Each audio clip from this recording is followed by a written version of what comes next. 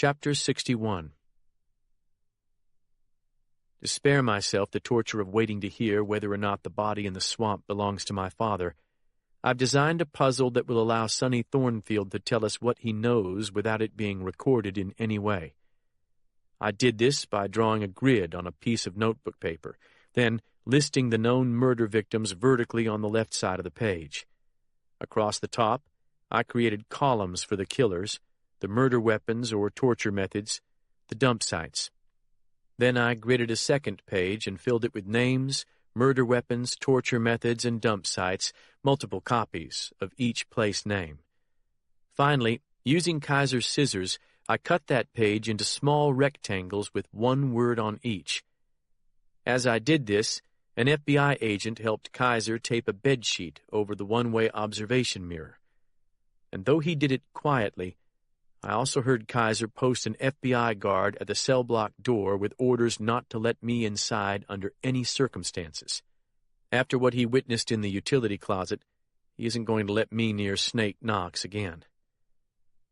With the interrogation room's 2 doors shut and the camcorder unplugged, I spread the columned page on the table in front of Sonny Thornfield and pile the rectangular puzzle pieces beside it. Then, Kaiser and I take up stations on either side of the old man so that we can watch his progress, like parents watching a toddler work a puzzle. Thornfield is hesitant to begin, but Kaiser finally convinces him we have no way to record what he might do. That's the beauty of this method. The revelation only exists for a moment, and once the puzzle is completed, Sonny can simply toss the rectangles in the air, obliterating all evidence of what he's told us.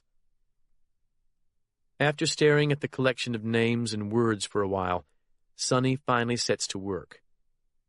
His wrinkled hands move tentatively across the page, trembling as though he's in the early stages of Parkinson's disease.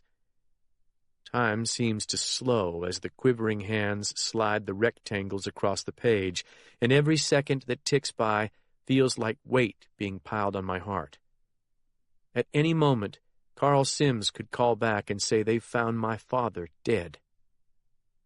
I feel trapped in some bizarre real-world demonstration of the physics paradox known as Schrödinger's cat. At this moment, while an old murderer uses a child's puzzle to reveal the knowledge that resides in his aging brain, a body floats face down in the Lussahatchee swamp. At this moment, that body both is and is not my father. It exists as a superposition of probabilities, and I must somehow hold myself together while accepting both outcomes as possible. But soon Caitlin, or Carl Sims, or Jordan Glass will turn that body over, and all possible states will collapse into the single observed reality. The corpse will either be my dead father, or it will not. And even if one believes that this choice has already been made or is known, until it is made known to me, both realities must be endured. "Look," Kaiser whispers, pointing over Sonny's shoulder. Thornfield hasn't filled in the second column, the killer's identities, but the third and fourth columns, the weapons and methods of torture or killing, and the dump sites. Albert Norris, flamethrower. Pookie Wilson, flamethrower, bone tree. Joe Lewis, flayed, bone tree. Jimmy Revels, shot, bone tree. Luther Davis, shot, drowned, Jericho hole. Viola Turner, overdose, home. Glenn Morehouse, overdose, home. "You haven't filled in the killer's column," Kaiser points out. "I get you leaving the dump site blank for Norris because he died in the hospital. But if you want lifetime protection for your family, you've got to give me every name of the killers." Sonny looks up like a reluctant child. Then, slowly, he tears off a new sheet of paper, writes about 20 names on it, many of them repetitions, and asks Kaiser to cut them into rectangles. Once Kaiser has complied, Sonny slides most of the new squares onto the paper. After he's finished, Kaiser stands so still that I'm sure he's stopped breathing. The first 2 columns of the puzzle now read, Albert Norris, Frank, Brody, Snake, Glenn. Pookie Wilson, Frank, Snake, Royal. Joe Louis Lewis, Frank, Snake, Glenn. Jimmy Revels, Snake, Glenn, Forrest, Royal. Luther Davis, Snake. Viola Turner, blank. Glenn Morehouse, Royal, Snake, Forrest. As I stare at the gridded page, I note that our prisoner has not only omitted his own name from every murder, he's listed no killers beside Viola Turner's name. Before I can comment on this, he lifts the makeshift puzzle and shakes it in the air, creating a snowstorm of paper. While the rectangles flutter to the floor, he puts his head down on his desk like a schoolboy. I give Kaiser an angry, questioning look. "All right, Sonny," he says. "We've got 2 problems. First, if you're not willing to implicate yourself, this is worthless. You'll be given immunity, but you have to tell the whole truth. And second, we need to know who killed Viola." "I need to know my grandkids are safe," Sonny replies without looking up. "I ain't saying nothing else, or doing no more damn puzzles." Crouching beside the table, I look into Thornfield's one exposed eye. "Did you love your father, Sonny?" The eye widens, then blinks slowly. "My father?" "You see, if that corpse in the swamp turns out to be my father, my mother won't be able to stand it. My little girl, either."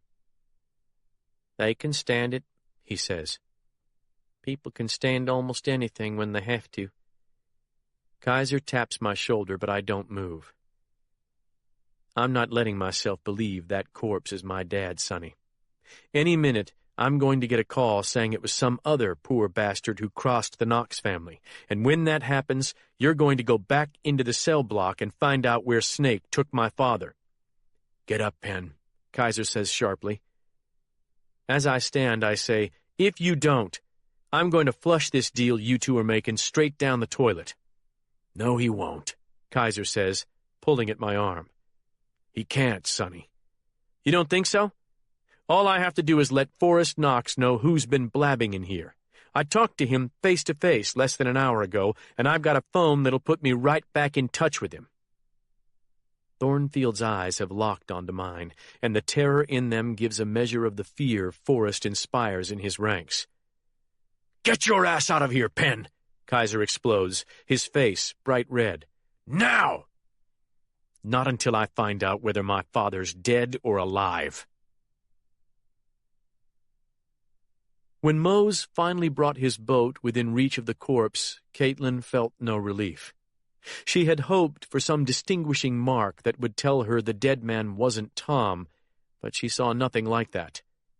The skin of the back was pale, as Tom's was, and since most of the corpse was jammed under some limbs, she couldn't turn it over. She looked for the red marks of psoriasis she had sometimes seen on Tom's back, but the water had probably soaked the skin to the point that they wouldn't show, especially under the surface. Mose cut the motor. "Do you have a pole or something?" Caitlin asked. "Pole no good for that. You need a hook. Grappling hook." "I think we're going to have to wait for Carl," Jordan said. "Maybe even for divers, or at least waders." The longer Caitlin stared at the submerged corpse, the more terrified she became. She had to know whether that was Tom or not. Carl was probably going to call Penn on the way over here, and the first question he would ask would be who the dead man was. "We have to identify him," Caitlin said. "How?" Jordan asked. "He doesn't have a head." "I have to know whether or not it's Tom." "That body missing a leg, too," Mose said, craning his neck. "Look, a gator took it off." Caitlin squinted into the muddy water, but she couldn't tell. "How did the body get caught up in the branches like that?" Jordan asked. "Gators do that," Mose said. They stuff their kill up under a bank or in some tree roots underwater, just like us putting meat in the frigid air. A shiver ran the length of Caitlin's body. She had been close to a feeding alligator before, and she wanted no part of it again. "We gotta get out of here," Mose said. "This business for the high sheriff." "How deep is the water here?"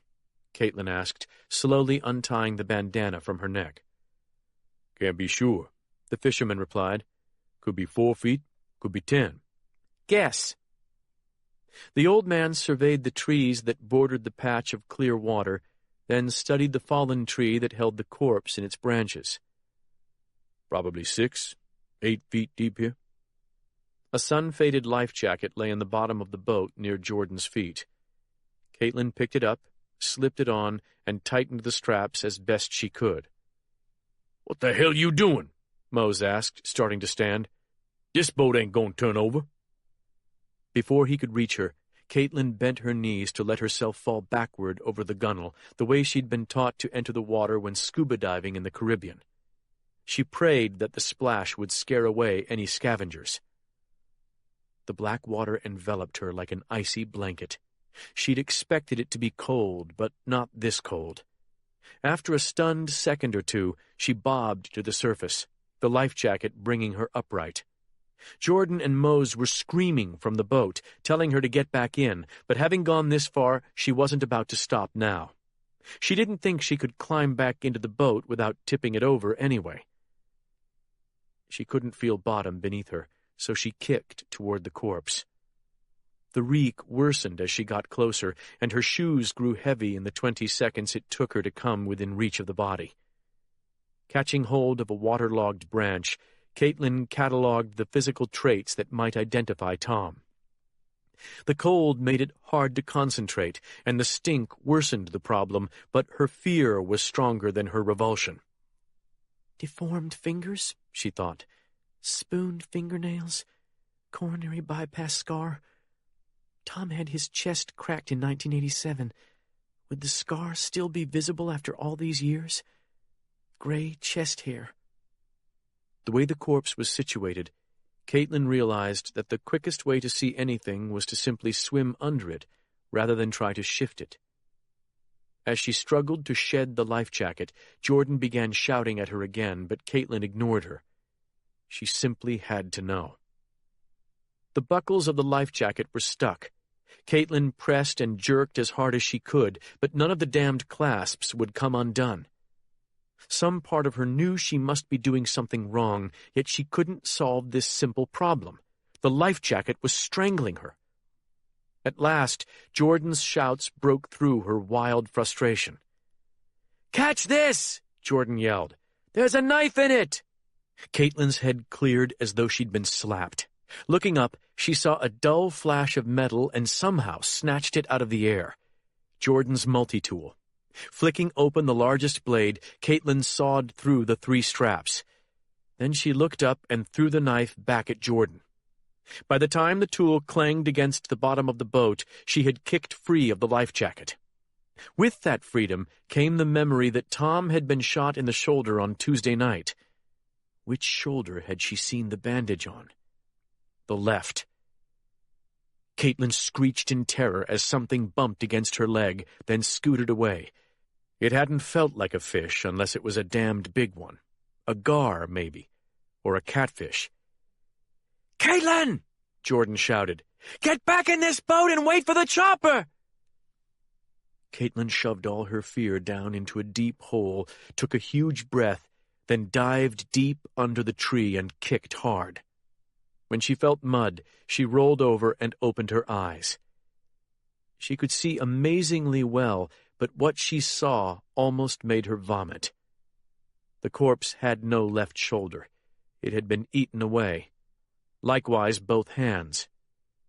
Fighting panic that scrambled in her chest like a crazed animal, she grabbed a limb that was jammed into the mud and tried desperately to remember her thoughts only moments ago. Gray chest hair. She couldn't see any hair on the chest.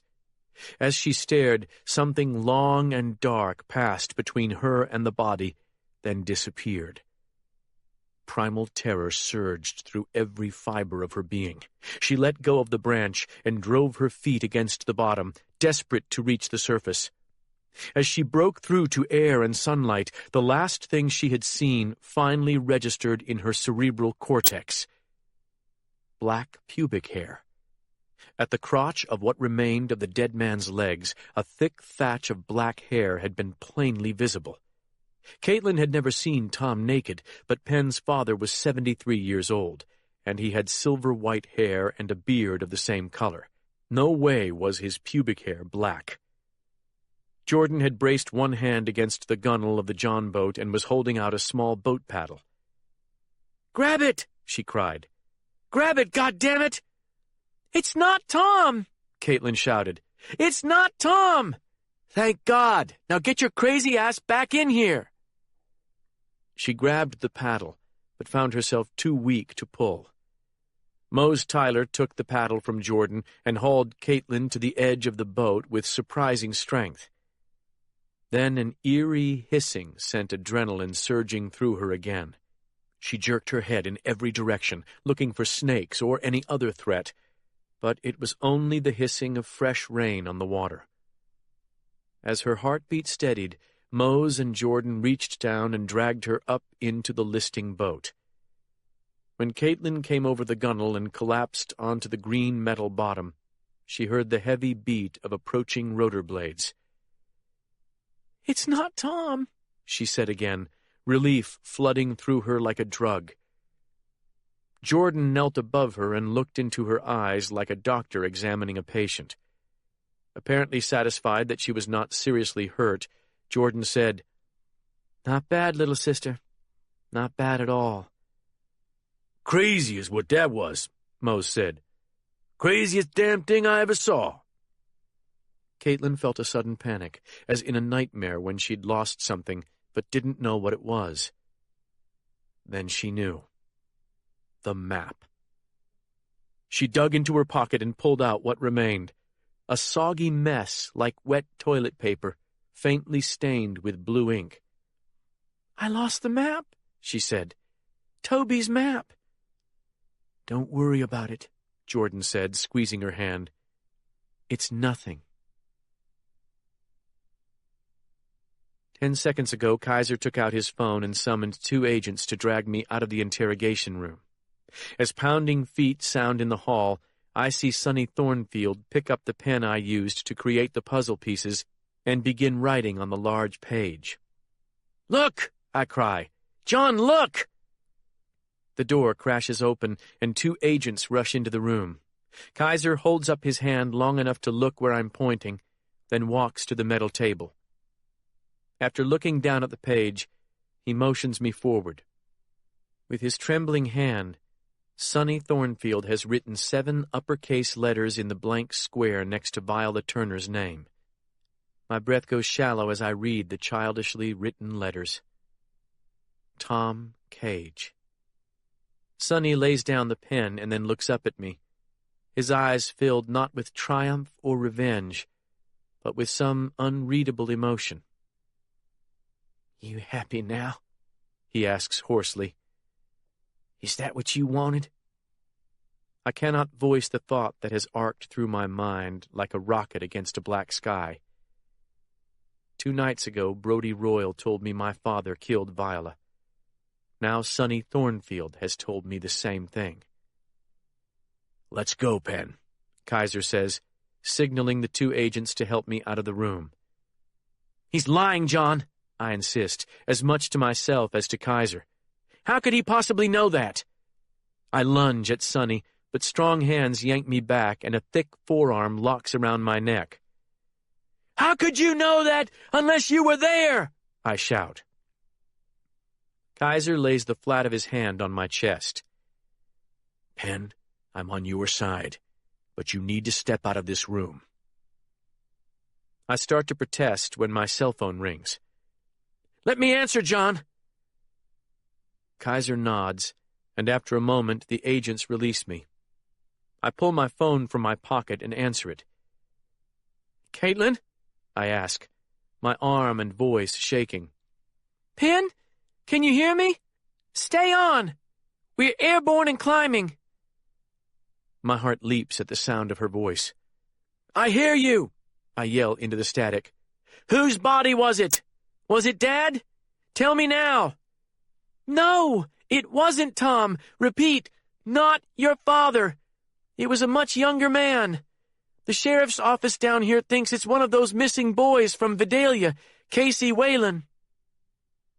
It wasn't him, I echo, though my brain has spun into some zone where it feels disconnected from my voice. It was one of those missing kids, Whalen. Thornfield's head whips up at the mention of the name.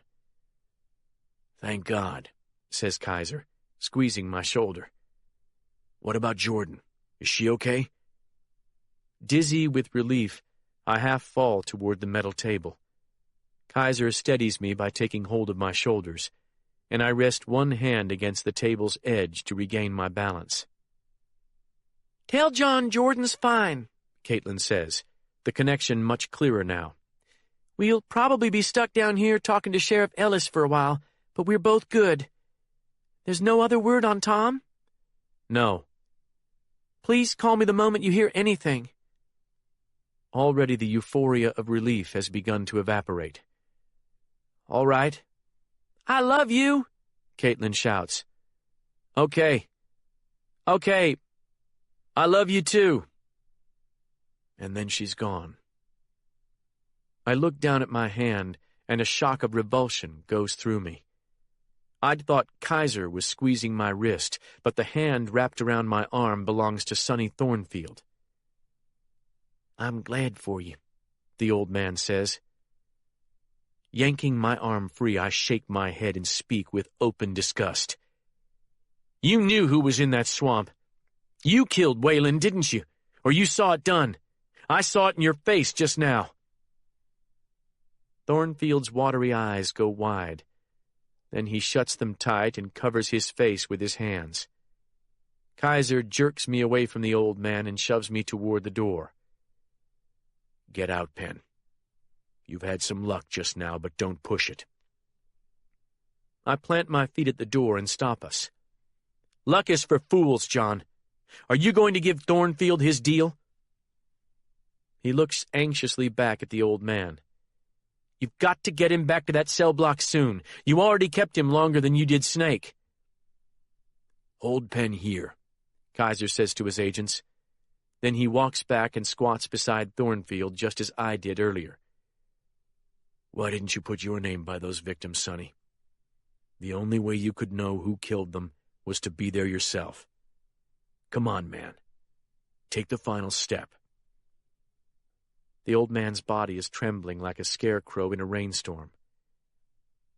Give me something I can believe, Kaiser pleads. Then your family can have a new lease on life. New names, a new town, far out of Forrest's reach. Thornfield's bloodshot eyes slowly focus on Kaiser. Something you can believe? How about Jimmy Revels' last words? Kaiser glances back at me. How do you know them? Thornfield shakes his head like a sinner facing his maker. They've haunted me for the last 40 years. That's how.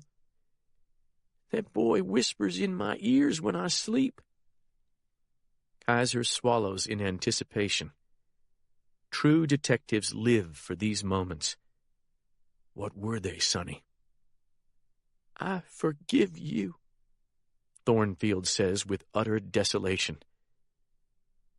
Can you believe that? When Kaiser bows his head, I know Sonny's confession has rung the bell of truth within him. Jimmy tried to forgive me with them words, Sonny says, weeping openly now. But he damned me forever. 2 minutes after Thornfield's confession, Kaiser and I stand alone in the observation room while 2 agents flank him at the interrogation table. You've broken him, I say, but you've spent too long with him. If you're going to fly his family in, you'll have to send him back to the cell block in the meantime. Send him in with one mission, John. Find out where my father is. Kaiser shakes his head. Not yet, Penn. You're going to blow it, man. Don't get greedy. I know what you want, but you can't spend another hour in there with Sonny asking about the Kennedy assassination. Snake will realize that he's flipping. You've got to question the other Eagles to keep Sonny safe. Kaiser shakes his head, his expression adamant.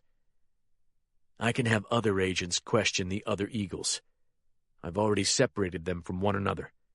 None of them knows what's going on in here. Snake sure as hell doesn't know. I've got one of my agents questioning him right now to throw him off. But Snake will know. You know he will. It seems incomprehensible, but Kaiser is deaf to my appeals. You'll get the Kennedy stuff with all the rest of it. There's no deadline on that stuff. Why is it more important than half a dozen civil rights murders? Why is it more important than my father? Kaiser clenches his jaw, and for a moment, I believe I've shamed him back to sanity. But then he grabs my shoulders, his eyes blazing with passion. Why do you think, Penn? Dwight Stone is going under the knife in 90 minutes. Once they put him under, he may never wake up again. If I can give him the piece of the answer he's sought for 20 years, I'm going to give it to him. At the cost of all the other cases? Of Sonny's life? Sonny's not going to die. My father might. He's stuck somewhere without his medicine, if he's alive at all. He doesn't have nitro or insulin. 15 minutes, Penn. That's all I need. In 15 minutes, Sonny can confirm or deny every critical detail of the assassination. I just want to know whether Marcello was behind it and whether Frank Knox fired the kill shot. That's a 60-second conversation. Christ, can't you see? After this session, the director will authorize total protection for Sonny's family, and I'll bet any amount of money he'll do the same for your father. Like that matters now? Kaiser clutches my arm. Don't you want to know whether your father was complicit or not in writing that medical excuse for Frank Knox? Sonny might know that. I pull my arm free. I already know. Whatever's at the root of my dad's behavior, it isn't evil. I know that, even if you don't. Then at least let's do this for Dwight. After that, we'll see if Sonny can wheedle your dad's location out of Snake. At this point, I surrender. Nothing is going to stop him anyway. Chapter 62. Wilma Dean turned the stolen pickup right on Auburn Avenue, cruised for a quarter mile, then turned left on Duncan Avenue. This took her once more past the house that Penn Cage had pulled out of this morning, and where Forrest Knox had told her Tom Cage might be hiding. For the second time she saw a tall, broad-shouldered man in blue jeans walking in the front yard of the two-story house. Wilma was sure he was a guard, and she'd wanted to know if there was another in back. After she crossed over a rise in the street, she pulled over to a tall stand of hedges and stopped. A blond, wiry 25-year-old roustabout named Alois Engel stepped out of the hedge and climbed into the back seat of the truck. All Wilma knew about Alois was that Snake Knox had fathered him by some honky-tonk slut, and he worked for the Double Eagles in some capacity. She thought she remembered Sonny Thornfield once telling her the kid was into white supremacy, but he didn't look like much to her. The most distinctive thing about Engel was the anger that bled steadily from his eyes. He looked hungry for retribution, but Wilma had no idea for what. Nor did she care. She was here for one reason, to make sure her brother had not died for nothing. "Any guards in back?" Wilma asked, accelerating down State Street, which was lined with expensive cars. "One," said Alois. "An old nigger. I think he's a city cop, or used to be. The guy up front looks like an old hippie or something, doesn't he?" "He looks pretty tough to me. I think I've seen him doing dirt work across the river." "Fuck him. We just need a diversion to make sure we can get the bombs to the door." "We don't have a go order yet, do we?" "We will. I heard it in the colonel's voice." Alois jerked a dirty towel off the box sitting beside him on the back seat. In the box were 3 sealed wine bottles filled to the neck with a mixture of gasoline, kerosene, tar, and potassium chlorate. Taped to the side of each bottle were 2 wind-proof matches. "Who did you say designed these things?" Wilma asked. "The Russians?" "The Finns," Alois said irritably. The kid fancied himself a connoisseur of World War II weaponology. "They used them in the Winter War." "Against the Russians?" "Against the Germans." Okay, BF deal. Somehow they don't look like real Molotov cocktails without the rag hanging out." Alois grunted. "Do you want to look cool while you set yourself on fire? Or really hurt the people who wasted your brother?" Wilma said nothing. This kid had no idea what was really going on. To him, Glenn Morehouse had been just a fat old guy who'd lived in her house, not an unstoppable force that could be pointed at a target like a tank. "How well do you know Forrest?" Wilma asked. "Well enough to know that when he asks you to do him a favor, you do it.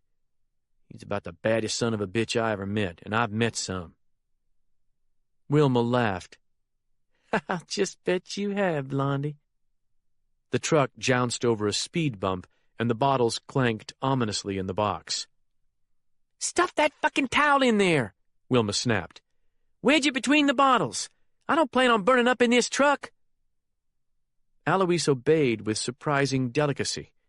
Then he reached down to the floor and brought up a heavy Sig Sauer pistol. "You know, if that guy doesn't go in for a break pretty soon, I'm just going to walk up and blow his shit away." "Forrest didn't say anything about shooting guards," Wilma said. "Well, he doesn't want us waiting on the street all day. Just hold your water. You'll have to take a leak soon. You got the masks?" Alois lifted a Walmart bag from the floor. "You get to Harry Potter. I'm taking Spider-Man." She shook her head in derision. Kids. Only once in her life had Peggy Cage had her faith in her husband tested, as it was being tested now, and she wasn't sure she was up to the challenge. Still, she put the best possible face on things, as she'd been taught to do from birth. Despite her protestations to Penn, having Kirk Boiseau close by had improved her sense of security. Like a lot of Natchez men of his generation, Kirk had been taught English by Peggy at St. Stephen's Prep back in the early 1970s. He'd grown up to be quite an imposing adult, and today she was glad of it. Tom's elderly patient, James Irvin, was guarding the back of the house, unless it was his brother Elvin. Peggy could scarcely tell the difference between the retired cops. With both James and Kirk on guard, it seemed that physical security was not a problem, and yet Peggy felt deeply unsettled. One reason was Annie. As the mayor's daughter, Annie Cage had become even more adept than her grandmother at putting on a public face. But the girl couldn't fool Peggy. Though she'd managed an animated discussion with Kirk, Annie was clearly worried about her father and Caitlin, and terrified for her grandfather. Annie had also suggested to Peggy that Penn and Caitlin were having relationship trouble. Though she had only her intuition and Caitlin's continued absence to support this assertion, Peggy suspected she was right. Early that morning, Annie had sat down in the den and made a great show of reading Caitlin's most recent articles aloud from the newspaper Kirk had brought with him. Peggy tried to look interested, but the only stories that held her interest anymore were those dealing with the murder for which Tom had been indicted, and there had been precious little information printed on that case after the initial story. "Graham!" Annie cried, getting to her feet with her cell phone held aloft. "Caitlin just texted me." Peggy clenched her abdomen in preparation for whatever might follow. "What does she say, honey?" Annie read from the screen. "Hey, punk. Sorry I haven't been around much. You can see from the paper I'm working around the clock. Today I'm doing Laura Croft meets Nancy Drew. I may be on CNN tonight, so watch the news. With any luck, I'll be there to watch it with you. Love, Kate." "Who's Laura Croft?" Peggy asked, relieved and thankful that Caitlin had thought to reassure Annie. "Just a character from a video game," Annie said, her face glowing. "I wish Dad and Papa would text us like Caitlin does." "Me too. I'll be right back, sweetie," Peggy said, getting to her feet. "I'm going to check on Mr. Kirk." "He's just plain Kirk," Annie corrected her. "He told me not to call him Mister. He was 4 years ahead of Dad in school, but they played football together." Peggy smiled and went into the den, where Kirk Boiseau was leaning against the wall and watching an old Western in black and white. "Are you all right, Kirk? Can I fix you a sandwich or something?" "No, ma'am," he said with a smile. "I'm good."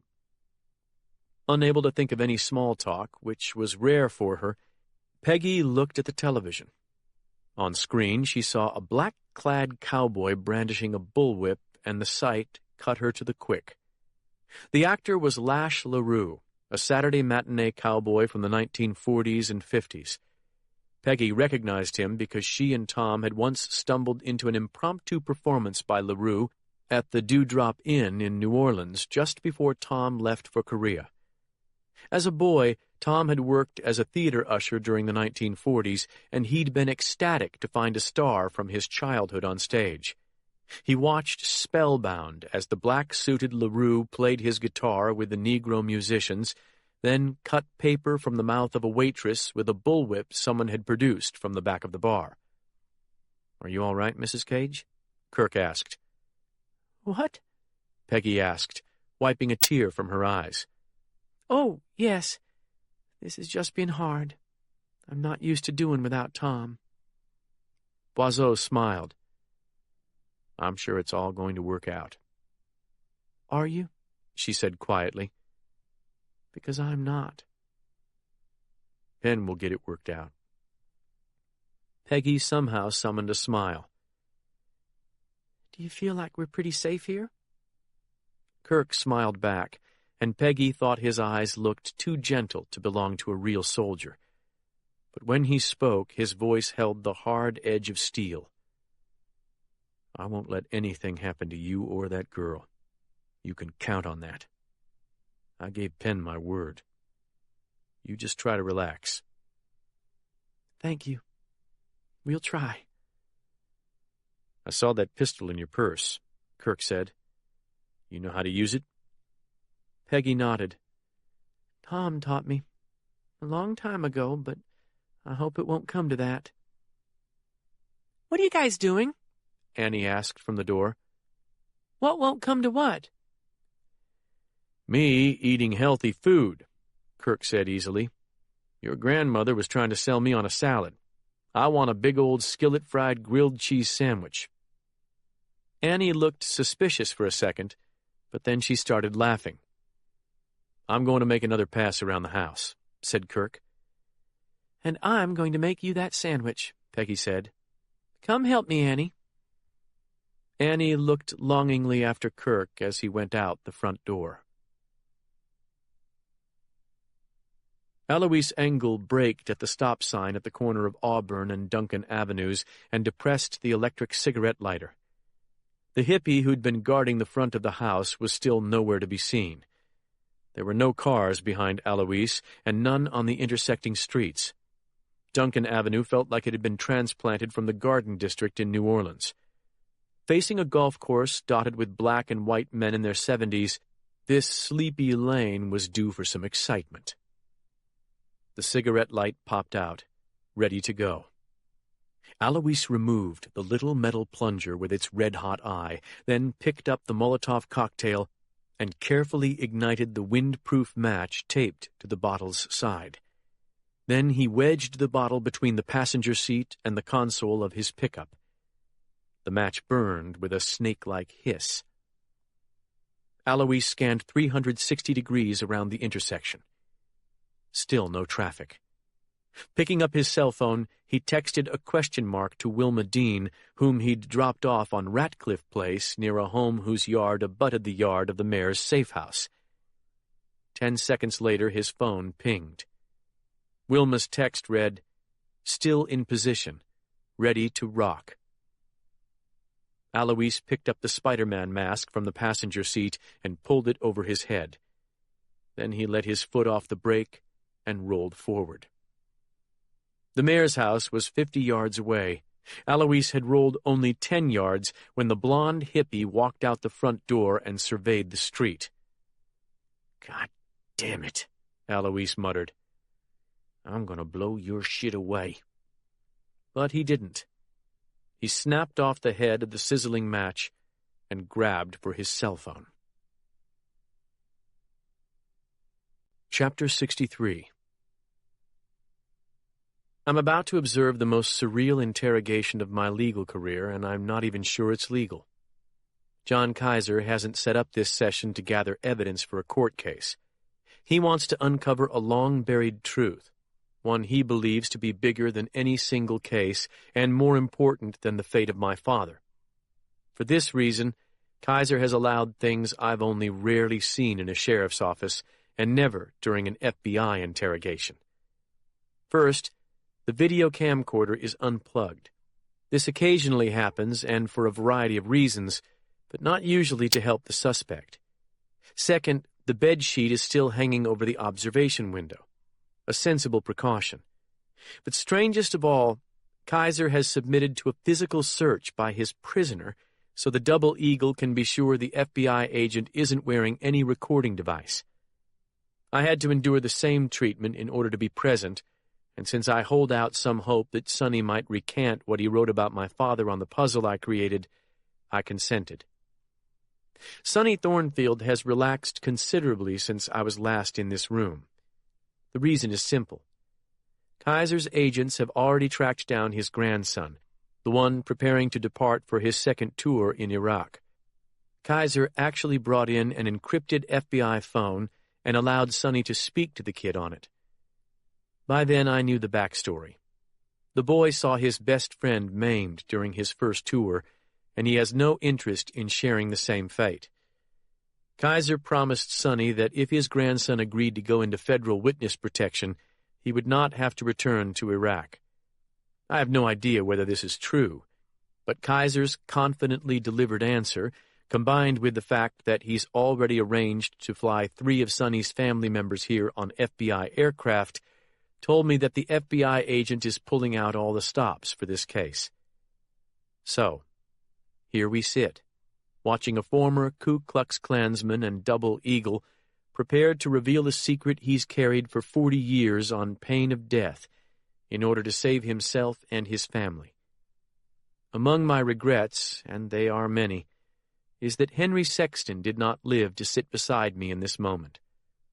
Whatever Sonny Thornfield knows, it might mean more to Henry than even to Dwight Stone. "I want to make one thing clear," Sonny begins, licking his lips and glancing over at the bedsheet to make sure it's still taped over the one-way mirror. "I'm not going to talk about any other case but the big one, Dallas. And when I say the name Frank, I'm referring to Frank Sinatra. Nobody else. Got it? Frank Sinatra." "Got it," says Kaiser. "Let's hear what old Blue Eyes did in Dallas in 1963. I always heard that he and JFK were friends." Sonny shrugs and turns up his palms. "What do you want to know? I can't just start talking. Ask me something." "All right. To your knowledge, who was behind the assassination? I mean the man at the very top." Thornfield rubs his stubbed chin as though pondering what answering that question would have cost him 40 years ago. "Come on," Kaiser urges. "Nobody can hear you." "It was Carlos Marcello's show," Sonny finally says. "All the way." When Kaiser turns to me, I see something like rapture in his eyes. "Who fired the kill shot? The one that blew Kennedy's brains out?" "You already know. Frank Sinatra." Kaiser doesn't react at first, but I can see from his frozen stillness how badly he wishes this were a legitimate interrogation. "How do you know that?" he asks. "He told me." "Who did?" "Frank." "When?" Sonny shakes his head. "What year, then?" 1967, I believe. About a year after he had a family tragedy. Kaiser looks back at me. We're both thinking the same thing. A year after Frank Knox lost his son in Vietnam. Was he sober when he told you this? Kaiser asks. I don't think Frank was ever sober after 1966. Fair enough. How did Marcello approach Frank about that job? Or did someone else do that? I think Marcello did it. We'd done a few jobs for him over the years, mostly in Florida. But Carlos knew Frank from the anti-Castro training camp in Morgan City. That's how Frank knew, the other guy, too. What other guy? The other guy who was in on it. Oswald? Kaiser asks, but I know this is a feint to test Thornfield. No. Frank didn't know that nut job. Who then? Sonny practically whispers the name. David Ferry. Kaiser closes his eyes and exhales slowly. I have to admit, I feel a profound sense of satisfaction at hearing Dwight Stone's theory confirmed, and since Stone can't be here himself, I let myself enjoy it. What was Ferry's part in the operation? Kaiser asks. Sonny shrugs as though the answer is self-evident. He's the one who knew Oswald. How? They were both from New Orleans. Ferry had known him since Oswald was a kid. Known him how? Frank told me they were queer. I don't know if that's true, but that's what he said. Kaiser cuts his eyes at me again. So far, he and Dwight are batting 1,000. Did Frank know why Carlos wanted Kennedy dead? He told me JFK and his brother were going to run the little man out of the country. Carlos had tried everything he knew to stop it, but nothing worked. This was the last chance. Okay. Kaiser glances at his watch. Let's talk about the actual hit. Dealey Plaza. Sonny scratches his nose and looks at the bedsheet once more. You guys ain't got some kind of X-ray camera or anything in there, have you? No cameras, Kaiser says, treating it as a serious question. Are you sure Snake don't know what's going on in here? Positive. We're questioning Snake in another interrogation room right now. Sonny clearly gets a fair dose of relief from this knowledge. What else you want to know, then? Tell us about the rifles, Sonny. The ones from Brody's house. Penn says one was displayed in Brody's basement as the assassination rifle, but that was a Remington Model 700. So why did we find an exact copy of Lee Harvey Oswald's rifle upstairs in Brody's study? Sonny smiles strangely. You can thank Frank for that. See, Carlos and Ferry wanted him to use a rifle like Oswald's for the hit and then leave it at the scene. They wanted to sell a big commie conspiracy and blame Castro. To deflect suspicion from Carlos? Sure, and to get Carlos's casino action back. They figured if they could get the public mad enough at Castro, LBJ would invade. Kaiser happily clucks his tongue. So why didn't Frank use the Carcano to kill Kennedy? Because it was a piece of junk. The aftermarket Jap scope that came on it wasn't good enough for a BB gun. Frank told him he'd use his own rifle for the hit, but leave the Italian one at the scene. But Ferry didn't like that idea. He'd given Frank bullets from the same box as Oswald's, and he said Frank had to use those. The bullets had to match, he said. I can only see Kaiser in profile, but an anticipatory smile has appeared on his face. So what did Frank do? He told Ferry no problem.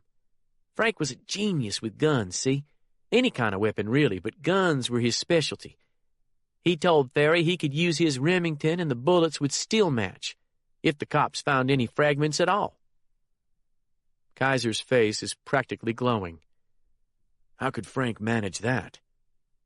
Sonny chuckles with obvious admiration for his old sergeant. First, he took those 6.58 Carcano bullets and removed them from the cartridges.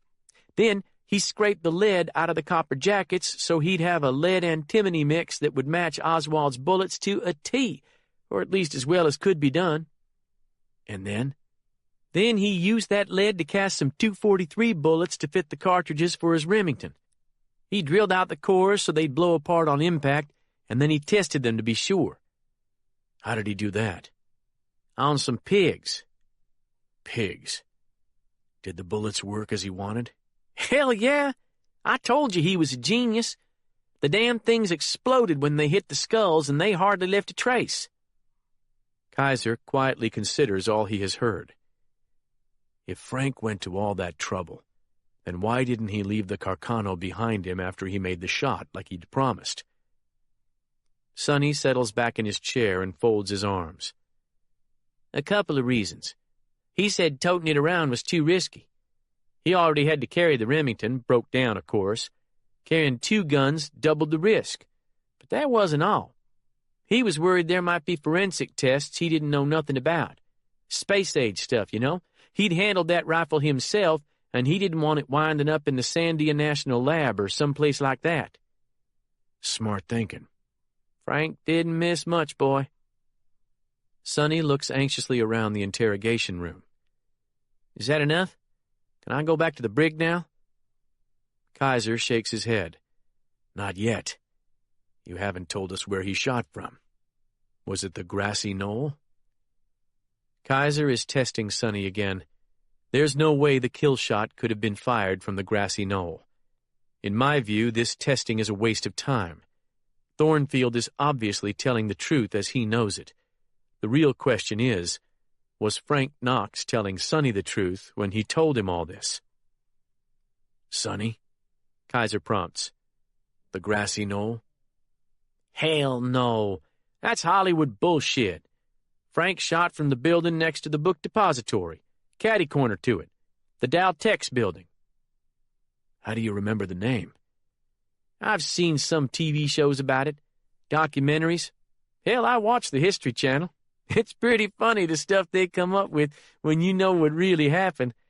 Everybody overthinks it, you know. Frank always took the shortest path between 2 points. I can't tell you how many times he said to me, "Simplest is best, son." From back when we were kids, all the way to the Pacific. He lived by the same rules. How did he get into the Dow Tex building? Sonny chuckles again. He went in as an elevator repairman with a toolbox. Kaiser thinks this over. And how did he get out? The Dow Tex building was one of the first to be shut down after the shots were fired. As a cop, Sonny says, amazement in his voice. Isn't that great? What could be simpler? He carried a Dallas police uniform in with him in the toolbox, wrapped around his rifle parts. Kept the gun from rattling. He put on the cop's uniform as soon as he got to the office he shot from. After he fired, he just walked out carrying the rifle. Everybody assumed he was part of the security detail, hunting for the shooter, even the Secret Service. Always hide in plain sight, right? Did he carry the toolbox out? Nope. He left it in the elevator machine room, empty. Sonny looks at me, then back to Kaiser. Can't I go? This is taking too long, and the mayor wants to know about his daddy, don't he? Yes, he does, I say in a taut voice, my eyes on Kaiser. Just a little longer, says Kaiser, not looking at me. Tell me about Oswald, Sonny. Was Frank meant to fire the kill shot all along, or was he a backup for Oswald? Backup. See, Ferry thought Oswald could make the shot. Shows you how much he knew about rifles. Frank said the way that scope was attached, Oswald was lucky he hit anything. With only 2 mountain screws, you couldn't even zero the damned thing. Yet another perfect correlation with Stone's theory. Did they mean for Oswald to be captured? Found dead, more like. A new light shines from Sonny's eyes. That was where the operation went wrong. Frank was supposed to kill the idiot right after the hit. Oswald was told to meet him in that stockyard parking lot behind the book depository, but on the day, he didn't show up. Why not? Frank figured that when Oswald saw the president's head explode in his scope, he knew he hadn't made that shot, and that scared the shit out of him. That's why he panicked and ran home to get the pistol he hadn't even brought with him to Dealey Plaza, the one he used to shoot that cop later, Tippit. If Oswald didn't know anything about Frank, who did he think he was going to meet in the stockyard parking lot? Ferry, of course. That fool thought Ferry was going to fly him to Havana. What a joke, right? But Frank told me Ferry had actually run guns to Cuba back before Castro allied with the Russians, and Oswald knew that, so maybe he wasn't so dumb to believe it. All right, I say in the most conclusive tone I can. You've got what you wanted. Time to get on with the next act of this show. Kaiser looks at his watch. I think we're okay, Penn. I try to mask my growing anger. Sonny's not. Wanting doesn't make it so, John. Time's passing. Send him back to the cell block with Snake and give Dwight his victory call. That's the gift you wanted to give him, and he deserves it. Then start interrogating all the other Eagles. Spend just as much time with each of them as you did with Sonny, and maybe, just maybe, you'll get away with this. At this moment, Kaiser regrets bringing me into this room, but at some level he brought me in here to keep him from losing sight of his priorities. Then it's time for the big question, Kaiser says. Sonny, you've given me a lot of details today, and I appreciate it. But do you have any way of proving anything you've told me? Anything besides what you say Frank told you? Sonny looks perplexed. Like what? Like something physical? Exactly. You know, I think there was something he kept. Frank never told me about it, but Snake said something once. What are you talking about? Something besides the rifles? Yeah, a letter maybe. Some kind of insurance. A letter written by Frank? No, somebody else. Ferry maybe, or even Oswald. It sure wouldn't be Carlos. Carlos was like Frank. He never wrote nothing down. He was famous for that. How would Frank get a letter from Lee Harvey Oswald? I don't know. But he followed the kid around for a while. A day or two, maybe. With Frank, you never know. I wouldn't be surprised if he screwed Oswald's Ruski wife while he was in town. That's how Frank rolled. Kaiser isn't laughing. You're joking, right? Because that's just absurd. Hey, I was just thinking out loud, Sonny shrugs. You had to know Frank. He was something else. Kaiser finally turns to me, one eyebrow raised. Don't you have a question for Sonny? I close my eyes and ask myself if I want to give Sonny another opportunity to implicate my father. But in the end, I guess I have no choice. Standing and moving into Thornfield's sightline, I say, did my father have any connection at all to this plot? Sonny looks confused by my question. Dr. Cage? Yes. He looks blank. Not that I know of. What could he have had to do with it? Some people say he had a relationship with Carlos Marcelo when he lived in New Orleans as a young man. And he was the company doctor for Triton Battery, right? He knew Frank. Sure, yeah. He took care of all of us. Sonny suddenly holds up a forefinger. Wait. I believe Doc did sign Frank's sick card for the time he was gone. My stomach flutters at his memory of this detail. Did Frank mention that specifically? Yeah, he did. Kaiser gives me a regretful glance. Wasn't no big thing, though, Sonny says. Frank spun Doc a story about having an affair with some floozy, said she was going to blow up his marriage unless he stayed with her a while and calmed her down. So Doc just put what he wanted on the medical excuse. The relief that flows through me is like a powerful narcotic.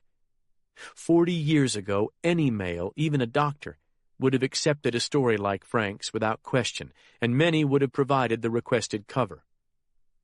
When I turn to Kaiser, he's looking at me with an expression I can't read. Does he accept this as exculpatory evidence? That's all for me, I tell him. Let's get him back to the block. Just one more question, says Kaiser. How did Frank get to Dallas and back? Shit, come on, I mutter, imagining Dad in a diabetic coma somewhere. Ferry flew him out there, Sonny says. Snake flew him back.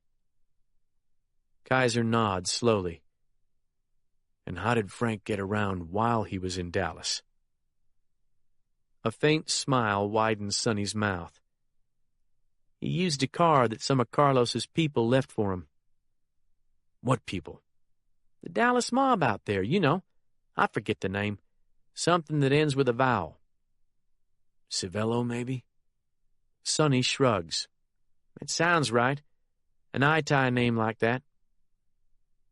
And Frank was out there the whole week. I don't know for sure, but at least from Wednesday on he was. He reconned Dealey Plaza the first day he got there. Then he staked out Oswald. He wanted to know who the other shooter was, see? He wanted to be sure he killed the right guy. Frank was a detail guy, Kaiser says with only light sarcasm. Sonny gives Kaiser a hopeful look. Are we fucking done now? I rise from my chair and retrieve my cell phones from the box where Sonny asked that I put them. The first one I switch on is the StarTAC that Walker Dennis took off Deputy Hunt when he caught him this morning. I can't deny that I'm hoping for a message from Forrest, but the screen only reads out the time. Hey, Sonny says to Kaiser, you were being straight about my grandson, right? About getting him out of that second tour? Because he's really scared about going back to Iraq. Kaiser gets to his feet. That's one thing I can do, Sonny. I'm the government today, and we are definitely making a deal. It really messed him up when his buddy got hurt like that. I saw that kind of shit all the time in my war, of course. Back then, you just had to choke it down and go on. But these kids today didn't come up the way we did through the Depression. They're not as hard. I don't judge them. I'm glad, you know. But they can't stand the same stuff we could. Kaiser gives him an understanding nod. I hear you, Sonny. And after you sign that plea agreement, I will take care of him like he's my own. You have my word. I just hope my daughter doesn't screw this thing up. Me too, Kaiser says worriedly. I think we're done, Sonny. Let's get you back to your cell. The old man grins. I'm ready, believe it or not. I'm going to have a word with Mayor Cage outside. My guys will be in to take you back. If you get anything from Snake about where Dr. Cage is, act like you're having another heart attack. I'll get you out of there quick. Got it. Kaiser follows me into the hall where the electromechanical sounds of the open office out front filter back to us. Phones, printers, HVAC, the dispatcher's radio. Do you realize what we just heard in there? Kaiser asks, his eyes glowing with excitement. Yeah, I heard it. What do you think? I think he was telling the truth. The question is, was Frank Knox telling him the truth? But the details, I know. It's like you and Dwight scripted everything he said. I'd say you guys had it figured pretty close. I'm glad Dwight's going to hear that before he goes under. Hopefully it'll help him through. Kaiser nods like someone who can't quite believe he's been so fully vindicated. And good news about your dad. How do you feel about that? Compared to his present crisis, I don't much care what he did 40 years ago. I understand. Well, with luck, Sonny can get Snake to tell him where Dr. Cage is. Maybe. But how long will it take him? Kaiser shrugs. With Snake, Sonny gives us a better chance than using a car battery and jumper cables. Where will you go in the meantime? No idea, I answer truthfully. I can hardly think right now. Go see your little girl, Penn. I swear I'll call you the second I have any news. You did good work today, buddy. It was the tattoo that broke him. Kaiser grips my shoulder, then steps back into the interrogation room and closes the door. As I make my way through the open area of the office, I recognize few of the remaining deputies, but Spanky Ford gives me a thumbs up as I pass and walk through the main doors out into the winter sun. Chapter 64. "If I hadn't had tickets on that flight to Cuba," said Jordan Glass, "I think that redneck sheriff would have kept us in his office all afternoon." "Cuba wasn't what did it," Caitlin countered. "If you weren't married to an FBI agent, good old Billy Ray Ellis would have jailed us as commie sympathizers." Jordan laughed and led them out to her car, which Carl Sims had kindly sent a deputy to retrieve. Caitlin looked back at the sheriff's office, thinking of the hour of her life she had wasted inside it. Billy Ray Ellis had a lot in common with Billy Byrd, and during his rather hostile interrogation, she'd gotten the feeling that he had spoken to his Adams County colleague. The only kindness he had shown was to give Caitlin a prison jumpsuit to wear while a matron dried her wet clothes. "Look at that building," Jordan said. "It looks like 4 glorified mobile homes nailed together, but he's got a concrete helipad with Klieg lights, a windsock, and the biggest Mississippi flag I've ever seen." Caitlin looked up at the stars and bars in the corner of the state flag, which hung just below an equal-size version of the Stars and Stripes. "The only good thing I got out of here was the peppermints," she said. "I'm still starving." Jordan laughed and pulled a handful of cellophane-wrapped peppermints out of her pocket. "Me too. I emptied that secretary's jar. We need to get some lunch." Jordan shook her head and moved on toward the car. "I don't have time. If I don't leave in the next 20 minutes, I'll miss my flight." Caitlin felt an anticipatory sense of loss at the realization that she would soon be without Jordan. She had already called Terry Foreman, a girl from the Examiner's marketing department, to pick her up at a local service station, but Sherry was no substitute for Jordan Glass. When they reached the car, Caitlin stood rather awkwardly by the door and stared at her friend across the roof. "I can't tell you how much today meant to me." Jordan waved her hand dismissively. "I'm glad I came, but the day's not over yet. I've got a surprise for you." Caitlin was confused. "Surprise?" Jordan gave her a mischievous, almost elfin look. "You're about to owe me so big. Before you jumped in the drink, I shot 2 pictures of Toby Rambin's map." "What?" Jordan's eyes twinkled with pleasure. "While you were studying it earlier, I shot a couple of pics and made sure we had a copy. I didn't tell you in the boat because I didn't want Mose to hear." Caitlin still couldn't work it out. "But Sheriff Ellis had us searched when we got to his office." "Mm-hmm. He confiscated your memory cards." "He confiscated a memory card." Excited laughter burst from Caitlin's throat. "Where was the real one?" "They were both real. But while we waited to see the sheriff, I figured he might try something like that. It's what all third-world policemen do. So I put the card with the most pictures on it where they wouldn't find it and left the other one in the camera for him to steal." "You are crazy!" "You don't know the half of it. When I went to the bathroom, I stepped into an empty office, plugged the card into a computer, and printed you a copy of the map." Caitlin gasped in disbelief. "Oh, my God!" Jordan pulled a folded sheet out of her back pocket and passed it to Caitlin. "I'm pretty sure you can see everything." Caitlin unfolded the page and saw a high-resolution copy of Toby Rambin's map, her own thumbs showing above it on either side. "You're a superhero," she said. "Seriously. Well, don't show it to every deputy in the parking lot." Jordan unslung her camera bag and tossed it into her car. "Come on. Let's get you to your new wingman." "Wait a second. Where did you hide that memory card?" "Trade secret." Jordan winked. "Let's go."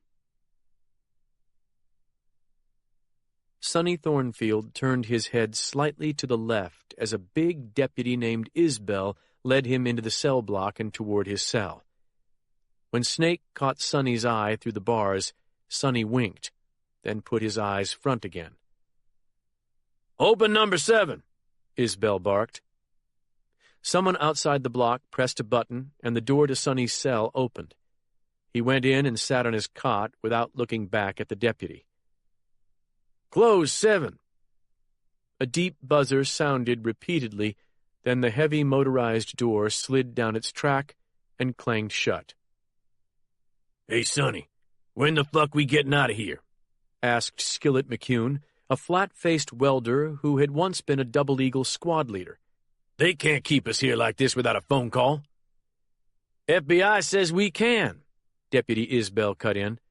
"Patriot Act. They can leave you in this hole till Judgment Day if they want. They can pull out your fucking fingernails, too. They can waterboard your ass, and the Supreme Court can't say shit about it." As the deputy passed Snake's cell, Snake said, "What's that chubby wife of yours get up to while you're standing guard over drunks and crackheads, boy?" The deputy's baton was off his belt in less than a second. He cracked the wood against the bars of Snake's cell, only missing his fingers because Snake jerked them clear in time. Snake got a good laugh from that. Isbell whacked the bars twice more, but Snake only laughed louder. The red-faced deputy cursed and stomped out of the cell block. Sonny lay on his cot with his hands behind his head. He felt like a man balanced on a tightrope, with hell on one side and purgatory on the other. As a Baptist, he didn't believe in purgatory, but he felt like that intermediate state of punishment was about the best he could hope for, given his past sins, with the hope of getting into heaven someday if he could atone in the time he had left. He was starting to identify with Glenn Morehouse, who had complained so bitterly during the last weeks of his life about all the sins he'd been dragging behind him like lead weights chained to his dying body. For Sonny, the prospect of starting over with his estranged family in some new town was like an unexpected gift. He couldn't afford to let himself believe too much in it, in case his daughter screwed it up for everyone, which, if the past was any guide, was a real possibility. He tensed up as he heard Snake sidle up to the bars of the adjacent cell. He could feel suspicion radiating like heat from that direction. Then Snake's voice floated to him, coarse but insinuating. "I hear you were gone an awful long time, Sonny. You making new friends out there?" "Fuck no. I got no control over how long they keep me. They're acting like I'm the weak link or something, probably because of my heart attack, but fuck them." Snake nodded, seeming to buy Sonny's brazen act. "How'd they pitch you?" "They asked me a lot about Dr. Cage, actually. They want to know where he is." Snake laughed softly. "You didn't tell him, did you?" For a couple of seconds, Sonny considered saying that the FBI had already raided his cabin and found it empty, but his sanity stopped him. "Right. When the cabin's in my name? That'd be a genius move." Snake didn't comment on this. "They also kept telling me I was going to die in Angola. That Fed Kaiser asked me if I thought I'd last a week in a jail full of niggers once they found out who I was." Snake chuckled. "He's got a point there. It's a good thing none of us will spend a day on that farm." "You really think we should be talking like this? They could be taping everything we say in here." "No, they can't," said Snake. "That's against the law."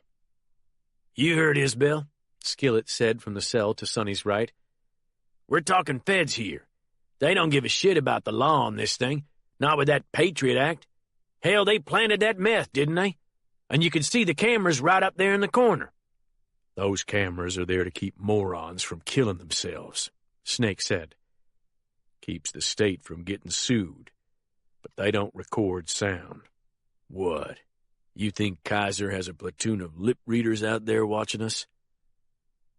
"I wouldn't be surprised," said a reticent man named Gene Christian, a retired electrician's helper. "Sonny's right. Let's keep our mouths shut. Remember what Frank used to say. A man's worst enemy in this world is his mouth." "That's what Frank used to say, all right," Snake said. "Didn't he, Sonny?" "Sure," Sonny mumbled, closing his eyes and wishing he'd thrown out that goddamned Navy tattoo 30 years ago. Kaiser had promised to make no mention of the 8-inch swatch of human skin when talking to his family about the witness protection program. If Sonny's daughter heard about that, she might tell Kaiser to put her son back on the plane to California, even if he had to pull another tour in Iraq. Sonny thought back to the awful day they'd taken the tattoos from Revels and Davis. Snake had been the instigator, of course, as always. Only that day it was worse, since he'd been consumed with grief for his older brother. Frank had just died, and Snake had assumed the role of leader. The rest of the men had egged Sonny on like he was a virgin at a whorehouse waiting to lose his cherry. What could you do in the face of that? Even though it had been almost 40 years since that day, Sonny could hardly own up to what he'd done to that boy. He could still remember Revels's anguished screams as Morehouse held his skinny arm against the workbench so that Sonny could cut the blue-black anchor from his bloody skin. "Sonny," came a faint whisper. Snake again. "You're awful quiet in there, brother." "Get me the hell out of this cell and I'll talk a blue streak for you. But till then, leave me the fuck alone." But Snake couldn't do that. "I'm worried about Will," he said. "They've had him out as long as they had you. And Will ain't got your sand. He's a couple of years older than you, isn't he?" "That's right. What are you saying?" "I'm worried he might do what Glenn did, that's what. He's the oldest eagle left, and the idea of jail, or even the possibility of it, might just be enough to break him." "Bullshit," Sonny said, thinking how easy it had ultimately been for him to tell Kaiser what he'd wanted to know. "Will was the 7th man sworn into the group. Frank gave him his double eagle. He won't say anything." "Maybe," Snake conceded. "But what if he did?" "Then we'll worry about it then." "That could be too late. We learned our lesson with Glenn, didn't we? You wait too long and they start talking before you can stop them, right?" Sonny nodded. "We might have to try some preventative medicine. In here. You up for that?" Sonny's stomach rolled. "Any son of a bitch tries to cut a deal by naming names. He needs to die. We all took the oath." "That's right, brother. You stay ready." Jordan pulled into a diagonal parking space beside the Crossroads service station, which stood at the intersection of Highway 24 and the main drag of Athens Point, Mississippi. The town proper lay a mile closer to the river, but this intersection saw most of the commercial action. 3 corners were occupied by service stations, the 4th by a large grocery store. The Crossroads station was the largest of the 3. It held a full-service bait shop, an ice cream counter, and a cafe with booths and tables. The fueling bays did a brisk business with everything from semi-trucks to pickups hauling bass boats and ATVs on trailers. Caitlin had told Terry Foreman to meet them here, and the girl was waiting outside with 2 red-faced FBI agents standing like bookends at her shoulders, drawing stares from the mostly black clientele of the station. "Miss Glass, you scared the crap out of us," said one of them. "You also got us in deep shit," said the other, who obviously knew Jordan better. Jordan smiled her mischievous smile again. "Look at the bright side. You got the pleasure of hanging out with Terry here." Terry blushed. With her blonde hair, blue eyes, and trim figure, she still looked like a high school cheerleader. "We'd better get moving if you're going to make your plane," said the second agent. "We're cutting it really close." "Give me 30 seconds. "We're in the black Suburban." "I never would have guessed." Jordan took Caitlin's arm and led her around the corner of the station. Once there, she took Caitlin's hand and gave her a wholly unguarded smile. "I had a blast today. I'm sorry we didn't hit pay dirt, but that's the way it usually goes. The big coups take a lot of prep work. Thanks for all you did to help me, Caitlin said. And thank you for inspiring me when I was a kid. And stop it, Jordan said. We're colleagues now, right? Get that through your head. I hope I'm back to shoot the photo spread of the bone tree when you find it. Caitlin nodded, a strange elation flowing through her. Oh, shit, Jordan said, mock-slapping the side of her head as though she were an idiot. She reached into her camera bag and pulled out the multi-tool she'd lent Caitlin to cut her life jacket loose in the swamp. This is for you. I've carried it through at least 24 countries, and it's never let me down. Time to pass it on to somebody who needs it more than I do. Caitlin reached out to take the scarred metal tool. When Jordan dropped it into her hand, she realized that no gift had ever meant more to her. Can I ask you something cheesy? Sure. Will you be one of my bridesmaids? Jordan laughed so loudly that one of the FBI agents walked out to the gas pump island to peer around the corner at them. Christ, I'm more like matron of honor age now. You're same age as Penn.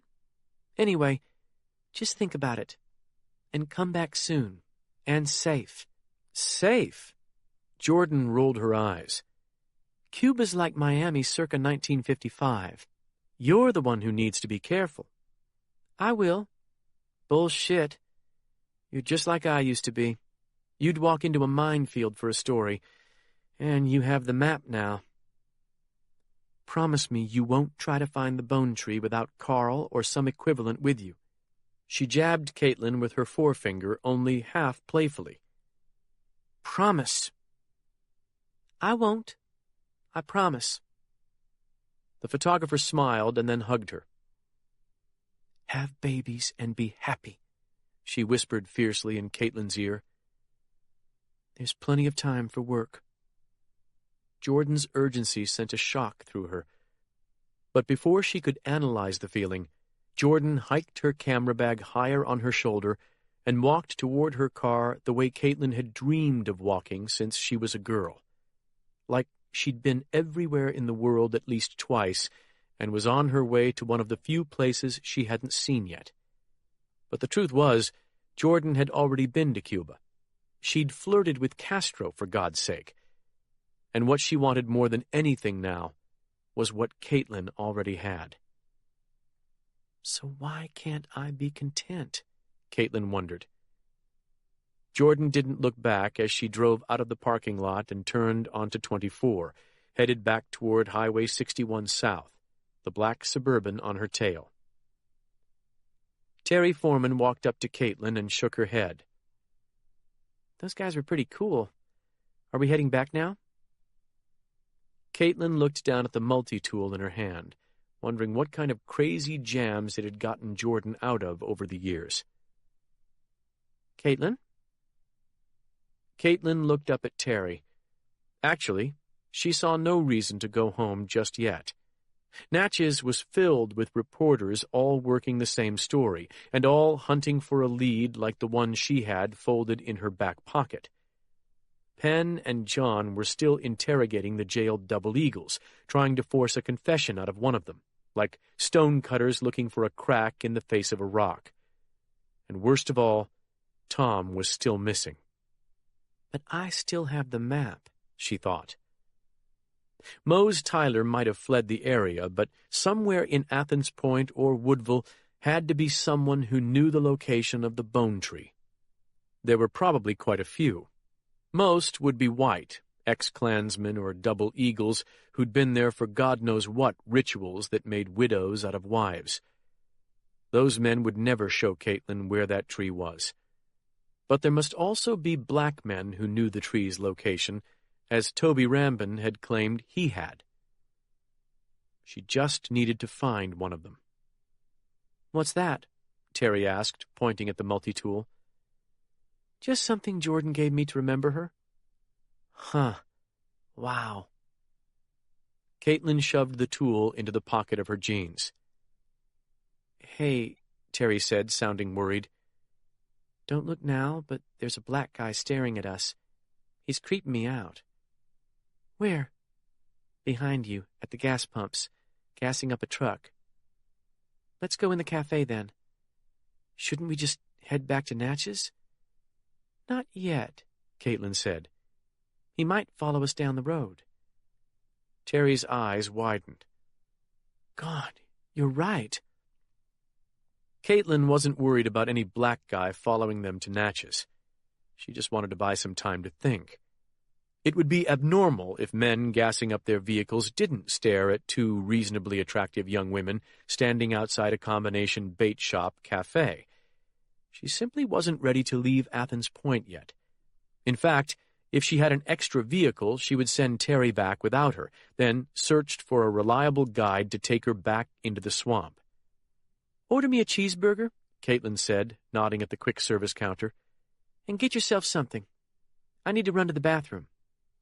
Okay. Caitlin walked toward the restroom, but didn't go in. The dining area was a collection of booths with bright orange plastic seats and wood-topped tables. The smell of hot grease and onions permeated the air. Most people probably bought food from the counter, but there was a waitress who would come to your booth and take your order if you wanted to sit for a while.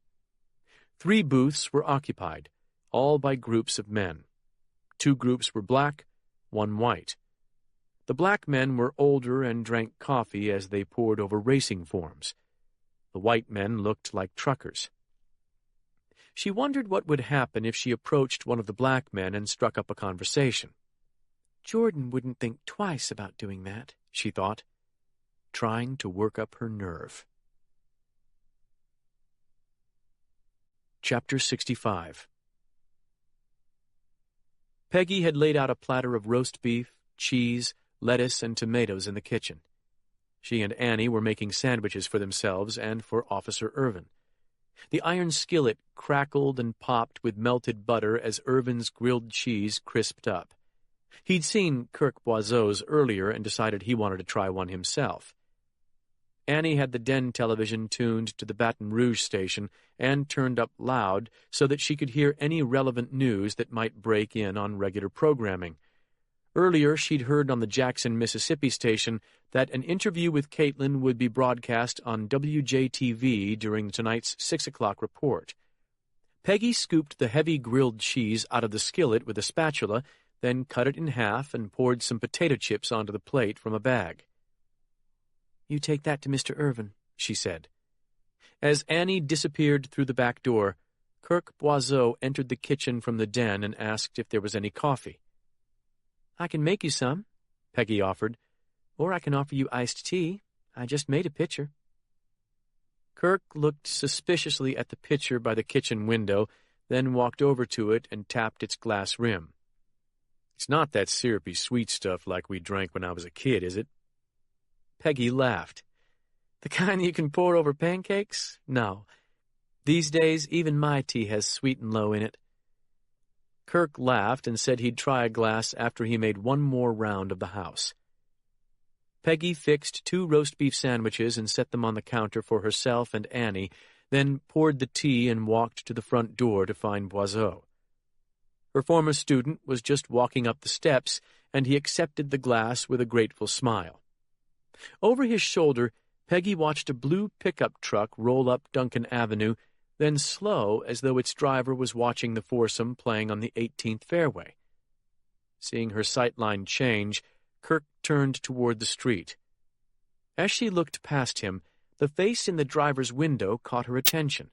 Oddly, it didn't look human, but almost like a cartoon. Then she recognized the character. Spider-Man. As she registered a flicker of flame in the truck, Kirk shoved her back through the door. Falling backward, she saw an arm hook over the truck's roof and throw something toward the house, the way one of her newspaper delivery men used to heave the Examiner at her old house. A gun appeared in Kirk's hand, but before he could fire, a whirling object smashed against the steps and the air burst into flame. Peggy smelled kerosene, and then the truck tires screamed. Kirk Boiseau fired a fusillade of shots at the departing truck, then grabbed his leg and started to yell for Officer Irvin. With the unreality of a nightmare, Peggy saw fire run up Kirk's pant leg and gather around his waist. The floor vibrated like a drum beneath her, and then James Irvin ran past her, dragged Kurt down the steps, and rolled him onto the ground. Then he wrapped his jacket around Kirk's leg and smothered the fire. Peggy scrambled to her feet, her mind on one thing: Annie. "Graham, what happened?" the girl yelled from behind Peggy. "Something's burning!" Her frightened voice filled Peggy with relief, but instead of wasting time with conversation, Peggy pulled Annie into the kitchen, opened her purse, and took out the .38 that Tom had bought her long ago. Then she led Annie into the den and made her crouch behind a big club chair. Heavy footsteps hammered on the hard wood, and then Officer Irvin came pounding back into the den, his beagle-like face animated with anxiety. "You all right, Miss Cage?" "We're fine, James. Was that a Molotov cocktail?" Irvin nodded. "I believe it was. Call 911 and tell them we need the fire department. I'm going back outside." Peggy's phone was stored in her purse and powered down, as Penn had insisted. She started to get to her feet, but Annie already had her cell phone in hand and was entering the numbers while it searched for a signal. As Officer Irvin went back out the front door, 2 explosions sounded behind the house. Then Peggy heard a roar and crackle that could only be fire. She leaped to her feet and pulled Annie up with her. "We've got to get out!" Annie was speaking into her cell phone, but she let Peggy lead her toward the front door. Halfway there, Peggy stopped. What if the fire was meant to drive her and Annie into the open, where they could be shot or taken? She thought frantically. The best solution she could come up with was to hunker down just inside the front door, protected from gunfire, but near an escape route. "We need a fire truck!" Annie cried into her phone. 200 Duncan Avenue! A bomb just blew up at our house! Yes, a bomb!" Through the open door, Peggy heard a man roar in anger and pain. She knew it was Kirk Boiseau. Pulling Annie down to the floor, she took the phone from her granddaughter and tried to remember the last number Penn had given her. I'm parked in the drive-through lane of the Vidalia Burger King when my BlackBerry rings. It's Kaiser. "What's up?" I ask him. "Did Sonny get Snake to tell him about Dad?" "No. Where are you, Penn?" "Getting food." "Okay, stay calm.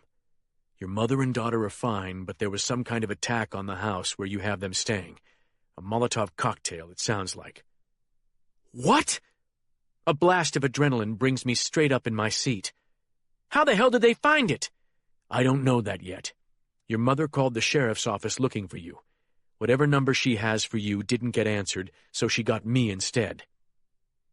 I take out my burn phone, which I set on silent before meeting Forrest and neglected to switch back on after hearing Sonny's JFK story. "They just hit our satellite dish, too," Kaiser says, "at the hotel. This was a coordinated attack, Penn. Nobody was hurt at the hotel, but our secure communications with Washington had been knocked out. The Natchez PD and fire department are over at Duncan Avenue now, and they're covering your mother and daughter. I'm going to head over myself because my guys can handle the hotel scene." "I'm on my way, John. I'll talk to you there." I honk my horn, but the cars in front of me don't move. Rather than wait for a response, I wrench the wheel right and drive over the concrete curb, then squeal out of the parking lot. Once I'm on Highway 84, I speed dial Walt's burn phone. "Talk to me," he says. "The Knoxes just hit the house where I was hiding Mom and Annie. They're okay, but the war has definitely started. Where's Forrest?" "I'm following him south on Highway 61. He could be headed back to Baton Rouge, or he could turn east for Athens Point and head back to Valhalla. I'm hoping that's his plan." "Is Ozen still with him?" "Yep. They could easily have ordered the attack over the phone, though." "Don't lose them, Walt. We can't afford to now." "I won't. You take care of Peggy and your baby. I got these bastards covered." "Thanks." As my front wheels hit the eastbound Mississippi Bridge, I push the gas pedal close to the floor. Spanky Ford was sitting at his desk when the dispatcher informed him that the courthouse had received a bomb threat. Even though he'd known it was coming, his stomach flipped and his mind went blank for a few seconds. What's the protocol? Sheriff Dennis wasn't in the building and hadn't been since he'd stormed out and Agent Kaiser had announced that the FBI was taking over the department. Since the sheriff's department occupied much of the western end of the courthouse building, a bomb threat meant a twofold crisis, and Spanky set down the phone in a kind of daze. "What's the matter?" asked the FBI agent sitting at the desk with him, a man named Wilson. "We just got a bomb threat. Apparently it has something to do with Jojo Mentour." "Who the hell's that?" Wilson asked. "One of the meth prisoners. He's downstairs in the holding pen." "He's not one of the specials, is he?" "No. He's nobody. A Cajun who moved up here about 5 years ago." "What's the protocol? Do you guys have an EOD squad?" "Not really," said Spanky. "We're supposed to evacuate both the department and the courthouse." "For every phoner? Or only credible threats?" "How the hell do you know what's credible? Jojo's got some crazy-ass cousins. We've got to evacuate." Wilson thought for a moment. "Well, we can't move the special prisoners out of the cell block." "Why not? Sheriff Dennis left me in charge, and I'm not going to have deputies or prisoners blown to pieces on my watch. We already lost 2 men raiding these meth dealers." Wilson's face had colored. "Agent Kaiser will shit a brick if we let those prisoners out of there. Did the threat come with a time frame?" "Right now! How's that?" Spanky showed some temper. "What do you think your boss will do if those assholes get blown up or die of smoke inhalation?" "Good point. I'd better call him." "You do that. I'm calling an evac." Spanky hit the panic button at the front desk, and a loud alarm began blaring through the building. As deputies scattered to perform pre-assigned tasks, Agent Wilson stood and peered at the exterior windows as though some answer lay outside the building. Who the hell would bomb a courthouse over some low-level Cajun meth dealer, he asked.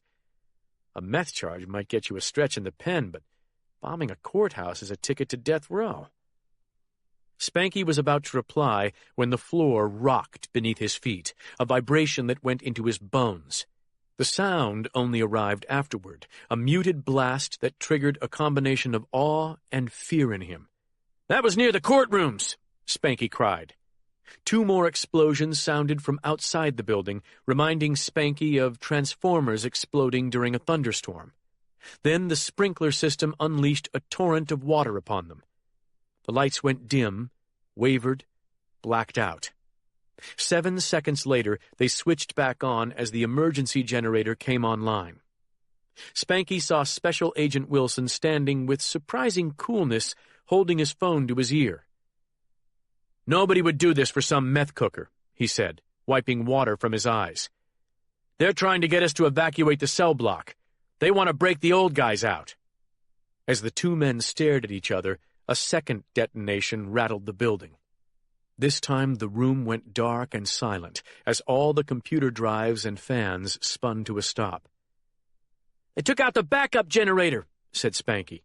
"What do you think now?" At that moment, an FBI agent raced into the office from the hall that led to the courthouse. "Dan!" he cried, waving at Wilson. "Somebody just blew up 2 of our cars!" "Son of a bitch!"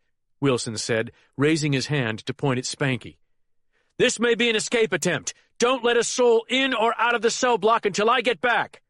"Don't worry," said Spanky, stunned by how perfectly Forrest's predictions were being borne out. "You guys be careful out there." When the first shutter rolled through the cell block floor, all 6 double eagles came up off their cots. As the lights dimmed and came back on, a babble of questions bounced off the cinder block walls. The fear in the voices was plain.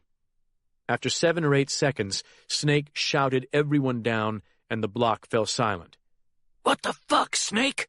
whispered Gene Christian from his cell. "That was a bomb," said Skillet McCune. "C4 sounded like," said Snake. "Did you think Forrest was going to leave us in here to rot?" "Hot damn!" cried Skillet. Keep your yap shut. I want to listen. Sonny Thornfield had known it was a bomb within 2 seconds of the blast.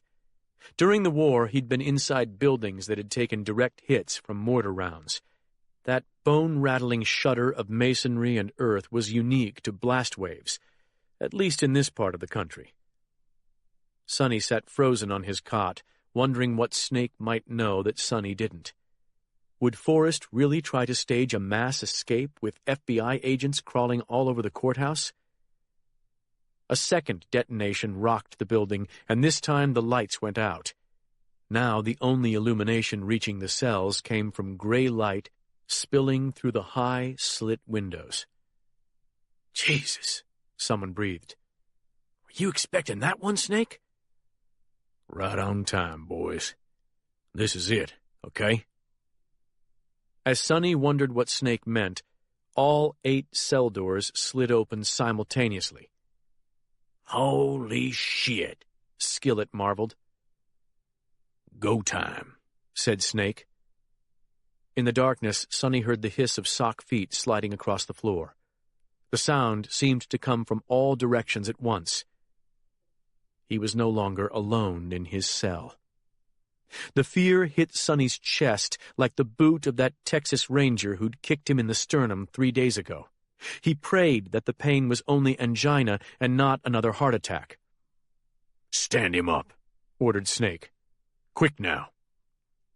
Powerful hands seized Sonny's arms below the shoulders, then hoisted him to his feet. In the dim haze, he saw Snake's slit-eyed face inches from his own, and then a pair of hands looped something thick and dark around his neck. A towel, maybe? He tried to pry his arms loose, but the hands that held them were far too strong, and the towel quickly choked off his air. He thought briefly of Glenn Morehouse's giant hands twisting Jimmy Revels's coffee-colored arm down to the workbench. But Glenn was dead now. Sonny blinked in confusion. Everything he saw and felt was distorted by the prism of agony in his chest. "Traitor!" spat a venomous voice near his head. The words that followed penetrated no deeper than Sonny's eardrums. The terror he'd felt when the cell doors opened had yielded to an eerie sense of separateness, as though he were some Gemini spaceman whose tether had been cut, so that he drifted steadily away from his ship with its life-sustaining oxygen. Was this how Jimmy Revels had felt when he spoke the 3 words that had haunted Sonny every day of his life? "I forgive you." Sonny couldn't forgive Snake Knox for stealing the last few years of his life, the only ones that might have really mattered. Sonny couldn't even forgive himself. He'd bitten so hard on the deal Kaiser had offered him, the dream of a life unburdened by association with men who'd goaded him to do things he would never have done on his own. How could he have been such a fool? When you'd gone as far down the road to damnation as he had, there was no getting back. Snake's face loomed before him, the familiar flattened smile of the hooded cobra swaying before its prey. "You know the rules, Sonny," he hissed, his eyes filled with wounded pride. "Damn, but I never figured it'd be you who turned." Sonny's eyelids began to close. He wanted to speak, to tell the rest of the boys to get away from Snake as fast and as far as they could, but whatever they'd wrapped around his neck had sealed his throat shut. "Next stop, hell, brother," Snake whispered. "Say hello to Glenn for me." Sonny thought of his grandson, flying toward Louisiana at 500 miles per hour, hoping to see his grandfather and to get a reprieve from war. He thought of his daughter, who would see his murder as a fitting end for a selfish old man. Then he thought of the eager-eyed FBI agent back in the interrogation room, who longed to tell the world who'd really killed President Kennedy. What could it matter after all this time? America had swerved so far off course since then that nothing would ever bring the country back to what it had been. As the last light winked out in Sonny's mind, his final thought was a prayer that God had heard Jimmy Revels forgive him in the shadow of the bone tree. Chapter 66. Caitlin had intended to approach one of the black patrons of the Crossroads Cafe without Terry, but in the end her nerve had failed her. It was the audience of white men that had stopped her. Instead, she'd sat down in the booth farthest from the white men and taken Jordan's map photo from her pocket. Toby Rambin's hand-drawn graphic left a lot to be desired, but it was better than anything the FBI had. More even than the Lussahatchee County Sheriff's Department had, unless they'd known where the bone tree was all along.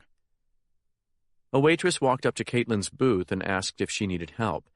Caitlin explained that her friend was ordering from the counter, but she asked for a cup of coffee and borrowed a pen from the waitress, a clear hexagonal Bic like the ones she'd used in grade school. Just holding it gave her a surprisingly nostalgic feeling. She pulled a napkin from the dispenser on her table and began drawing a map of where they'd found Casey Whalen's body. While Terry waited for their order at the counter, Caitlin stole glances at the men who were doing the same to her. In between looks, she would go back to her napkin, her mind on whether or not she might be able to lure Carl Sims away from work to help her locate the X on Rambin's map. She nearly jumped out of her skin when a boy of about 19 walked up to her booth and stared down at her. At least 6'2", he wore the traditional uniform of the gangbanger, with a bright designer sweatshirt and oversized shorts that hung so low that his butt crack had to be on constant display. "You pretty, baby," the boy said, shifting his package with his hand. "You got a boyfriend?" Caitlin glanced over at the men in the booths, but no one seemed inclined to come to her aid. "I'm married, baby," she said, holding up her engagement ring. "Course you is, hot as you are."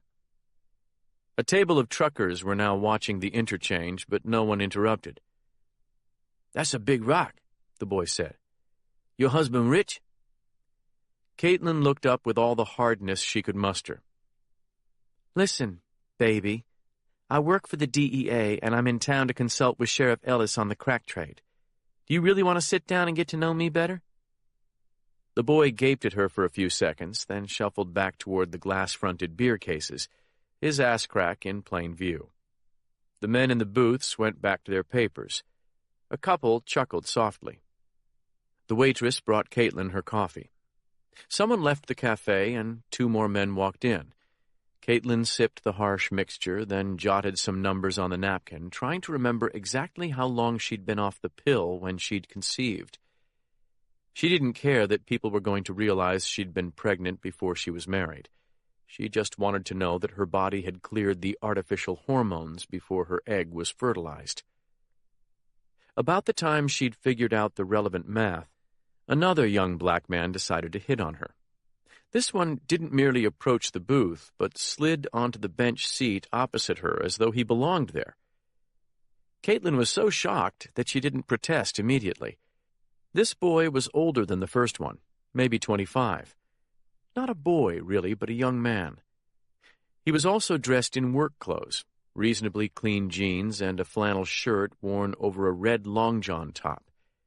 His hair was cut close to his scalp, he was clean-shaven, and his eyes were large and bright. The only thing that tweaked her radar was the sharp tang of cigarette smoke that wafted off him when he leaned toward her and whispered so that the men in the booths could not hear him. "You the lady looking for the chain tree?" he asked. "Excuse me?" she said, a wave of heat coloring her cheeks. "The what?" The young man turned around far enough to check on the men in the booths. "The chain tree. Big cypress with old rusty chains on it, where the Klan killed all them boys back in the old days." A couple of the men were watching now, and Terry was staring fearfully from the counter. Caitlin leaned forward and said, "How do you know that?" The young man smiled faintly, and his eyes twinkled. "My daddy goes to Reverend Sims's church, Beulah Baptist. He was asking about the tree. whether anybody knew where it was. He talked about the cat lady a little, the one whose son got beat to death out there and his wife got raped. The cat lady, Caitlin thought, trying to work through the boy's words. It struck her then that he was the one who had been watching from the gas pumps when she and Terry first arrived. "How did you recognize me?" The boy laughed. "You don't exactly look like you fit in around here, you know. But I've seen your picture in the Natchez paper before. I saw you a minute ago when I was getting gas. I figured you had to be her. Carl Sims said you looked like a movie actress." "Do you know Carl?" "I know his cousins, the Greens." Caitlin didn't bother digging any deeper. "So why did you come over here? Just to chat me up?" The boy's smile broadened. "No, ma'am. I came to check if you still want to go see where that tree be at." A dozen different thoughts tumbled through Caitlin's mind. At the counter, Terry looked like she was about to call 911. Caitlin gave her the OK sign, then slid the photo of the map across the table. "Do you recognize that?" "Who drew this?" "A friend." The boy chuckled softly. "I know who drew this map. Old Toby Rambin." The kid was sharper than he looked. "Do you see that X on it?" The boy nodded. "Is it in the right place?" He pursed his dark lips, then laid his long fingers on the edges of the map and regarded it from different angles. After several seconds, he took Caitlin's pen and drew an X about an inch from the one that Rambin had drawn. "Right there looks better to me." "What's there?" The boy looked up at her, his eyes like dark pools. "A place no black man ever went by choice." "Is everything okay?" Terry was standing at Caitlin's side with a tray in her hand.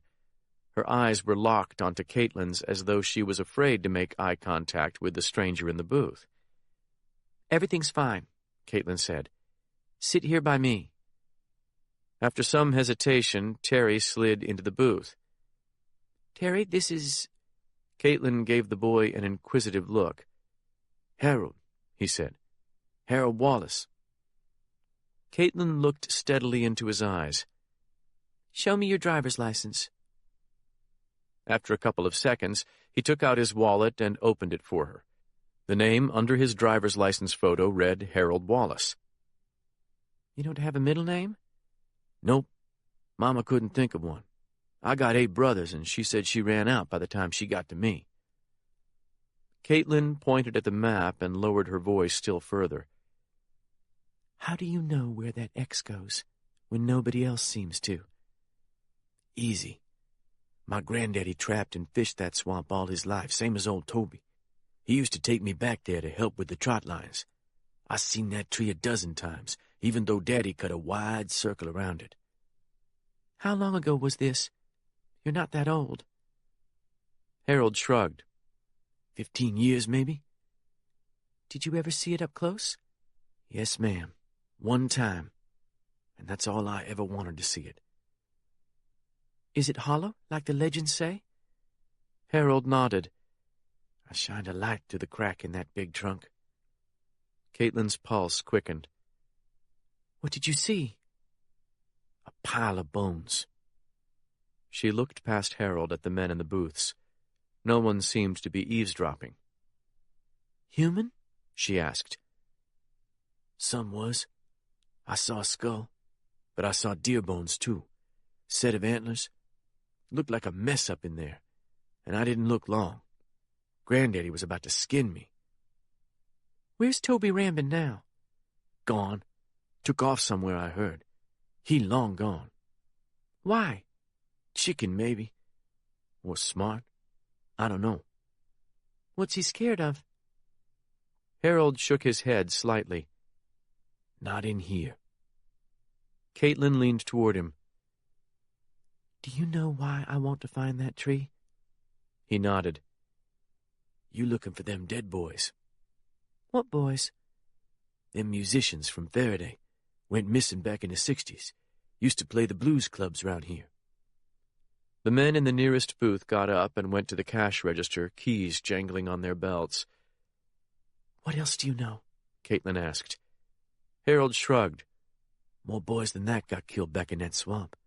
Newspapers say you looking for them, too. That's what Stoney told me. Stoney who? Stoney Jackson. He go to Reverend Sims's church. Harold suddenly looked nervous, or maybe just impatient. Do you think those bones are still where you saw them? She asked. Why wouldn't they be? Unless somebody moved them. And why would they do that? Because they know the FBI is looking for them, Caitlin said. Silent laughter animated Harold's dark face. The men who own that hunting camp down there ain't scared of no FBI. They got senators and governors coming down here to hunt and get with women. Besides, the FBI didn't find nothing back in the day, so why should they find anything now? Sheriff Ellis ain't going to help them none. And without help, they couldn't find their way out, if they ever did get in. That swamp ain't hardly been logged, lady. You saw it. It's like a dinosaur movie. You got to know exactly where you going to get anywhere. How did you get in and out? Boat. That's the only way. Do you have a boat? Got a pirogue. For setting out trot lines and such. Caitlin tried to imagine what a pirogue might look like. So, you want to see them bones or not? Why are you willing to take me to them? A cagey look came into Harold's face. I hear you gave Mose $1,000 to take you through the game fence on that map. I see. You want money? Who don't? What do you want it for? Drugs? Hell no. I want to get out of this town just like everybody else. Everybody black, anyway. Caitlin spoke so softly she doubted the boy would be able to hear. Mose told me the bone tree is behind that fence. He said there was no way through without cutting it. Harold smiled. Mose don't know half of what he think he does. I know where there's a hole. Deer know it, too. Are you a poacher, Harold? The smile disappeared. I do what my granddaddy taught me.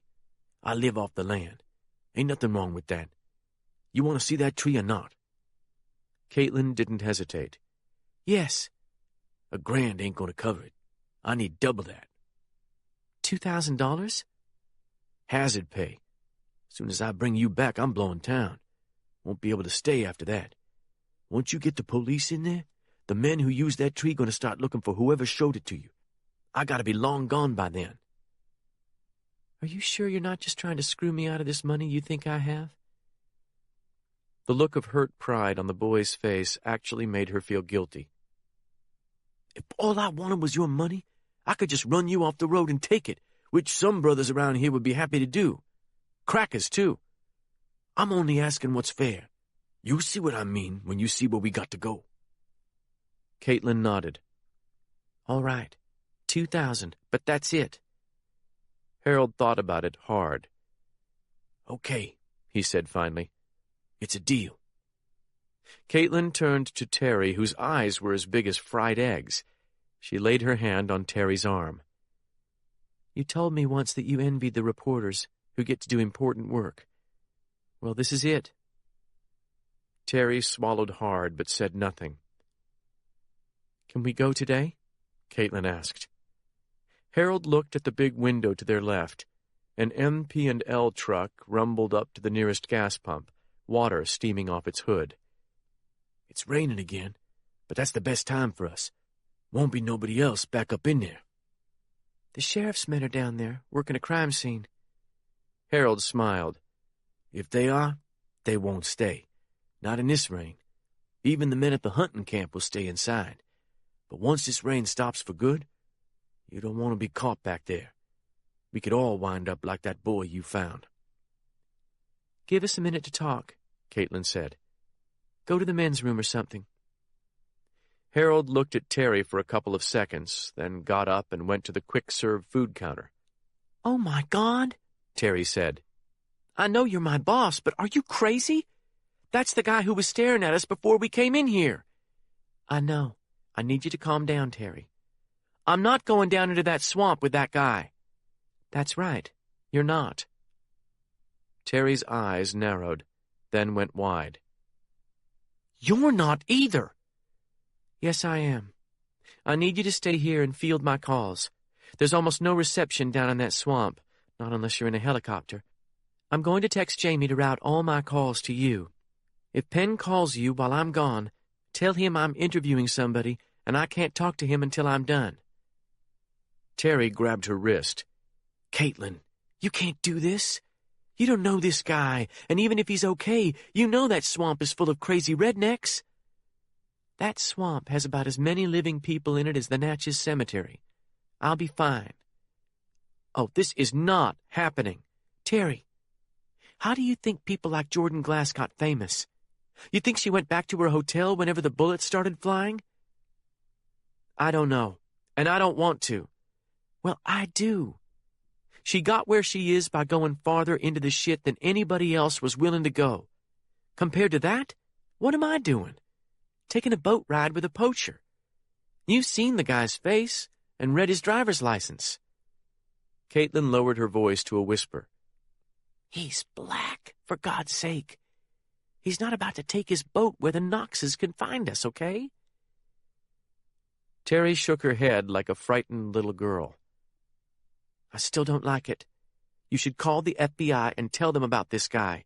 He can take them to that bone tree. I'm not about to give them this guy. And you're not either. You hear me? I need 2 hours to myself. That's all. Terry's eyes darted back and forth like she was looking for an escape route. Promise me, Terry. Do you have pepper spray or something? I've got more than that. Caitlin opened her purse and showed Terry the butt of her 9mm pistol. Oh, my God. Do we have a deal? Terry closed her eyes and struggled with her fear. Okay, she said finally. But if you're not back here in 2 hours, I'm calling Mayor Cage and the cops and anybody else I can think of. Caitlin squeezed her arm. Good girl. She waved at Harold, who walked back to the booth with some chicken fingers wrapped in wax paper. We all set? He asked, sliding into his seat. Yep. I'll be your only passenger. Terry's staying here to man the phone for me.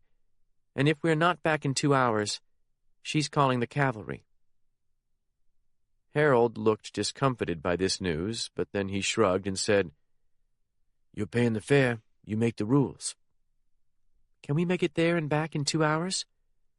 Probably so, long as we don't run into company. Is that your boat in the back of your pickup? Yeah, and we better get moving before this rain lets up. I'm ready. One more thing, he said, his face hardening. Caitlin raised her eyebrows. You got a gun? She nodded. What kind? 9mm, in my purse. Okay. I feel better already. Do you have a gun? Harold looked embarrassed. All I got's is a .22 rifle for shooting snakes and such. I had to pawn my pistol. But we'll be all right with your 9. Okay, then. I'll come out to your truck a minute after you leave. Yes, ma'am. Harold Wallace walked back to the counter, bought a pack of cigarettes, then sauntered out into the rain as if he had nothing to do for the rest of the day. A man in the far booth watched him for a few seconds, then went back to his coffee. Caitlin folded the map and slipped it into the side pocket of her purse. Then she looked at Terry and gave her a confident smile. Don't worry, okay? Just drive around for a while, walk through a couple of stores. I'll be back before you know it. Terry Foreman looked like she was about to cry. You'd better be. 2 hours from now, you and I are going to be headed into the history books. I don't care about that. Well, I do. And I sign the checks. Great. Terry got up so that Caitlin could get out of the booth. Caitlin shouldered her purse and walked to the door without looking back. She could hardly contain herself as she trudged through the rain toward the beat-up truck with the knife-like brown pirogue jutting from its open bed. Harold Wallace was already inside, and blue-gray exhaust puffed steadily from the tailpipe. With a silent prayer of thanks, Caitlin climbed into the truck. Chapter 67.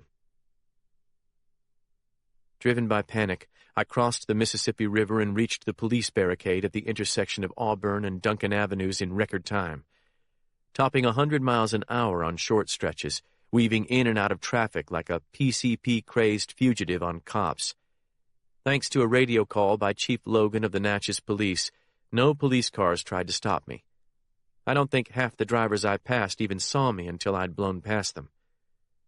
My well-known face was enough to get me past the Natchez cops at the Duncan Avenue barricade, but it takes Kaiser to get me past the FBI agents and up to the Abrams house. A bright red fire engine is parked in the driveway, its crews spraying water on the face of the house, which still seems to be standing. As we move closer, I spy Annie and my mother sitting on the Abramses' front porch, watching the firemen work. Kirk Boiseau leans against one of the porch columns, his pants scorched, his face lined with pain. James Irvin is sitting against the column at his feet, his face covered with soot. "Daddy!"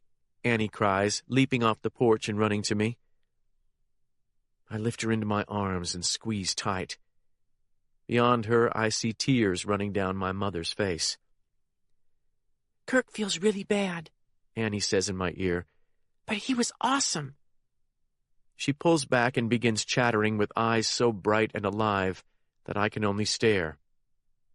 "The house isn't messed up too bad. The fire department was so close, and the sprinkler system worked just like it's supposed to.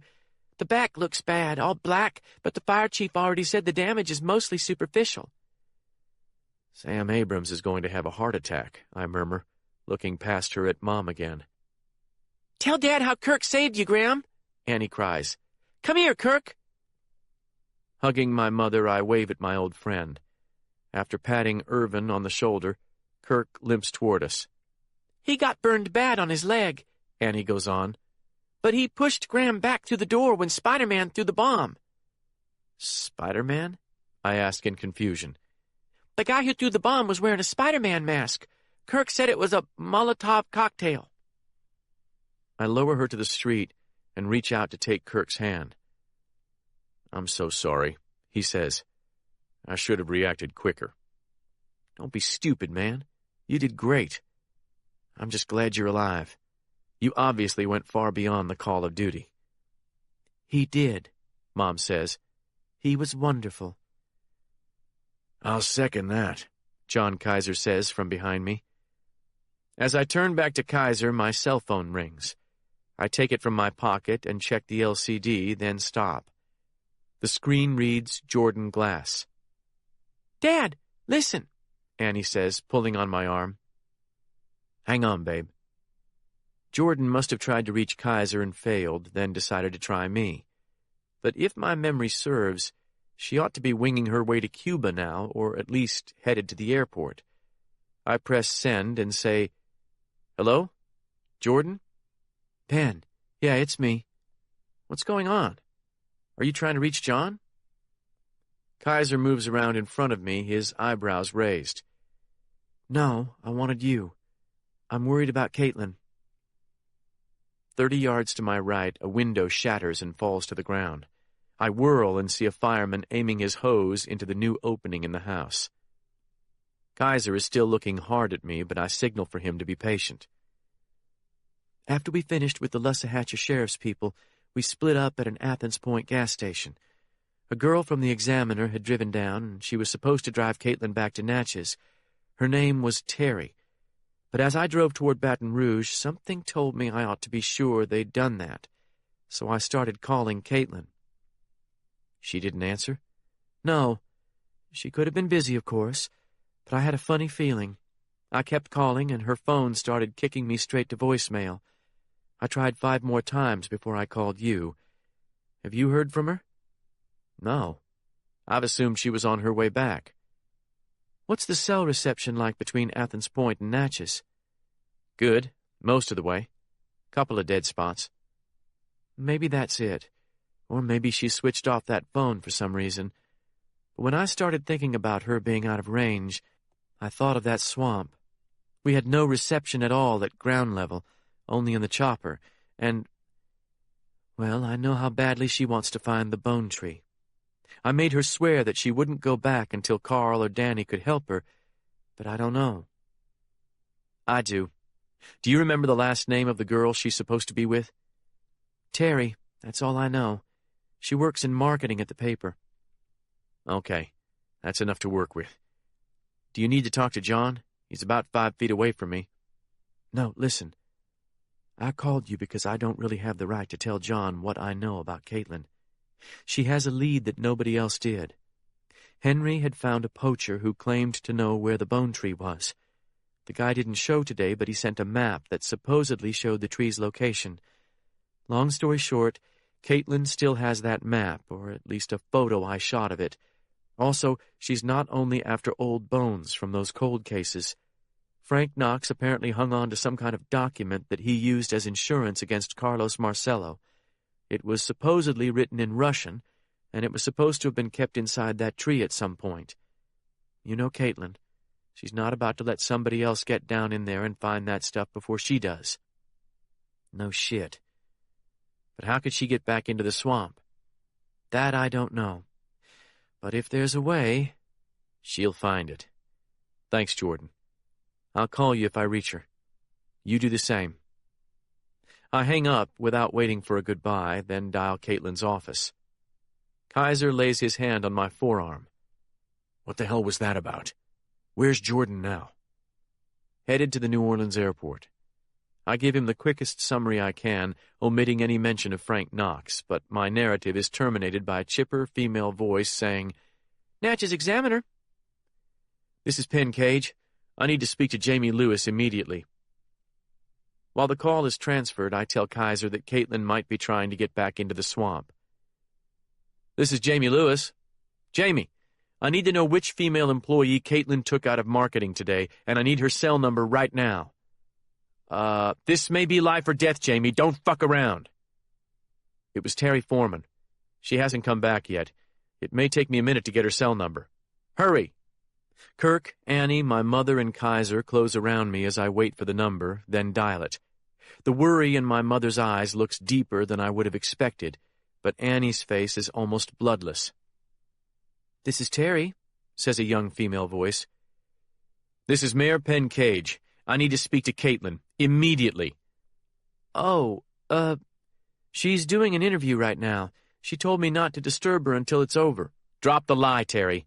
Jordan Glass called me worried sick. Are you with Caitlin? She hesitates only a moment. No, sir. Do you know where she is? Not really.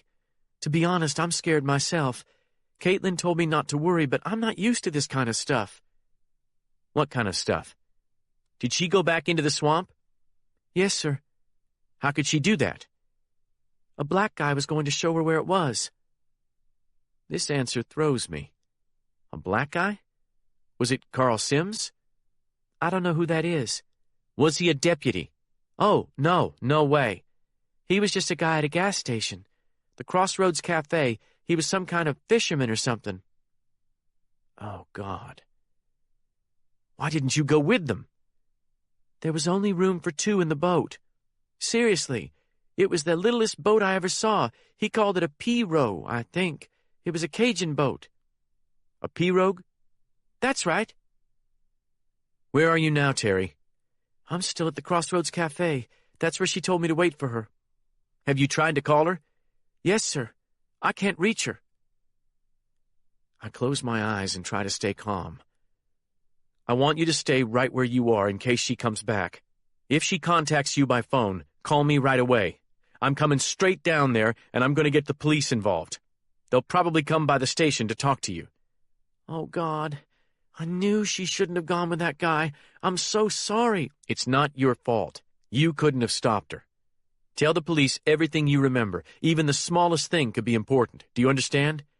Yes, sir. I was just trying to help Caitlin. I know. You sit tight. We're going to find her, Terry. As soon as I click off, my mother asks me to explain the situation, but I'm too freaked out even to summarize it. I'll go with you, Kaiser says. I'll bring in Bureau assets. I won't turn down FBI agents, but if you're going to protect Sonny, you need to keep questioning the other double eagles. I know. I intend to. But I'm going to try to expedite some air assets down there. I'll also call ahead and inform the highway patrol you're going to be coming through, but don't kill yourself. Oh, Lord, my mother intones. there must be some other way. Daddy, is Caitlin really in trouble? I clench my daughter in a tight hug. She's just exploring in the woods, babe. She's fine. But I want to make sure she doesn't get lost. I'm going to find her. You take care of Graham while I'm gone. Reaching to my right, I squeeze Kirk Boiseau's hand. The Marine shakes his head and says, "You don't think I'm staying here, do you?" "Hell yes. You've done enough for one day." "You need to get to an ER," Kaiser tells him. "and don't worry about the Cage ladies. They're going to have a steel curtain around them." Before Kirk can argue, Kaiser's cell phone rings and he answers with such authority in his voice that everyone falls silent. I give him a quick salute and start to move past him, but he grabs my arm and holds me in place. When I try to pull away, he tightens his grip, forcing me to look into his face, which has gone pale. "Forget that," he says sharply. "Forget the bombs, forget the crowd, forget everything.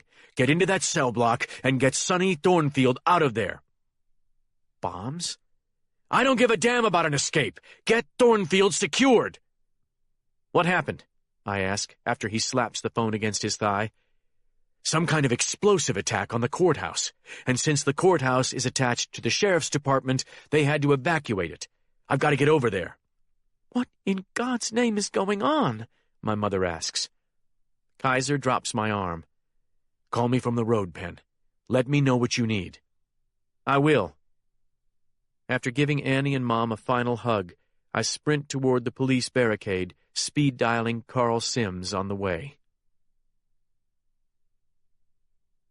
Walt had finally mastered the art of driving with his left hand while monitoring the GPS tracker that he held in his right. He followed Forrest and Ozen along Highway 61 as it wound through the pine and hardwood forests between Natchez and Woodville, then watched them turn east toward Athens Point. When the cruiser passed the turn to Valhalla without slowing, Walt feared the worst. His secret hope had been that Tom had been moved from Sonny's Old River fishing cabin to the hunting camp. But if Knox and Ozen weren't stopping, then he was probably elsewhere. The next time Walt looked down at the tracking screen, he did a double take. The cruiser had turned east off Highway 61 on a road about 2 miles past the turn to Valhalla. Maybe it led to some other destination on the camp property. He felt a fillip of excitement in his chest, but also concern. They might be nearing some hiding place unknown to anyone. In a matter of minutes, he might have to decide whether to try to rescue Tom himself or call for backup and hope for the best.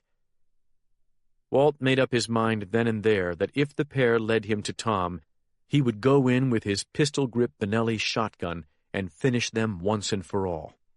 The time for talking was done. It was kill or be killed. The question was, would he even get that chance? The German Audi S4 can do 180 miles per hour, but my American version is computer limited to 135. Despite a lightly falling rain, I've hit the maximum several times during the past 10 minutes, especially on the long stretch where Highway 61 climbs from Adams County into Wilkinson. I've spent much of the drive on the phone. Carl Sims quickly located Terry Foreman at the Crossroads Cafe. Reviewing the security footage there, Carl found video recordings of Caitlin speaking to a young black man inside the cafe, then getting into his truck in the parking lot. A Cajun pirogue was clearly visible in the back of his truck. A teenager eating in the cafe identified the black driver as Harold Wallace, a local fisherman, poacher, and sometime drug dealer. Carl told me that Caitlin didn't look as though she was under duress at any point on the tape. Carl also told me that Danny McDavitt was ready to do anything he could to help me locate Caitlin, but that Sheriff Ellis hadn't yet okayed the use of his chopper. If the sheriff stalled much longer, McDavitt would take me over the swamp in his own fixed-wing plane. I've tried to call Caitlin several times from the road, but she hasn't answered once. As I roar past the private prison north of Woodville, Mississippi, my cell phone rings again. My heart leaps. but it's only Kaiser again. "What have you got?" I ask. Sonny Thornfield's dead. "No! How?" They got him in his cell. Someone opened the cells during the mandatory evacuation. There goes our star witness. Jesus, John. I don't remind him of my warnings that the extra time he took with Thornfield would put his life in jeopardy. Oh, and the meth Dennis planted was stolen from the evidence room during the alarm. Yet again, the Knox family is 2 steps ahead of us. Was it obviously murder? No. It looks like a heart attack, but I know better. At least one of Dennis's deputies had to be involved, but that's no surprise. We've got real trouble in this parish. That's probably how Snake or Forrest learned of our special interrogation. "I'm sorry," I tell Kaiser. "I still need your help, though." "Tell me." "I need the Lussahatchee County helicopter in the air and searching for the truck Caitlin left that gas station in. Carl says the sheriff down there hasn't okayed it, and he may have ties to the Knox family. I'm not saying he's dirty, but he's definitely hunted out at Valhalla. He might be as obstructive as he can about us searching that land." "I'll take care of it." "The sheriff's name is Billy Ray Ellis. He's eating lunch with some hunting buddies now." "Yeah? Well, I'm about to ruin his day. Good old Billy Ray is about to feel the full weight and power of the federal government." I thank Kaiser and click off, then push the accelerator to the floor. The S4 eats up the miles like a starving beast, its quattro drive holding me in the curves when most other cars would spin off the steep shoulders and into the trees below. I reluctantly brake as I reach the outskirts of Woodville, Mississippi. The turn for Highway 24 east isn't far ahead, but my cell phone rings yet again before I reach it. It's Carl again. "Talk to me, buddy," I tell him. "Danny and I got the chopper. Agent Kaiser lit a serious fire under the sheriff's ass. Billy Ray's spitting mad, but we're cleared to go into Valhalla if we need to. A judge is signing the warrant now. Right now we have to decide where to search. Do we run the roads and turnarounds, or do we start searching the swamp first? We'd rather you make that call." "The swamp, no question. She's got a map to follow, and she wouldn't hesitate." "I thought she lost her map when she dove on Whalen's corpse." "She did, but Jordan Glass shot a picture of it before it was lost. She made a printout in your office. But if this Harold Wallace is a poacher, he may know where the Bone Tree is anyway. That's what she's after. How much do you remember of Rambin's map?" "Enough to get us in the general area of where that X was." There's a static-filled pause. "But there's a million or so cypress trees down there, Penn. The only way to find that tree without the map is to grid search the whole area tree by tree." "Screw the tree. We can search for Caitlin's cell phone if you have the equipment." "We're already up and trying, but we haven't found a trace of it." I look at the Audi's nav screen and make a quick calculation. "Carl, in 2 minutes I'll be on Highway 24 and moving toward you guys at close to 100 miles an hour. Can you set down on the road in front of me? Will Danny do that?" "He'll do it. You still driving that black convertible?" "Yep. I'll have my headlights on." "We'll see you in a minute." "Thanks, buddy." Dropping my cell on the passenger seat, I slam the accelerator to the floor. The Audi's rear end nearly slings out from under me as I start around a sweeping curve, but at the last instant the tires catch the wet pavement, and the increasing G-force presses me back in the seat. "Come on, Caitlin," I whisper. "Call me." Chapter 68. Caitlin sat in the bow of Harold Wallace's narrow pirogue, the rain shell of her jacket pulled tight around her as they trolled slowly under overhanging cypress branches. The steady hiss of rain on the black water was as familiar now as the stink of decaying vegetation. Beneath the hiss ran the hum of the trolling motor Harold had bolted to the side of the pirogue's stern. Pirogues were usually powered by a human with a pole, but the boy had cleverly worked out a way to save himself a lot of labor. Harold navigated the swamp much more deftly than Mose Tyler had earlier in the day. Perhaps it was his youth and the better vision that came with it, but he threaded his slender boat through the tangled jungle almost noiselessly, leaving no trace of their passing. Only the hum of the trolling motor marked their passage. Caitlin had brought along the little point-and-shoot camera she carried in her glove box in case of traffic accidents, and she'd already shot a mother alligator lying on a half-sunken log, 4 babies clinging to her back. The pirogue passing 10 feet away hadn't fazed the gator at all. This was her territory, not theirs. If Harold actually led Caitlin to the bone tree, she was going to wish she'd borrowed Jordan's Nikon. But in that event, 100 professional photographers would descend on this swamp. Today, her tiny Casio would have to do. In the pocket of her fleece jacket, Caitlin clutched her cell phone. She'd checked it every 2 or 3 minutes since they put into the water, but the LCD had yet to register a single bar. This worried her a little, she wouldn't deny that, because Harold Wallace, while a companionable guide, had begun acting like a nervous point man on combat patrol 5 minutes after they put into the water. She'd considered calling Penn before they left Athens Point behind, but he would have forbidden her to go into the swamp without Carl Sims as an escort. Nor could she call upon Carl or Danny. They were already in serious trouble for helping her, and she didn't want to jeopardize their jobs any further. Besides, she was armed, and Harold had his .22. She hoped that would be enough to drive off anyone who might have come out to the bone tree to remove whatever incriminating evidence lay inside it. But the deeper they penetrated into the ghostly stands of cypress trees, the clearer her memory of Henry Sexton's Bone Tree Journal became. Not the legends of ghosts and demons riding through the fog-shrouded swamp, but the real men on horseback who'd surely prompted those legends.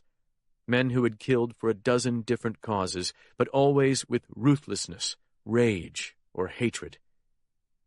Today she was more likely to encounter angry rednecks riding souped-up ATVs rather than horses. The thought made her clench the pistol in her jacket pocket. She was glad that most of the Double Eagles were in jail today. Of course, Forrest Knox remained free, as did his nephew Billy, not to mention the intimidating Redbone who served as Forrest's right-hand man.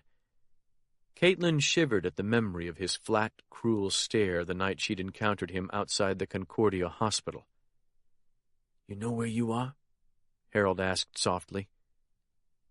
Caitlin took the map out of her left pocket and studied it, then peered through the rain, trying to orient herself.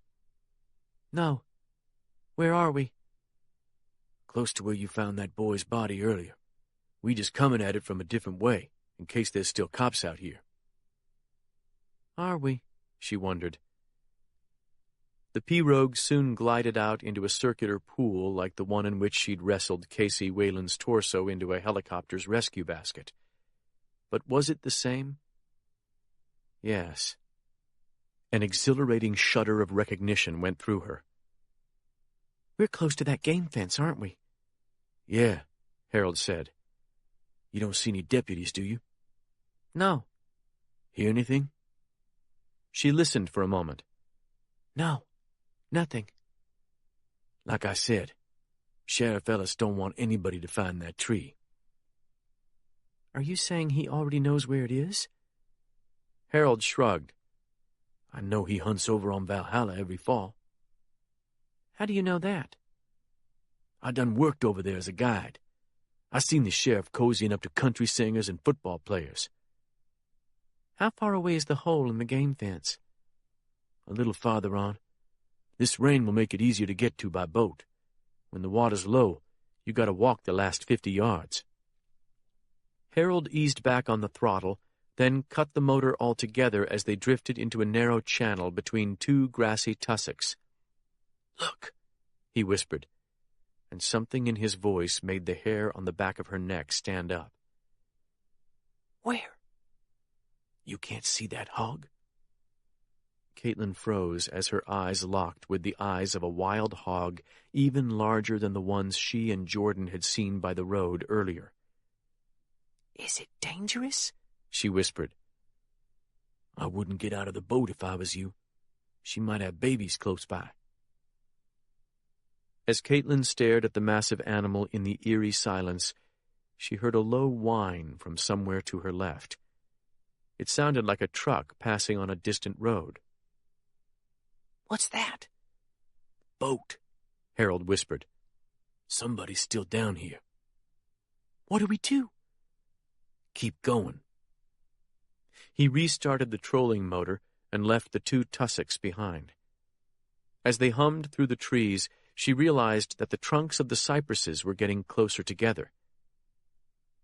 A cracking boom like thunder echoed through the trees from somewhere to their right. Whirling, she saw Harold cock his head as though gauging distance and direction. "Was that a rifle?" she asked. Yeah, somebody's shooting over at Valhalla. Probably took a deer. "How far away?" He rubbed his chin with an audible scratching sound. A mile, maybe 2. "Is it hunting season now?" Ute season. "Ute? What's that?" That's when little boys can hunt, but their daddies can't. "Ah."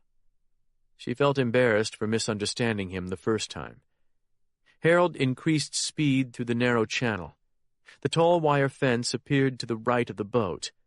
Caitlin experienced the disturbing feeling Jordan had spoken of, that they were at the edge of a prison camp. Today, Caitlin wasn't sure whether she was on the inside of the fence or the outside. Suddenly, Harold cut the motor, and the pirogue drifted to a stop. What is it? She whispered. Listen. Outboard again. That other boat's closer now. "I don't hear it. Where?" He pointed at the fence. It's on that side. "What do you think?" I think you didn't pay me enough for this gig. A tingle of fear and frustration went through her. "I'll add 500 to the pot. Let's just get to that damned tree." Harold stared through the fence, seemingly weighing odds. Get your pistol out, he said. Keep it in your hand. Caitlin's fear kicked up several notches. She let go of her phone and took the 9mm from her pocket. As she did, she saw her coach purse lying in 2 inches of water at the bottom of the pirogue. Cock it, Harold said. But be careful you don't shoot me by mistake. Caitlin cycled the slide with a violent motion. The metallic snick of machined parts echoed off the trees and back over the water. Then she tensed both forearms, holding the gun the way Tom had taught her. "What am I watching for?" she asked in a quavering voice. White men, Harold said. Maybe in a boat, maybe on foot, maybe even on horseback. You never know what them crackers get up to. Caitlin shivered at this prospect. "What do I do if I see somebody?" Keep your gun lower. Yeah, like that. Out of sight. Let me do the talking. You a smart lady. You see it going bad, you start pulling that trigger and don't stop. "Okay." Can you hit what you aim at? Caitlin remembered Tom teaching her how to shoot. "I can hit bottles on a fence post." You could hit a man. Just be on the lookout. Harold started the motor and continued up the channel. They followed the game fence for a couple of minutes, then Harold guided the boat onto a shallow slope of mud until they scraped to a stop. Caitlin's heart thumped in anticipation. With the cold gun butt clenched in her hand, she scanned the surrounding trees while Harold tugged on a pair of knee-high rubber boots and climbed out. Wading into the dark water, he went to the game fence, took a pair of pliers from his jacket, and pulled open a 4-foot by 4-foot gap. "What about the other hole?" she asked. Somebody might be watching that.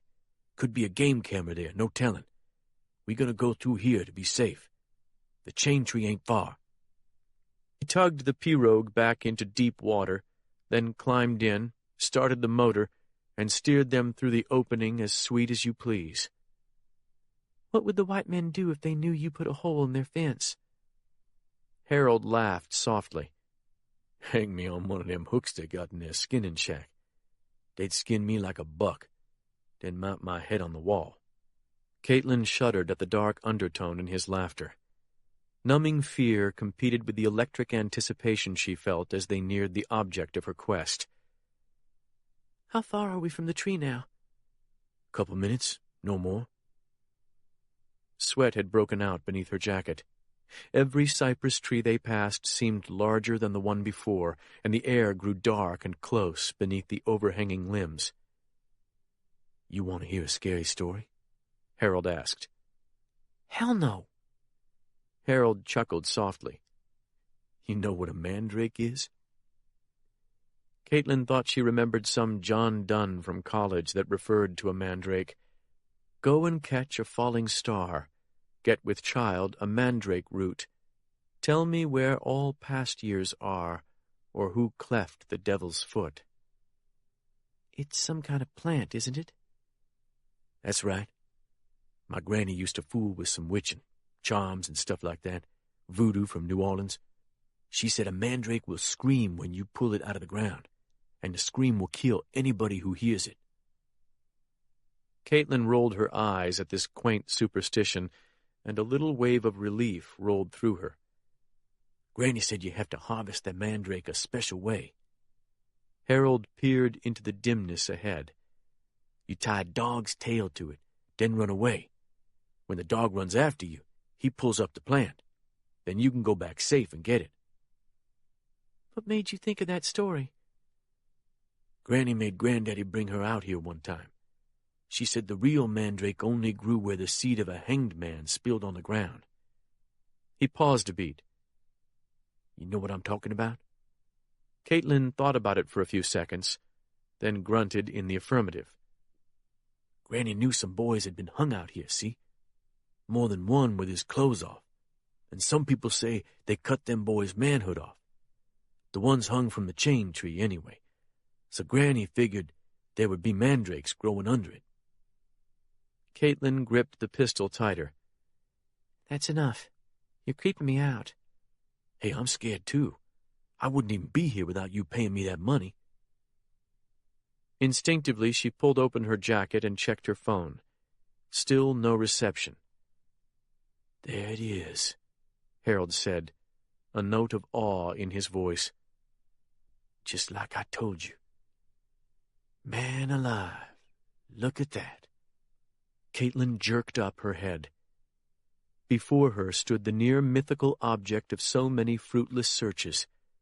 Just as the legend said, the bone tree towered more than 100 feet over the water, its lower branches joining the crowns of other trees to form a tangled canopy.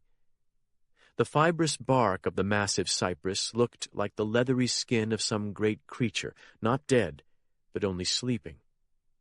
At its bottom, the trunk divided into leg-like partitions that plunged into the muddy tussock that supported the tree. What lay inside that vast trunk, she wondered. Were Elam Knox's bones really wired to the inside wall of its organic cave? As the pirogue glided toward the tussock, Harold was forced to slow the motor and thread his way between giant knees that protruded from the water like the backs of prehistoric animals basking in the water. Where's the opening? She whispered. Other side, Harold answered softly. There's the chains. Caitlin followed his pointing finger. From a twisted limb 15 feet above the ground hung 2 thick, rusting chains of iron. Wild euphoria surged through her at this confirmation of her hopes. At last, she was close to the consummation of her dream, and Henry Sexton's too. As she said a silent prayer for Henry, the chainsaw whine of an outboard motor smothered her joy and made her duck down in the boat. The motor was much closer than before, maybe 50 yards away. She could see nothing through the ranks of cypress trunks, but when she turned and looked to the stern of the pirogue, she saw pure terror in Harold's eyes. What should we do? She hissed. We need to get out of here. He reached for the trolling motor. No, she whispered. Not before I see what's inside that tree. We've come too far. Then get out and do it, quick, 'cause 2 minutes from now I'll be gone from this motherfucker. John Kaiser sat alone on a bunk in the cell block of the Concordia Parish Jail, staring down at the corpse of Sonny Thornfield. He felt like a fool. He'd fallen for the oldest trick in the book, a diversionary attack. Both the shotgunning of the FBI satellite truck and the firebombing of Penn's family's safe house had been timed to draw him and his men away from the courthouse, making the murder of Sonny Thornfield possible. This meant that someone with connections in both the criminal and law enforcement spheres was pulling the strings. Forrest Knox.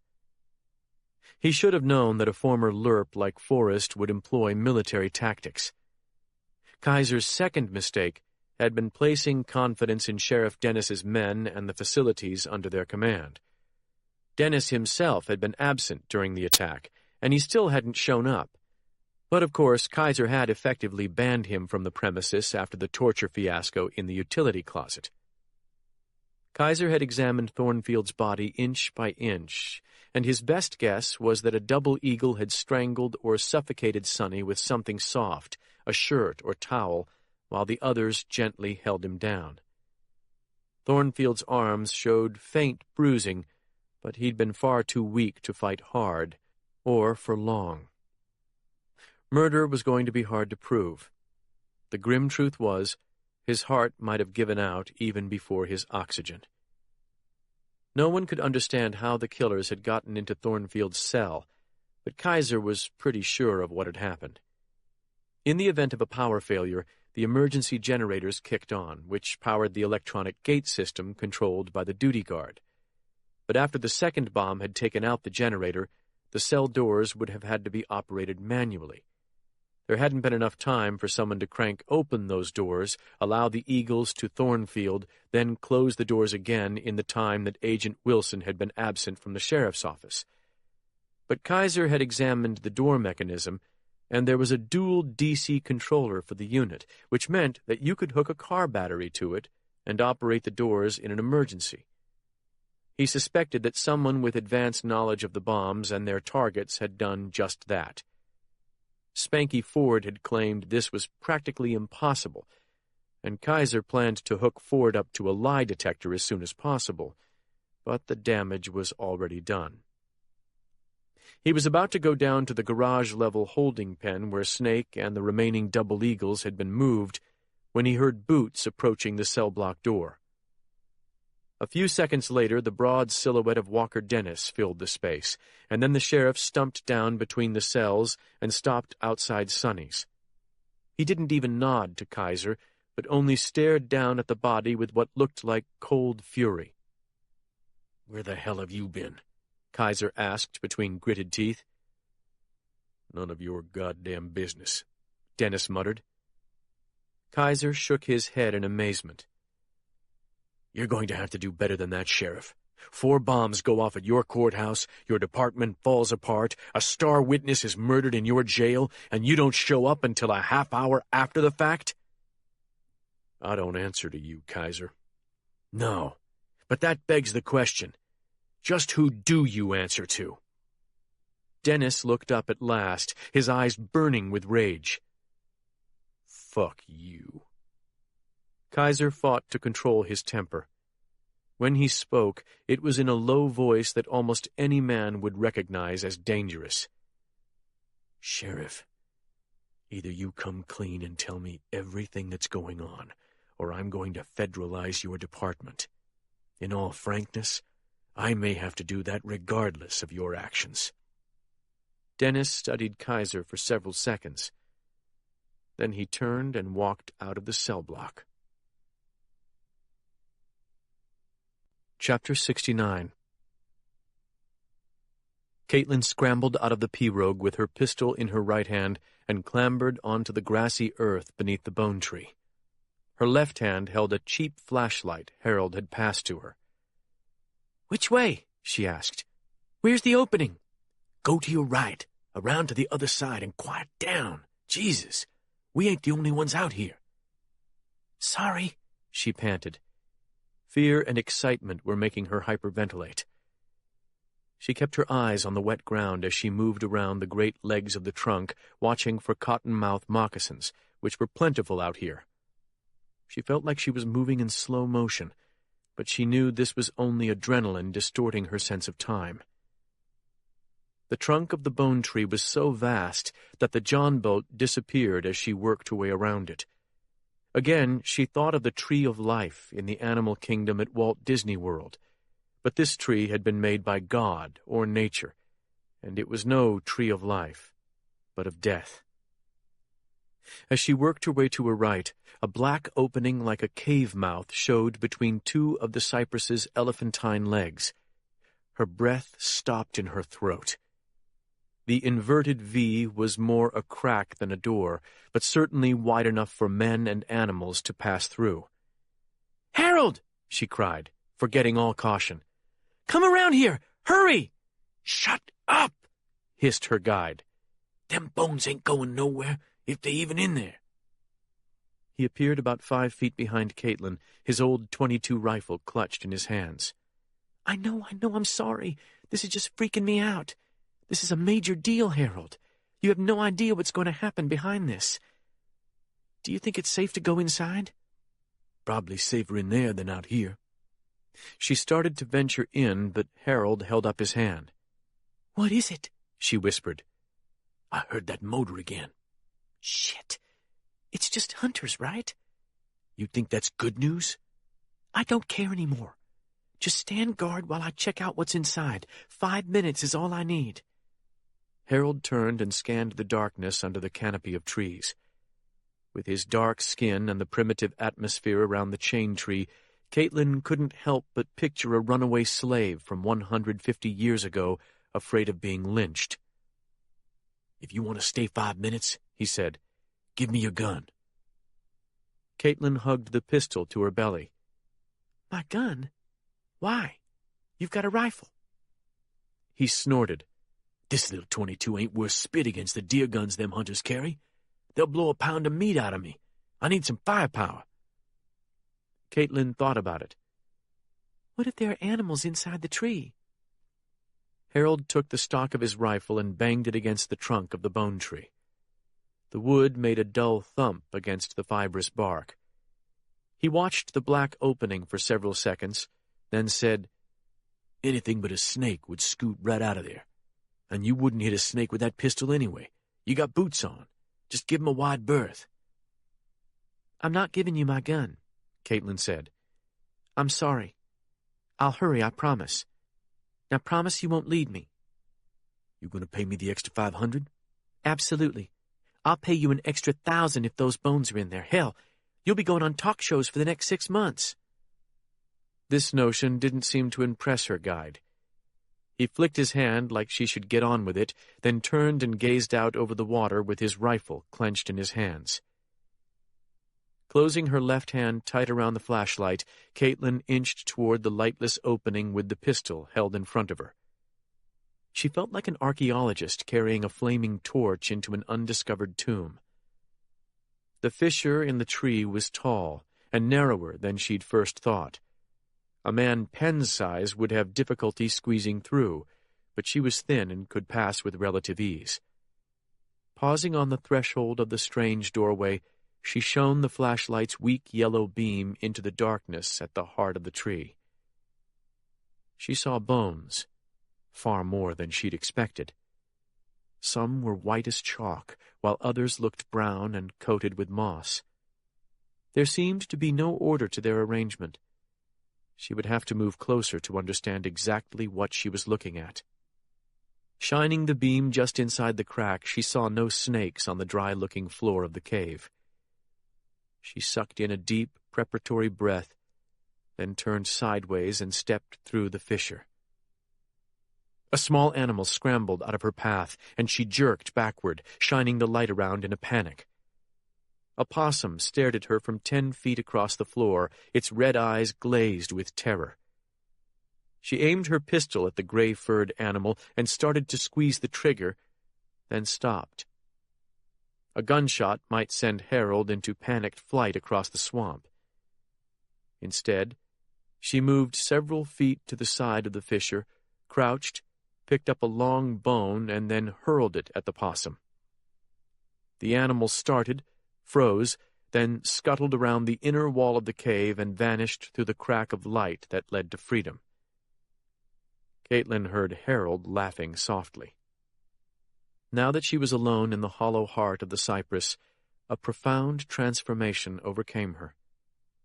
She sensed the great age of the tree, an ancient, hoary temple of fiber more resilient than any bone. She understood why wounded animals might seek out this silent chamber to die. It was literally a mausoleum, and it felt like one, only without the artificiality of the stone sweat boxes in human cemeteries. In one curve of the round room, it appeared that animals or humans had mounded up earth and moss against the wall. Remembering the need for haste, she dropped to her knees, set her pistol beside her, and began to examine the bones. Caitlin knew little about anthropology, but she seemed to be looking at a mixture of deer and human bones.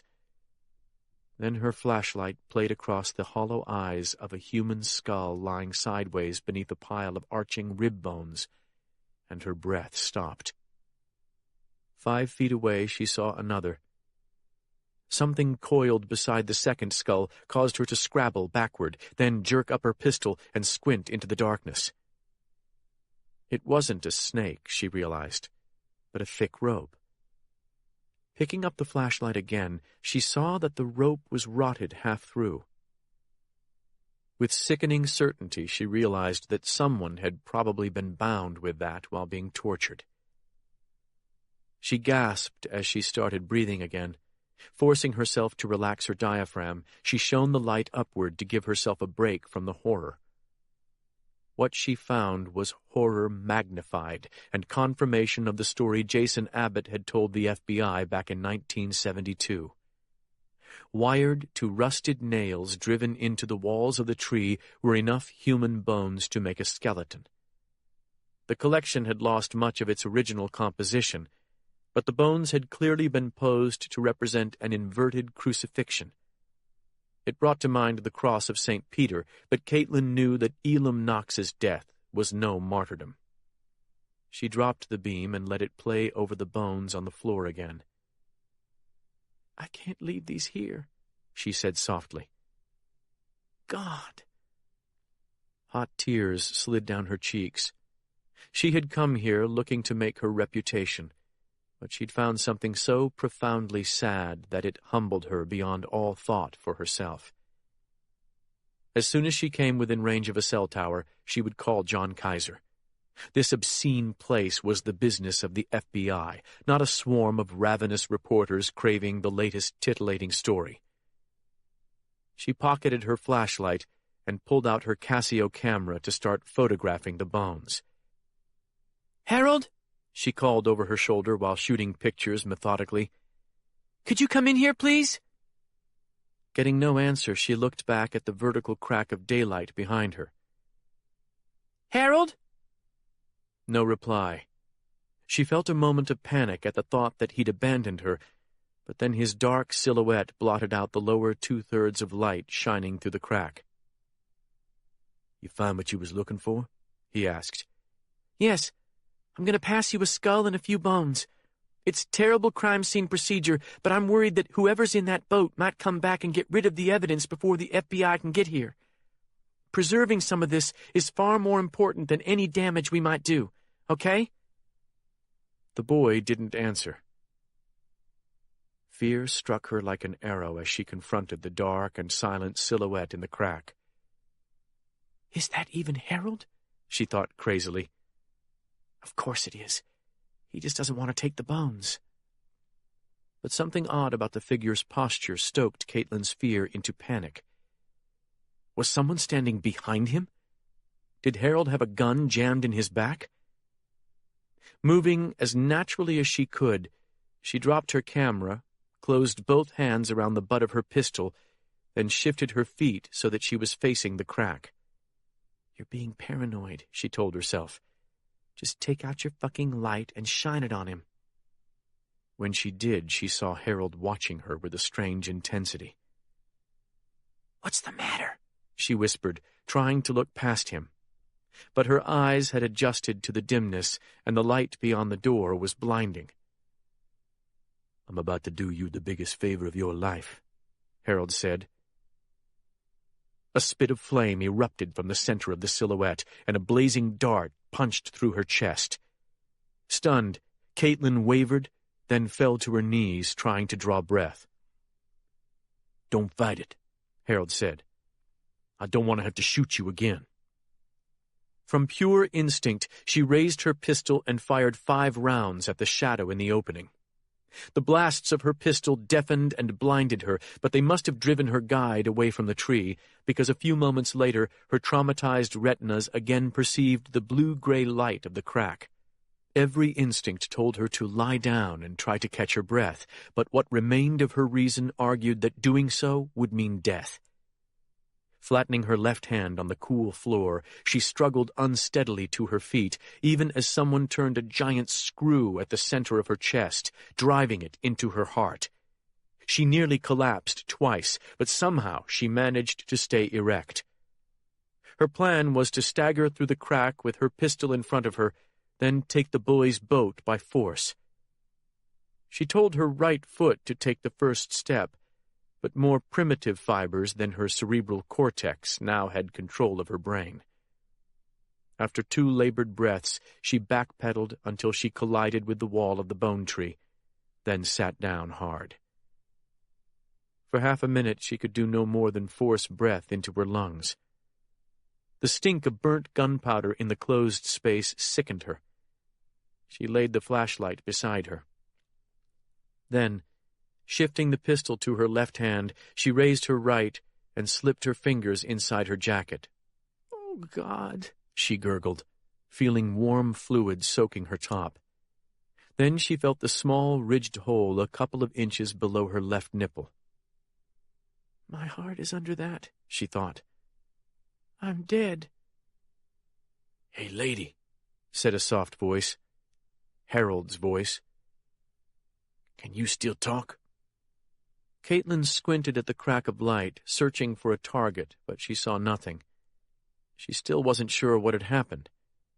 Had Harold shot her? Or had someone standing behind him shot them both? Or had they shot her and knifed him? "What happened?" she croaked. "I know you've got more bullets. That Springfield holds 10. Caitlin didn't want to believe that the boy had shot her. If he had, then she had no hope of getting out of here alive. "What happened?" she asked. "Is somebody else out there?" "No. And you owe me for that. Captain Ozen told me to call him when I got you out here, but I didn't. And I ain't gonna. I got a walkie-talkie right here, and I ain't even turned it on. You a nice lady. You don't need to go through that." A racking sob burst from Caitlin's throat. "You shot me?" "I had to. But it's way better than what could have happened, believe me. Pretty thing like you, they'd rape you for sure. All day long, front and back. Even shot like you are now. They don't care. That Ozen and Colonel Forrest, man, they're sick." Gasping for breath, Caitlin tried to understand why a black man would be working for the likes of the Knox family. "Look up to the left of those wired-up bones," Harold said. "Shine my flashlight. You see what's up there?"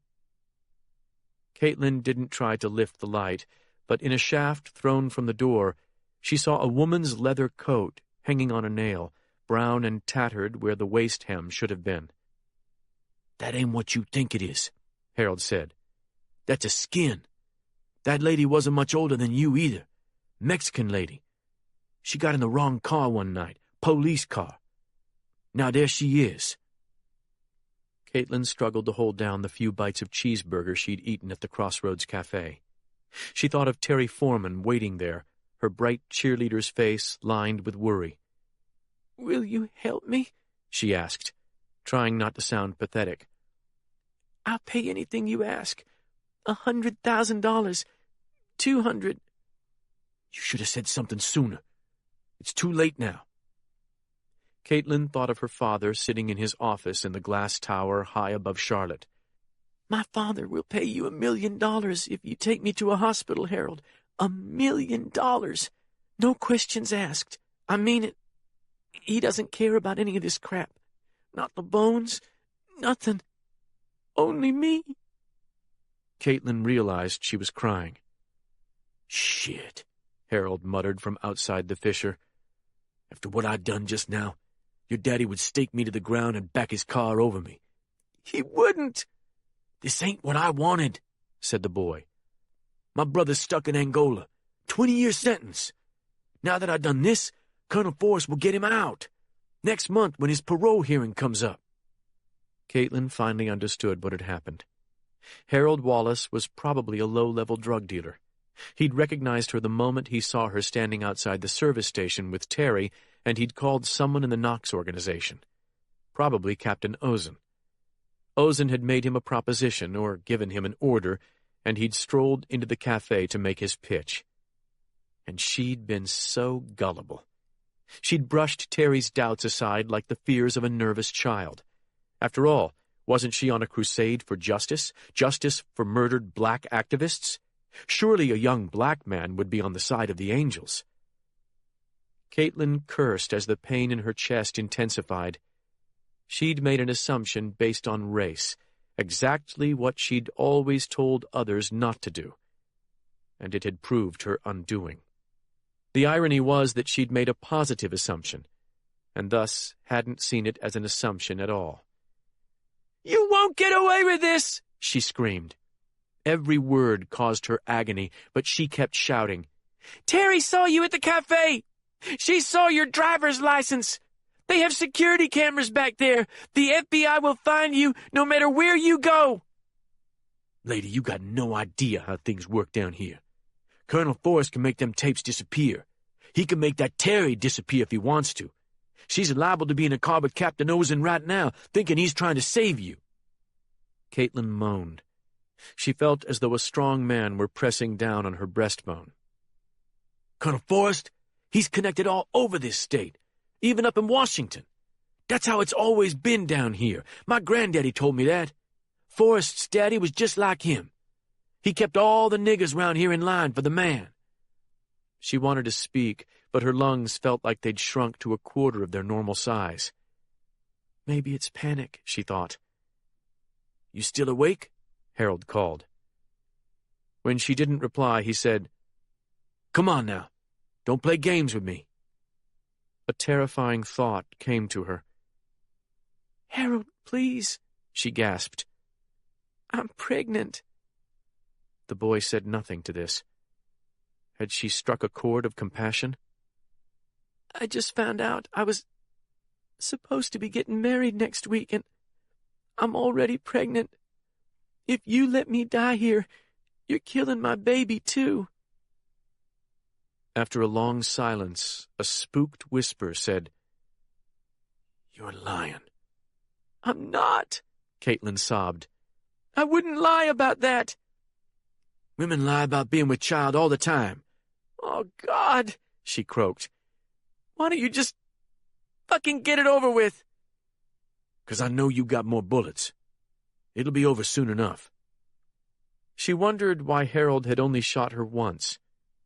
He must be worried about attracting attention, in case there were still deputies in the swamp. Honest deputies like Carl Sims. Harold had been genuinely frightened by the sounds of the boat motors during the trip in. With desperate effort, Caitlin raised her pistol, then shut her eyes and fired 2 shots at the crack of light. Then she opened her eyes and watched for the slightest movement at the edge of the fissure. A shadow deepened at the right edge of the crack. She fired. Harold cried out in pain, then screamed in fury. Caitlin gritted her teeth and scooted about 3 feet to her left. Seconds later, the barrel of the .22 rifle appeared in the crack, and orange flame shot from its barrel. The impacting rounds knocked stinging wood chips into her face, but at least no lead struck her. "Fuck you!" she yelled, and fired another round. "You missed!" 1 shot left. She waited for the barrel to appear again, but it didn't. 20 seconds later, she heard the trolling motor start up. Panic shot through her like a jolt of electric current. She tried to roll sideways and crawl across the dirt floor, but it was useless. Before she'd made it 2 feet, she heard the hum of the motor fading. 10 seconds later, all was silent. But not for long. For some reason, her ears began ringing, making a harsh sound like her junior high school bell, only this bell wouldn't stop. She drew all the breath she could into her lungs, then slowly, agonizingly forced herself back into a sitting position. She only managed it because the earth humped against the wall helped her get herself out of a prone position. Taking the flashlight in her hand, she shone it around once more in hopes of finding something that might somehow help her. This time, she played the beam around the seam where the trunk legs met the earth, where dirt and other organic matter had been mounded up in the darkest part of the cave. As the beam came closer to her, she realized that the mound she had clung to as she pulled herself up was not all made of earth. It was human. There was a body lying face down against the wall of the tree. Whoever that person was, they had to be dead. He or she had not stirred during the gunfight, and that could mean only one thing. Knowing she was probably only minutes from death herself, Caitlin let her body fall sideways and used her elbows to crawl close enough to the head to shine her light on it. The hair was gray and white. She steeled herself against her fear, then held the flashlight closer with her left hand, took hold of the hair with her right, and pulled the head as far back as she could. The moment the beam fell on the face, she recognized what had been, but now would never be, her future father-in-law, Tom Cage. Highway 24 is a serpentine track of asphalt cut through deep, encroaching woods and bordered by 11-foot game fences. With the leaden sky above and no other cars in sight, it feels like I'm driving through some Central European country during the darkest days of the Cold War. But somewhere between the tiny hamlet of Leslie and Lake Mary, the Lussahatchie County Sheriff's Department jet ranger swoops out of the sky ahead and drops toward the wet asphalt like a gunship on a strafing run. I brake as hard as I dare and finally skid to a stop mere yards from where Danny McDavitt has flared the helicopter to land. Grabbing my pistol from my glove box, I shove it into my belt, snatch up my cell phone, then leap from the car and run to the chopper as it settles onto the road. Carl pulls me through the side hatch and starts strapping a 4-point harness over my chest. "Any signs of Caitlin's cell signal?" I ask. The deputy points to the headset muffling his ears, then slaps an identical one over my head. "What'd you say?" he asks, working at my harness buckles. "Have you seen any sign of Caitlin's cell signal?" "Not yet." "Kaiser called. The last tower her phone pinged was 4 miles west of here. I don't think she's far away." "Yeah, well, I don't want to bring you down, but you haven't seen that swamp yet." Carl slaps my chest, then gives McDavitt a thumbs up. "You secure, Mayor?" asks the pilot. "Go!" I shout. "Get her up!" The jet ranger rises slowly at first, but then its nose tips forward, and we beat our way into the dark sky like a mother hawk in search of a lost fledgling. Chapter 70.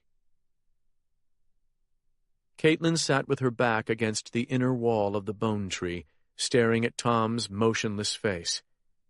She'd recoiled in horror upon first recognizing the corpse as Penn's father, but then, realizing that he might be the last person she would ever see, she'd placed her hand on his cheek and murmured a prayer.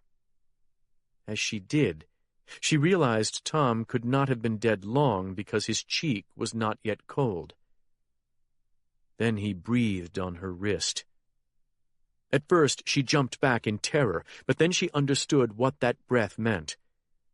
Leaning over the body, she spoke Tom's name, shook him, then pinched his cheek hard, but nothing brought him around.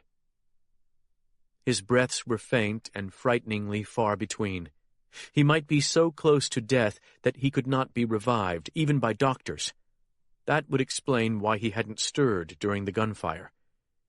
Caitlin knew she needed to attend to her own injury, but the terrible truth was that without Tom's knowledge and skill, she wouldn't live more than a few minutes.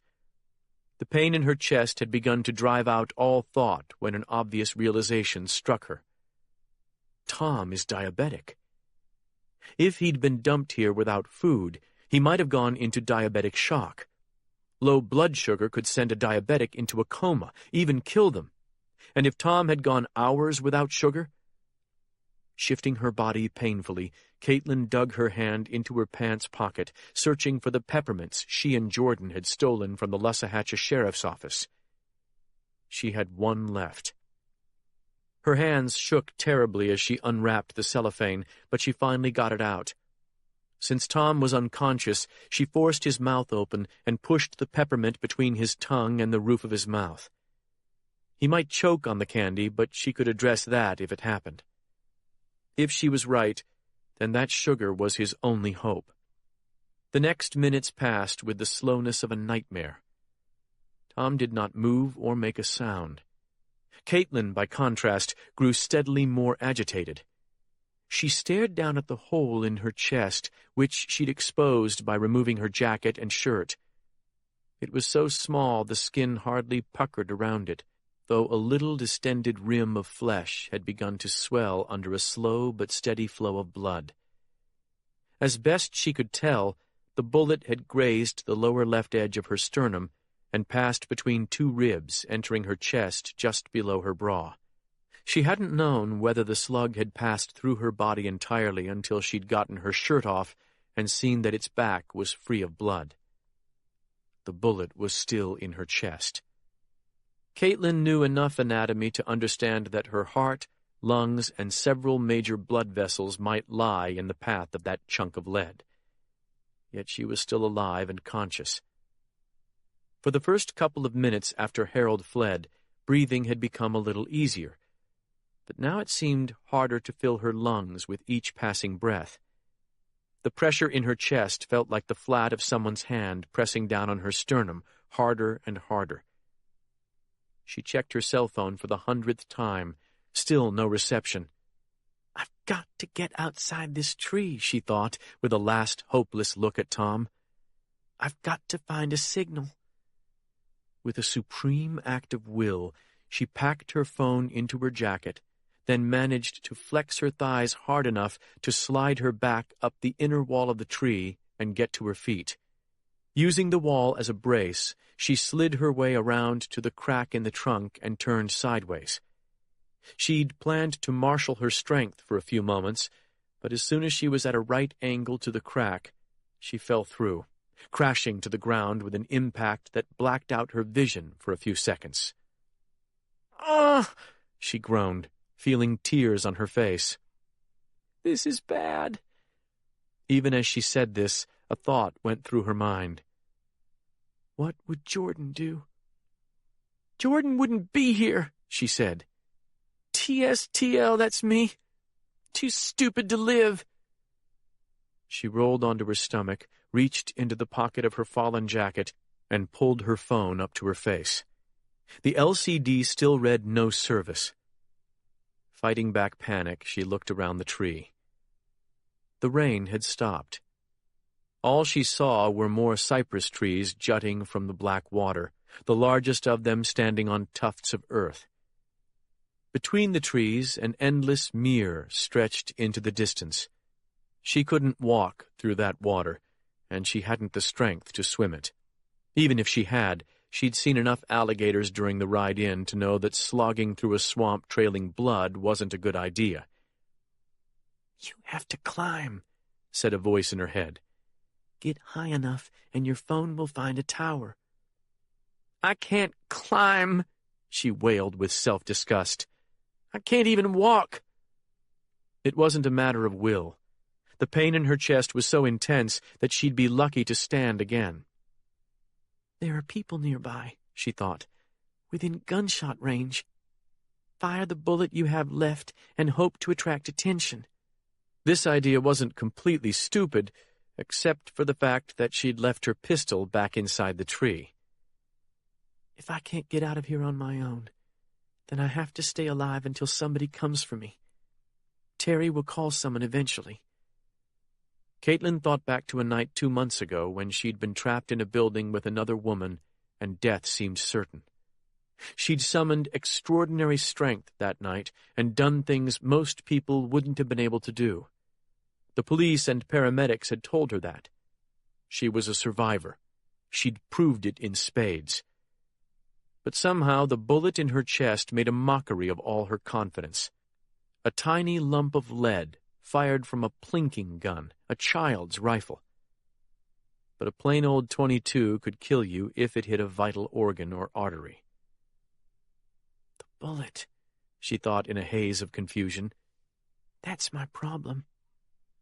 Bracing herself for further pain, she fought her way onto her knees and elbows, then crawled to the wall of the cypress trunk and sat against it just beside the fissure. What would Tom do if he were conscious? Call a fucking medevac chopper, that's what. But the phones don't work. So what else? He'd do what he could on the spot. The bullet obviously hit something important.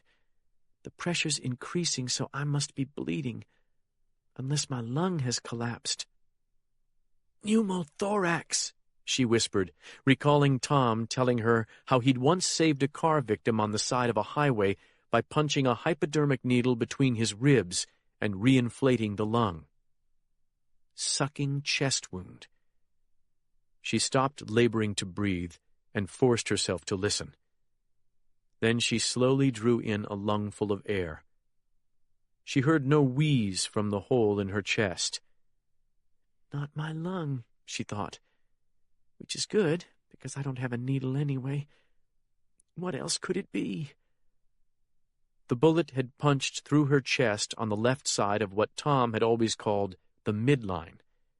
Caitlin was pretty sure the aorta lay under that hole, as well as her heart. If he'd hit my aorta, she thought, I'd be dead now. What else could the bullet have hit? I must be bleeding internally. A wave of terror hit her as she imagined drowning in her own blood. She saw Penn looking down at her dead body, a froth of clotted blood on her face and chest.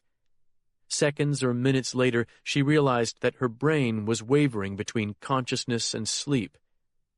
That's not sleep, she realized. That's death. Think, goddammit, think! A strange sound came from the interior of the tree. It sounded like a cat with something caught in its throat. An electric shock of possibility flashed through her. Could Tom be choking? If he was choking, he was alive. Caitlin started to crawl back through the opening, but found she couldn't move. Tears of desperation flowed down her face. "Hello?" called a rough voice from the darkness inside the tree. "Tom!" she cried, sobbing with relief. "It's Caitlin! Can you hear me?" A moan of pain came from the opening. Then Tom said, "Where are you?" "Outside. I can't move. I'm in trouble. Can you get outside the tree?" "I don't know. My hands are tied behind me. Handcuffed, I think. Is anybody else out there?" "No, and I'm shot in the chest." Tom was silent. Then he said, "Hold on, darling. I'm coming." Half a minute later, Tom Cage knee-walked through the opening in the trunk of the cypress, his hands bound behind him. With his dirty gray face and bloody clothes, he looked like a man who'd just crawled out of his own grave. But to Caitlin, he looked like an angel. Her angel didn't waste time with small talk either. His eyes were on her chest as he lurched toward her. "How long ago did that happen?" 8 or 10 minutes, she wheezed. "I'm not sure. It was a .22 rifle." Tom tucked his chin into his chest as he studied the wound, but then he looked up at Caitlin's neck. "What is it?" she asked anxiously. "Are you having trouble breathing?" She nodded. "And pressure in the neck?" She nodded again, her fear blooming into panic. Tom leaned forward and studied the right side of her neck. The second he did, she saw his eyes darken. "What is it?" "Your jugular veins are distended. Touch your neck." She put her hand against the skin beneath her jaw, and the bottom dropped out of her stomach. Tom was right. One blood vessel felt like a hose filled near to bursting. "What's the matter with me?" Tom laid his right ear against her chest and pressed it hard against her. "I can barely hear your heart. It's pericardial tamponade." "What's that?" "The bullet probably nicked your heart." Caitlin shut her eyes tight, trying not to scream. "Take it easy," Tom said in his reassuring voice. "Not all heart wounds are fatal. When the heart is hit by something that doesn't destroy its ability to pump outright, it bleeds into the pericardium, the protective sac around it. As blood flows into the sac, it creates external pressure on the heart like a crushing fist. What you feel now is that pressure making it harder for your heart to beat." Caitlin's stomach fluttered again. "How long till it stops altogether?" "That depends on the rate of bleeding. Never, if I have anything to do with it. Do you have any tools with you? Anything?" "Not much. What do you need?" "In an ideal world, a 6-inch needle to aspirate the excess blood." "Sorry. Fresh out. Will anything else work?" Tom bit his lip and looked around the muddy tussock beneath the tree. "We need a tube of some kind. The longer, the better." "Like a reed?" "In principle, but it has to be rigid. A reed wouldn't be near strong enough." As he searched the edge of the water with his eyes, she dug into her pocket and fished out the multi-tool Jordan had given her when they parted. With spastic fingers, she unfolded knife blades, screwdrivers, a bottle opener, scissors, everything but what she needed. Nothing even resembled a needle. "What's that you've got?" Tom asked. "A multi-tool. Nothing hollow on it, though." "We can use that knife blade. We still need a tube, though. Without it—" "I'm dead." Tom grimaced but didn't argue the point. Instead, he kept searching the area around the tree, although what he hoped to find, Caitlin had no idea. "What else do I have?" she thought desperately. "A useless cell phone." She remembered the handheld walkie-talkie Mose had carried, with its old-time metal antenna. If she'd taken that, she could snap off the antenna, shove the tube into the bullet hole, and ask Tom to suck the blood out of her pericardium like a gangbanger siphoning gas from a Mercedes.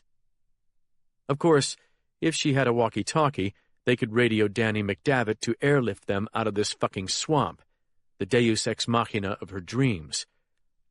She blinked in silent shock.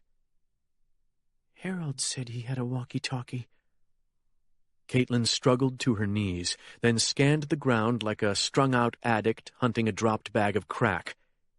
She saw nothing other than a cigarette butt near a footprint in the mud. No walkie-talkie. "How's your breathing?" Tom asked, turning back to her. "Somebody's sitting on my chest." "I want you to sit down. Your blood pressure's going to drop as the pericardium fills. Do you feel lightheaded?" She went still, her panic morphing into something close to shock. As carefully as she could, she leaned back against the tree and sat down. She fell harder than she'd intended, scraping her back and landing on something that jabbed her right buttock. Leaning to her left so that she could reach whatever it was, her fingers touched hard plastic, then froze. Wedged tight along the vertical seam of her right pocket was the clear Bic ballpoint she'd borrowed from the waitress in the cafe. "Tom!" she cried, taking it out and extending her hand to him. "I hope to God you can pull some kind of MacGyver shit with this thing." "Hallelujah," he said, moving back to her. "It's thick, but it's about the best we could hope for." "You mean it's thicker than the bullet hole?" "We'll find out. With the .22, the track through your body will have swelled shut, but not permanently, which means—" "What? Tell me." "To drain the pericardium, you've got to get the tip of that pen barrel to it. To get that tube to your pericardium, you'll have to reopen the wound." "So?" "The pain will be severe, and with my hands cuffed behind me, I can't do the procedure. Then tell me what to do. Tom stared at her for a few seconds, then at the wound. He shook his head slowly. When she began to sob, he sighed and said, "Take the ink tube out of the pen barrel and throw it on the ground. Then open that knife and get ready to use it." Caitlin stuck the pen's point between her teeth, bit down and yanked out the ink-filled insert. Then she slid a fingernail under the edge of the blue end cap and popped it out. What remained was a strong hexagonal tube about 6 inches long, awfully thick for a needle, but better than nothing. "What about sterilization?" she asked. Tom actually laughed. "Infection is the least of our worries. You just worry about getting that bick to your heart." "I'll do it. Tell me what to do."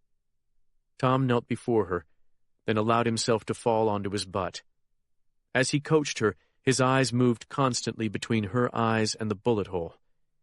Caitlin felt like she was about to climb Everest or jump out of an airplane, and Tom was the only instructor she would ever have. "In a clinical setting, we'd have an ultrasound machine to guide the needle. You're going to have to do it by feel. But first, you have to widen the hole. You're going to insert the point of the blade, then work it along the track of the bullet by touch, widening the track as you go. It won't be easy.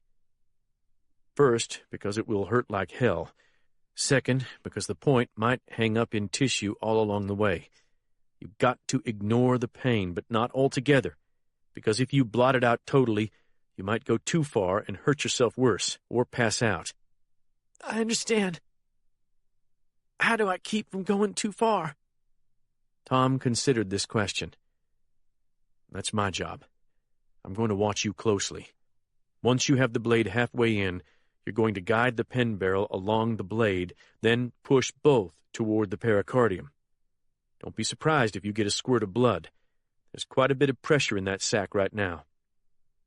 "Won't there be blood the whole time?" she asked. "Not that much. When you reach the pericardium, you'll know." She had a feeling he was underplaying the horror she might soon experience. Tom tried to smile. "All right. Let's do it. If you pass out, this isn't going to get done." Dropping the bick between her legs, Caitlin picked up the multi-tool and looked at the knife blade. 3 inches of tempered steel with a glittering edge. "Don't think about it," Tom said. "Just do it." As she contemplated shoving the blade into her chest, something froze her hands. She was thinking of a scene from the Texas Chainsaw Massacre in which a character slices open his own palm with a pocket knife. "Kate? Come on, girl, you can do it." "I know. Fuck it." She grabbed a twig from the mud, stuck it between her teeth, and bit down as hard as she could. Then she shoved the point of the knife into the bullet hole and pushed it slowly but steadily toward her heart. The twig flew out of her mouth when she screamed. She saw keen empathy in Tom's eyes, but also resolve. "Keep going," he urged. "If you stop, you won't start again." She pressed the blade deeper, and fire seared her chest. When she wiggled the blade in the wound, the pain was nearly unbearable. "Back it out a little," Tom advised. "The point's probably buried in tissue." She did as he advised, and blessed relief was her reward. "Okay, back in. You've probably got another inch to go." She shut her eyes and drove the knife deeper into the wound track. It was like threading a catheter into your bladder, only a catheter that had been heated to 1,000 degrees Fahrenheit. "Stop," Tom said. "It's time to put the pen barrel in there." Christ, she thought, shivering from adrenaline. She picked up the clear barrel of the bick and held it along the knife handle, its narrow end near the bullet hole. "Be deliberate," Tom said. The pen barrel actually hurt worse than the blade because of its thickness. She groaned and screamed each time the tube penetrated deeper into her chest, and as it disappeared, she realized that her breathing was even more difficult. "That's as far as I can go without cutting more," she gasped.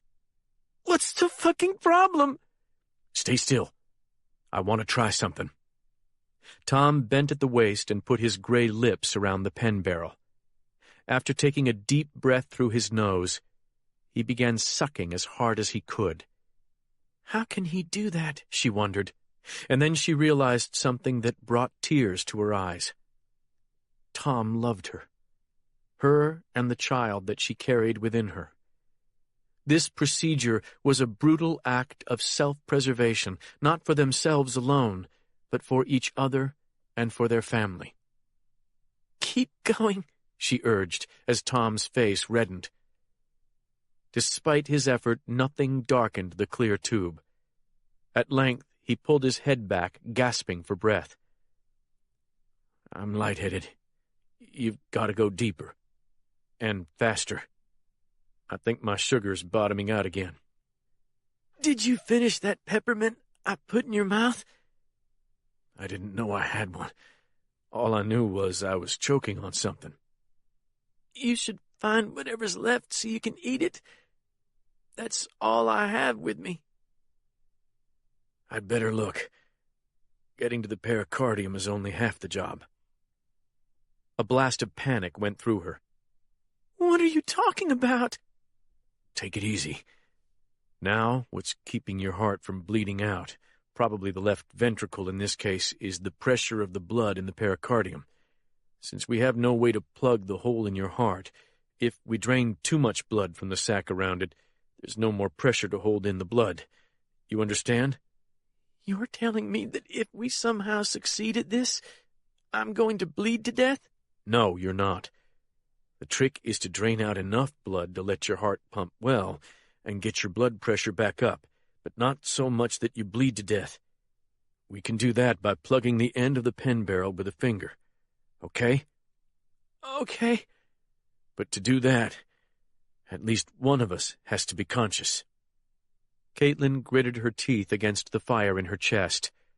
A runnel of blood slid down her bare belly. She looked up at Tom, her jaw set. "Go find that goddamn peppermint." While Tom knee-walked into the bone tree, Caitlin gingerly held the knife and pen barrel as steady as possible in her chest. She feared that any second a jet of blood would burst from the tube, and she would die. To block out that image, she focused on the pain, which reminded her of going to the dentist when she was a child. Her father had always taken her to an elderly practitioner who seemed not to have heard of Novocaine. He took forever to fill teeth, and she always felt like he was drilling directly into a living nerve. Ice and fire living together in the heart of a tooth. That was what she felt now beneath her breastbone. "I couldn't find it," Tom croaked, falling beside her again. "Most of it probably melted before I came to. How do you feel?" Caitlin nodded, unwilling to waste breath answering. Tom gave the buried steel an appraising look. "Time to try again." She took a deep breath, then drove the steel and plastic still farther toward her heart. When she'd probed as deeply as she dared, Tom leaned down again to begin sucking, but before he could, dark blood spurted into his eyes. "Oh, my God!" Caitlin cried as the blood kept coming. "Oh, shit! I'm sorry." Tom pulled away and shook the blood out of his eyes. "Cover the end with your finger. We've got to control the flow." The jet had slowed to a dribble by the time she capped the pen with her fingertip. As she leaned back against the cypress trunk, she realized that Tom was right. Unless one of them remained conscious, she would bleed to death through a Bic pen. Why couldn't that waitress have kept the freaking blue cap on it? She thought, picturing a chewed-up pen cap from her junior high days. At that moment, she remembered the tiny flat end plug she had dropped on the ground. She could see it in the mud between her thighs. If she felt lightheaded, she could plug the tube with that. "How do you feel?" Tom asked again, studying her neck. "Your venous distension looks a lot better." She hadn't thought about the result of her efforts beyond the blood, but the very fact that she hadn't must mean that her condition had improved. It's better. Everything's better. But what do we do now? If we're going to get out of here, one of us has got to climb high enough up a tree to get cellular reception so someone can pull us out. She thought of Carl Sims and Danny McDavitt and their beautiful Jet Ranger. How easily they could drop down and lift both her and Tom out of danger. "Tom?" she cried, suddenly afraid. He'd started coughing violently, and as she gaped in horror, he rolled onto his back, fighting for air. "Tom! Roll over on your stomach!" He didn't seem to hear her. Caitlin tried to push herself off the ground and go to him, but she didn't have the strength to change positions, especially while holding the pen in place. If she wasn't careful, she'd fall over and not be able to get up again. Tom had finally stopped coughing, but he was no longer moving either. His face was gray except for where her blood still marked it, and his eyes were closed. A chill like the one Caitlin had felt inside the tree when she first recognized him went through her again. Only this time she feared she was right. "Tom?" she said, almost pleadingly. "Tom, say something." He didn't move. "Tom, please!" she screamed. "Don't leave me! Tom, wake up!" Carl assures me that Danny is pushing the envelope as far as he dares, but the Jet Ranger slides over the tops of the cypress trees at a maddeningly slow pace. Ever since I learned that Caitlin left the service station with a young black man, I've tried to convince myself that she knew what she was doing and that she's all right.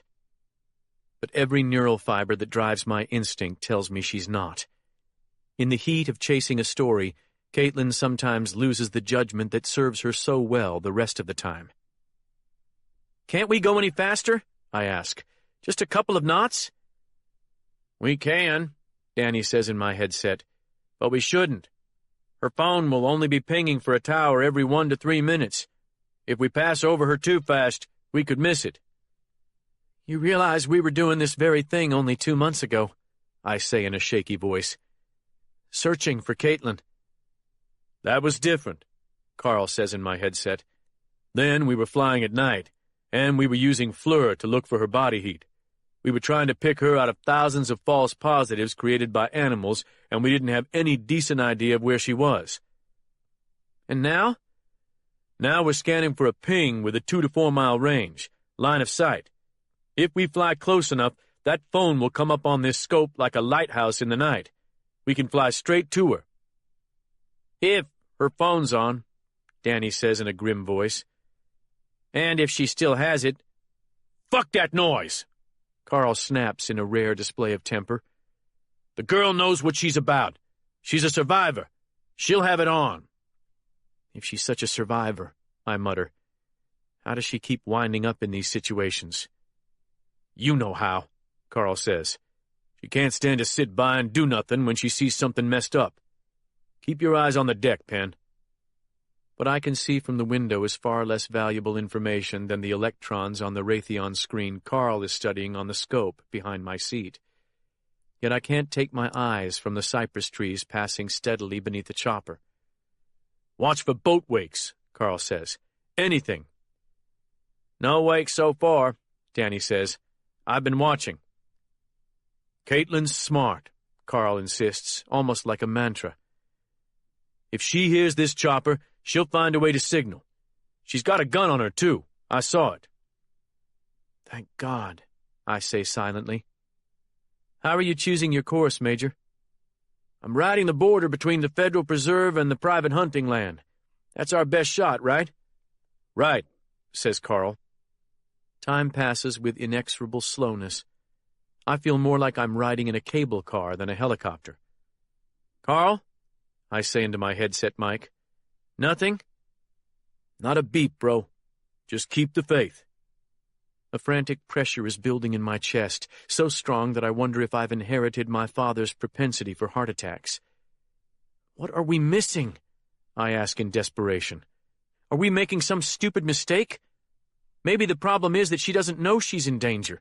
Maybe she's actually hiding from us, or from someone else she thinks is out there." That's a good point, McDavitt says.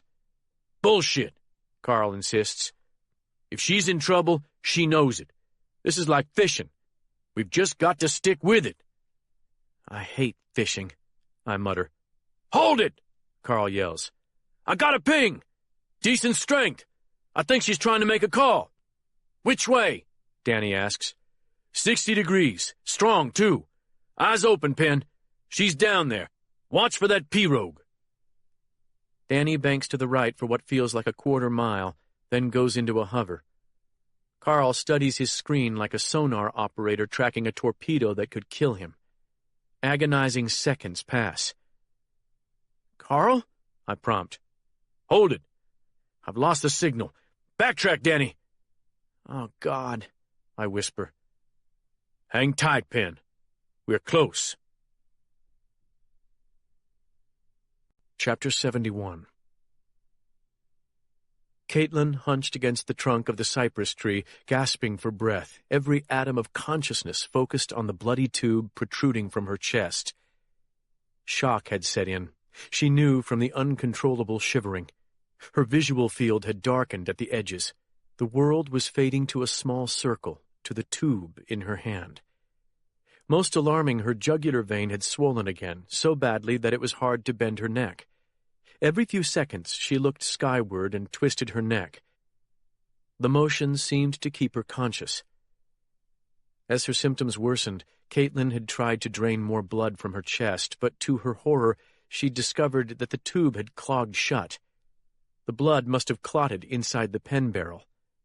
She figured she might be able to expel the blood from the tube if she pulled it out of her chest and blew as hard as she could, but she knew she'd never get the damned thing back into her pericardium. Her panic over Tom passing out again had become anger, then rage at his weakness. But after screaming for half a minute, she'd realized two things. First, that Tom was never going to wake up again. And second, this situation was as much her fault as his, for lying to Penn last night when she could easily have told him that Tom was hiding at Quentin Avery's house. If she'd only done that, everything that followed would have been different. Faced with the reality that she would die unless she could relieve the growing pressure on her heart, she tried to contort her neck sufficiently to suck on the barrel herself. This was akin to trying to suck her own nipple, which she'd once done at the request of a college boyfriend, only much more difficult. Because the pen was 3 inches lower than her nipple, and also because as the end of the pen barrel neared her lips, she felt its tip slip out of her pericardium. Dizzy with pain and terror, she drove the pen to its maximum depth again. A dark rivulet of blood ran down her belly. At first she thought the fresh pressure of built-up cardiac blood had driven the clot out of the tube. A surreal image of herself on television rose in her mind. She was making the talk show rounds, like that kid who'd cut off his own arm to get free from a cliff. And I'm just as stupid as he was for running off to a blank space on the map, where no one knew where to look.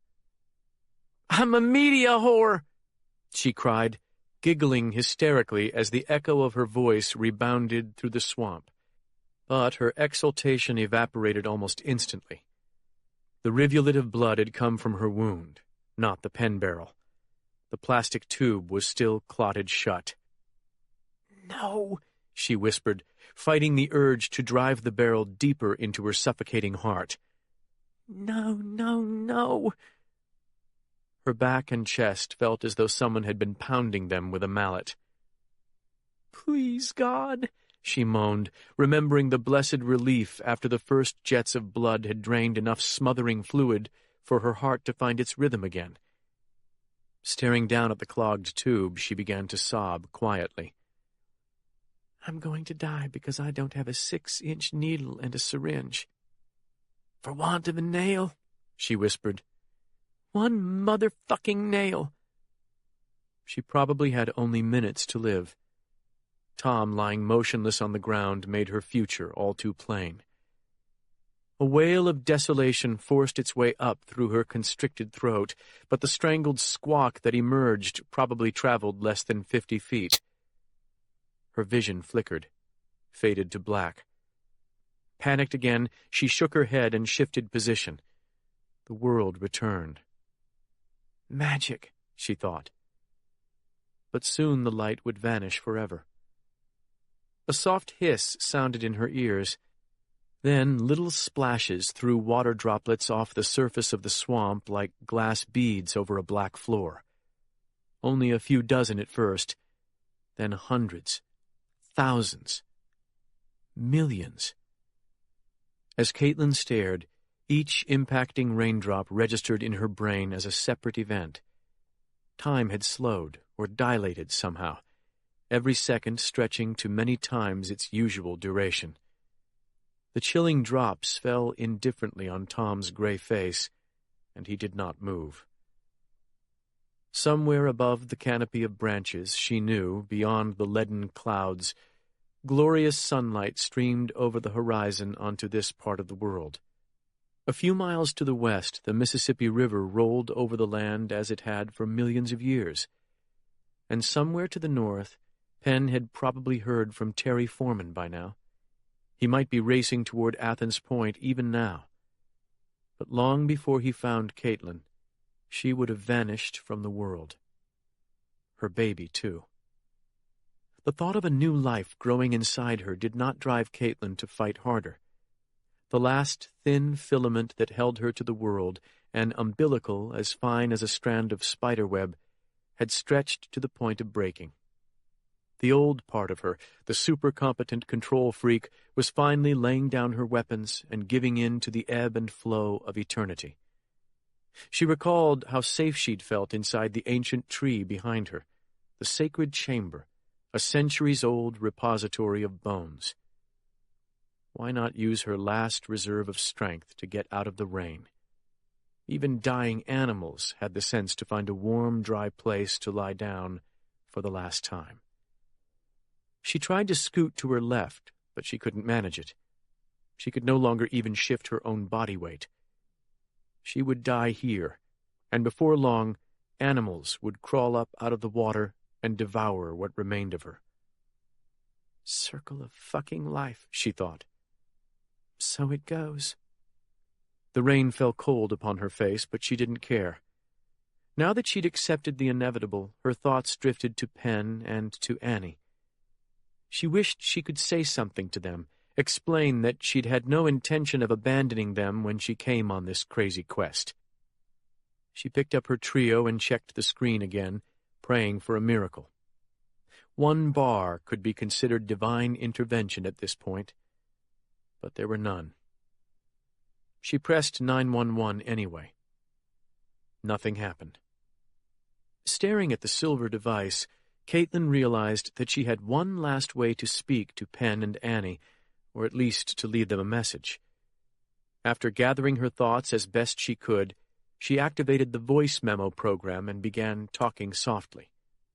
She had to pause every few words to take replenishing breaths, but this effort brought her a feeling of peace that nothing else had. She tried not to cry, but tears came anyway. She felt like a mountaineer trapped on a storm-shrouded peak, leaving a final message for her family.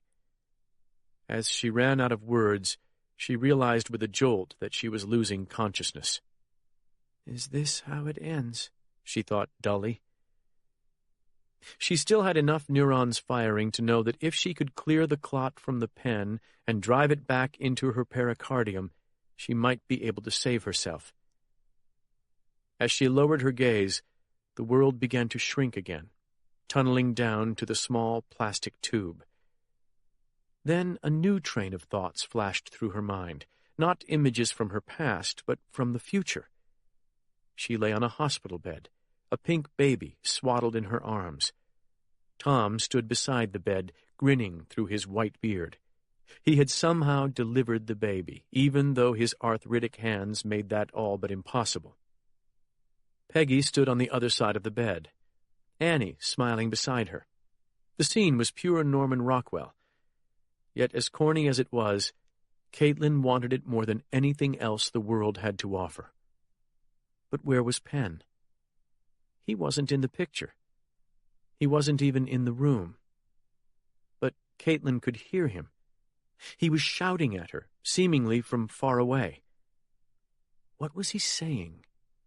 He wanted her to do something, but what? "Pull it out!" he cried. "You have to do it now! Pull it out and clear that clot!" "Do it now," she echoed, her voice slurred. Caitlin raised her right hand to the 2 inches of plastic protruding from her chest.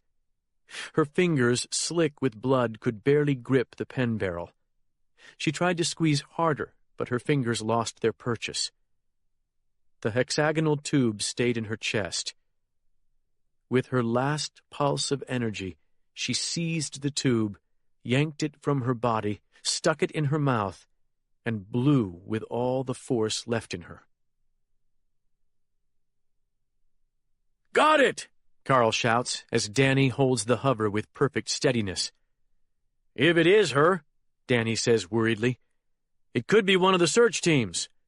We must be right on top of her." "No boat wake," I say, desperately scanning the black water as Danny shifts the bird 30 yards to starboard. The surface of the swamp is empty of human signs for as far as I can see. 10 o'clock! Cries Carl. "What do you see, Penn?" "Holy shit!" I breathe, catching sight of the crown of a massive cypress tree in the distance. "Look at that, Carl!" "Son of a bitch," he says. "That's gotta be it. Danny?" The chopper is already rolling right, picking up speed as we bore in toward the ancient giant. "Got it again," Carl says. "This is it." As Danny slows to a hover 50 yards from the tree, I catch sight of something too white and clean to be part of the natural environment. "Onto the tree!" I shout. "Something white!" "I see it," says Danny. The Jet Ranger dips forward, then descends toward what now looks almost like a white flag of surrender. As we draw closer, I recognize the red stripe across the back of Caitlin's jacket. "It's her!" I scream, straining against the 4-point harness that holds me in my seat. "That's her jacket!"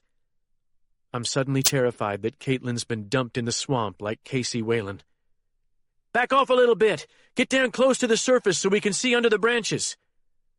"It's going to be close," Danny says in a taut voice. "Those branches are a problem." "Screw the branches!" Carl growls. "Take this bitch in, Danny!" The Jet Ranger edges up to the colossal tree, chopping branches into kindling like the world's biggest weed whacker. A choking lump rises in my throat. Caitlin is sitting with her back against the cypress. She's still too far away for me to see if her eyes are open or closed, but if she were all right, she would be jumping and waving at the helicopter. "Get us down, Danny! Hurry!" With an expert hand, Danny noses the chopper still closer to the enormous cypress, descending all the while. Suddenly, Carl is at my shoulder, staring through the side window with me. "I'll go down first," he says, "with the hoist." "Bullshit, you will!" I grab the handle on my chest and pop the harness free. Carl opens the side door, then begins prepping the rescue basket. When I look forward, Danny is holding a pair of field glasses to his eyes. "What do you see?" I ask, dread filling my chest. "She's got blood on her chest," says the pilot. "A good bit. Her eyes are closed. We've got to get her out of there ASAP. Let Carl go down first." "I'm going down." "Penn, wait." Danny looks back, his eyes searching mine from beneath his helmet. "Your father's down there, too. He's lying face up, his eyes are closed, and he's not moving." I scramble back to where Carl is prepping the aluminum mesh basket for descent and drop to the floor. From here, I can see the pilot was right. Dad is lying on his back about 10 feet from Caitlin near the water's edge. How the hell did this happen? How did he get here? In less than a second, I know the answer. Snake Knox brought him here. Carl checks the hoist's cables, then gives Danny a thumbs up. We're only 6 feet above the water now. I'm going to jump. As though reading my mind, Carl grabs for my arm, but I twist away and leap through the door before he can stop me. My feet dig into soft mud as icy water closes around my chest. The chopper's rotors fling a stinging storm of spray and debris into the air, nearly forcing my eyes shut. Just above me, Carl slides the rescue basket through the open door. At 6'1", I can bull my way over to the cypress without swimming. Pushing through the sulphurous water, I see a dark, vertical slash in its trunk, like a great scar left by the sword of a giant. She really found it, I think. That's the fucking bone tree. This realization transforms the cold iron of dread into molten terror. Not of the tree and its legends, but of the men who use it as their killing ground. Clawing my way out of the water, I scrabble up onto the tussock beside my father. "Dad!" I shout, shaking him. "Wake up!" He doesn't move. Checking the pulse at his throat, I feel nothing, but my fingers are already stiff from the cold water. Leaving him for the moment, I crawl to Caitlin, whose stomach and lap are red with sticky blood. My right hand goes straight for the artery beneath her jaw. Her lips are blue and her neck strangely swollen, but she's still faintly warm, as though life still thrums somewhere beneath her skin. There's no pulse in her throat. "Caitlin!" I shout, taking her cheeks in my hands and squeezing tight. "Caitlin, can you hear me?" She doesn't move. With rising panic, I turn and wave to Carl for help. He's fighting through the water now, nose and eyes just above the surface, dragging the rescue basket behind him. Turning back to Caitlin, I slide my hand over her belly, searching for her wound. My palm hits something hard. A Bic pen stuck to the blood on her stomach. 6 inches above it is a small hole beneath her left breast. A bullet made that. A loud splashing sounds behind me, and the ground thumps as Carl drops to his knees at my side. "Any pulse?" "Nothing. She's bled out, Carl. She's dead." His dark fingers go to her throat where mine were moments ago. "My ass," he says. "I feel something."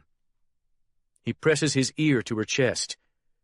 "This girl ain't dead till a doctor tells me she is. Let's get her in the chopper. We can make Baton Rouge General in 15 minutes. "The basket?" I ask numbly. "Fuck the basket. Danny's practically on the surface. I'll carry her. You get your old man. He's bigger." As Carl turns to the hovering chopper and waves Danny still closer, I run to my father and grab him beneath the arms. Struggling with his heavy bulk, I see Carl drag Caitlin away from the bone tree, lift her slim body over his shoulders, and charge into the blast of spray coming off the water. Replaying the scene in Brody's basement 2 nights ago, I drop to my knees and heave my father's body over my shoulder, then march down into the black water, while Danny's screaming rotors smash bone-thick branches off the towering tree above me.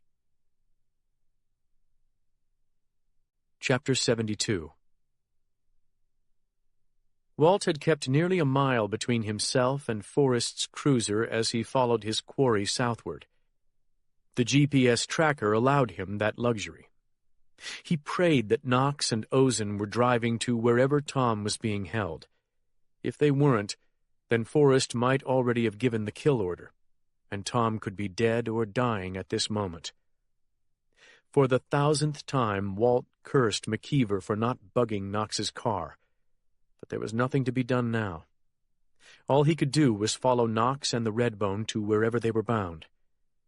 The cruiser was following a roundabout back road that looked as though it might lead around the Lussahatchee Swamp toward the Mississippi River.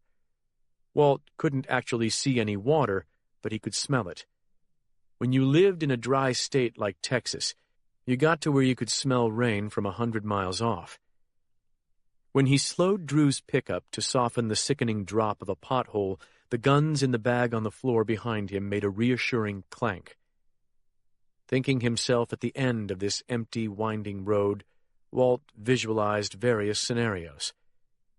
No matter what odds he confronted, he could not hesitate to fire, as he'd done back at the Bouchard Lake House. In fact, he decided, he would shoot the bastards in the back if he got the chance. Kidnapping was a felony, after all. I ain't proud today, he thought, or particular.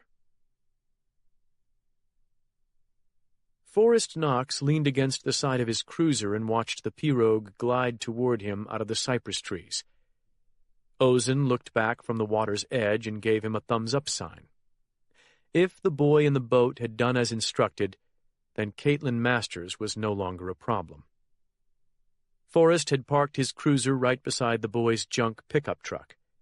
He left his engine running so he couldn't hear the hum of the trolling motor as the pirogue neared the shore. Harold Wallace raised his left hand and waved. Ozen waved back. As Wallace cut his motor and drifted toward them, Forrest could see the kid was surprised to find them waiting for him. "Hey there, Colonel," Wallace called. "I didn't expect to see y'all out here." The pirogue's bow bumped the shore. "I guess you didn't," Ozen said, "since you didn't call us back." Harold opened his mouth, but no answer emerged. Forrest took a couple of steps toward the water's edge. It surprised him that a drug courier like this boy couldn't sense the danger in what he had done. "That was a big job you did for us, Harold," he said. "We want you to know we appreciate it." The boy relaxed a little, but he didn't move to get out of the boat. "What about the girl?" Ozen asked. "She dead?" Harold ducked his head with an exaggerated nod. "Yes, sir. She gone. Long gone." "How many times did you shoot her?" Wallace's eyes flicked back and forth. "Oh, 3, 4 times. Right in the chest. She died inside the tree." "You checked to be sure?" "Yes, sir.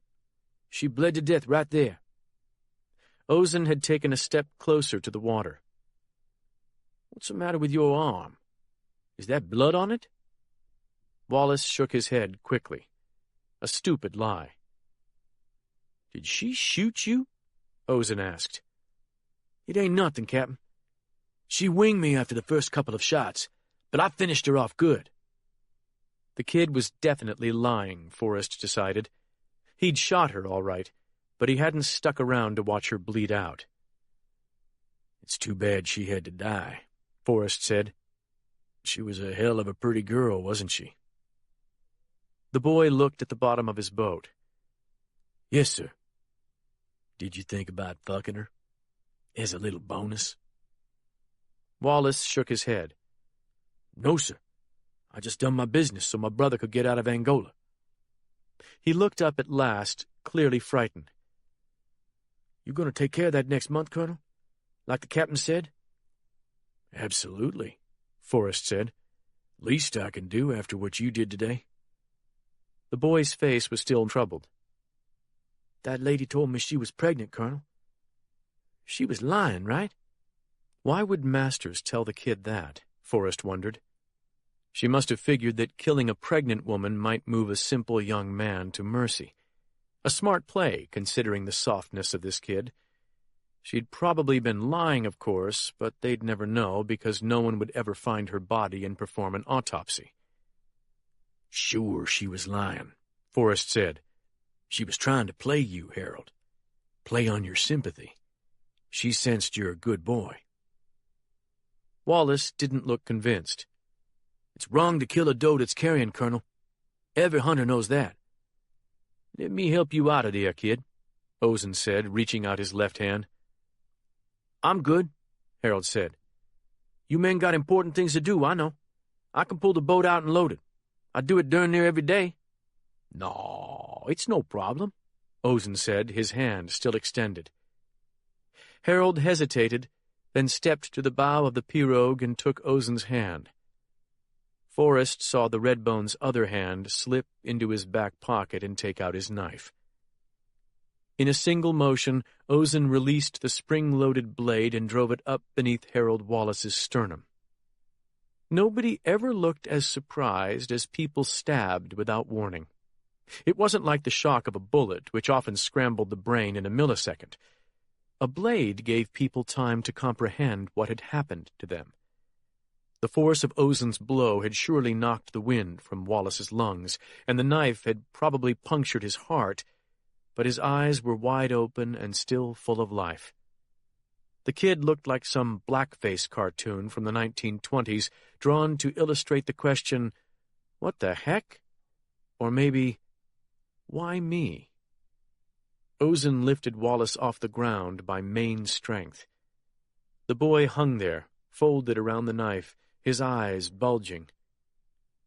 Forrest heard a low rumble that rose in volume, then faded.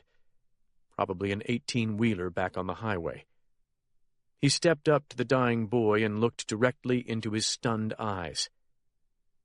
"Your brother's gonna rot in Angola, son. But I do appreciate the favor." Forrest nodded, and Ozen twisted his hand. The light in the boy's eyes went out. His body hit the ground with solid finality. "What you want I should do with him?" Ozen asked as Forrest walked back to his cruiser. "Load him into his truck. Have one of those boys drive him down to Baton Rouge and leave him behind a crack house. Too many eyes around here right now. The security cameras from the cafe will ID him as the person last seen with her, and after we get rid of her body, they'll eventually write it off as a homicide." "True dat, boss. See you back at the camp." Forrest's hand was on the door when a helicopter stormed over them at treetop level, its throttle wide open. For a moment, Forrest stood paralyzed, back in Vietnam, trying to recall map coordinates for an artillery strike. "Son of a bitch!" Ozen yelled. "Who the fuck was that?" "Lussahatchee County Sheriff's Department," Forrest cried, shading his eyes and peering after the bird. "I saw the gold star on the door. That's Billy Ray Ellis's chopper." "Looked to me like it was coming from Valhalla." "From the Bone Tree is my guess," Forrest said. "God damn it! What would Sheriff Ellis be doing there?" "That wasn't Billy Ray, Alphonse. Shit! We've got trouble." "You mean you think they found the girl?" "That's exactly what I think." "What you want to do?" Forrest's mind was gearing down into combat mode. If Penn Cage had somehow discovered the Bone Tree, then a tectonic shift had occurred in the situation. A curtain was about to be stripped from the past, which meant casualties were inevitable. "Boss?" Ozen asked softly. "We've got an hour before the cavalry gets here. Maybe half that. We've got to move fast." "Where to?" "First, Valhalla, to clear out the safes and get some diesel fuel." Ozen gave him a puzzled look. "And then?" Forrest smiled the way he once had before going out on night patrols when he expected contact. "The Bone Tree, Alphonse. Where else?" Walt had just worked his way into a spot from which he might see something when a Bell Jet Ranger came blasting over the treetops above him. Whatever Knox and Ozen had stopped to do, the appearance of the chopper had startled them. Even before the sound of the rotors faded, he heard an engine start up. Then a pickup truck he had never seen trundled over the hill with Ozen at the wheel and a pirogue in back. Walt ducked down and waited for it to pass, then started running back toward his own truck. Knox was bound to be right behind the Redbone, and Walt had a feeling that things were going to happen fast from this point forward.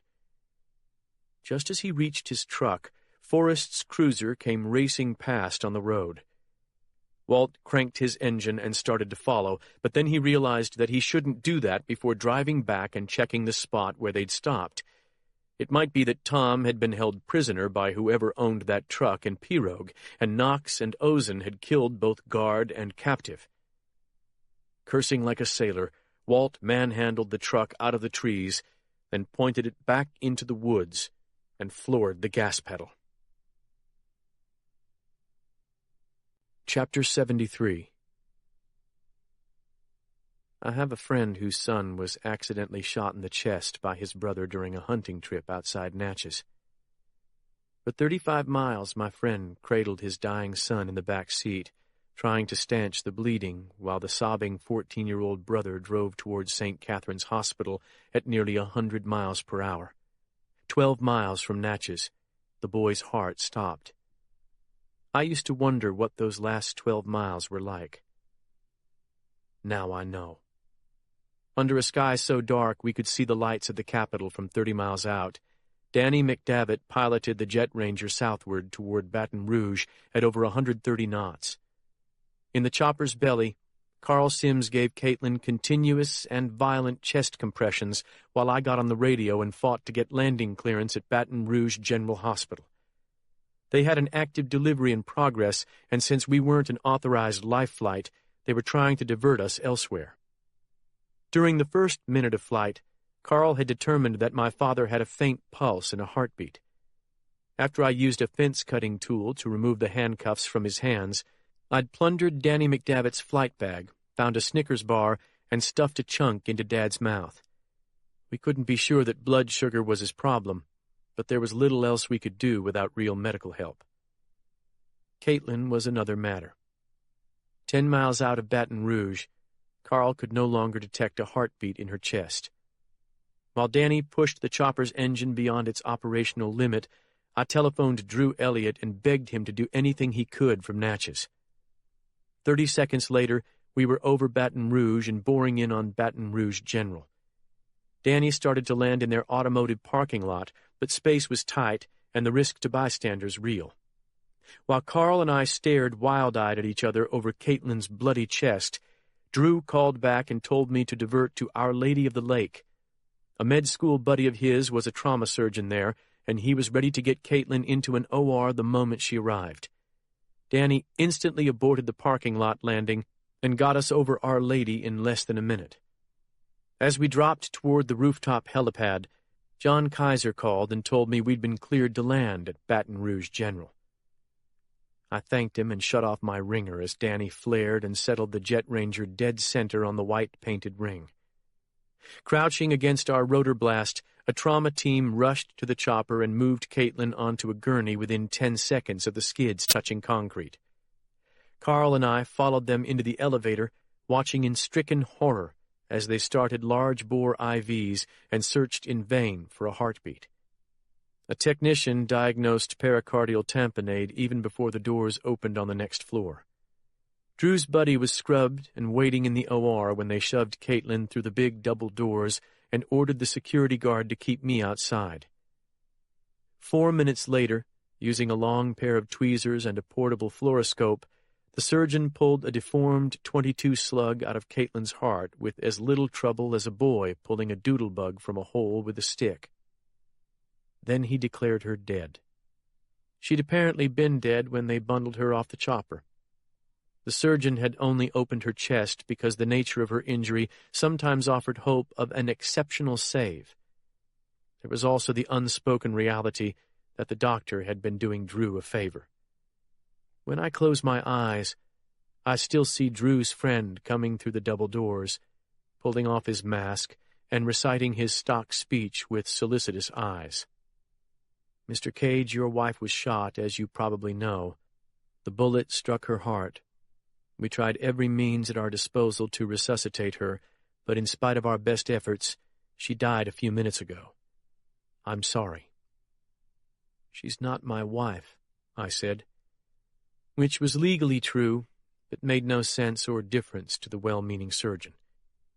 He apologized again, and I mumbled that he should forget it, while it struck me that no matter what the law says, I am twice widowed, which must be a fairly rare mark of distinction among 45-year-old American men these days. Carl Sims put his hands on my shoulders and in a cracked voice said he was sorry. Then he told me that Danny McDavitt would have been there, but the hospital had asked him to move the chopper to a secondary landing site near the car lot. Then, to my surprise, the trauma surgeon spoke some more, telling us things that brought tears to our eyes. He told us that Caitlin was brave, even heroic, and that she and my father had used an ingenious method to try to relieve her cardiac distress. The remarkable thing, the surgeon said, was that Caitlin must have done all the cutting and probing herself, for since my father's hands had been cuffed, he could not have done it. Had Dad not gone into a diabetic coma, he might have kept Caitlin alive long enough for the trauma team to save her. I was in no mood to hear praise for my father, and I did not react well. The surgeon shook my hand and bade me farewell, and then a nurse came out with a hospital bag containing Caitlin's personal effects. All that happened 20 minutes ago. Now I stand alone with Caitlin in the OR, viewing the remains, as I heard a nurse say, in what she thought was a whisper. Someone had draped a sheet over Caitlin's body, covering her to the neck, but I removed it as soon as the nurse left me alone with her. Standing in the awful silence, I relearn lessons that I learned when my wife died, then forgot out of self-preservation. Lesson 1. The stillest thing in the world is the corpse of someone you loved. A hunk of cold granite seems more alive than a dead human being. You don't expect a stone to move. A person robbed of all motion and cold to the touch is the most alien object in the world. Natural instinct drives us away from the decaying body, and quickly. Yet love compels us forward, to kiss the empty vessel of the soul departed. Lesson 2.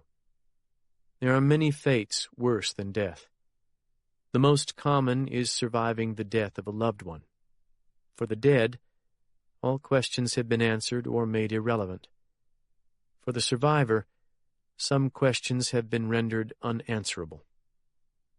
When my wife died, I had months to prepare, yet even then the final reality stunned me. But Caitlin has been snatched away like the son of my deer hunting friend, alive and vital one moment, permanently AWOL the next. The cruelty in this feels personal. Many in my circumstance would lay it at the door of God, yet I know where the true blame lies. But that is for later. For now, I must say goodbye. Unlike my wife, Caitlin is beautiful in death. Sarah was beautiful in life, but cancer stripped away her loveliness piecemeal until all that remained was a living husk.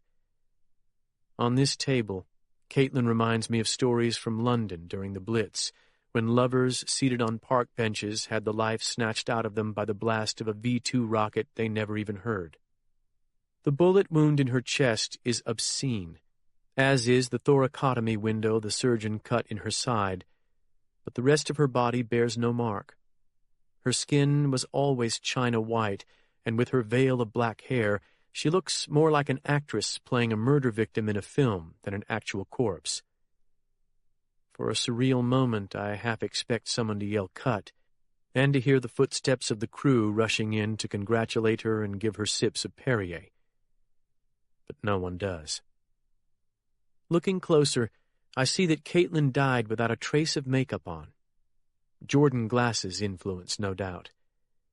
Beneath her frozen perfection, though, I sense that the process of decay has already begun. Her cheeks sag in a way they never did in life, and her breasts lie flatter than I ever saw them. This woman will never bear a child, never nurse one, or watch one take its first steps. She will never sit proudly at a graduation, or grow old and touch the wrinkles on her face with exquisite sadness over slowly encroaching mortality.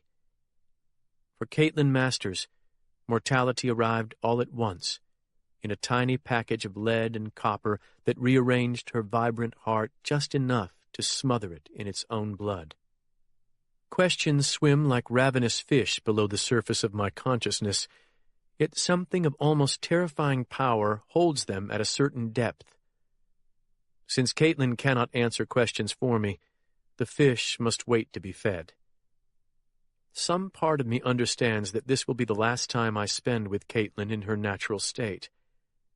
As a prosecuting attorney, I know too well the clinical rituals that follow death. After this brief lacuna in the rush of events, she will be violated by the pathologist's saw. Her organs will be weighed upon the scales. Her blood will be pumped out by the embalmers and replaced by chemicals. All the other ghoulish sequelae we inflict upon the dead will follow in train. Yet all this leaves me strangely cold. My temporarily cauterized nerve endings transmit no signals of agony. My brain experiences revulsion as a concept, not an emotion. I know that pain will come, In minutes, perhaps, or hours, or even days, and when it does, I may not be able to endure it. But for now, I reach out and take the cold hand of the woman I would have married next week had my father not taken leave of his senses, and gently squeeze it as I did in life. She does not squeeze back, but I still remember with absolute clarity what the reciprocal squeeze felt like. The proof of love returned. The OR's double doors open behind me, but I do not turn. A nurse gently suggests that I rejoin my friend outside. I ask her to leave. Perhaps I was not as polite as I should have been, for I hear voices just outside the door. Some male, others female. Someone is talking about shock, suggesting I might need to be seen by a doctor. Shock. Am I in shock? "Penn," says a hesitant voice from behind me. "It's Carl. Can I talk to you?" Talk, I say without turning. Carl walks slowly up beside me. "I'm sorry we couldn't save her, man. I did everything I could." I know you did. "I think I broke her ribs doing CPR. I'm so sorry about that." That means you did it right. "You don't—" Carl's voice catches, and he has to pause to regain his composure. "You don't think I made her worse, do you? That pericardial thing?" In truth, he probably did, but nobody could have wanted Caitlin to live more than Carl Sims in those moments. She wasn't going to make it, man. You did all you could. Carl sobs once, then wipes his nose on his sleeve. "You heard what that doctor said. Your daddy tried hard to save her, and Caitlin did all she could to save herself. She did shit even a combat soldier might not do." My throat constricts painfully, cutting off a single racking sob. "Your daddy's awake now," they said, "down in the ER. He went into sugar shock. A few more minutes and he would have been dead." I grunt, but say nothing. "I didn't tell them who he was, but that trauma doctor knows, and I mean, he's still a fugitive. You better think about how you want to handle that. State police could show up any time." It doesn't matter now. "Well, I just thought I should tell you. They're getting kind of antsy out there, the hospital folks." It doesn't matter, Carl. The deputy makes a sad sound deep in his throat. "Look now. Sheriff Ellis ordered me and Danny back to Athens Point. We told him you didn't have a ride back, but he said you weren't our problem, that we had a job to do out in the swamp. But then I got a call from Agent Kaiser. Kaiser said we weren't to leave this hospital without you on board, and he would take care of the sheriff. And I guess he did, 'cause the sheriff ain't called back once." I nod, but don't take my eyes from Caitlin's placid face. "Penn," Carl says, stepping closer to the table, then turning to look up at me. "I never got a chance to ask you. Why'd she go back out there, man? She didn't say nothing to me about it, I swear. Did she tell you she was going back?" "No." "Lord, I just can't believe it." "I feel for you, brother.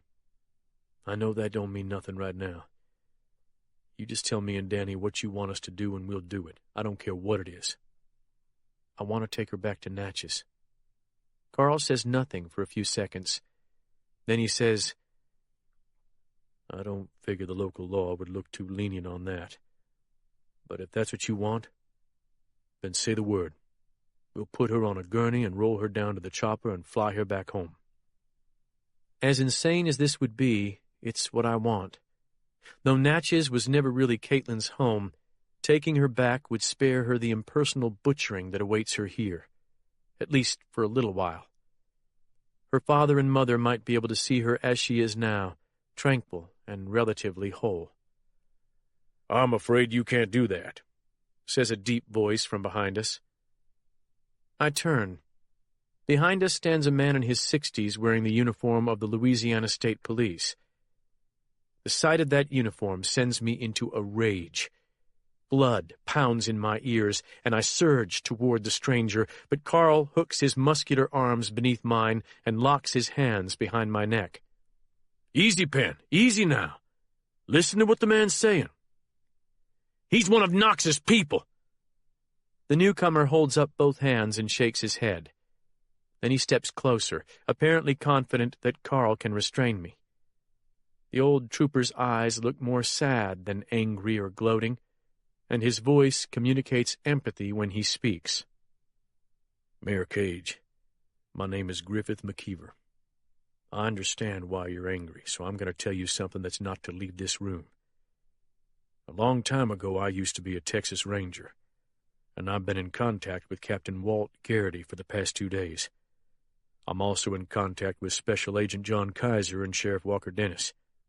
We're all trying to work together to handle the shitstorm that Forrest Knox and his people have unleashed in this state.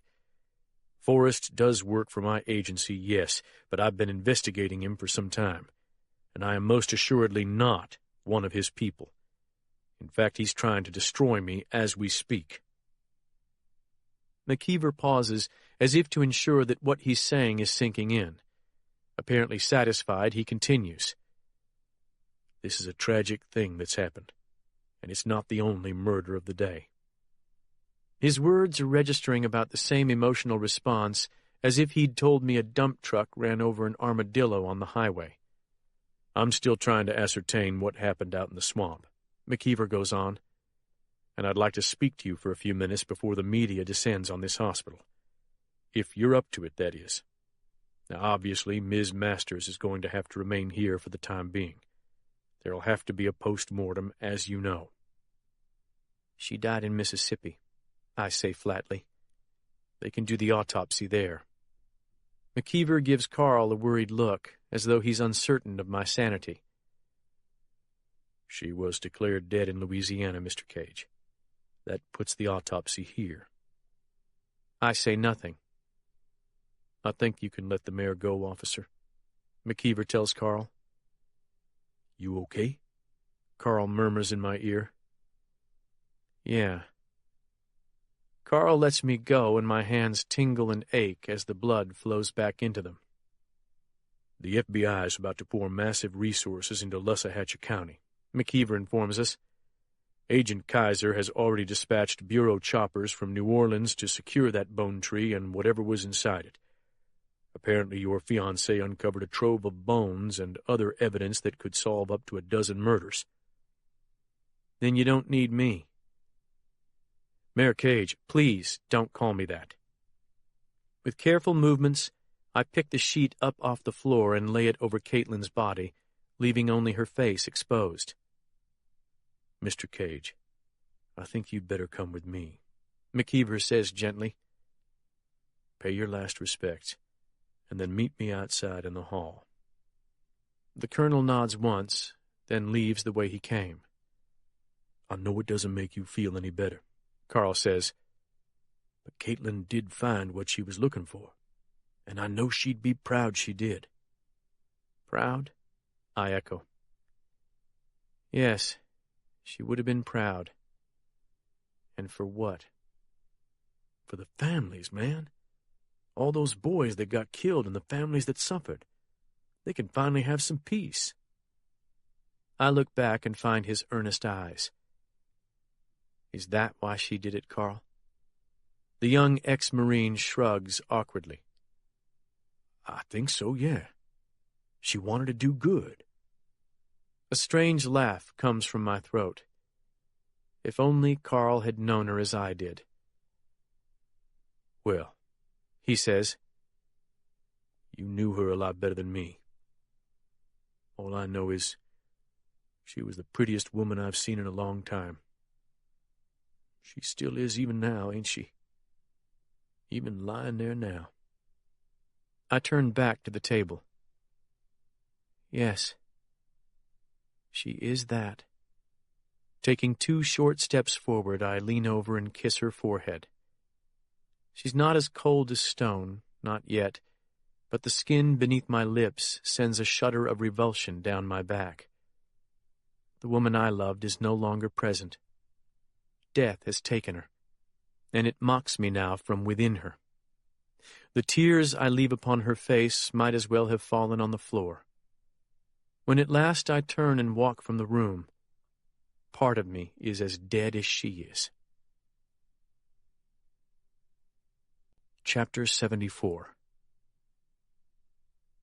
Tom had been awake for less than 5 minutes when he saw the first cop walk past his door. It looked like a city uniform, not the brown of the state police. A nurse had asked him his name, and he'd acted as though he was unable to hear her, but he knew the troopers wouldn't be long in arriving. A man with a gunshot wound would always trigger a message to the police. At least he wasn't handcuffed to the bed yet. From staff chatter, he'd gleaned that he'd suffered diabetic shock and gone into a coma. It couldn't have lasted long, he figured, because he felt reasonably alert, and his wounds looked just as they had when he last checked them, albeit cleaner. His memory was sketchy, but he clearly remembered trying to save Caitlin beside the huge cypress tree in the swamp. He had no idea how she'd gotten there, nor had he even thought to ask her. He had no idea whether she'd survived her wound or not.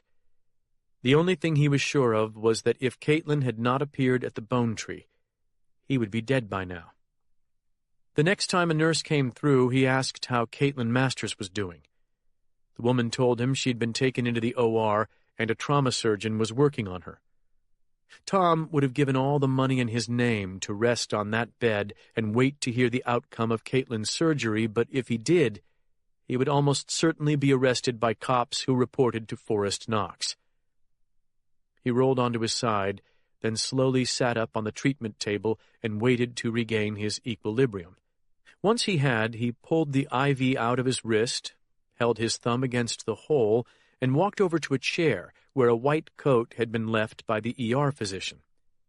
After struggling into the dirty clothes they'd removed from his body, he slipped on the lab coat, then opened drawers until he found a surgical mask, which he placed over his nose and mouth. He knew he should check his appearance in a mirror, but he didn't have time. A nurse or tech could come in at any moment. He walked to the door and paused long enough to steel himself against the pain signals pouring into his brain from every extremity. Then he marched through the ER as he had 10,000 times in Natchez, walking with the purposeful tread that nurses would instantly read as the gait of a physician in a hurry to get somewhere he was needed. Though Tom had never been in this emergency department, he'd worked in enough of them to sense the flow of people, and within seconds he was in the ambulance bay and walking through the parking lot. A spray of rain hit him as he moved out under the gray clouds, but he didn't break stride. The lone security guard was staring at what appeared to be an illegally parked car as Tom approached.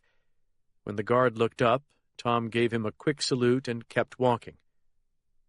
"Yo, Doc," said the guard. "Have a good one." Peggy Cage stood at the kitchen stove of Penn's Washington Street townhouse watching Annie and waiting for the 6 o'clock TV news. Kirk Boiseau had finally agreed to go to the hospital for treatment, and after that she and Annie had been moved here, where they would be surrounded at all times by at least a dozen cops and FBI agents. The Natchez police chief had told Peggy that a prisoner had either died or been murdered in the Concordia Parish jail, but he knew few details. As for Penn, Peggy knew only that he had raced out of town to try to find Caitlin in the swamp near Athens Point. Peggy had tried to persuade Annie to rest, but all her efforts were in vain. Annie meant to sit up until her father returned. Peggy had thought she knew Annie pretty well, but right now she couldn't tell whether the 11-year-old was on the edge of cracking or whether she was stronger than her own grandmother. Peggy was feeling pretty fragile after the events of the afternoon. Had Kirk Boiseau not reacted as quickly and selflessly as he had, she might have been badly burned. And there had been no word, neither open nor via a secret channel, about Tom or Walt. When Peggy was stressed, she cooked, even if there was no real need. She'd decided to prepare chicken jambalaya for Annie, even though the child had claimed all she needed was a peanut butter sandwich. The policeman outside would certainly appreciate it. As Peggy stirred the chicken and rice mixture, she wondered whether the time had come to trust her son above her husband. During their life together, Tom had rarely made a bad decision about the big things, but this time Peggy had come to believe he was wrong. Even if he was right, he was wrong in the sense that his choices might cost him and Walt their lives, not to mention what might happen to the rest of the family. "Come sit down, Graham," Annie said, beckoning her to the kitchen table. "I'm cooking, sweetie." "What will Mr. Abrams think about his house? It smelled pretty terrible when we left, and some of the windows got knocked out by the fire." "Mr. Abrams's son and your father are good friends. Your father will pay to fix it like it was before." "The news is on!" Annie cried, pointing at the living room. "I hear it! Come on! Should we watch Baton Rouge or Alexandria?" "I'm not sure we should watch either. You can't be sure they have accurate information." As the announcer gave a précis of the night's report, which included a possible murder in the Concordia Parish jail, the house phone began ringing, triggering a rush of fear in Peggy. She forced herself to calm down, then picked up the kitchen extension. "Penn Cage's residence?" "Mrs. Cage?" The voice sounded familiar, but Peggy wasn't sure she recognized it. "Yes. Who is this?" "Special Agent John Kaiser. I met you this afternoon with Penn." "Yes, I remember." Peggy's throat tightened in dread. "Do you have any news?" "I do, and I'm afraid it's not good." Peggy stopped breathing, and her gaze flew to the kitchen door to be sure Annie wasn't eavesdropping from the den. "Is my husband all right?" she whispered. "And my son?" "Yes, ma'am. Penn's alive and well. Dr. Cage, too, as far as I know. But I'm afraid that Caitlin Masters has been killed." The world seemed to distort around Peggy, and a claustrophobic silence blanked out the sound of the television from the den. "Are you certain?" she whispered. "I'm afraid so, Mrs. Cage. She was airlifted to a hospital in Baton Rouge, but she expired before she arrived. Penn was in the helicopter with her." Peggy shut her eyes against tears. Dear God, could things get any worse? But she had lived long enough to know the answer to that question. Things could always get worse. Much worse. "Where's Penn now?" she whispered. "He'll be headed home soon, but, Mrs. Cage, there's more."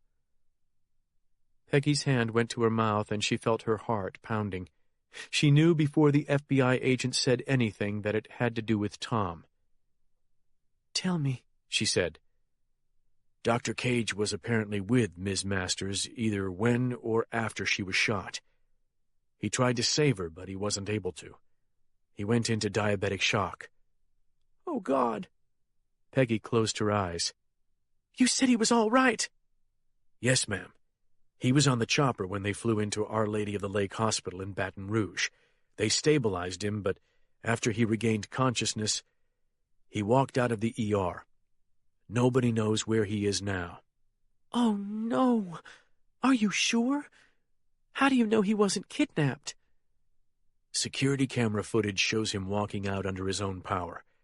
I believe he knew he was going to be arrested by the Louisiana State Police, so he fled the scene. Peggy didn't know what to say. "Mrs. Cage, I called you for two reasons. First, I'm concerned about Penn's state of mind. According to two officers who were on the scene, he was extremely upset. I was thinking you might even want to call one of Dr. Cage's partners to check him out. I know that may sound extreme, but Penn's going to be feeling a lot of anger at your husband, unless I miss my guess, and grieving men in shock can be pretty unpredictable." "I understand," Peggy said, thinking of all the widows and widowers Tom had been forced to sedate over the years in the first hours after a death. Obviously, the question of telling Penn's daughter the news is going to come up. I don't know how you feel about that, but given what I've heard tonight, you might want to handle that job yourself. Penn may not be in a condition to do it." "Of course," Peggy said automatically, though dread had begun to fill her heart. Annie had lost her biological mother at the age of 4, and she hadn't handled it well. Now, on the verge of gaining a new one, she too had been snatched away? I didn't want Penn driving a car, Kaiser was saying. That's why he's returning by helicopter. He left his Audi on a highway in Wilkinson County, so I sent agents to retrieve it and bring it back to the house. Don't be alarmed if you see his car pull up outside. I've alerted my men there. Thank you, Agent Kaiser, she mumbled, even as her ears picked up the news announcer in the next room saying, "We are getting news of a breaking story in Lussahatchie County, Mississippi, one that involves yet another death and possibly a break in the unsolved civil rights murders being investigated in the Natchez, Concordia Parish area." "Oh, I've got to go," she said. "Wait, please," said Kaiser. "There's a good chance your husband will try to contact you. It's time to bring this circus to an end, Mrs. Cage. I'm doing everything I can to arrange protective custody for Dr. Cage. If he should contact you, please try to persuade him to call me.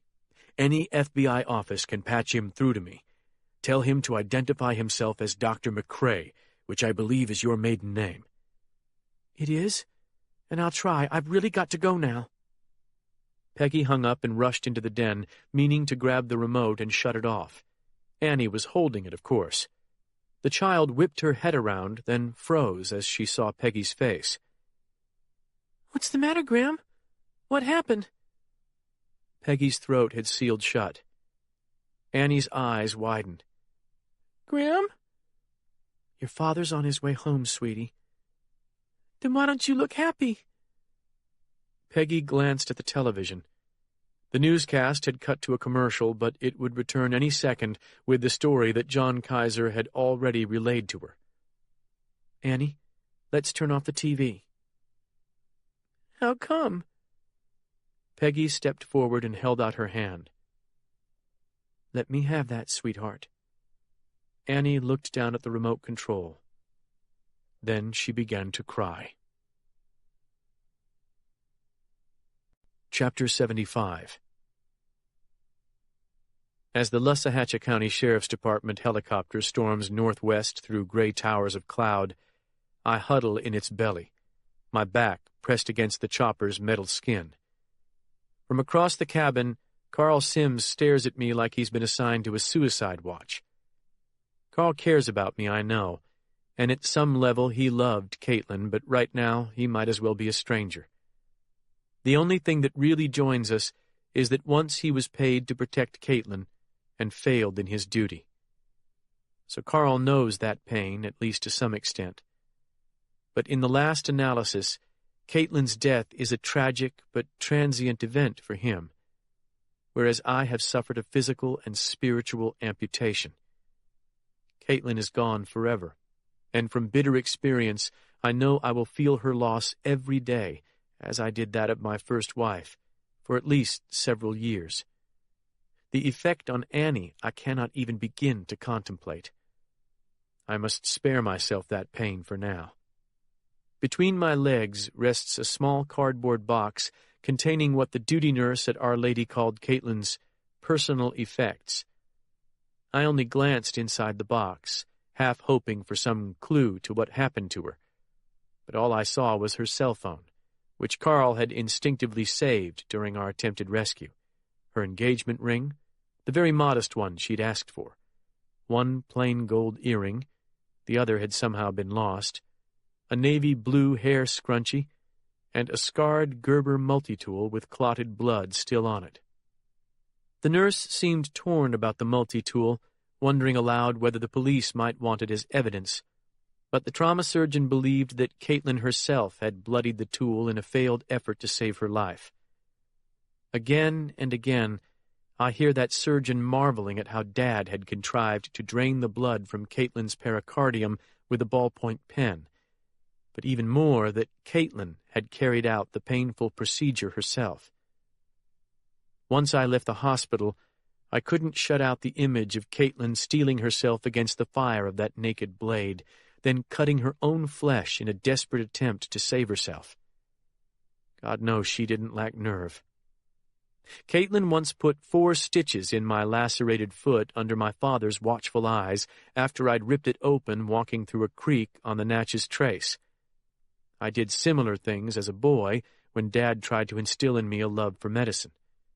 But despite his effort, that love never developed, and instead I followed my talents for reading people, for seeing through the fog of lies, and for persuading people of certain realities. How odd that I would ultimately turn to writing fiction, telling lies to persuade people of things that never happened.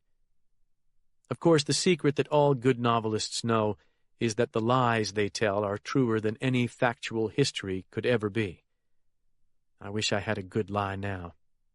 If I did, I would tell it to myself and then, before I saw through it, call Caitlin's father and tell it to him. Because how do you tell a man that his daughter has been murdered? What do you say when he asks you whether his little girl suffered before she died? And how do you answer when he asks you what you intend to do about what happened to her? In that father's ideal world, you would say, "I promise you this, sir. The son of a bitch who killed her won't see another sunrise." For that is one thing about the South. It's still a place where if a man catches someone molesting his child and beats that man to death, he can reasonably expect a jury of his peers to conclude that the pervert fell down 26 times on his way to the morgue. "Not guilty, Judge, and by the way, could we shake the defendant's hand?" The same principle would hold true for a killer of women, at least in some circumstances. But in reality, most times the man in my position does nothing. I saw this soul-deadening dilemma too many times as a prosecutor. The desire for revenge is primal, bred deep in our species, but the fear of losing everything is greater still. Most times, a man who contemplates revenge realizes that he must throw away not only his freedom, but his family in order to get it, and in the end he turns his anger inward. There it mixes with guilt and poisons him until, with luck, the passing years eventually dilute the toxins to a tolerable level. Sometimes, though, particularly with the parents of missing or murdered children, that dilution never happens. Sometimes the poison kills them. I may not turn to murder for revenge, but neither will I be one of those poisoned men. Whatever responsibility Caitlin bears for her fate, I have failed in my duty to protect her. What can I do now? Killing her killer for revenge would go against everything I've stood for all my life. It would go against everything my father taught me. But as this thought flashes through my brain, I realize that in the past week, my father has broken every precept he ever tried to instill in me. So why do I still jump to the false tune of his teaching? Danny McDavitt's voice crackles in my headset. "I just heard on the radio that somebody set that bone tree on fire." This brings me out of my fog. "Set it on fire?" "That's what I heard. Trying to destroy evidence, looks like." "Snake Knox," says a voice in my head. "Or Forrest. Or that Ozen." "Danny?" I say into my headset mic. "What is it?" Carl asks, his lips not seeming to move beneath his helmet. "Can you fly over Valhalla on your way back to Natchez?" "I think the FBI is pretty active in there right now," McDavitt says, "and Sheriff Ellis is mad as hell at them for diverting this bird. I'd hate to have to explain what we're doing in that airspace when we're supposed to be delivering you elsewhere." I guess I expected this answer, or one like it. "We already passed it anyway," Danny says. "I didn't know the tree was on fire, but the swamp to the south of Valhalla was lit up like a fire base under attack." "Thanks," I mutter, visualizing Kaiser and his men standing around the burning bone tree like angry crusaders around a burning altar. "Is there anything else I can do for you, Mayor?" Danny asks. "No. Just take me home." "I'll sure do that." After closing my eyes for nearly a minute, I take out my BlackBerry, scroll through my contacts, and find the home number of John Masters. Somewhere in North Carolina, the self-styled Southern media baron sits in blissful ignorance of his daughter's fate. For a few more seconds, he can believe he has been blessed by Providence. But after he answers my call, his life will implode as surely as mine has. Where another man might pray, I simply stare across the deck at Carl Sims and give John Masters a little more time to feel alive. A little mercy. Tom Cage stood shivering on a street corner in the pouring rain, watching a line of vehicles douse him with gutter spray as they passed. 2 blocks from the hospital, he'd stopped a man wearing a business suit and told him he'd just been mugged, then asked if he could use the man's cell phone to call his son. The businessman had hesitated only a moment. The physician's coat, white hair, and professional manner, along with Tom's ragged condition, convinced him that Tom must be telling the truth. "Punks ought to be hung," the man said, shaking his head. "This city's gone to hell since those Katrina refugees flooded in, am I right?" "When you're right, you're right," Tom replied, turning away and praying Walt would answer. To his surprise, Walt had, his normally strict phone discipline overruled by his desperation for news of Tom. More surprising still, Walt had been parked outside State Police headquarters only a few miles away, surveilling Forrest Knox and Alphonse Ozen. 30 seconds after arranging to meet, Tom had tossed the white coat in a dumpster and set off across Baton Rouge on foot. Now he cupped his hands over his eyes and peered into oncoming traffic, searching for Drew Elliott's old pickup. After 2 freezing minutes, Walt pulled to the curb in front of him, ignoring the honks and curses of the irate drivers behind him. Seeing Tom's state, Walt jumped out and helped him through the driver's door. Tom slid carefully across the bench seat and sagged against the passenger door. He felt Walt fasten the seatbelt around his waist, then a lurch as Walt put the truck in gear and rejoined the flow of traffic. "We should never have split up," Tom said, his feverish face pressed against the cold glass. "You got that right," Walt said. "Whose idea was that, anyway?" Tom couldn't raise a laugh. "Should we turn on the radio? Find out how hard they're still looking for us?" "You don't want to do that." Tom looked up then, and he saw pain in Walt's face, the kind of pain that often filled his own when he passed on terrible news. "What is it?" he asked. "Has something happened to Penn?" Walt shook his head. "No." "Who?" Tom felt a shiver of dread. "Not Peggy or Annie?" No. "It's the girl. Caitlin." Tom's heart turned to lead. "Tell me." "She died on the table. McKeever just called me." Tom stared at Walt, slowly shaking his head, refusing to believe it. Then he put his face in his hands and began to shudder. He had failed at so many things over the past few days, over his lifetime, really. But failing to save Caitlin was beyond bearing. For Tom knew in that moment that he had lost not only Caitlin and the child she was carrying, but also Penn. He had crossed into a country beyond forgiveness. He had lost his son forever. Chapter 76. Peggy Cage had watched her son endure tragedies before, but she had never seen him come unhinged. During the past few minutes, Penn had started to do just that. She already regretted not calling Drew Elliott so that he could sedate Penn, but in truth, Drew would have refused to do such a thing unless Penn requested it, and Penn would never request it. Yet sedation was exactly what he needed. If watching Caitlin die in his arms had not driven Penn beyond the point of endurance, having to tell his daughter about it had. Peggy had done all she could to help, and more than half the battle had been fought before Penn ever arrived. Peggy had never suffered as she had while watching Annie's face as she absorbed the news that the woman she'd viewed as a second mother would never walk into this house again.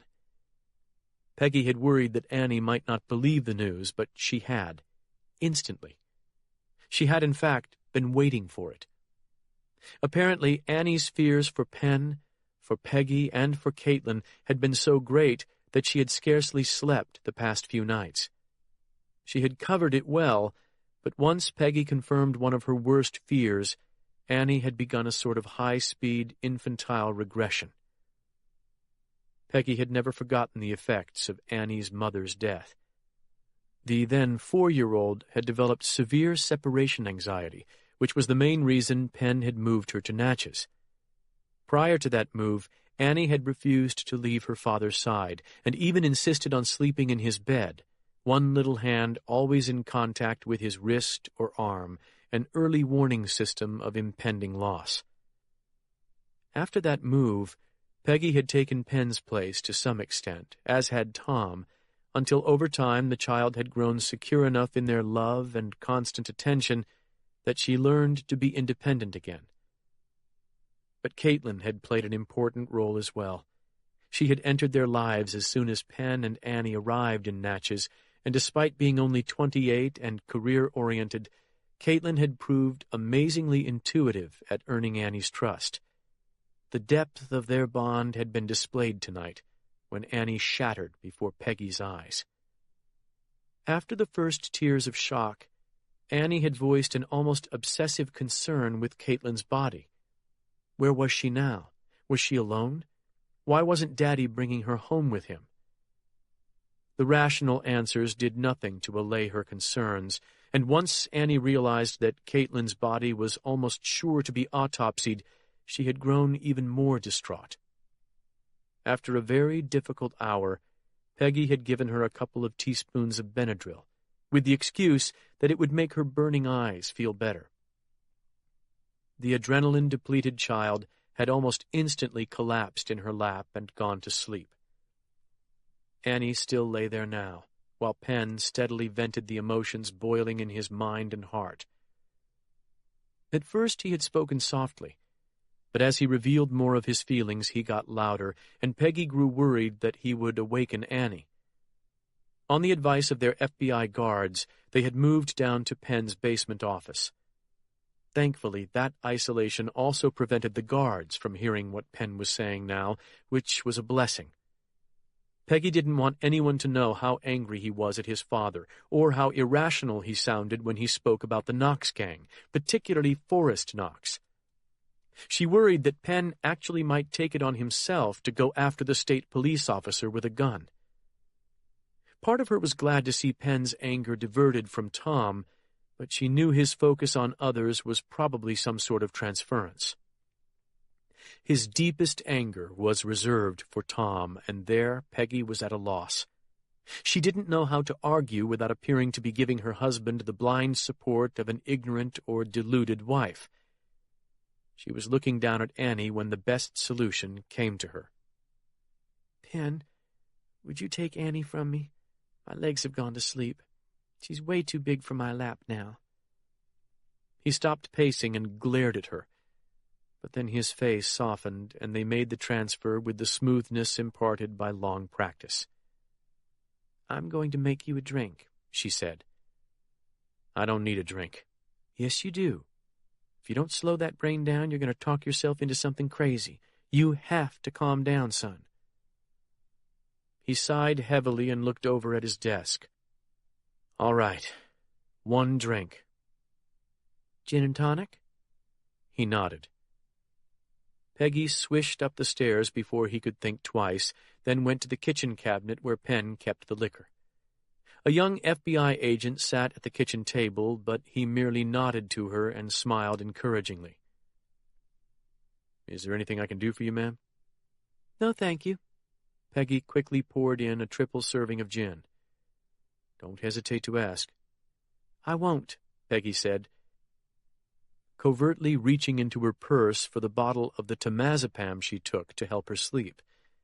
She swallowed one of the yellow capsules, then quickly pulled apart 3 others and stirred the white powder into Penn's drink with her forefinger. It didn't dissolve very well, but she thought the bitter gin would cover the taste. "I wish my husband would call," she said, just to keep the agent focused on what she was saying rather than what she was doing. "I think Agent Kaiser wishes the same thing." "Oh," Peggy said brightly. "I'm sorry, I forgot to offer you a drink." The agent smiled. "I'm on duty, Mrs. Cage." "Peggy, I told you, please." "I'm fine, ma'am." She smiled, then picked up the glass and carried it back to the basement, the ice tinkling as she negotiated the stairs. She thought she might have to press Penn to drink, but when she got to his office, she found Annie asleep on the couch and Penn standing by his desk with his hand out. He took a big gulp from the glass, then gave her a hug so tight she could feel him shuddering against her. As she hugged him back, she spied a suede zip bag lying on his desktop. It hadn't been there when she left to get the drinks. Tom owned several bags like that one. Every one contained a pistol. "Mom, last night, Dad was hiding at Quentin's house in Jefferson County. I didn't know that, but Caitlin did. She found him somehow. She went to see him. She talked to him, but she never told me about it. I think Walt knew, but he held it back to protect her. I only found out because I called Melba to check on her. She let it slip by mistake. If Caitlin had told me last night where Dad was, none of this would have happened. Don't you see? It's like she killed herself because she wanted an exclusive story. Can you believe that?" Peggy was stunned, but she didn't want to play into Penn's anger. "I imagine Tom made her promise not to tell us about it." "Of course he did. But still, you've got to draw the line somewhere with loyalty. That's what I was telling you yesterday." Peggy just hugged her son and willed the drug to take effect. "Can you believe Dad just walked out of that hospital? Caitlin was dead upstairs, and he just walked out, like he didn't even care." "He couldn't have known she'd died, honey." Peggy prayed this was true. Penn drew back, his bloodshot eyes like those of an angry and disillusioned teenager. "If he didn't, then it's worse. He knew she was barely holding on." "Don't talk that way," Peggy snapped. "Why not? I'm sorry, Mom, but I have to say it. How many chances has Dad had to do the right thing?" Peggy went and sat beside Annie, stroked her silken hair. All she'd withheld from Penn roiled in her stomach like something she needed to vomit up, yet still she did not speak. "I wonder if he'll even come to Caitlin's funeral," Penn asked bitterly. A wrenching abdominal ache nearly doubled Peggy over. She almost couldn't bear to hear these words come from her son's mouth. When would those 3 pills take effect? Penn's face had grown steadily redder, but he showed no sign of collapsing. As she stroked Annie's hair, Penn spoke with almost fearful softness. "Mom, do I know everything you know?" Peggy closed her eyes and thought of Tom running through the night. Every fiber of her heart urged her to stand, take Penn in her arms, and do all she could to make him understand the true stakes of their situation. But she had sworn to Tom not to reveal her knowledge without his permission, not even to save his life. She hadn't wanted to make that promise, but she had. Earlier she'd considered breaking her oath, but now, with Penn like this, she knew Tom had been right.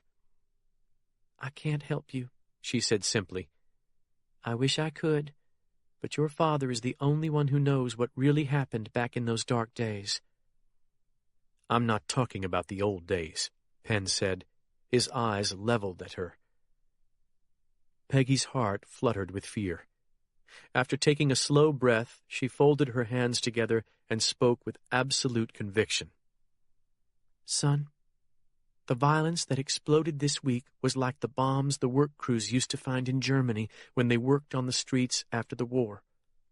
It's been waiting in this ground ever since the 60s, rusting away. Sooner or later, somebody was going to sink a shovel into the wrong place.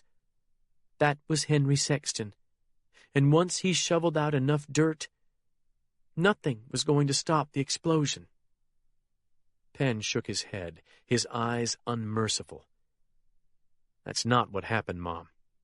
Henry had been digging around that bomb for years, and it never went off. It was Viola Turner who triggered it. And why? Why did she come home? To die? Maybe.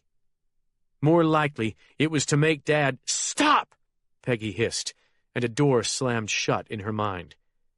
I won't listen to that kind of talk. Even if you're right, I don't care to discuss it. Mom, we have to— She shook her head and looked resolutely down at Annie's face. We'll cross that bridge when we come to it. If we do.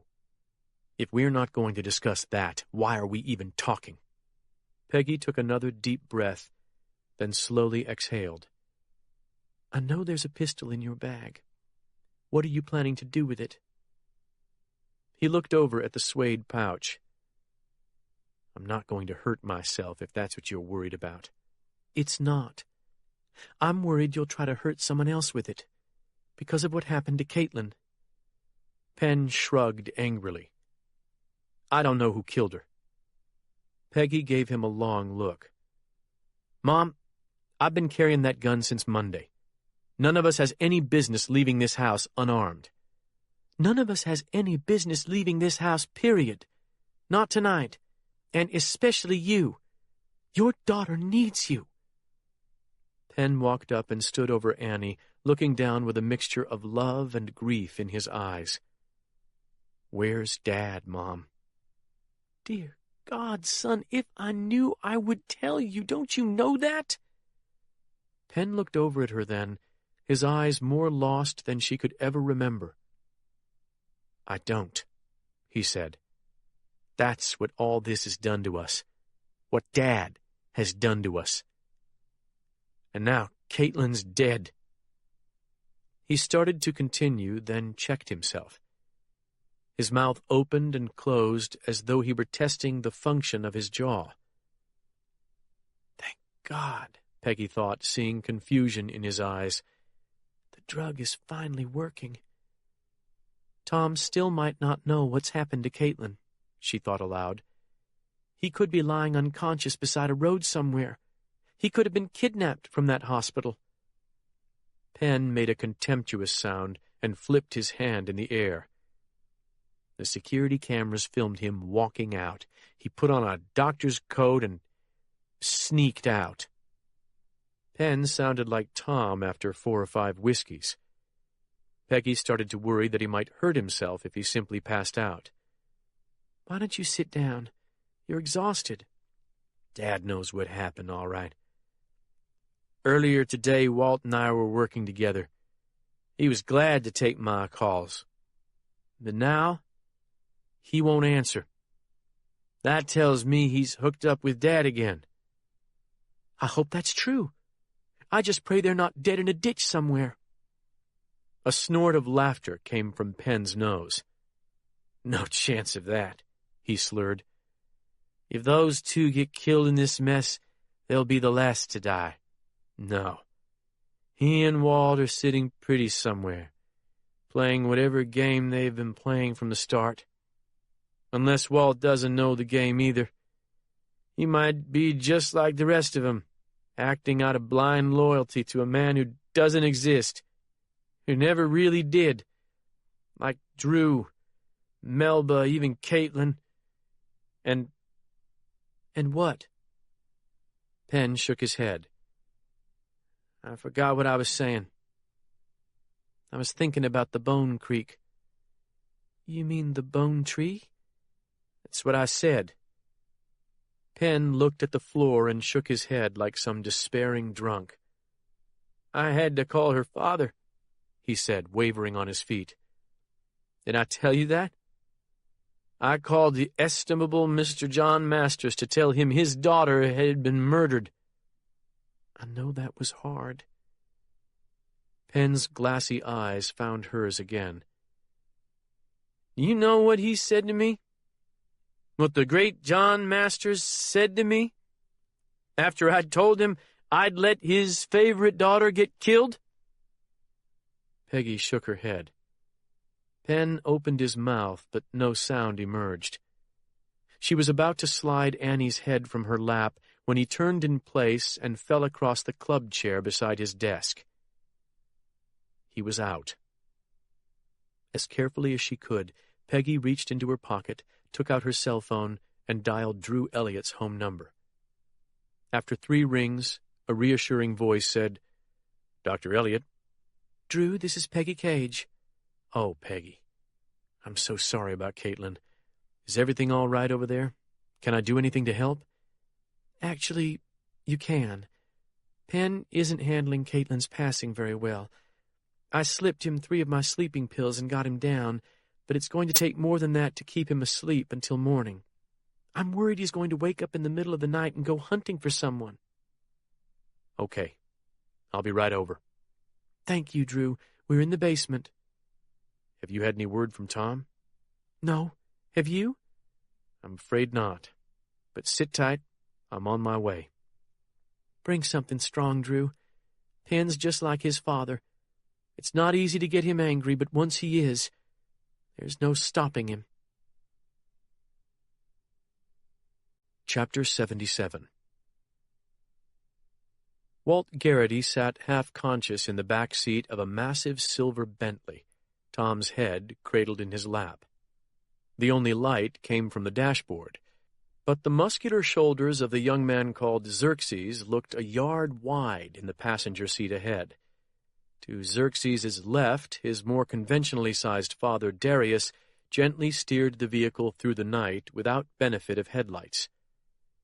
It had taken Tom's last conscious effort to guide Walt to the front gate of Corinth, which was one of the most magnificent plantations Walt had ever seen. 50 acres of virgin land right in the middle of Natchez, fenced from prying eyes and owned by a woman who had loved Tom for more than 40 years. No better sanctuary existed in the world for the 2 fugitives, and they'd been lucky to reach it at all. Only moments after the great iron gate came in sight, Tom had finally collapsed from exhaustion. As Darius and Xerxes carried Tom from Drew's pickup truck to the gleaming Bentley, Walt had felt lost in a dream. Once inside the car, he'd nearly fallen asleep himself. Now, after what he judged to be a slow ride of about a minute, the heavy Bentley came to a gentle stop like a boat settling against a dock. Walt leaned over to make sure that Tom was still breathing, then looked between the shoulders of the 2 men in front and saw a pair of white columns as thick as oak trees beyond the car's winged hood ornament. "Home safe," Darius announced from behind the wheel. "Tell Doc hang on just half a minute." Walt felt a cold rush of air as both back doors opened and Tom was slid off his lap. Tom groaned but did not wake. Walt clambered out of the luxurious back seat and trudged up the steps of a Gone with the Wind-era palace. As Darius and Xerxes approached a great walnut door with Tom in their arms, the door receded before them as if by magic. Walt followed the men into some sort of entry hall, where they laid Tom out on a worn red sofa. 30 seconds later, a door at one end of the hall slowly opened, revealing an old woman seated in a motorized wheelchair. Behind her stood a black woman who had clearly once been beautiful, but now looked as stern as any general's Batman. The wheelchair whirred forward, and in the dim light Walt gradually made out its occupant's features. The woman was at least 10 years older than he, but age had not stolen the refinement from her face. Her paper-thin skin was the color of bone china, and Walt could see that it had once been soft as cream. The eyes beneath her high brow held many things, but most of all intelligence. They settled upon Walt and seemed to take in the whole of his being at a glance. Then her gaze moved to Tom. "Can he survive without a hospital?" she asked. "For a while," Walt replied, "if his heart doesn't give out. He needs medicine, though. Insulin, antibiotics, nitro. God knows what else. And it sure wouldn't hurt to get his partner here to look at him. I was a medic in Korea, but that was a long time ago." The woman looked back at him, her eyes filled with something he couldn't quite make out. "Was it? To me, that was yesterday." Before Walt could analyze this, she said, "Take Dr. Cage upstairs, Darius. My old chamber, if you please." The two men moved as one to obey. "He'll get all he needs here, Captain Garrity," the woman said. "I'll see to that. You need to rest now. Can you make it up the stairs, or do you need to use my elevator?" Walt was now certain he'd fallen into a dream, or maybe a hallucination. He blinked several times, waiting to awaken in a gully off Highway 61. "Who are you?" he asked dully, but "what are you?" was the question that ran through his mind. "I'm Pythia Nolan. You may call me Pithy." "Pithy," Walt repeated. "Yes, ma'am." The spectral woman reached into a bag attached to the arm of her chair and brought out some sort of mask, which the stern maid fitted over her face with an elastic strap. Then she pointed up the hallway like a military officer ordering a charge. Walt followed blindly, glad to be only an infantryman once again. Walt awakened some time later in the half-darkness of a guest room on the upper floor of Pithy Nolan's great mansion. Darius and Xerxes had installed Tom in a hospital bed just up the hall from Pithy's bedroom. When Walt found him, his first thought was that he was watching his old friend die. It had been 50 years since he'd done any real medicine, and back then most of his patients had been soldiers in their 20s with various holes in their bodies. Treating a wounded 73-year-old man with a multitude of comorbid conditions was far beyond his abilities. Drew Elliott had done a good job with Tom's shoulder wound on Tuesday, but Tom belonged in an ICU now, not on the second floor of a decaying antebellum mansion. Still, you worked with what you had. Afraid to risk calling Dr. Elliott yet again, Walt dispatched Xerxes on a dangerous mission to Tom's clinic to retrieve a list of medicines and equipment. After the young man succeeded, Walt caught Tom up on his cardiac and diabetic drugs, then hung an IV banana bag by duct-taping it to the four-poster bed. But what really worried him were the rails he'd heard when he put a stethoscope to Tom's chest. Wet rails could be signs of pulmonary edema secondary to congestive heart failure, which Tom had experienced long before the crisis of the past few days. Walt had little choice but to pray that the diuretic he'd administered would drain some of the fluid off Tom's heart. Pithy Nolan had twice driven her electric wheelchair into the room, but Tom had been asleep both times. The matron's breathing sounded even more labored than Tom's, but her oxygen mask seemed to give her some relief. If Walt was honest with himself, the old lady gave him the creeps.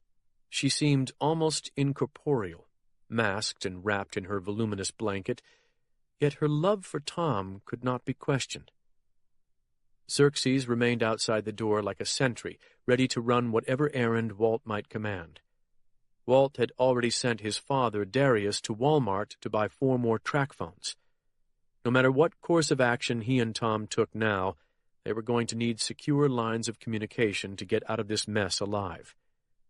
It was one of these phones he used to call Griffith McKeever when he checked his old burn phone and saw that the embattled superintendent of state police had tried to reach him only minutes earlier. "What's the situation?" Walt asked when McKeever answered. "We'll get to that," McKeever said. "Did you check the GPS coordinates on Forrest's car around the time the Masters girl was killed?" "Why?" "I figure he was within 8 miles of that bone tree when she was shot." "That's about right, I'd guess." "I'd like to prove Forrest killed her, but we also have a videotape of Ms. Masters leaving the Crossroads Cafe with a black kid." "I'll go you one better. I saw Ozen drive away from the swamp in that kid's truck, and I found blood on the ground at the edge of the water." "What?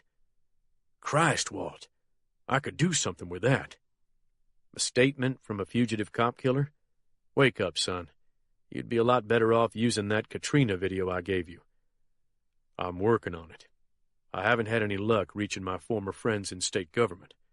I think my only choice now is the feds. I agree. What's happening at the Bone Tree now? Who's got control of the scene? It was shaping up to be a jurisdictional dispute, but then the FBI went in there like the goddamn Marines and cordoned off about 20 acres. A U.S. attorney issued some kind of special directive under the Patriot Act, and they ran the goddamn Lussahatchie County Sheriff right out of there. The senior agent is Agent John Kaiser out of the New Orleans field office. That's who you want to see, Mac. He and Penn Cage know each other. Do you know where Penn is now? They flew him back to Natchez in the Lussahatchie County Air Unit. He and his family are under 24-hour FBI protection at his residence. Walt sighed in relief. Okay, good. Walt hesitated as Tom stirred in the bed, but he didn't awaken. Are you going to see Kaiser now? That's my plan. I wish to God I didn't have to bust open this Katrina sniping mess in order to do it, but I guess that's the only way to take Forrest down. There's always my Derringer. Don't even mention that.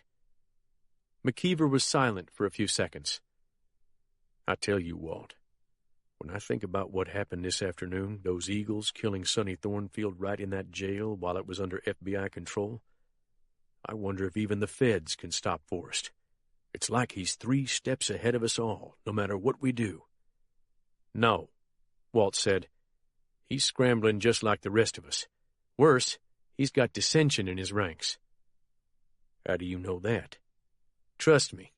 Him and his Uncle Snake don't exactly see eye to eye. Sooner or later, one of them's going to have to go. Not soon enough for me.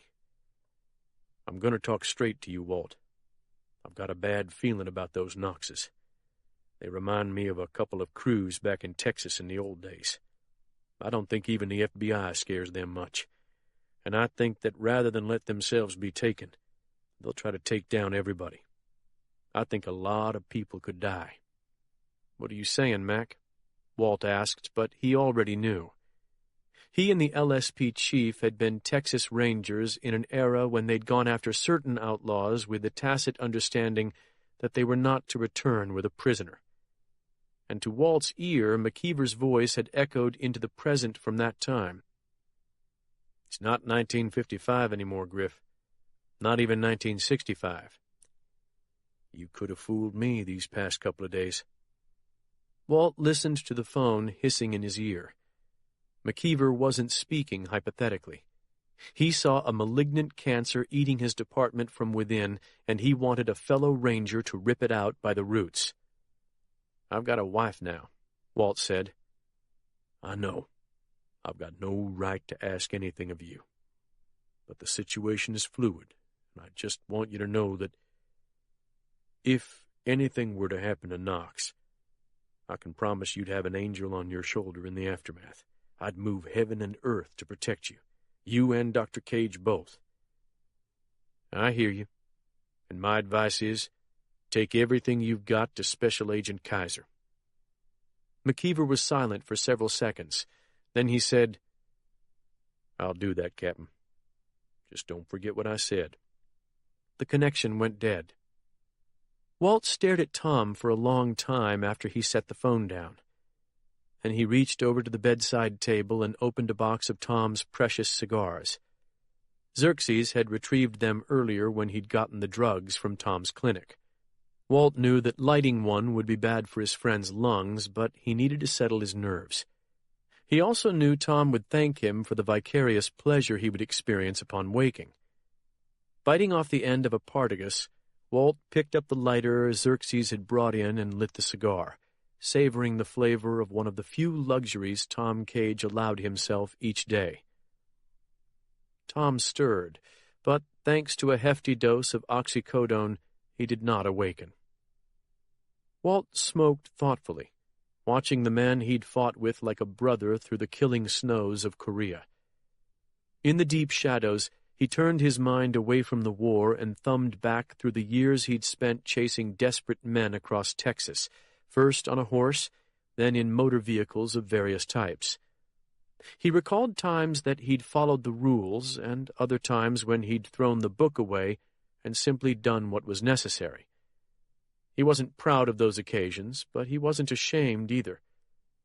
While Tom slept fitfully, Walt wondered whether John Kaiser and the FBI could take on Forrest Knox, who personified the endemic corruption of an entire state, and win.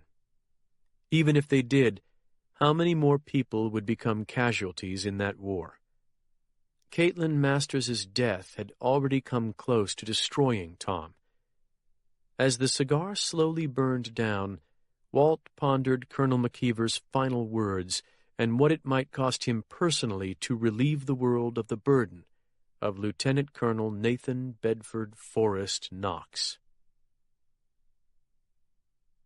Chapter 78. Claude Devereaux had waited nearly 2 hours before the FBI agreed to admit him to the visiting room in the Concordia Parish Jail.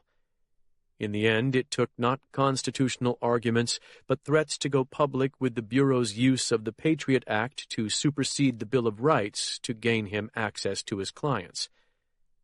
An agent confiscated Claude's cell phone at the door of the visiting room, then patted him down for weapons, but as Forrest had anticipated, they left the cigarette pack in his briefcase alone.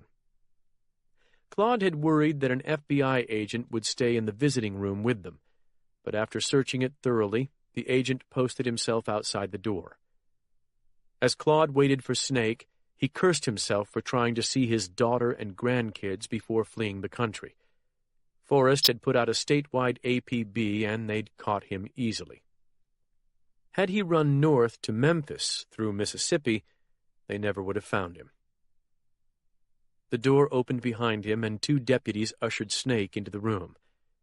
The double eagle looked down at Claude, gave him a game wink, then sat in the chair across the scarred old table.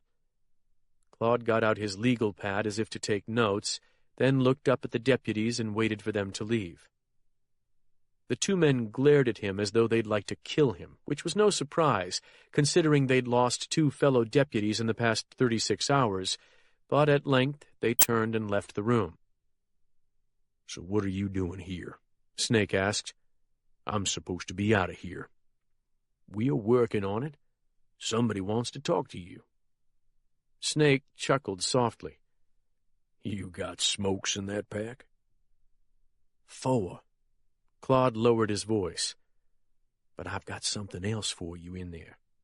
Claude ripped off the taped-down top of the pack and brought out an analog flip phone and a thin wire with an earpiece wrapped around it. "It's encrypted," he whispered. "Hit *1, and Forrest will pick up." Snake smiled. Forrest jumped when the burn phone finally rang. He and Ozen had been waiting 2 hours in Forrest's home office in Baton Rouge, and he'd just about given up hope that Devereaux would be allowed into the CPSO jail. But the caller ID told him that unless the FBI had discovered the cell phone hidden in Claude's briefcase, the man on the other end of the call was his Uncle Snake. Forrest clicked send and said, "Identify yourself." "This is Jerry Lee Lewis, the killer." Despite the circumstances, Forrest laughed. It was just like Snake to cut up at the very moment the world was crashing around him. Snake had known Jerry Lee his whole life, and he'd often used that connection to get bar sluts to sleep with him. "I'm going to talk fast," Forrest said, clicking on the speakerphone. "In case they figure out what you're doing. Keep your answers short and don't use names." "Well, get with it, Tayo."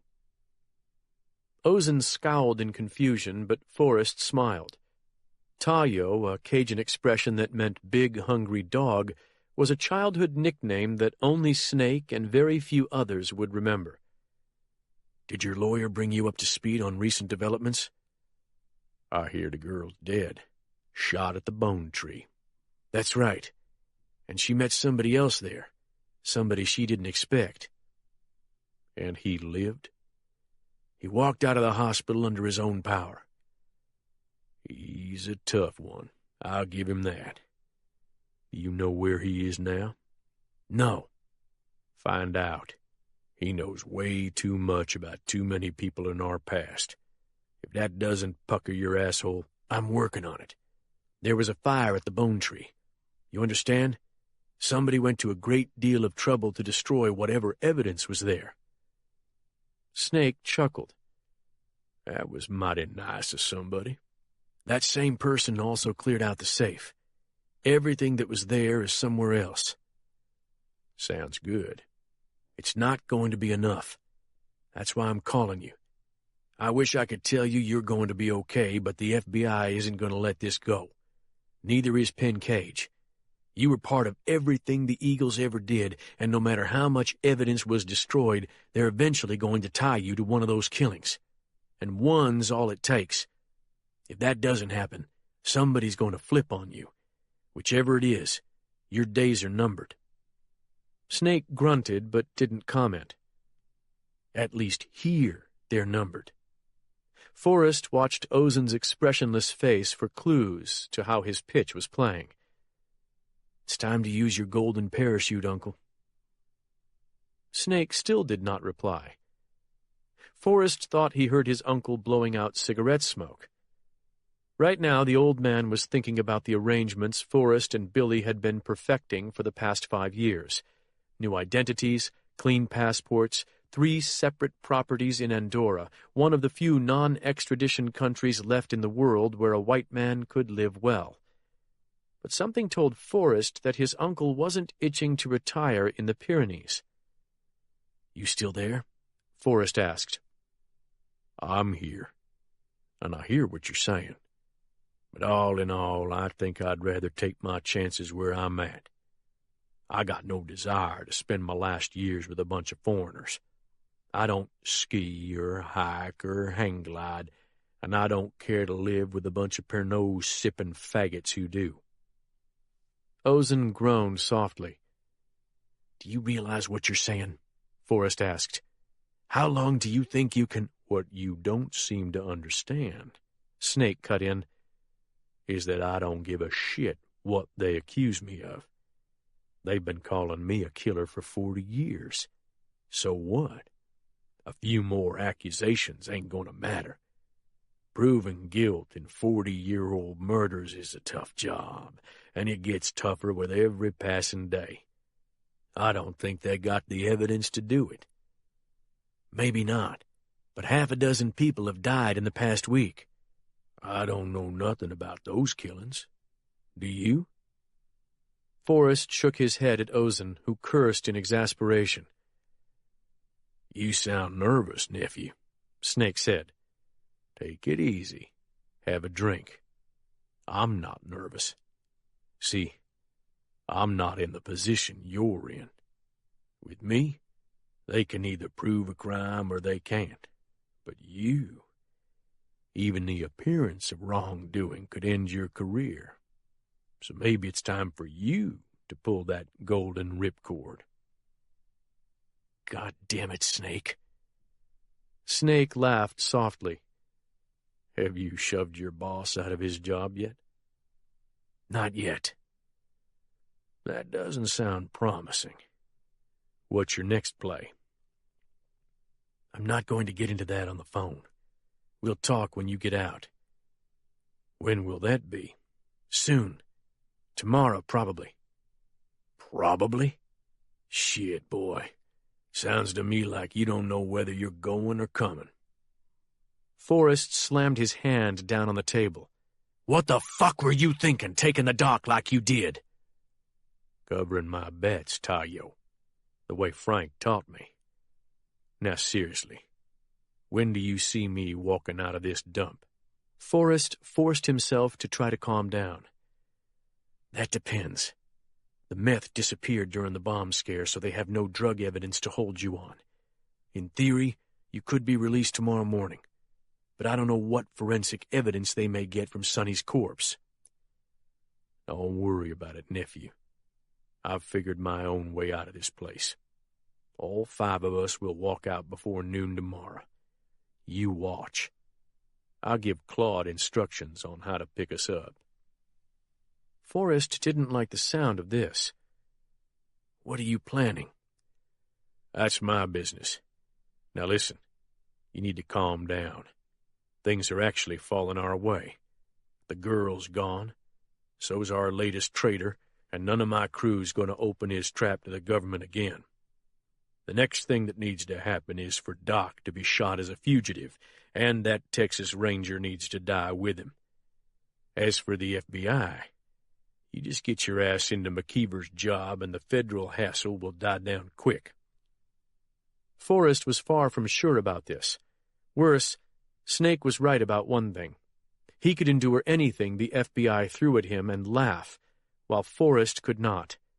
If the money men in New Orleans decided he was a magnet for scandal, they'd cut him off like a gangrenous limb. I know you're thinking about pulling in your horns, Snake said, but Frank would have done the exact opposite right now. When the enemy comes for you, you don't turn tail or lie low. You hit back so hard that nobody will ever think about fucking with you again. Right? I told you, I'm not going to talk about tactics. You don't have to. I know how your mind works. If I'd agreed to retire into the sunset, you'd have made sure all the loose crimes around here got blamed on me. Since I'm refusing that option, you're going to start exploring other options. But you know me well enough to know I'll see bad news coming. So be real careful if you're tempted to think in that direction. You could wind up on the row yourself. Ozen actually rose from his seat at that remark. Don't worry, Uncle, Forrest said. You want to stay in Louisiana and take the risk? Be my guest. Always a pleasure, Tayo. I'll see you tomorrow when I get out. Snake clicked off. Forrest tossed the phone on the table and joined Ozen standing to pace. The conversation hadn't gone anything like he'd hoped. He hadn't actually had much faith that it would. Where Snake was concerned, nothing could be predicted. It had been that way for as long as he could remember. That was why Carlos Marcello had canceled the RFK plan after his father died in '68.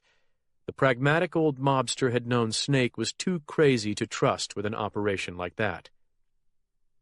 That didn't sound too promising, Ozen said. He's not going to leave the country, that's for sure.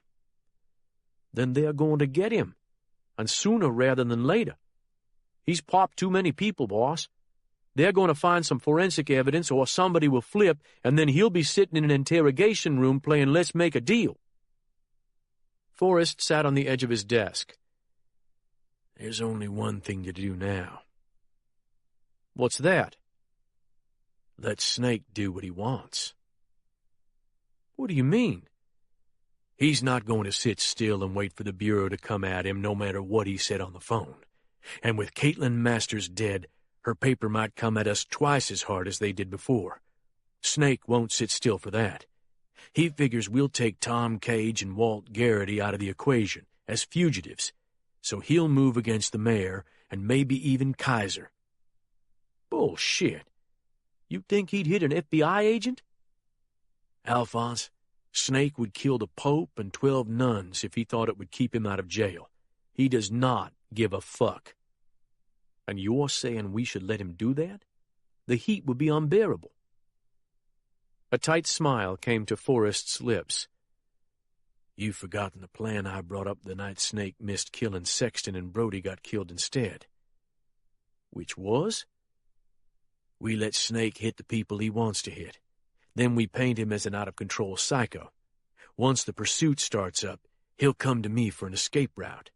I'll send him to what he thinks is a safe house. Then when he's cornered, I'll go there myself to arrange a surrender. Once I'm inside, I'll blow him away. After that, I'm not only washed clean, I'm a hero. I was willing to kill my own uncle in the name of justice. Ozen nodded steadily. That's a cold play, boss, and a ballsy one, which pretty much makes it perfect. But Snake has to be out of jail to make that work. Do you really think he can get himself out? If he says he can, I believe it. You think he's planning on busting out? I hope so. The bloodier it is, the better. Ozen looked like he was thinking hard. What is it? Forrest asked. I had another idea. Didn't you say our hotel bugs told you the FBI's planning to fly their evidence up to D.C. on that bureau plane out at the airport? They're still discussing it. If you tipped Snake about that flight, he'd probably go after the plane. Forrest shook his head. We don't want that. For one thing, the feds might capture Snake alive. For another, Snake might actually succeed in destroying the evidence. It took a while, but a smile slowly spread on the Redbone's face. At last he understood the reason Forrest had thrown more than 50 bones into the water near the bone tree before they'd set it afire. Once Snake's dead, he said, you're going to bury him in blood and bones. That's right. Forrest snapped his fingers. I want him to look so demonic that I look like a saint by comparison. Ozen rubbed his eyes, then shook his head. One thing, I've read up on the mayor a little bit. He's been in some scrapes before, and he did what he had to do to get out of them. He's killed some people. And after what happened to his girl today, he's never going to stop trying to nail us. Never. That's what Snake is for, Forrest said. It was probably always coming to this. Sometimes you just have to wait and see which way things break. John Kaiser stood in the study of the Valhalla hunting lodge and stared into the eyes of the 700-pound hog that stood opposite the desk. He'd spent most of the night working beneath the bone tree in shadows thrown by Klieg lights like the ones Londoners had used during the Blitz. Kaiser had visited countless crime scenes during his career, especially during his time with the Investigative Support Unit, but few could compare in scale or horror to the bone tree. From the Civil War-era chains hanging from the limb outside to the inverted skeleton wired to the wall within, now badly charred by the diesel fire, the whole scene forced you to contemplate the essential savagery of the human species. The tree had still been burning when Kaiser arrived. From the helicopter it looked like a colossal column of flame burning on a vast landscape. After bringing in some pumps on airboats, a fire department team from Baton Rouge had managed to douse the flames. Even so, Kaiser and his team had been forced to wait to get inside the tree. He lost no time getting divers into the water around the gigantic cypress, and they'd already brought up more than 100 human bones. Once the interior of the tree cooled sufficiently, an evidence team began using archaeological picks and brushes to sift through the layers of bone and human remains buried beneath the new ash. All that time, he had been haunted by an image of Tom Cage trying desperately to save Caitlin Masters, sucking blood from her wounded heart with his hands cuffed behind him. Kaiser found it hard to view a man who would do that in a negative light. A half-hour ago, he'd tired of slogging around in hip waders, so he'd airboated to their base of operations on the shore, then ridden an ATV to the main Valhalla Lodge, which stood on a high ridge over the Mississippi River. The search team here had already uncovered 2 floor safes in the study, but they had been cleaned out. A file cabinet contained some corporate papers from Billy Knox's media company, the one that produced an outdoors show for cable TV. They found no computers in the lodge, despite it having a Wi-Fi connection, and no other papers that could implicate Forrest Knox in any crime.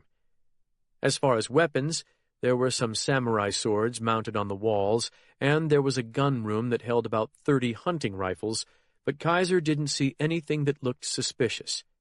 Still, he would have them checked against any unsolved murders in the state. The real question now was whether the bone tree stood on federal land or property owned by the hunting camp. If you judged by the game fence, then it was on Valhalla land, which meant the corpses inside the tree were automatically tied to the men on the Valhalla deed. But There was apparently some question about the real property line, and Kaiser had a feeling that the Great Cypress might actually be on federal land. "Sir," said one of his agents from the study door, "somebody to see you." "Who is it?" Before the agent could answer, a trim man wearing the uniform of the Louisiana State Police walked into the study. For a second, Kaiser thought Forrest Knox had decided to show up and make a turf battle of it, but then he saw gray hair, deep wrinkles, and heavy black bags like bruises beneath the man's eyes. "I'm Colonel Griffith McKeever," said the newcomer, "Superintendent of the Louisiana State Police." "You're out of your jurisdiction, aren't you?" "Technically, yes." Kaiser got up and shook McKeever's hand. "How can I help you, Colonel?" "I'm hoping we can help each other. I'm here to talk to you about Forrest Knox." Chapter 79. Tom wasn't sleeping, but floating in a fog of oxycodone and Ativan. His limbs felt no contact with the bedclothes, and only the pulsing memory of his shoulder wound kept him from sinking into oblivion. A few minutes ago his mind had cleared enough for him to see Walt sleeping beside him on a cot, as he had half a century ago in Korea. But Tom's mind had now turned inward, slipping beneath the surface into a layer of awareness where time had no meaning. In this place all things happened at once. Caitlin was as dead as the young GIs who had perished in the ambulance after running the gauntlet south of Chosin Reservoir, and Tom was as responsible for one death as for the others. In truth, he was more responsible for what had happened to Caitlin, because if he had made different choices, he might have prevented that. The boys in the ambulance would have died anyway. Caitlin lingered in his mind because he had lied to her. The night she had come to him at Quentin's house, she'd asked him many questions. One was about the Kennedy assassination, and Tom had claimed he knew nothing. That was a lie. It hadn't bothered him to tell it at the time because he'd told himself he was doing it for Caitlin's good, as he had so many other times on behalf of others. That was how it went with lies of omission. You could always rationalize staying silent when to speak would cause pain or injury. But now that Caitlin was dead, Tom would never be able to tell her the truth. "Perhaps that isn't such a terrible thing," said a voice he knew too well. It was the voice of self-preservation. He had made friends with that voice over the decades. The last time he had resisted it was 1990, the year he'd last seen Carlos Marcello. Tom had nearly fainted when the mafia boss summoned him. He'd had no direct contact with Marcello for at least 20 years and had not even treated any of his soldiers for a decade. The summons had been delivered by Ray Presley, of course, the former Natchez police detective who'd once worked as a New Orleans cop on the Marcello payroll. Ray had stopped by the office late one Friday, as he sometimes did, and told Tom that the little man wanted to see him at his Metairie home. So much time had passed since the bad old days that Tom had actually tried to beg off, but Presley had only laughed and said he would pick Tom up on Sunday morning. During the drive down to New Orleans, Ray explained that the Don had not been doing well since his release from a Rochester, Minnesota prison hospital the previous year. While in the maximum security prison in Texarkana, Marcello had suffered a series of strokes, and someone had arranged for his Brelab conviction to be overturned, allowing him to return home. Originally, many had assumed that the strokes were simply a scam to spring the Don from prison, but Ray had heard that Marcello's health was truly declining. Now Carlos himself had apparently asked to see the jail doc from the parish prison, and someone close to him had remembered the doctor from Natchez. Tom tried to hide his anxiety during the drive, but Ray Presley had the predator's instinct for weakness, and he sensed Tom's discomfiture. Over the years, Tom had come to an uncomfortable truce with his conscience over his relationship with Marcello. In a perfect world, he would have had nothing to do with the mafia kingpin. But when that kingpin provided the umbrella of protection that kept Viola Turner alive, Tom had little choice but to bow to his wishes. The hardest thing to grasp was how tiny turns of fate resulted in inextricably complex relationships. Tom had entered his externship at the Orleans Parish Prison with the dewy eyes of a schoolboy. Still only a medical student, he'd done his best every day, treating cops and criminals alike with equal courtesy. Tom had always been that way. He'd treat a black sharecropper just as he would have treated the Prince of Wales. But in the Orleans Parish Prison, his attitude marked him as different. His dedication was noticed by guards and cons alike, the difference being that cons, or the men behind them, came from a culture that believed strongly in rewarding good turns. It was this informal system, which in Louisiana had been a way of life for centuries, that resulted in Tom being sold a $25,000 Ford for $300 cash. One fateful day, a bookie named Cookie Pistolet had been serving a 30-day stretch in the Orleans Parish Prison for beating his wife. Tom had been treating Cookie's gout. Pistolet was apparently a man of some stature in the Marcello organization because he received daily deliveries of food and liquor, not to mention a regular envelope filled with various papers and receipts, which he worked on far into the night, with police assistance when necessary. Tom had never seen anything like this, but it was the way of the world in New Orleans, so he turned a blind eye. 20 days into Cookie's sentence, the Godfather himself had showed up to visit his subordinate. Marcello had apparently been suffering from a racking cough that had prevented him from sleeping for nearly a month. His doctors had diagnosed bronchitis and prescribed antibiotics, but they hadn't helped. When Cookie discovered this, he praised Tom to the skies and sent a guard in search of the jail doctor. Tom soon found himself being led before the real ruler of the state of Louisiana, where he was asked to take a look at the Don's chest. After examining the short but powerfully built Marcello, Tom had questioned the Don about his symptoms. Half a dozen questions convinced Tom that the Godfather was suffering an acid reflux cough, a condition likely exacerbated by Marcello's late-night consumption of acidic Italian Creole cuisine. The Don had brushed off Tom's diagnosis as old women's talk and departed the prison. But 1 week later, a smiling stranger had shown up and handed Tom a set of keys to the prettiest 1957 Ford Fairlane he'd ever seen. Apparently, Marcello had grown so frustrated at losing sleep to his cough that he'd tried Tom's advice and avoided eating sauces and spices after 8 p.m. After 5 days of this discipline, the cough had subsided. Naturally, Marcello had wanted to thank the man who'd relieved his discomfort. Through the prison grapevine, Carlos discovered that Tom and Peggy had no working vehicle.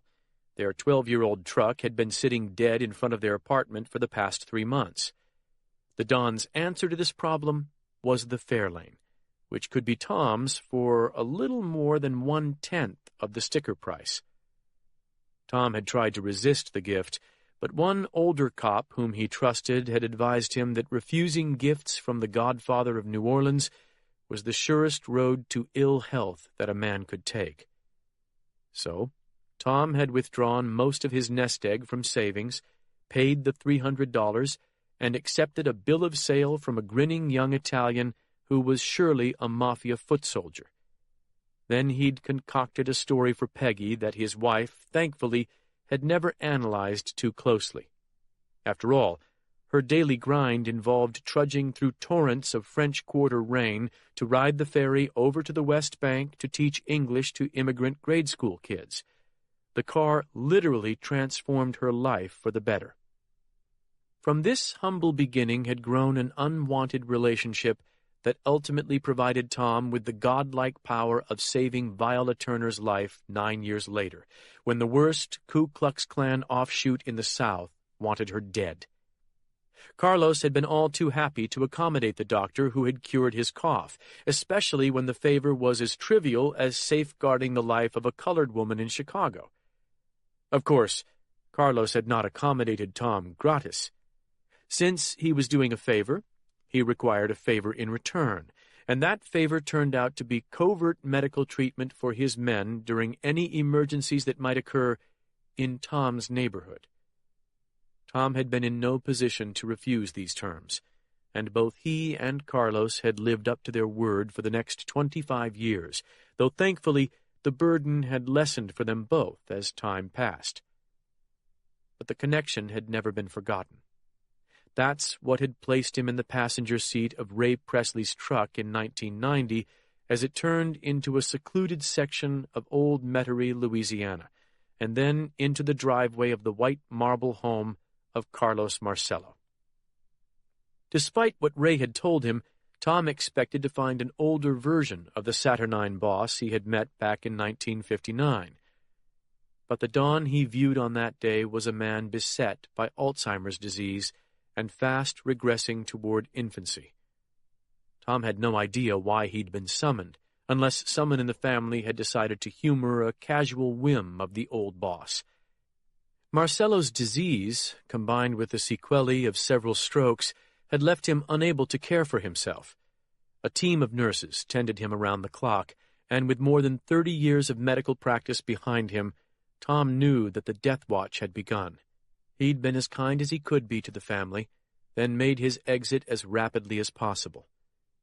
He never found out whether Marcello himself had requested his presence, and the question would vex him greatly, because 30 seconds after he left the Godfather's sick room, he realized that the shield that had protected Viola since 1968 would soon crumble into dust. As soon as he got back into Presley's truck, he asked Ray what would happen when Carlos died. Is it like a royal succession? Will his oldest son take over, or one of his brothers? Neither, Ray said. They've already lost most of what they had.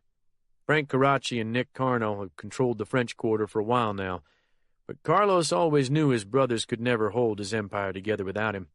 So he made sure that when the time came, the family would be legit enough to make it without the old part of the business. And they are. They own more land than the goddamn Catholic Church, and they've got all kinds of other businesses. So Carlos is going to do something not many mob bosses get to do. What's that? Die free in his bed. And his brothers are going to do the same. His kids, too, see? He was always smarter than the other bosses. Tom found no comfort in this. He'd hoped that the business would be passed down to a son or brother who would honor the Don's old commitments, including the protection of Viola Turner. But this was apparently not to be. All the new players have been trying to carve pieces off the carcass. The Asians, the Jamaicans, the Russians. There's always a free-for-all for a couple of years till things settle out. Lots of blood, lots of payback. Tom wanted to ask whether there might be any way to extend the protection of Viola, but he didn't want to start Ray thinking about her, because that would give the crooked cop leverage he might try to exploit in the future. A few miles passed in silence. All Tom wanted now was to get home as soon as possible, and home still lay nearly 3 hours up the Mississippi River. It's fucking hard to believe, Ray said suddenly. You know? What's that? That lump of cauliflower we saw back there was about the most powerful boss who ever lived. To think, he changed history like he did. Changed the whole world. And now he ain't no better than some Gomer in a nursing home. Needs to be diapered like a damn baby. What are you talking about? Tom asked. What do you mean? Ray asked. You said he changed the whole world. What did you think I meant? Ray asked, cutting his eyes at Tom. I'm talking about Kennedy. Kennedy? Tom asked. What Kennedy? John Kennedy. Who else? What about him? Presley drew back his head as if Tom were trying to play him. Come on, he said. I know you know. Know what? What the little man did back in '63. I don't know. Spit it out, Ray. What are you saying? Shit, don't give me that. I know you know. I don't know anything. Why don't you spell it out for me? Presley snorted and drove another mile.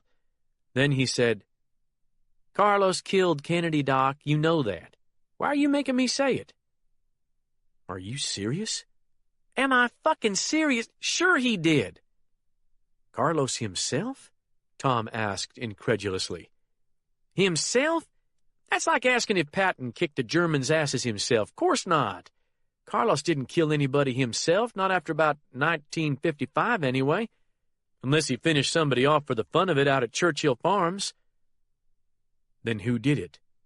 Shit, Ray said, laughing uncomfortably. I know you're fucking with me now. The hell I am, Tom said angrily. Okay then, okay. Play your games. I've said too much anyway. The little man ain't dead yet, and he's got damned big ears. Always has. Ray, are you telling me you know who assassinated President Kennedy? Presley turned to him then, peering deep into Tom's eyes. You know, too, he said. Unless you're a lot dumber than I think you are. Tom shook his head. How could I know? But Presley just looked straight down the highway. If you want to know the answer to that, think about who you knew who had the balls, the brains, and the talent to kill a protected president. That's got to be a pretty short list. Tom stared back at Ray for a long time, but he asked no more questions, nor did he think too hard along the lines Ray had suggested. Some deep part of him had already realized he might not want to know the answer. 2 nights later, despite his best efforts to distract himself, Tom had come awake in the middle of the night with an image of Frank Knox in his head. Of all the men he knew, or had known, Frank was the one with the balls, the brains, and the talent required to kill a president. A few minutes later, Tom's heart nearly seized in his chest when he remembered Knox asking a favor of him the first year that he'd joined Dr. Lucas's Natchez practice. There'd been a story about a woman, a mistress, threatening to ruin his marriage. Frank had told Tom he desperately needed to be excused from work for several days to calm the woman down.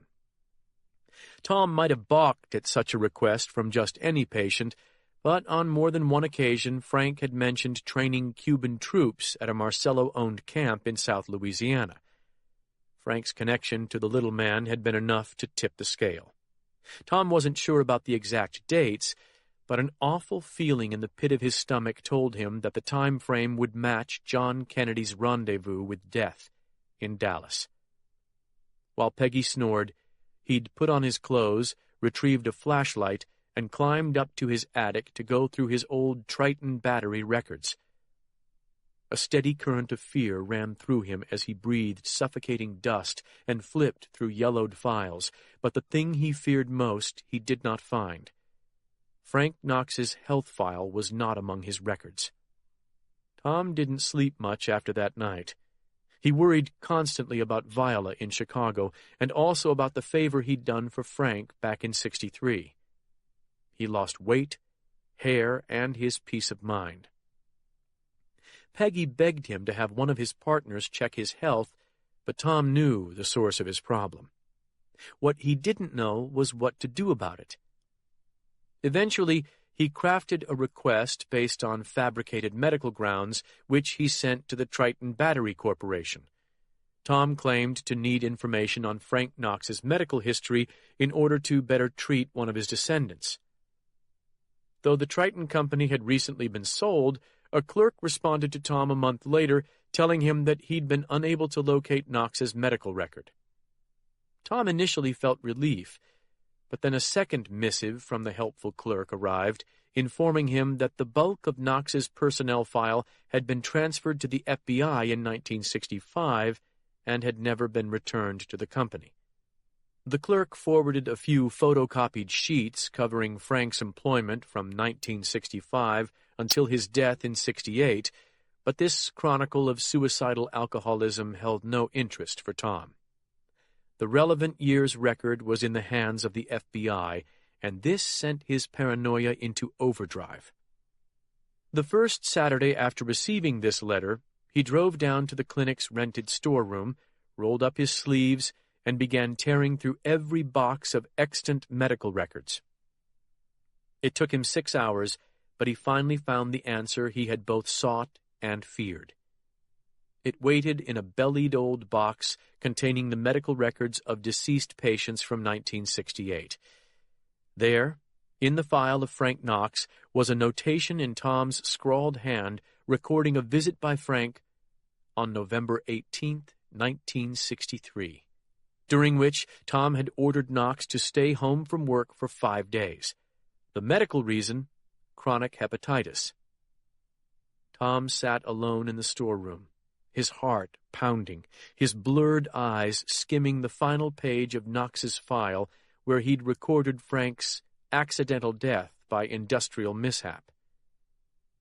As terrible as that lie had always seemed, it paled in comparison to the implication of freeing Frank Knox from work during the week of the Kennedy assassination. Tom returned home that evening a changed man. He had satisfied his curiosity, but the price had been a piece of his soul. He told no one about his discovery. After all, Carlos Marcello was still alive, and the FBI already had its own copy of Frank Knox's absentee record. Though Tom lived in constant dread of being contacted by the Bureau about Frank, he never was. And while he half expected to receive tragic news about Viola any day, he never did. Eventually, the demands of his practice and the passage of time drove his anxiety into the background, and 3 years passed before he was forced to confront his fears once more. On March 3, 1993, Carlos Marcello finally died. Naturally, the first Tom heard of it was when his nurse ushered Ray Presley into his office at the end of a workday. The raw-boned former detective held a brown paper bag in his hands. In that bag was a bottle of expensive bourbon, which Ray took out, set on Tom's desk, and said, "The king is dead. Long live the king." "What are you talking about?" Tom asked. "The little man passed." A cold shudder went through Tom. It was fear that Viola's days were now numbered, possibly in single digits. Ray opened the bourbon and poured shots, and Tom drank 3 in a row. After Ray waxed poetic for a few minutes about the old days in New Orleans, he fell silent and looked into Tom's eyes. Then he asked whether Tom was still confused about who'd killed JFK. Tom shook his head and said, "Frank, right?" "Good old Frank," Ray confirmed, nodding. "So what happens now?" Tom asked. "What do you mean?" "Well, Frank's been dead for a quarter century. Now Marcello's dead. Kennedy's been dead 30 years. Are you going to carry the secret to the grave? Or are you going to do something else with it?" Presley's eyes narrowed to slits. "Like what?" "You know what. You're a history buff like me. We're talking about the biggest murder case in American history. You can set the record straight. Let the world know what really happened. Hell, that story's probably worth millions of dollars." Ray thought about this for a while. Then he said, "I'd never live to spend it."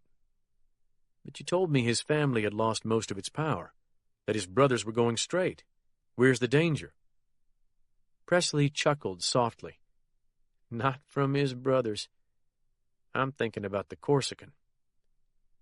"Who the hell is that?" "Another guy who was involved in that hit." "Another shooter?" No. He was the cleanup man.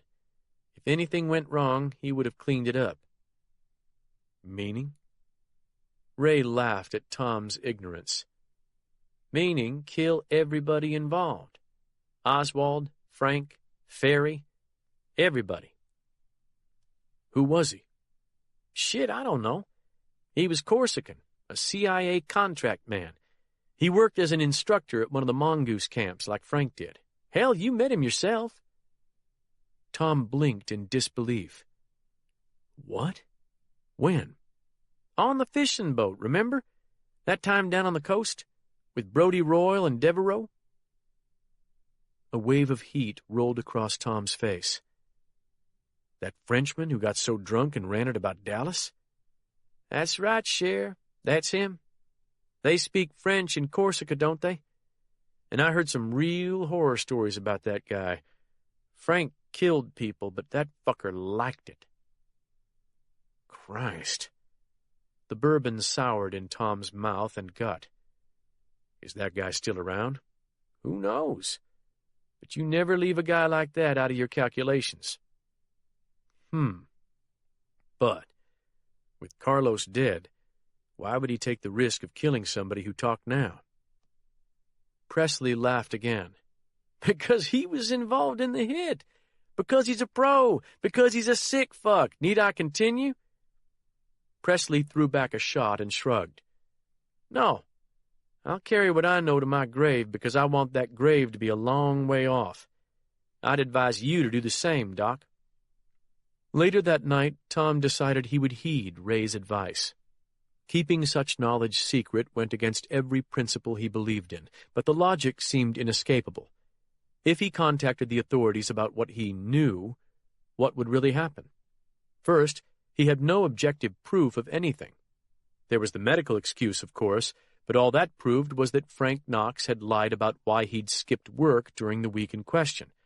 That didn't place him in Dealey Plaza or even in Texas. Second, Ray Presley would never corroborate anything Tom said, and he might well kill Tom for dragging him into the mess. Third, the Corsican assassin remained an enigma who might or might not be out there somewhere, ready to silence anyone who talked. If Ray was scared of the guy, that was sufficient for Tom. Finally, who would see Tom's tale as anything more than just another crackpot conspiracy theory? Ethically, his dilemma wasn't as thorny as some. Unlike the Albert Norris case, the perpetrators in the JFK assassination were as dead as the victim. No one had been wrongfully imprisoned. Nothing would bring the victim back. At the empirical level, Tom would be risking his family's lives in order to set the historical record straight, and with only the slimmest circumstantial evidence to back up his accusations. Tom was far more concerned that with Carlos Marcello physically gone, Snake Knox and his old Double Eagle comrades would take the opportunity to silence the one person who could send them to death row for murdering her brother and Luther Davis. But that did not happen. Tom's original deal with Marcello had stipulated that so long as Viola did not return to Natchez, she would be left alone. And it seemed that the Double Eagles were content to abide by that arrangement. Maybe they figured that since Viola had held her silence for that long, she never intended to speak. And until a few weeks ago, history had proved them right. But at some point during her journey toward death, Viola had decided to return home. In so doing, she had attracted the attention of Henry Sexton, and through Henry, she'd drawn the notice of the other local men who knew that Viola possessed information that could alter not only the perception of the past, but the reality of their futures. The Double Eagles. Through the chemical fog that held him in his suspended state, Tom heard a distant voice calling his name. "Tom? Tom? Tom," said a voice in the dark. "Can you hear me?" Someone shook him. Then Walt's face appeared above his, eyes bleary in the weathered brown skin. "You were moaning something, then you stopped breathing." "Did I? Were you having a nightmare?" "I don't... Must be the drugs." Walt nodded, then took Tom's pulse. "Not good," he said, "but you can dance to it. Can I get you anything?" Tom shook his head in exasperation. "I need the goddamn urinal again." "You and me both. Let me get enough light on to find it." While Walt searched the floor beside the bed, Tom lay back and remembered Viola in the year he'd first gone to work at the clinic. But then, flowing through and over those memories came images of Peggy during those summers in New Orleans when they'd been as poor as Viola and her husband would be later, when a meal in Mosca's Italian restaurant and a tableside visit from Carlos Marcello had made Tom feel like he was more than a penniless student, and when the smooth rumble of the Ford Fairlane carrying his wife and him back to their apartment with good wine and food in their stomachs was as solid and comforting as anything he'd ever known. For it was only later, much later, that Tom realized the $300 Fairlane was the costliest possession he would ever own. Chapter 80. Jordan Glass walked slowly along the Malecón in Havana, watching young couples stroll down the promenade while old men fished the night surf along the seawall. The night air was warm, and Jordan could hardly believe she'd been in the chilly swamp of Lussahatchee County only hours ago. Her Nikon hung around her neck, but she hadn't taken a single photo since the afternoon, when she'd shot Raul Castro in his office in El Capitolio. The president had been too ill to be photographed, and Jordan had done a poor job of hiding her disappointment at being passed to his younger brother. Before the session was done, however, she'd had a brief encounter that, from her husband's point of view, had made the trip worthwhile. Jordan couldn't agree, since she felt certain that had she not left Caitlin alone in Athens Point, the young newspaper publisher would still be alive. Even if Caitlin had insisted on the two of them pushing on to find the bone tree using Rambin's map, with 2 guns, they might have driven off the young man who had killed her. In fact, Jordan thought, if she'd stayed in Athens Point, Harold Wallace might never have summoned the courage to approach them.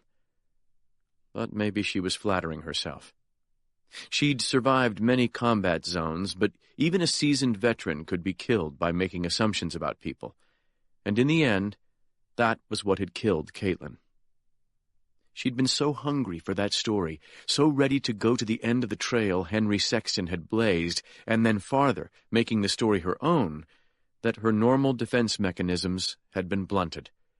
Where normally she might have felt suspicion of a stranger approaching her with information, the fact that the young man was African American had lulled her into thinking he was naturally on her side. Caitlin probably assumed he'd heard of her quest through Carl Sims's minister father, who'd put out the word for information on the bone tree the previous night. Caitlin would have known she stuck out like a TV actress in the dingy cafe at the Athens Point crossroads, so it was only natural that someone might recognize and approach her. A burst of salsa music from the street startled Jordan, and she turned in time to see a gleaming relic of Detroit metal roar past, complete with tail fins and fisheye headlights.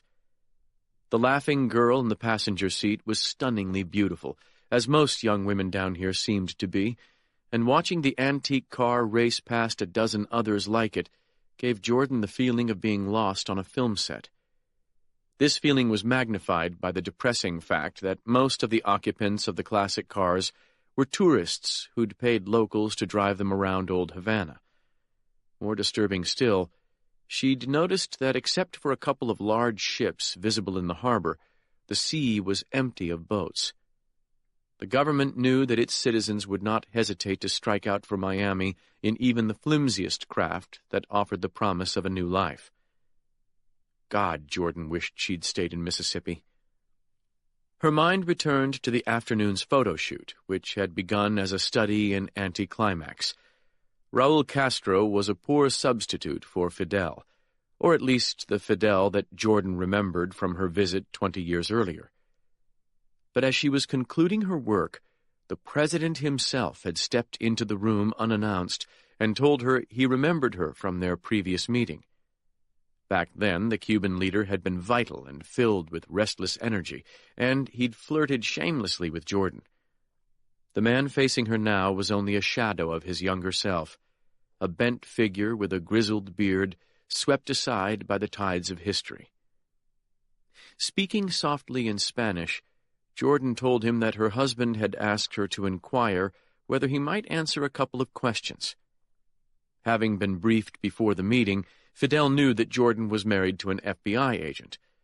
In response to her request, he gave her a non-committal tilt of the head and asked what the subject of her questions might be.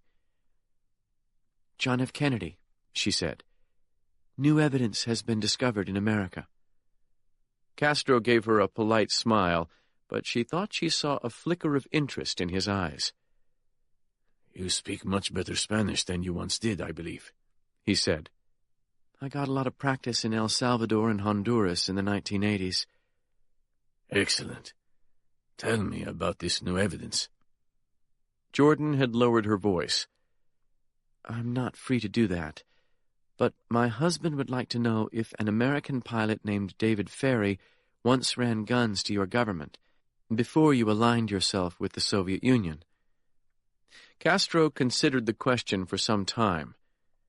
Then he said, "This is true. Senor Ferry was an unstable man, but in those early days we could not be selective in our choice of allies." "Thank you. The Bureau also has a reliable report that when you heard of the death of President Kennedy, your first reaction was to say it was a terrible thing for Cuba." Castro nodded firmly. "This is also true. Kennedy's administration worked against us, and even tried to kill me. But privately we were working toward a sort of détente between our countries.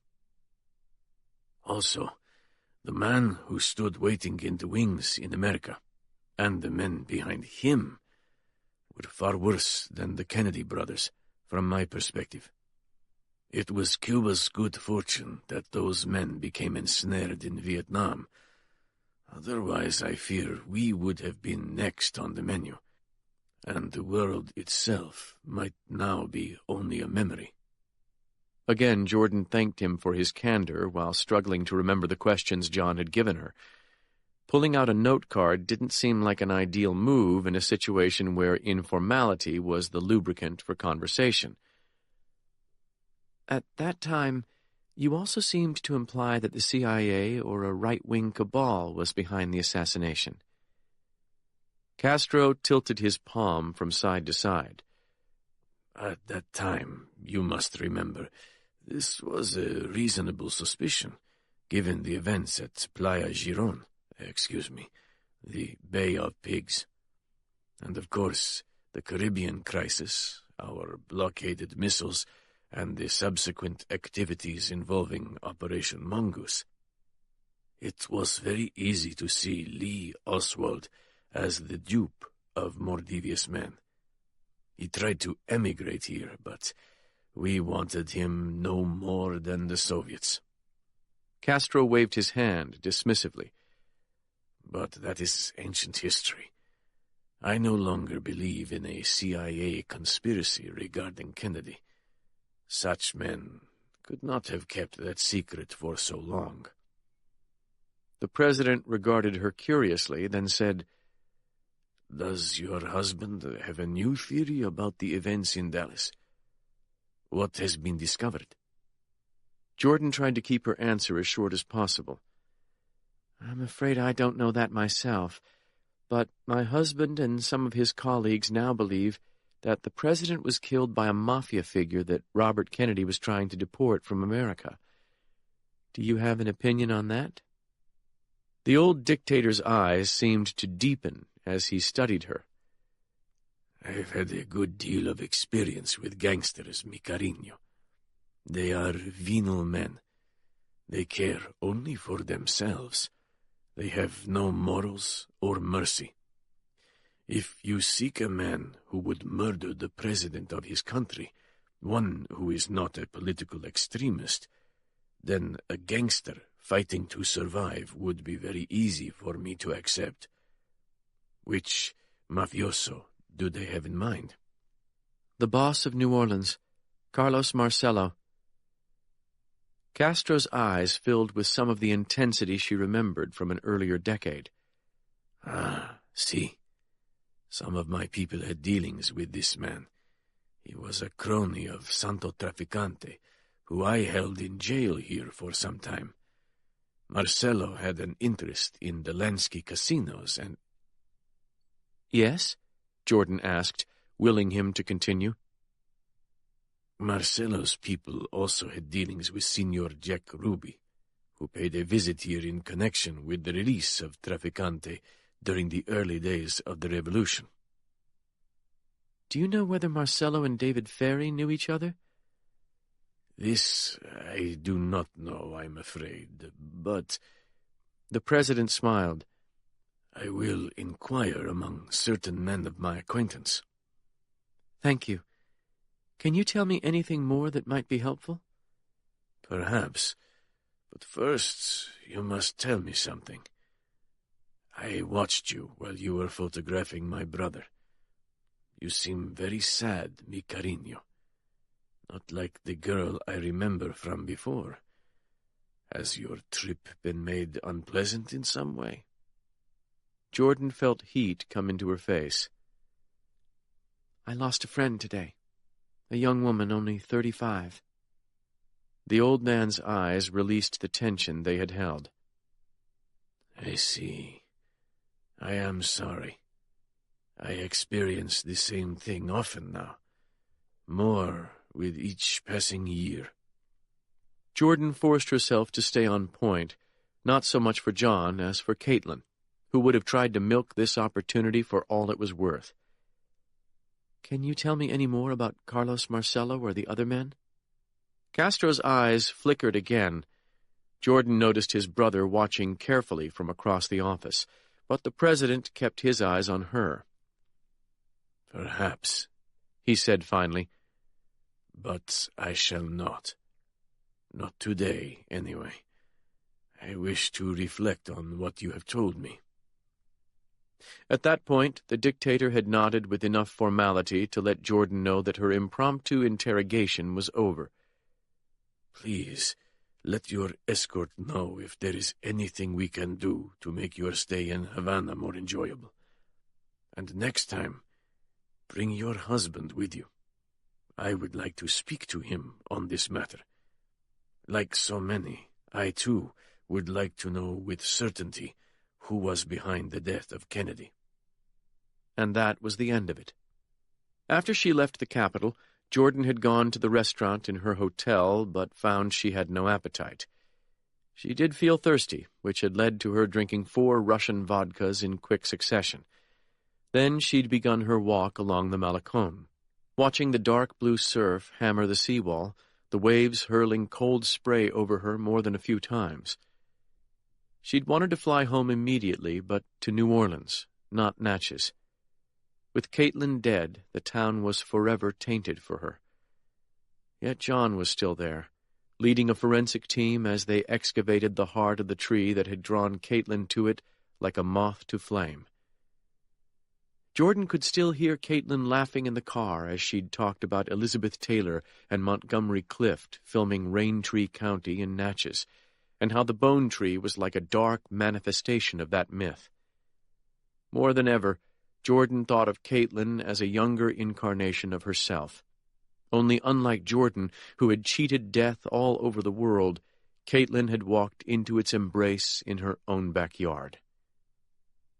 Realizing that she'd just walked past the door of her hotel, Jordan backed up and turned in, meaning to buy a double vodka to carry up to her room. But before she reached the bar, the desk clerk called her over in an excited voice. The 50-ish man she remembered as arrogant was a living stereotype, with slicked-back hair and a pencil mustache that looked drawn on with a grease pencil. "What is it?" Jordan asked, afraid that something had happened to John. The man's eyes sparkled with innuendo. "You have a present, Miss Glass. A very special gift." The newly unctuous clerk turned and lifted a breathtaking bird of paradise blossom that Jordan had assumed was part of the hotel's decor. This he presented to her with a suggestive smile. Jordan couldn't imagine John sending this to her. For one thing, he was busy. For another, he knew nothing about flowers. If anything, he would have sent roses. "I think there's been a mistake," she said. The desk clerk gave her a leer. "No mistake, Miss Glass. El Presidente, madam. See, there is a note."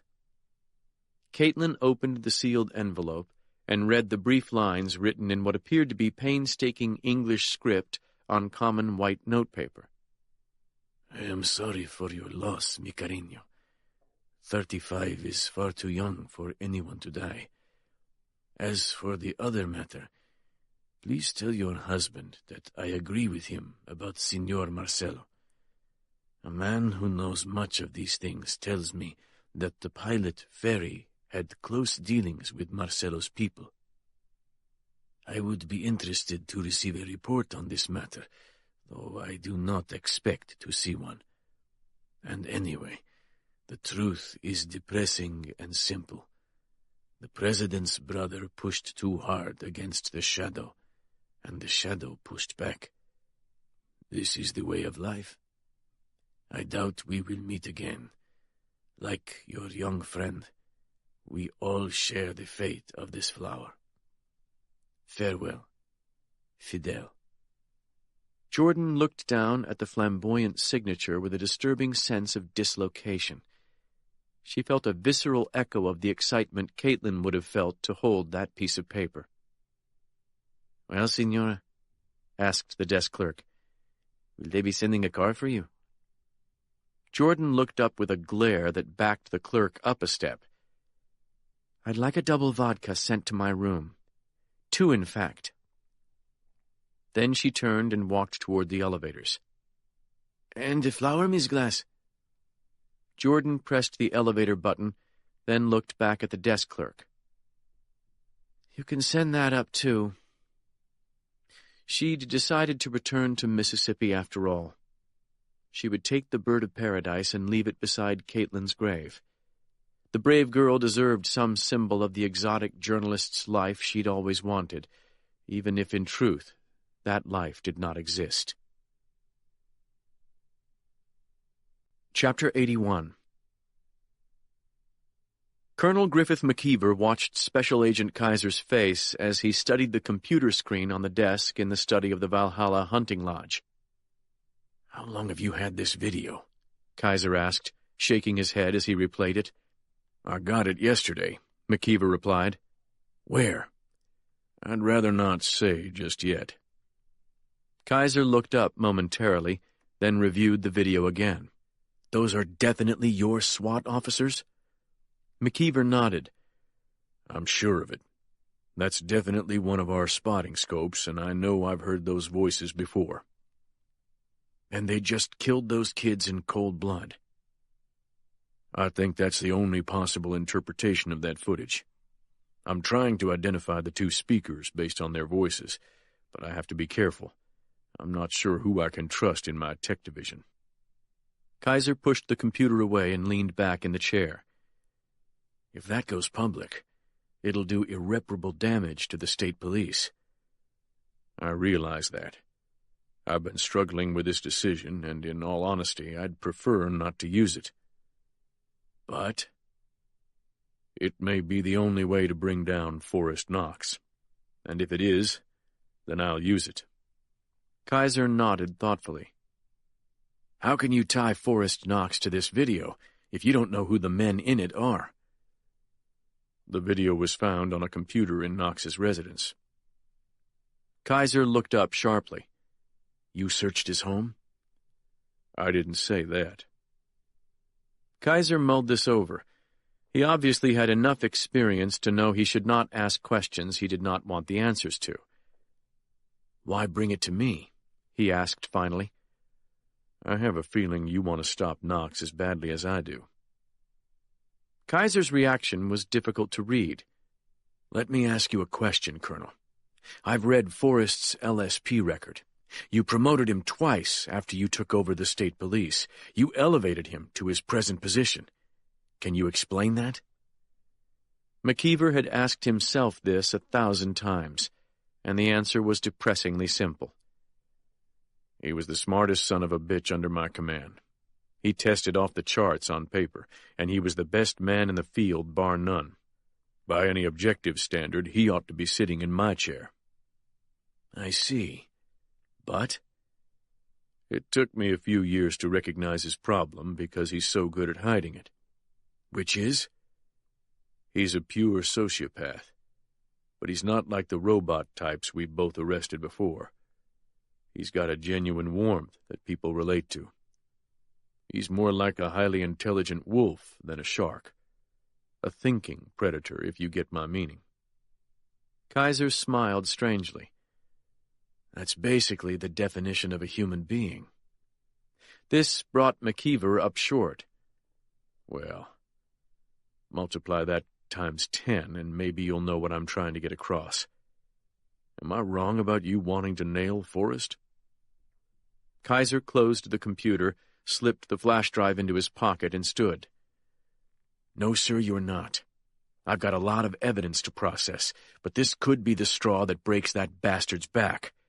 We've got to find the men in this video. What do you want me to do? McKeever asked. Well after midnight, a steady knocking awakened Jordan from alcohol-induced sleep. When she got to the door in one of John's T-shirts, she found a Cuban army officer standing in the hall. The captain was in no mood to be patient, but she forced him to take the time to convince her that the Cuban president was summoning her to his estate for a legitimate purpose, and not for some fantasy of a late-night booty call. After she dressed, Jordan carried her camera bag into the hall, but the officer shook his head and said she would have to rely on her memory. No recording devices of any kind would be allowed, not even a notebook and pen. The car that carried her west, past the Bay of Pigs, was a black vintage Cadillac limousine with bulletproof glass. The captain did not once look into his rearview mirror to check Jordan out. She didn't know whether this was out of fear of his commander-in-chief, or because he'd driven so many women to see Castro in this way that he no longer had any interest in the process. Their destination proved to be a mansion on the beach with its own private marina, a palace guarded by at least a dozen soldiers and fully staffed by maids and a butler. This was an eye-opening experience, considering that the tenant was theoretically the leader of a communist revolution. The butler escorted her to a well-appointed study whose walls displayed dozens of framed photographs dating to the 1950s and 60s. Rubbing the sleep from her eyes, Jordan walked slowly down the wall and tried to identify various African and Central American leaders. She recognized Patrice Lumumba, Thomas Sankara, Evo Morales, and, of course, the pale Soviet premiers grinning as they smoked cigars with Fidel. She was a little surprised to see Castro with his arm around Che Guevara, since she'd heard the Cuban president had been jealous of his more glamorous comrade-in-arms. "Thank you for coming," a voice behind her said in Spanish. She whirled to find the president standing inside the door watching her. "I'm told you were sleeping," he said. "I'm afraid I'm at the age where sleep has deserted me, at least as anything but a torment." Jordan elected the direct approach. "Why have you brought me here?" Castro came farther into the room, then sat in a heavily padded chair and put his slippered feet on an ottoman. All she could think about was how frizzy his white beard looked beneath the pasty face. Gone was the virile, black-haired firebrand who had so impressed her 20 years ago. "The things you asked me today started me thinking," he said. "I found myself unable to stop. I finally decided that the time has come to pass on some information to the U.S. government. I will not do it officially, but—" The president looked up at her with a flash of his old intensity. "It's my understanding that your husband may be working with some older men who remember the Kennedy years as clearly as I do. They call themselves the Working Group. Do you know anything about that?" While Jordan considered how to respond, the president motioned for her to take the seat opposite him. "Maybe," she said. "I know he's working with a retired agent named Dwight Stone." She perched on the edge of the chair. "Stone's very ill, and my husband wants to find out who was responsible for what happened in Dallas before time runs out for Stone." Castro gave her a tight smile. "Just so." "You obviously know more than you told me today, or in your note." "Oh, yes," The flower. How childish of me, yes? It was beautiful. The president inclined his head. So, let us speak of assassination. I myself have survived over 600 attempts on my life since taking office. 600? That I know of. Nearly a dozen of those were planned and carried out by the CIA at the direction of the Kennedy administration. Some of those were facilitated by what you call the mafia. This is well documented, of course. Not news, as you say. Yes, I've read about that. Then let me tell you something about which you have not read. Jordan waited. In 1967, a man with a rifle tried to assassinate me in the Plaza de la Revolucion. Had my security services not been warned by one of the man's confederates, he probably would have succeeded. He was set up to shoot me from 700 yards away, and he had the skill to make such a shot. What nationality was the shooter? French Corsican. I see. Was he killed? Not immediately. He was wounded during his capture. Then he was questioned by the security services. He subsequently died during this process, but not before telling most of what he knew. Jordan had the feeling that the Corsican's confession was what she had been brought here to hear. And? The story he told was quite interesting. He had been hired to kill me by two American mafia leaders, Santo Traficante and Carlos Marcello. Jordan felt an unexpected thrill. Have you confirmed that he was telling the truth? This time Castro's smile had a reptilian quality to it. He was telling the truth. You can believe me. But I wasn't very interested in his story. The Mafia has wanted its casinos back ever since 1959. They will never get them. Sometime after I die, Cuba will revert to capitalism, and the Walt Disney Company will have Mickey Mouse running the damned casinos. For a moment, Jordan wondered if the Cuban leader were drunk. In any case, he now seemed to be lost in his own memories. She decided the best thing to do was let him ramble. The story that interested me also involved Signor Marcello. By 1967, I had, of course, heard the craziest stories imaginable about who killed Kennedy, like Robert Ludlum stories, you know? Yes.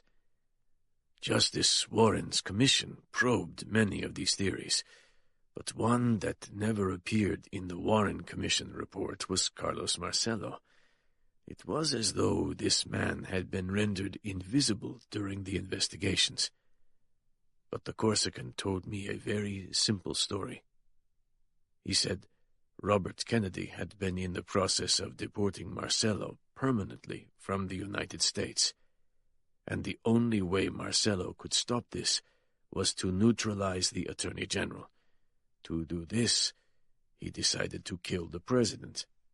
It was no Machiavellian stratagem by the CIA, the military, or corporate America. It was simply a matter of survival. Did this Corsican claim to have been the shooter? No. That was partly what convinced me he was telling the truth. He was not claiming to be the assassin and asking to be spared because of it. He was simply emptying his brain to spare himself further pain. Jordan shuddered at the thought of the agony concealed behind the clinical coldness of that phrase. He said the shooter was a man who had trained exiles in preparation for Playa Girón at camps in Louisiana. He was one of the white-robed racists, a KKK man. He was also a former U.S. Marine, like Oswald. Unlike Oswald, however, he was supposedly a man of great competence. Did the Corsican give this man a name? The president vouchsafed Jordan another tight smile. See, he did. What was it? Castro closed his eyes for a moment, then shook his head. I think it best not to go that far at this time. Jordan struggled to contain her frustration. If you learned this in 1967, why has it never been made public?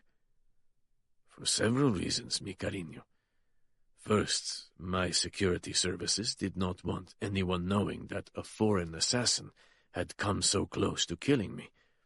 Second, quite frankly, it served the purposes of the revolution to have the American public mistrust its leaders.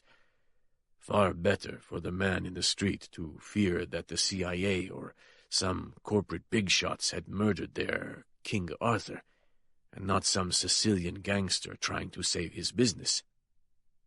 Jordan sat quietly trying to process what she'd been told and why. And the Corsican died? Si. Badly. What do you want me to do with this information? The president studied his fingernails for a while. Then he said, I want you to pass it to your husband. Tell him not to try to contact me for confirmation. I will not confirm it. I tell you now, tonight, because you presented me with a completely unofficial way to let the right people know what we know. Jordan didn't know whether to thank him, ask more questions, or prepare to leave. You are a beautiful woman, Miss Glass. You have aged very well since that day we met in 1987. Was that the year? Jordan asked. I wasn't sure. Yes. I, sadly, have not aged nearly so well. Were I 10 years younger, I would ask you to stay the night. Jordan shifted on the chair. She'd been afraid this was coming. You know I'm a married woman. Castro gave her a jaded smile. Different women view marriage in different ways. I notice you have not taken your husband's surname. No, but I'm afraid I'm the one-man variety nevertheless. The light of flirtation died in his eyes. Pity. Well, you've heard what I wanted to tell you. My driver will take you back to your hotel. Jordan got to her feet before he could have any second thoughts and moved toward the door. As she passed the president, he touched her arm and looked up at her. Any more questions before we say goodbye? She knew she should go on, but she stopped anyway. She fought the urge to ask what he was doing living in opulence while his people struggled, but she figured she knew the answer already. Power corrupts regardless of nationality or philosophy.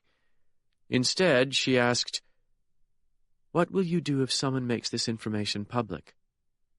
The old man shrugged. It's an American problem. I leave it in their hands. I only have one regret. What's that? I wish I had let Mrs. Kennedy know this information before she died. Perhaps it might have brought her some peace.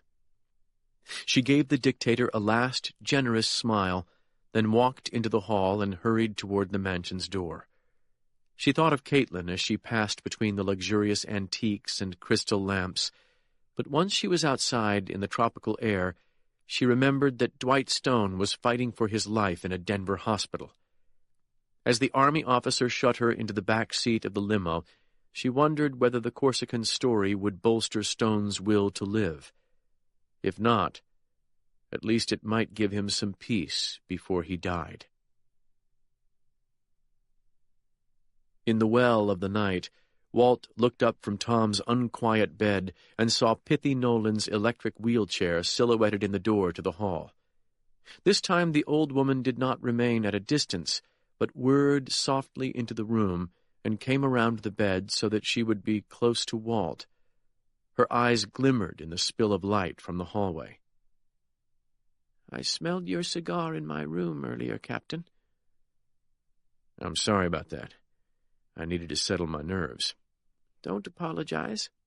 It's good to smell men in this house again. It reminded me of Tom. He never smokes in my presence any more, but I can always smell that cigar on his clothes. Walt smiled to himself. Many times during his life he had looked up or turned at the smell of certain cigars and expected to find Tom Cage standing there. Pithy Nolan let her gaze fall on Tom for half a minute. I've heard some upsetting news, she whispered, about the girl Penn was set to marry. I know about that. Have you told Tom? He knows. It's weighing mighty heavy on him, too. The old woman regarded Tom again. Walt had the feeling she saw very deeply, despite her lack of medical knowledge. How much danger is he in? She asked. I don't feel that he's dying, but... He could die, all right. He should be in a hospital. But this is the way he wants it. Pithy nodded. He's a stubborn man. Do you know why he's doing this? Walt asked. The wise eyes returned to Walt's face. Do you not? Up to a point, I guess, but no further. Pithy Nolan reached down and sucked a deep inhalation from the oxygen mask on her lap. Then she said, He's not doing it for himself. Tom Cage almost never did anything for himself. This man takes care of people. That's his purpose on earth, and he'll die fulfilling it if the gods require it. Walt thought about this. Makes it a mite tough on the people who care about him. Pithy nodded, the ghost of a smile upon her lips. Those who love heroes must walk a stony road. Then the smile vanished, and her eyes pierced Walt to the quick. Sometimes we must share their end as well. At some level, Walt figured, he had always known this. I understand. I read classics at university, Pithy said, a hint of wistfulness in her reedy voice. Do you remember the Spartans? I think so, ma'am. I didn't care much for them. The Spartans didn't deserve the glorification they got. But they did have a rather succinct saying that's never left me. Nothing is more apt when things come to the sticking point. What was that? The piercing eyes found his eyes. Come back with your shield or on it. Did you ever hear that saying? Yes, ma'am. And I've been in that situation myself. With Tom, as a matter of fact. You must have acquitted yourself well. Walt wasn't so sure. My husband never returned from the war, Pithy said quietly. He's resting somewhere at the bottom of the Pacific Ocean. But his shield is with him. He's sleeping in it. A Curtiss Warhawk. In his mind, Walt saw a brave American boy in an aging P-40 being cut to ribbons by a swarm of quicker-turning Zeros. He jumped when Pithy reached out and laid her papery hand on his. It felt feather-light, and neither warm nor cold, but through her thin skin, Walt felt something like an electric current running into him. I'm going to send Flora in with food and tea, she said. Then you need rest, Captain. Marshal your strength. There's no telling what might be required of you before this business is concluded. The regal old woman gave him a sad smile, then turned her chair with a touch of a finger and whirred out of the room like a queen borne upon a royal litter.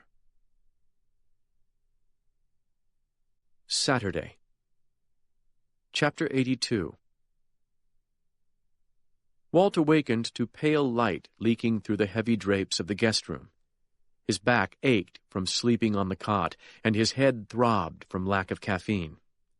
Rising onto one elbow, he saw that Tom was not in his bed, and his heart began to race.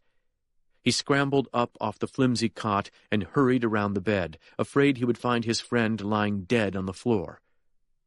The floor was empty. Walt rushed out to the hallway, into darkness. A column of light rose from the well of the staircase, filled with dust motes, and through its lambent swirl he saw a crack of brighter light beneath a door at the end of the corridor. Relieved, he rubbed his eyes and trudged down the hall to the bathroom. When he opened the door, he saw Tom standing before the sink in shorts, hacking at his face with a safety razor like a man who'd decided that his beard offended God. The IV bag hung from the brass stem of a wall sconce, still trickling saline into Tom's arm. Last night's exhaustion had vanished from his eyes. Now they looked not quite wild, but filled with almost messianic intensity. "What the hell are you doing?" Walt asked. "Shaving." Tom hadn't even looked in Walt's direction. "You finally got some sleep." "Why are you shaving?" Tom shrugged and kept hacking at his face. "It's been a while." He rinsed white hair from the blade and went back to the task. Yeah, like 50 years, Walt thought. He hadn't seen his friend without facial hair since Korea. Tom's white mustache and beard had become so much a part of his identity that their absence was almost tangible. The new face being revealed in the mirror disoriented him. The strong jawline Walt remembered from the army had emerged, taking 10 years off his friend. "You look like a man with a plan," Walt said. "Maybe. Where's Caitlin's body?" Walt didn't like the sound of that. "I imagine they've got her down in Baton Rouge, awaiting autopsy. She was DOA from a gunshot, so it's a coroner's case." Tom closed his eyes and breathed like a man forced to expend a significant fraction of his energy just to move his diaphragm. "Are you okay?" Walt asked. "I'm functioning, which is more than I can say for that poor girl." Walt waited for whatever was going to come next. Grief did strange things to people, and Tom was unlikely to be an exception. He turned to Walt, squinching his mouth up so that he could shave the whiskers between his lips and chin. "What was Caitlin doing down in that swamp? I didn't even ask her." Walt shrugged. "Searching for bodies, probably. And if she hadn't gone down there and found you, yours would have been the next one. So she took my place. You think that's a fair trade? A 35-year-old with her whole life ahead of her for a man at death's door?" Walt shook his head. "Life don't work that way, pard, and you know it. What happens, happens. There's no sense to it." Tom rinsed the razor again, examined his face, then went back to scraping off the remains of his beard. "Come on," Walt said. "What are you thinking?" "First, I need to call Penn. I need to apologize." "I don't think that's a good idea. Not unless you're ready to turn yourself in. Penn's being guarded by the FBI, and he's probably pretty upset with you today. If you call him, they're going to trace you, and—" "I am ready, Walt." Walt blinked in confusion. "Ready for what?" "On top of everything else I've done this week, I got Caitlin killed, and I've turned you into a fugitive. It's too late for me to help Caitlin, but not to help you. I figure we're down to two choices. We can either kill Forrest Knox, or I can turn myself in to the FBI." Walt didn't answer right away. He'd given the first option considerable thought during the night, and he'd decided it was suicidal.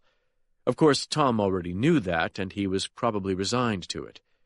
Or maybe resigned wasn't the right word.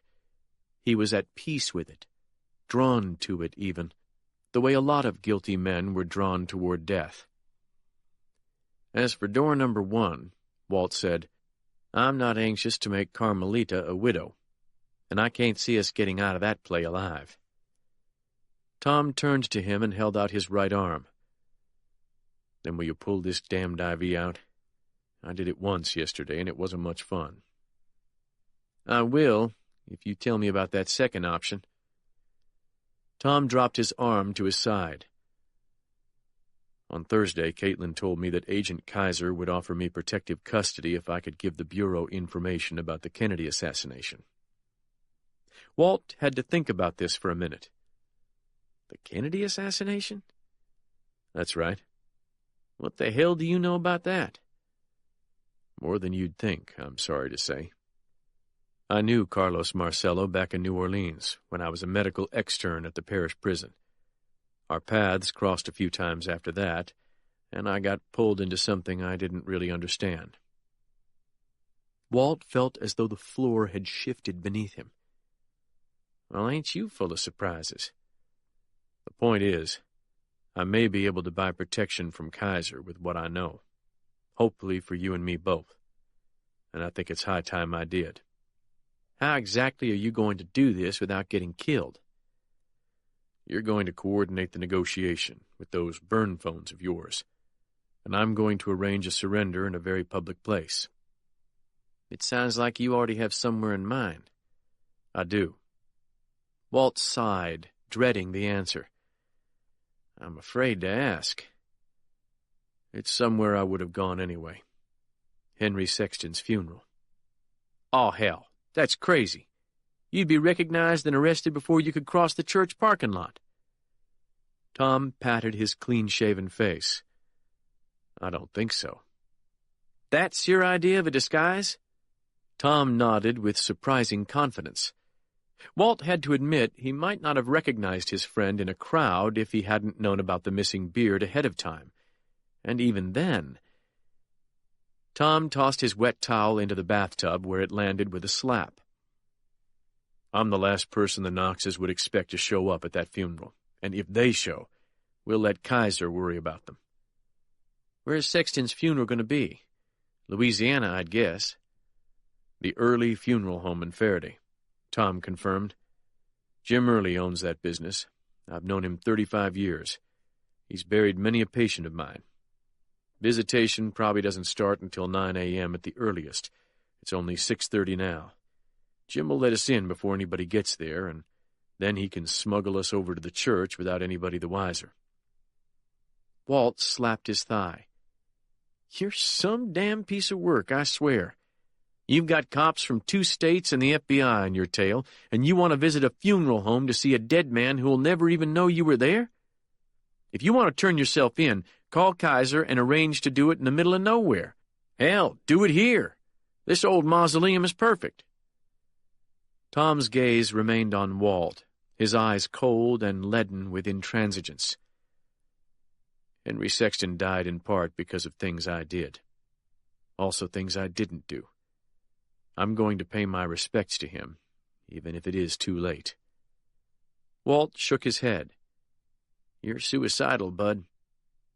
"What if that was you lying dead over in Faraday?" "I'd yell up from the fiery furnace for you to light out while you could and pour a whiskey for me later once you were safe and dry." "No, you wouldn't. So get this damned IV out of me." Tom held out his arm and made a fist. "Mrs. Nolan ain't going to like this plan," Walt grumbled. "Wait and see." Remembering last night's strange conversation, Walt decided Tom might be right.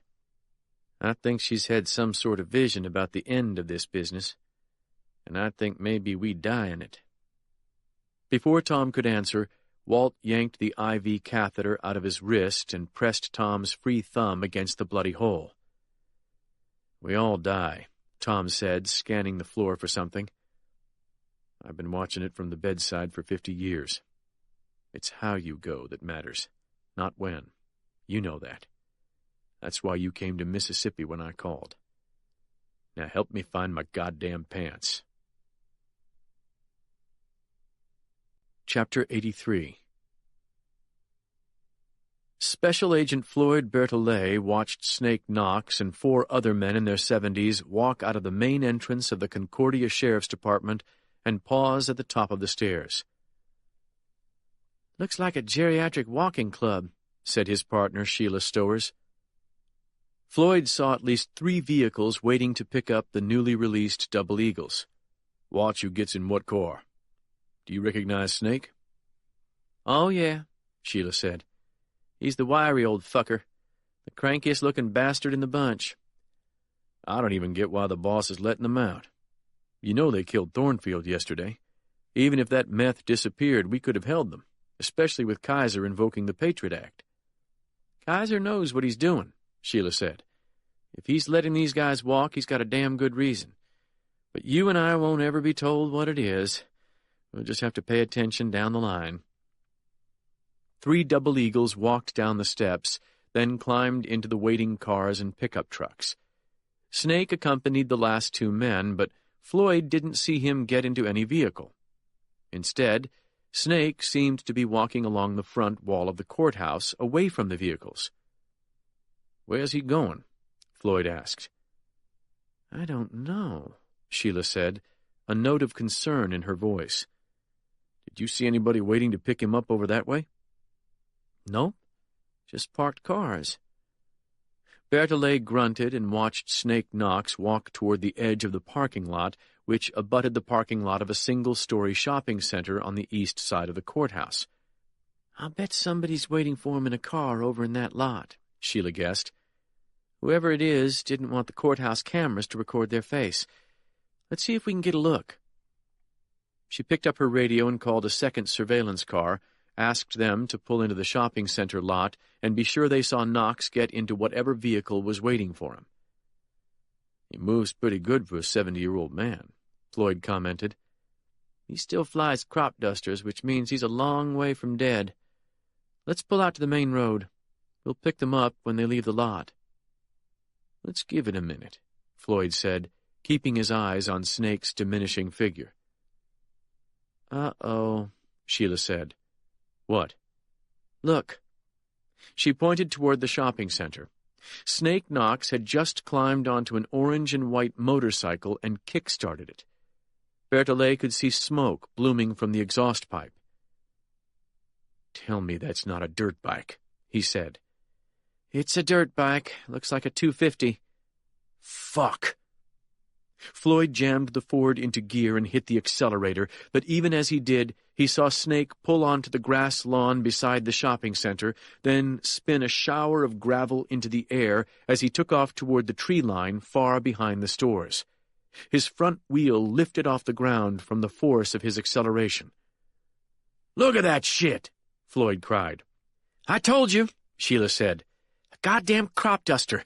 What do you expect?" She keyed her radio and said, "What are you waiting for? Get this car up onto the grass and try to stay with him." "There's no way," Floyd said. "He'll be in those trees in 30 seconds, and without air support he might as well be in Mexico. He's gone." "I know. We need a goddamn drone." "I wonder if we have an aircraft close," Stowers said. "Kaiser might divert the chopper to keep eyes on Snake Knox." "Give it a try," Floyd said, aiming the Ford at the space between the courthouse and the shopping center. "I sure wish this was a rental." Snake was 3 miles from the courthouse when he stopped the Honda. He'd lost the FBI after the first half-mile, as he'd known he would, so he'd taken care to ride the last 2 miles under heavy tree cover. He'd found the pistol and the cell phone he'd requested in a leather bag attached to the handlebars, and during the ride over he'd called his illegitimate son and told him to be parked by a certain borrow pit 15 minutes later. Unlike the pit where Deke Dunn had died, this one lay north of Highway 84, but otherwise the topography was the same. Snake put the motorcycle back in gear, rode to the edge of the water, then stashed the bike behind some thick cottonwoods and waited. If Forrest meant to kill him, it was likely to happen here, now. After 2 minutes, a navy blue pickup truck nosed up the little dirt road, stopped 30 feet from the water, and fell silent. Through the windshield, Snake saw 2 familiar faces. One belonged to Alois Engel, his son, the other to Wilma Dean. He wondered how far he could trust them. Most bastard sons carried a heavy burden of anger, and Alois was no different. And while Wilma was no fan of Forrest's, she didn't like Snake much better, considering how he'd treated her over the years. He'd screwed her when she was young and attractive, and ignored her all the decades since. Snake listened hard for other engine sounds, but he heard none. After another minute, he walked into the open with his pistol in his hand and beckoned them out of the truck. They moved naturally as they got out, no shared glances or any other signs of nerves, so Snake calmed down a little. "Everything cool?" Alois asked. "Worked like a charm," Snake said, walking toward the truck. "The fibbies don't know what hit 'em." "What do we do now?" Snake studied the boy before he answered. Alois looked nothing like him. Snake saw his mother in the blonde hair and two close-together eyes. "Dump the bike in the water," he said, "and get the hell out of here. It's over behind those trees." Alois nodded and went to take care of it. When he was out of earshot, Wilma said, "I don't like your boy much. Thinks he knows everything." "Shows the apple don't fall far from the tree." She laughed bitterly. "You got that right." Wilma looked over her shoulder and watched Alois run the Honda into the black water. "Look, before he gets back," she said, "I heard something you might want to know." "What's that?" "I got a friend who works part-time at the motel where them FBI agents are staying." "And?" "She tells me her manager asked her to plant some bugs in their rooms yesterday." Snake went on alert. He'd heard nothing about this from Forrest. "Keep going. Who's this manager?" "Name's Wade Kimball." Snake smiled. Kimball's father had been a Klansman back in the day, and the son fancied himself a right-wing blogger. "Little Wade," Snake said. "Forrest must have put him up to that. Where else would he get the bugs? Does your friend know who's monitoring the transmissions?" "Kimball himself, she thinks. He's been locked up in his office ever since the bugs went in." Snake couldn't believe his luck. Alois walked back up to them and said, "What now?" "Now?" Snake grinned. "Now we're going to kill some people." The boy's mouth twitched a couple of times, then broke into a slit of a smile. After years of waiting, the hardcore action he'd been craving was at hand. Snake had figured Alois would be more than ready. "Who?" Alois asked. "Penn Cage and his old man. Maybe even that FBI agent, Kaiser." Wilma drew back her head, her eyes unbelieving. "That sounds pretty damn stupid to me." "You want to go sit home and watch your soap operas? Go ahead." "I'm ready," Alois said. "Where are they?" "The mayor's home right now and covered by about 20 cops. But later on, he won't be. And neither will his father." "Where'll they be?" "I'll lay odds on Henry Sexton's funeral." "How do you know that?" Wilma asked. "Because that's what guys like them do. They follow the rules, observe the social niceties, and that makes it easy for us to pick them up." "Are we going to hit them at the funeral?" Alois asked, his eyes wide. "Depends on who else is there. We might do it there or right after. Or we might wait and stage something interesting. But either way, we move today." Chapter 84. Walt felt more than a little anxious crossing the river back into Louisiana after killing the state trooper only 4 days ago. Thankfully, Darius had agreed to drive them, and in Flora's Lincoln, not Pithy's Bentley, which would have been like driving through India in Queen Elizabeth's golden carriage. Walt had tried to enlist Pithy in his effort to dissuade Tom from visiting Henry's remains, but as he'd feared, the old woman had predicted that no evil would come from Tom paying proper respect to the dead. This hadn't reassured Walt, but neither Tom nor Pithy had paid him any mind. He felt like the insignificant shield-bearer that Pithy seemed to think he was. The miles flowed by under Darius's sure hands and feet, Tom as silent as a pilgrim nearing a holy shrine. And soon they reached the west side of Faraday, where Early's funeral home stood. The business occupied a columned two-story Greek Revival house, while the owner lived in a simple ranch-style home next door, a bass boat parked on a trailer to the side, and martin boxes on poles in the yard. Walt felt some trepidation as Darius went to the door to summon Mr. Early to the Lincoln, but once the owner of the funeral home stopped gawking at Tom's missing beard, he couldn't move quickly enough to please his guest. 2 minutes after they'd pulled up, Jim Early was letting them into the funeral home through the back door. Tom thanked Darius and asked if he'd mind going to a convenience store and picking up a couple of Diet Cokes, and their driver agreed without a word. Walt didn't like the idea of losing their transportation, but once again Tom ignored his concern. Mr. Early led them to the room where the pre-service visitation was to be held for Sexton.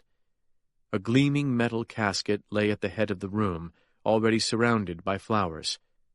By necessity, Early informed them solemnly, the funeral would be a closed casket affair. The reporter had been burned beyond all recognition. Brodie Royal had suffered the same fate. After shaking both their hands, Early excused himself to begin preparations for the day's operations. Walt told Tom to get on with his business since they were basically sitting ducks. Tom had already arranged his surrender to the FBI, but Agent Kaiser didn't expect him to turn up until midway through the church service after the crowd had been seated. Walt had brought a pistol along, but he knew better than to think he'd get the drop on another state trooper like he had with the one by the borrow pits. This time, if the Staties came, it'd be the SWAT boys with body armor, tactical sights, and pump Remingtons.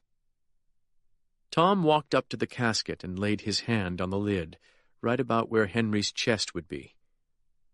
He was speaking softly when a woman who had to be 80 entered the back of the room.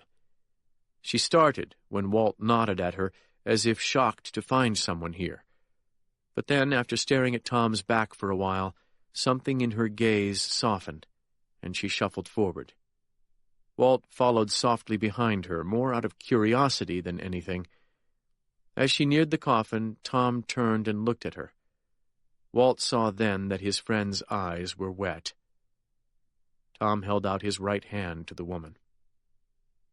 "Hello, Virginia."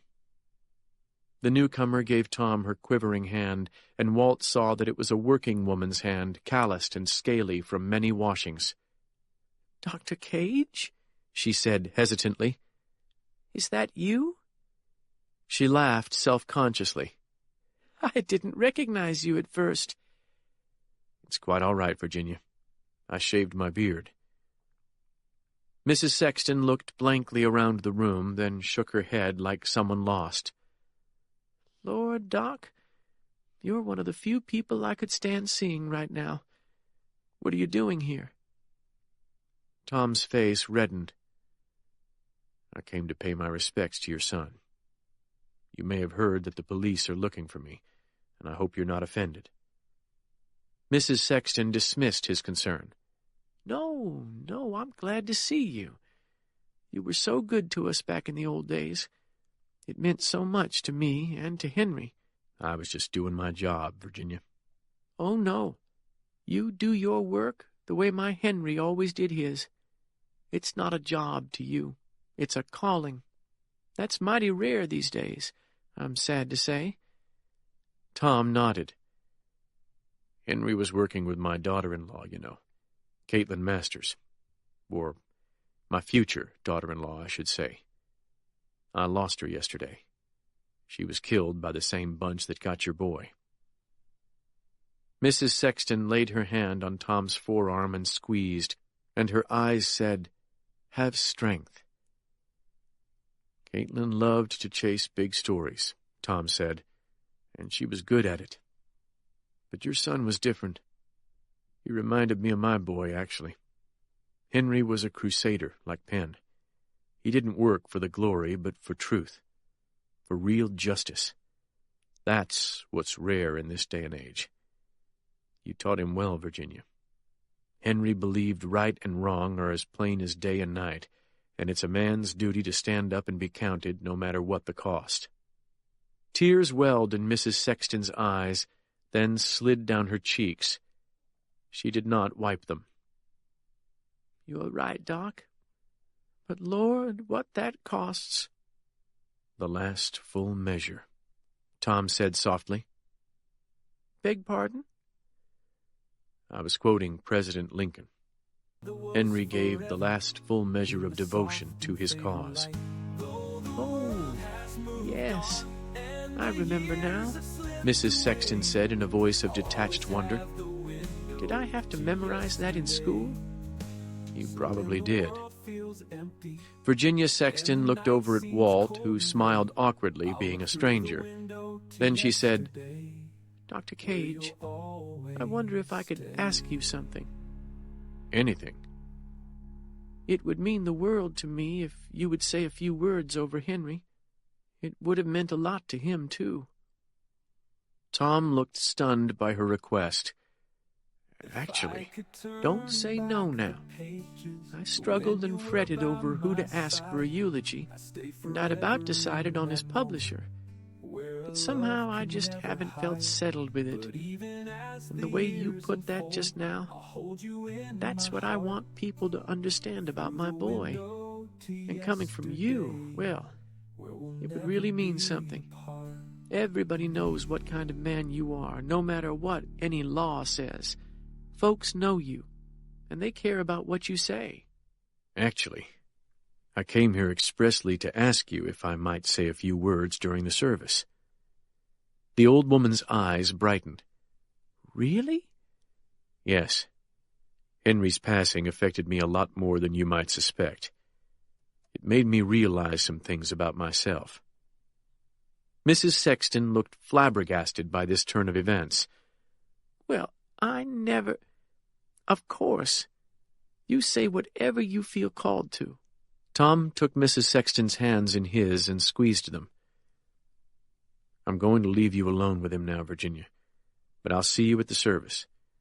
And if you would, please don't mention to anyone that I'll be speaking. I'll have Mr. Early inform the pastor." "I understand, but could you stay here a little longer, Doc?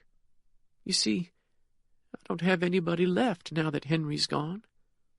Tom looked back and gave Walt an apologetic glance, then put his right arm around Mrs. Sexton and stood before the coffin in silence. Walt wondered what his friend was thinking. Tom never went to funerals, seeing them as a reminder that, in the end, a physician always lost his battles with death. For his part, Walt was thinking about the hours still to pass between now and the moment when the FBI would take Tom into protective custody. So long as they were in Louisiana, someone could alert Forrest or Snake Knox to that fact. And if they did, then Mr. Early would be doing a land office business in caskets before the day was through. Chapter 85. "FBI's pulling out," said Alphonse Ozen. "I just got word. They're staying down at the Bone Tree, but they're pulling out of the lodge." "Wasn't anything there for them to find," Forrest said. The two men faced each other across Forrest's kitchen counter. His wife had left for her yoga class 15 minutes ago, and Forrest had brewed a second pot of coffee. "So what now?" Ozen asked. "We go right back in there like we have nothing to hide. I'll call Billy and get him headed toward Valhalla in his plane. I want Kaiser and McKeever to see I'm going to brazen this through." "And Snake?" "Snake did what he said he was going to do. At this point, the best thing is to let him be himself. Given what I read in the paper this morning, I'm betting somebody's not going to live through this day." "Who?" "I'm not sure, but I'll make one prediction. The mayor's under round-the-clock protection, but I think there's a good chance he'll show up at Henry Sexton's funeral. Dr. Cage will want to go too out of guilt, but he won't be able to risk it. There's bound to be some FBI agents there paying their respects, if nothing else." You think Mayor Cage will want to go to that funeral right after his fiancée was killed? Especially after that. I figured he might be a pallbearer, but he's not. Ozen looked unconvinced. Would Snake really try to hit Cage at a funeral with FBI agents present? Why not? This isn't like the hospital where he had to shoot through glass. The service is at Early's funeral home. Mourners have to walk in from their cars, then walk out again. Probably wait in line, too, at this service. Snake could stand off with his sniper rifle, pop anybody he wants from 500 or 600 yards out, and still get away clean. Ozen thought about this. I guess it's a good thing he's not coming after us, huh, boss? Forrest felt a ripple of foreboding along the skin of his arms. You're damn right. Snake's got to believe we're on his side right up to the second I put a hollow point in his head. The 28-story state capitol building dominated the Baton Rouge cityscape like a spike against the sky, and it was the key offices in that building to which Colonel Griffith McKeever had been trying to gain access for 2 days. Stymied at every turn, he'd finally been forced to settle for a glass and steel box within sight of the Capitol, a branch of one of the wealthiest private banks in Louisiana. Victor Marchand, its chairman, was not only an architect of the secret plan to transform post-Katrina New Orleans into a much whiter city that could bring back the corporate tenants it had lost in recent decades, but also one of Forrest Knox's most powerful supporters in his bid to be the next superintendent of state police. Marchand's influence in the political corridors of Baton Rouge was second only to his power within the less visible conclaves of New Orleans. Short of the Capitol, there was no better place to test the power of the weapon Walt Garrity had given McKeever than Marchand's office.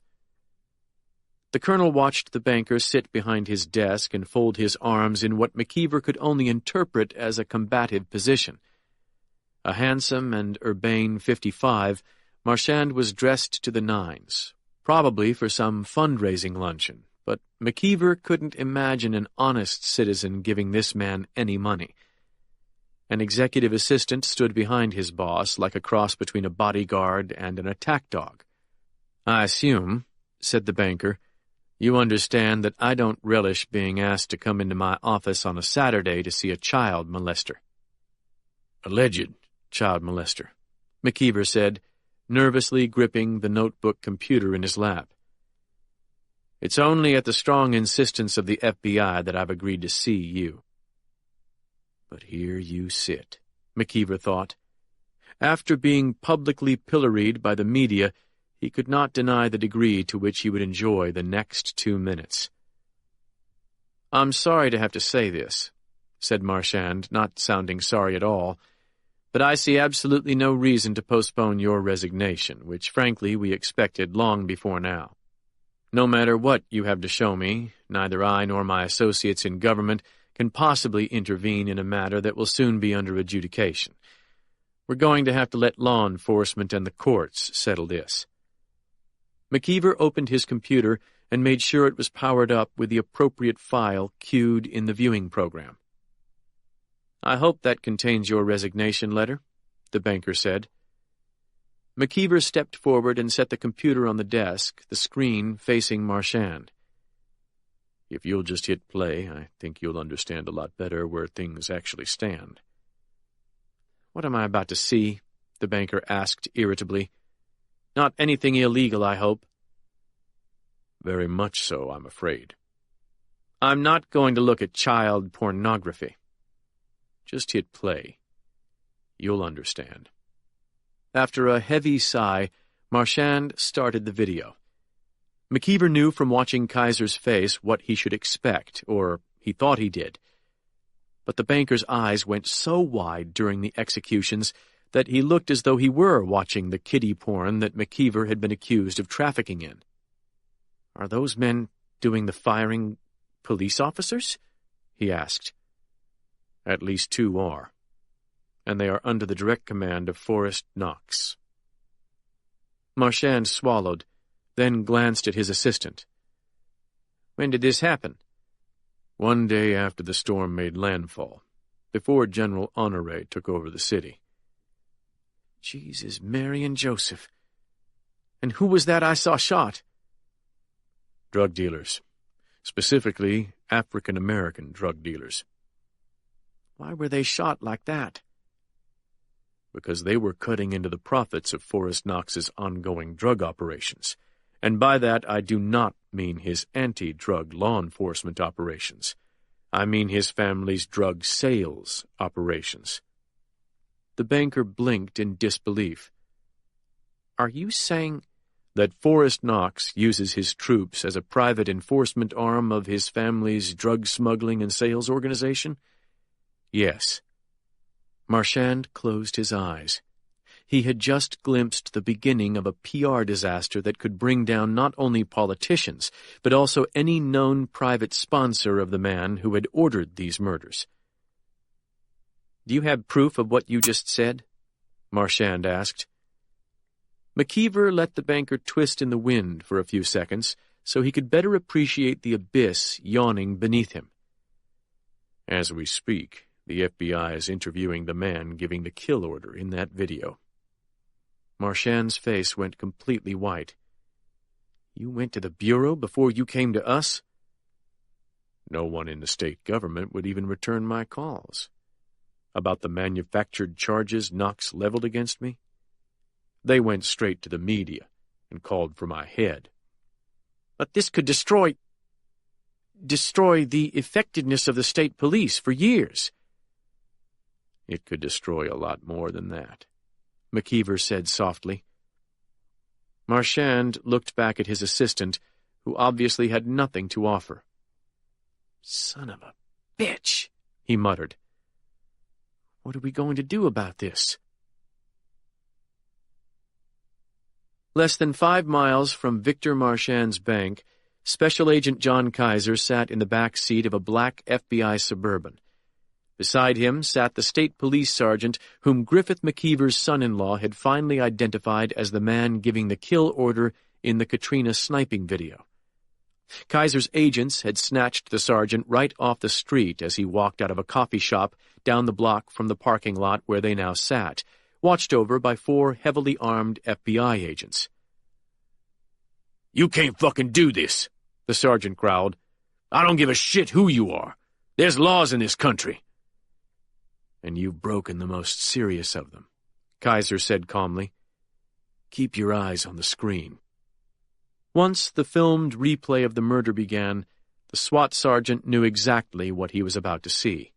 He didn't wait for the shots to begin defending himself. His first instinct was to use the classic Nazi defense. I was just following orders. Only in this case he was clearly the man giving the orders. Kaiser finally silenced him with a wave of his hand. "You're not under arrest," Kaiser said, "although I'll be happy to oblige you right now if you'd prefer it. Second, we are operating well outside the parameters of what you think of as normal procedure. The special provisions of the Patriot Act give me truly frightening power over your ass, so please keep your mouth shut while I finish. You have only 2 choices. 1, you turn state's evidence and tell us everything you know about Forrest Knox and his illegal activities before, during, and after Hurricane Katrina." The SWAT sergeant's eyes bugged.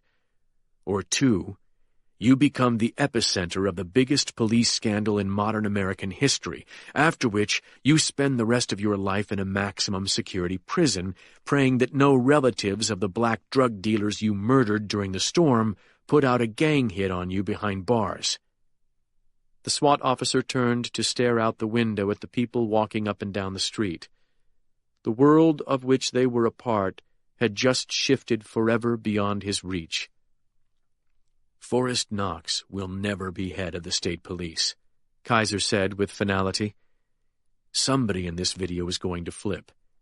Maybe it's just me, but I'd rather risk Forrest's retribution than what will happen to the guys in this video once it hits the internet and you're all identified." It took the sergeant less than a minute to make up his mind. He insisted on speaking to a lawyer before signing any plea agreement, but in principle he agreed to give up everything. After all, He had no blood stake in the Knox organization. "One thing," Kaiser said as an agent in the front seat put the Suburban into gear. "Do you know if Forrest is planning any sort of hit today?" The sergeant shook his head. "Not that I know of. But he ain't the one I'd worry about. I'd worry about Snake, 'cause that motherfucker is crazy." Duly noted, Kaiser thought. "2 of my agents will drive you to our New Orleans field office," he said. "Your attorney can see you there. This is obviously a politically sensitive matter, so we'll play it by ear as the day progresses."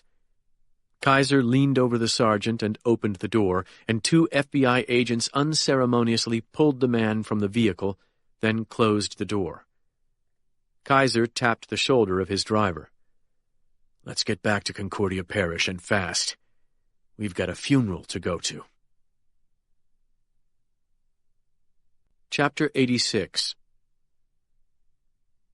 When I entered the broad door of the AME church for Henry Sexton's funeral, less than 18 hours had passed since I cradled Caitlin in the shadow of the bone tree. Were it not for Annie, I probably would not have come here. But after awakening groggily from what I would soon learn was drugged sleep, I found her sitting beside my bed dressed for church.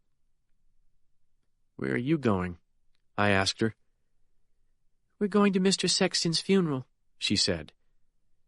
I blinked and tried to think of ways to dissuade her, but before I could voice the first objection, Annie said, "That's where Caitlin would be today, and she'd want us to go in her place." There was no arguing this point, and after my mother sided with her, I resigned myself to the fact that sulking in my tent was not a viable option. After a shower and 3 cups of coffee, I found myself in Mom's Camry, driving across the river I'd come to curse in the past few days. Annie had appropriated Caitlin's cell phone from the box of her personal effects, and though my daughter could not break the passcode, she held the phone tightly as a kind of talisman. She also asked whether she might wear Caitlin's engagement ring around her neck on a chain, but this request I gently refused. I could see that my mother agreed with me, and that made me feel a little better as we left the house. We can't let Annie slip back into the kind of paralysis she experienced when my wife died. I assumed that Henry would be buried from a white church in Faraday, Louisiana, but as we crossed the bridge, Mom informed me that he would be buried from a black church in Clayton, a few miles away. Knowing this, I expected to come upon a white salt box standing at the edge of an empty soybean field, with maybe 50 cars in the parking lot. Instead, I saw a white salt box that appeared to be floating on a sea of automobiles, with more lining the highway for at least a quarter mile. Inside that box, I found a crowd that probably violated the fire code by a factor of 5. Like most black churches in this part of the South, this one was built from cheap pine and stands on wedge-shaped concrete blocks. If set alight, it would burn to the ground in less than 20 minutes. Yet it has stood for nearly 70 years. The demographics of this parish are simple. 70% black, 30% white, give or take a few percent, with no mixed churches or cemeteries, and the white kids in segregated private schools unless they can't afford the tuition. Today, however, quite a few white faces salt the pews of the AME church. They look slightly confused at finding themselves here. Yet here they have come to honor Henry Sexton. I recognize Jerry Mitchell from the Clarion Ledger, and one older reporter from the Atlanta Journal-Constitution. Beyond the smattering of journalistic luminaries, I see John Kaiser and at least half a dozen FBI agents standing near a door behind the altar. This comes as a surprise, since Kaiser must surely have more pressing business than Henry's funeral. Spying me as we move up the crowded aisle, Kaiser points to a few empty seats in the front rows that have been reserved. As we take our places, he walks over, leans down to me, and whispers, "How's your daughter coping?" At least he didn't ask me how I'm doing. Rising again, I say, "Better than I am so far. What are you guys doing here? Has there been a bomb threat or something?" Kaiser shakes his head. They found Harold Wallace early this morning, dead. Where? Behind a Baton Rouge crack house. I close my eyes, absorbing this news at the gut level. Doesn't matter, I say softly. He was just the bullet. I want the man who aimed the gun. Kaiser's eyes tell me he remembers telling me the same thing about the Kennedy assassination. You probably don't know, but the Double Eagles were released this morning. This penetrates the haze of my grief. What? After killing Sonny Thornfield? Kaiser gives me a cagey look. There's a method to my madness. I have them all under surveillance. But Snake Knox has temporarily lost his tail. Keep your eyes peeled for him if you're out and about. Great. Where's Forrest Knox now? Holed up with his sidekick at the Valhalla hunting camp. You haven't gone after him? We're close. I'm working with the Louisiana State Police now. Forrest is the state police. Kaiser shakes his head with confidence. Not quite. We're going to get him, Penn. I can't tell you how, but it's only a matter of time now. And not much at that. So what are you doing here? The FBI agent smiles and nods at Annie and my mother. I'll explain later. Just be cool no matter what happens. Before I can ask what he means, he drifts back toward the door beyond the rail.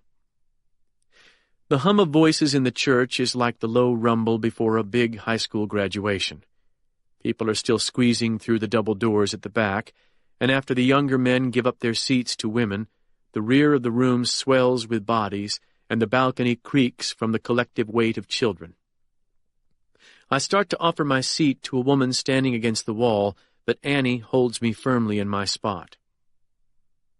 As we wait for the service to begin, I look to my left and right. The deeply creased faces around me have seen more toil and pain than I ever will. Life here has always been hard.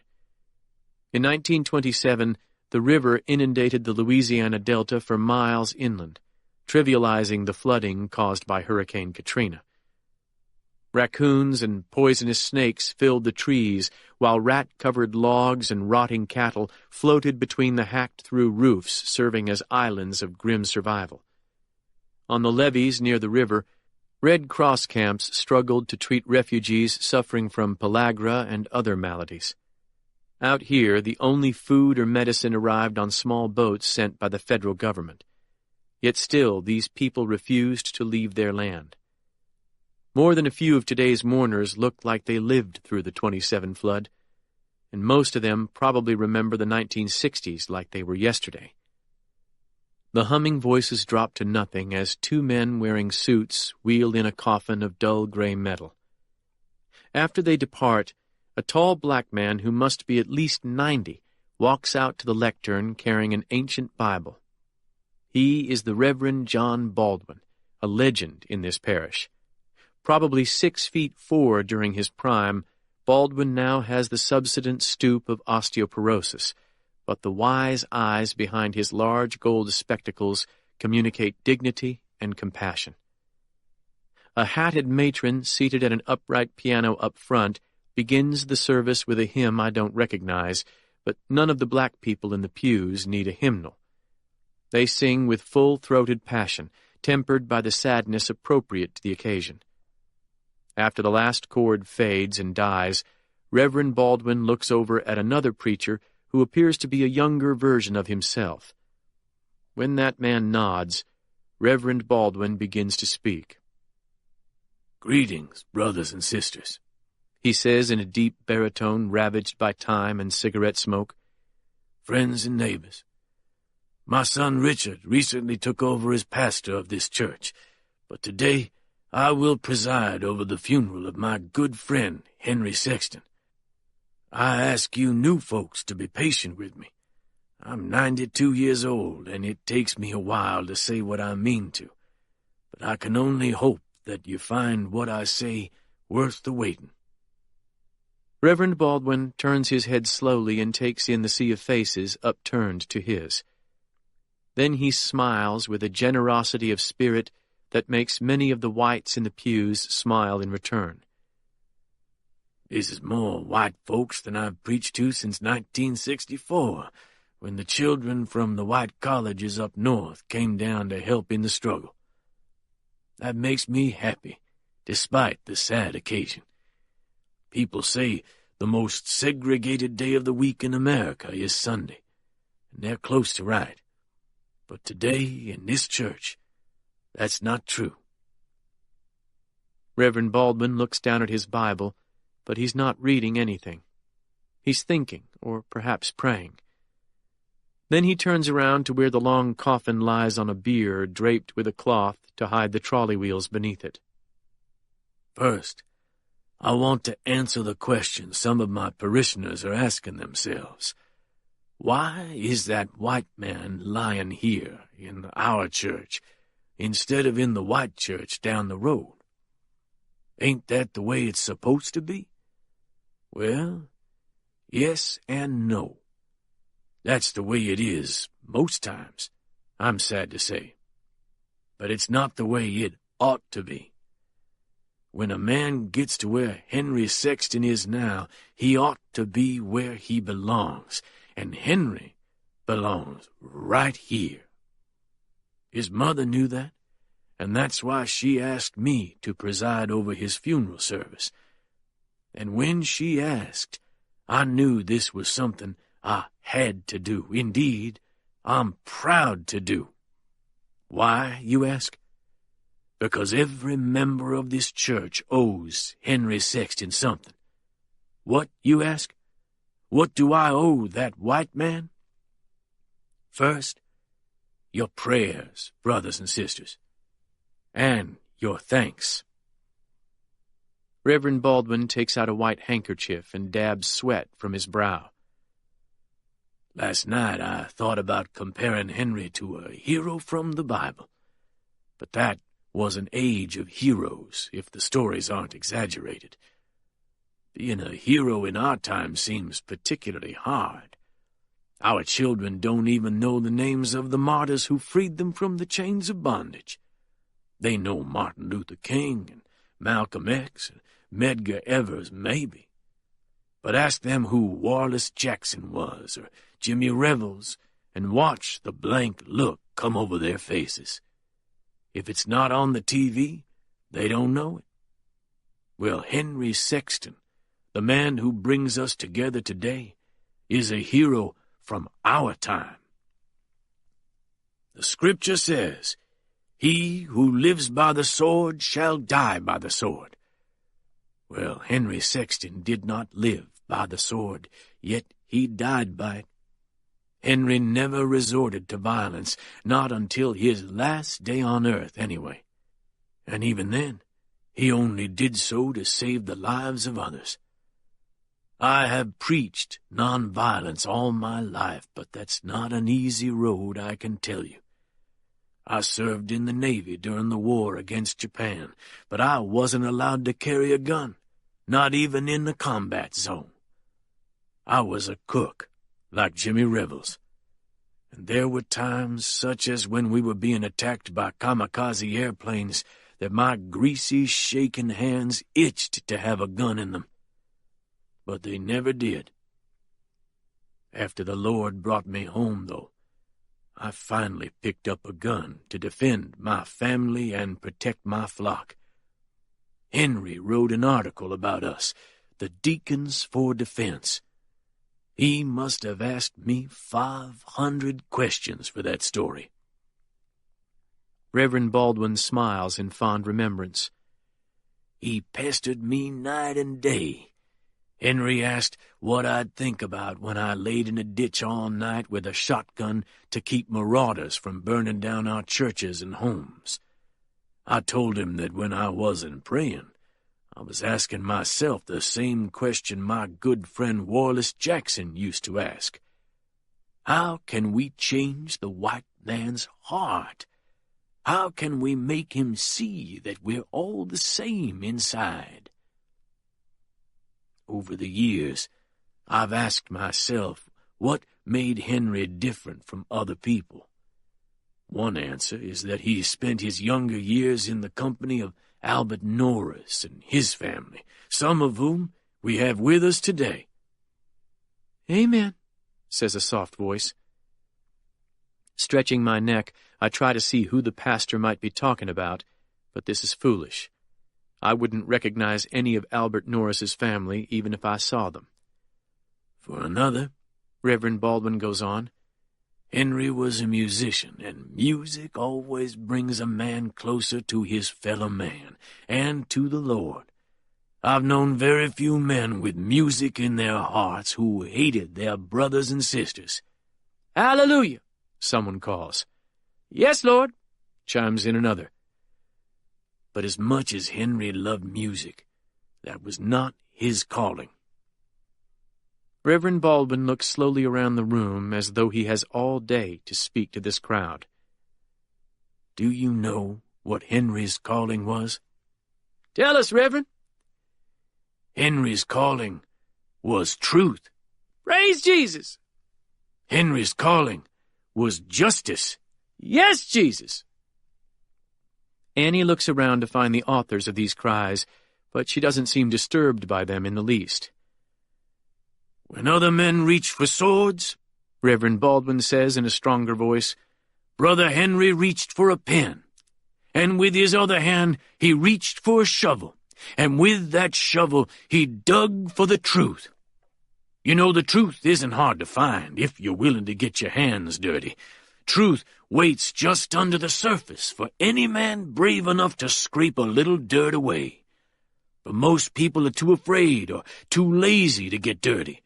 They're afraid to ask the right questions, the hard questions.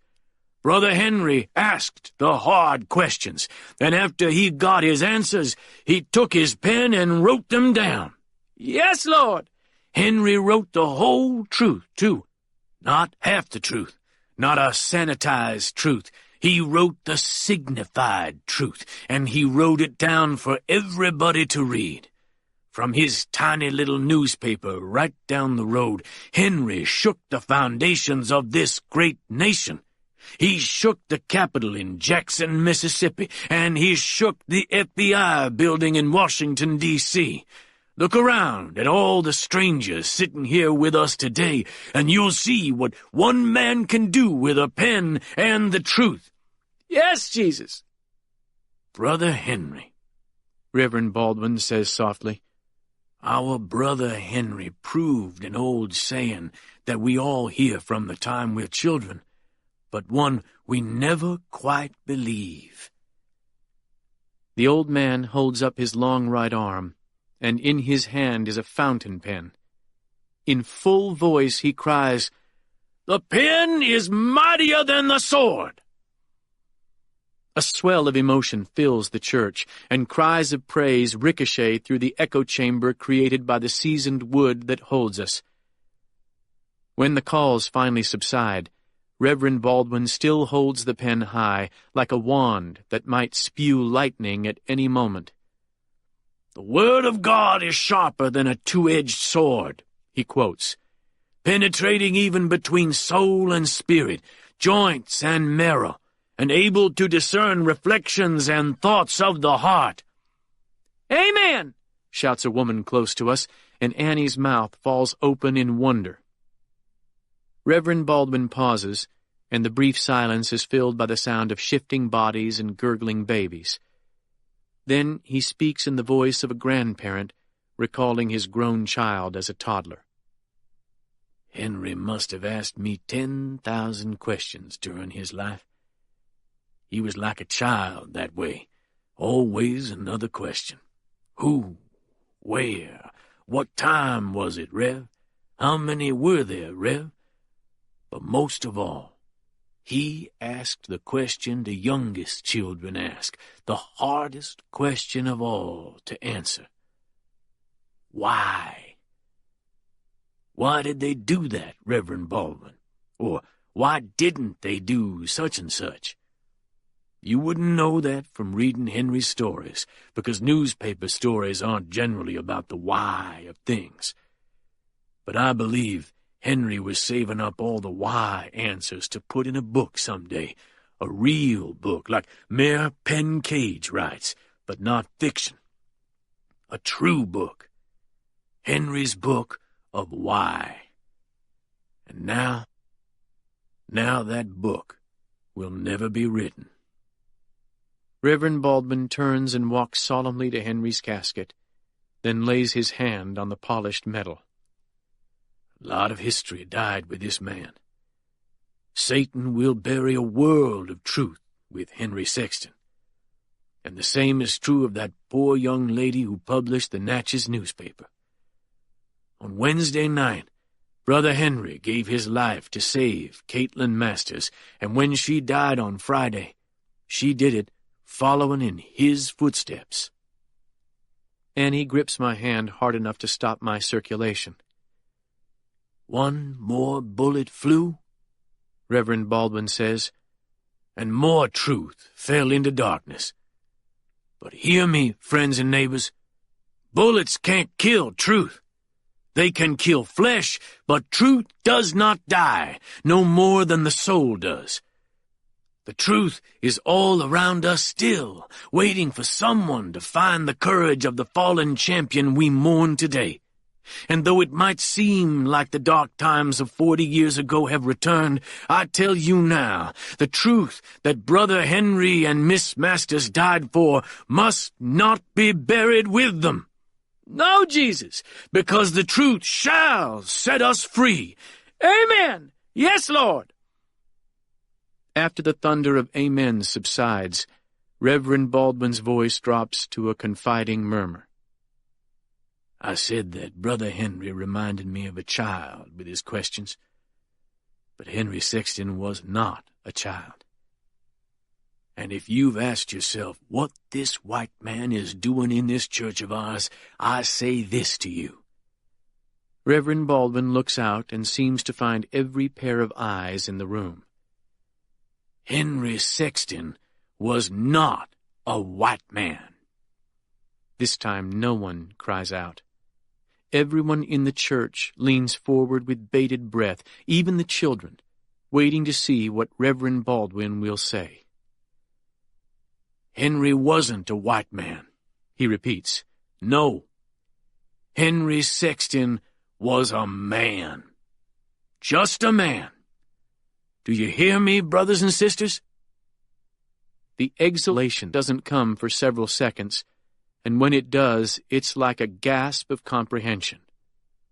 A man, echoes a woman near the back, as though speaking the word for the first time. Reverend Baldwin looks down at the coffin and speaks softly.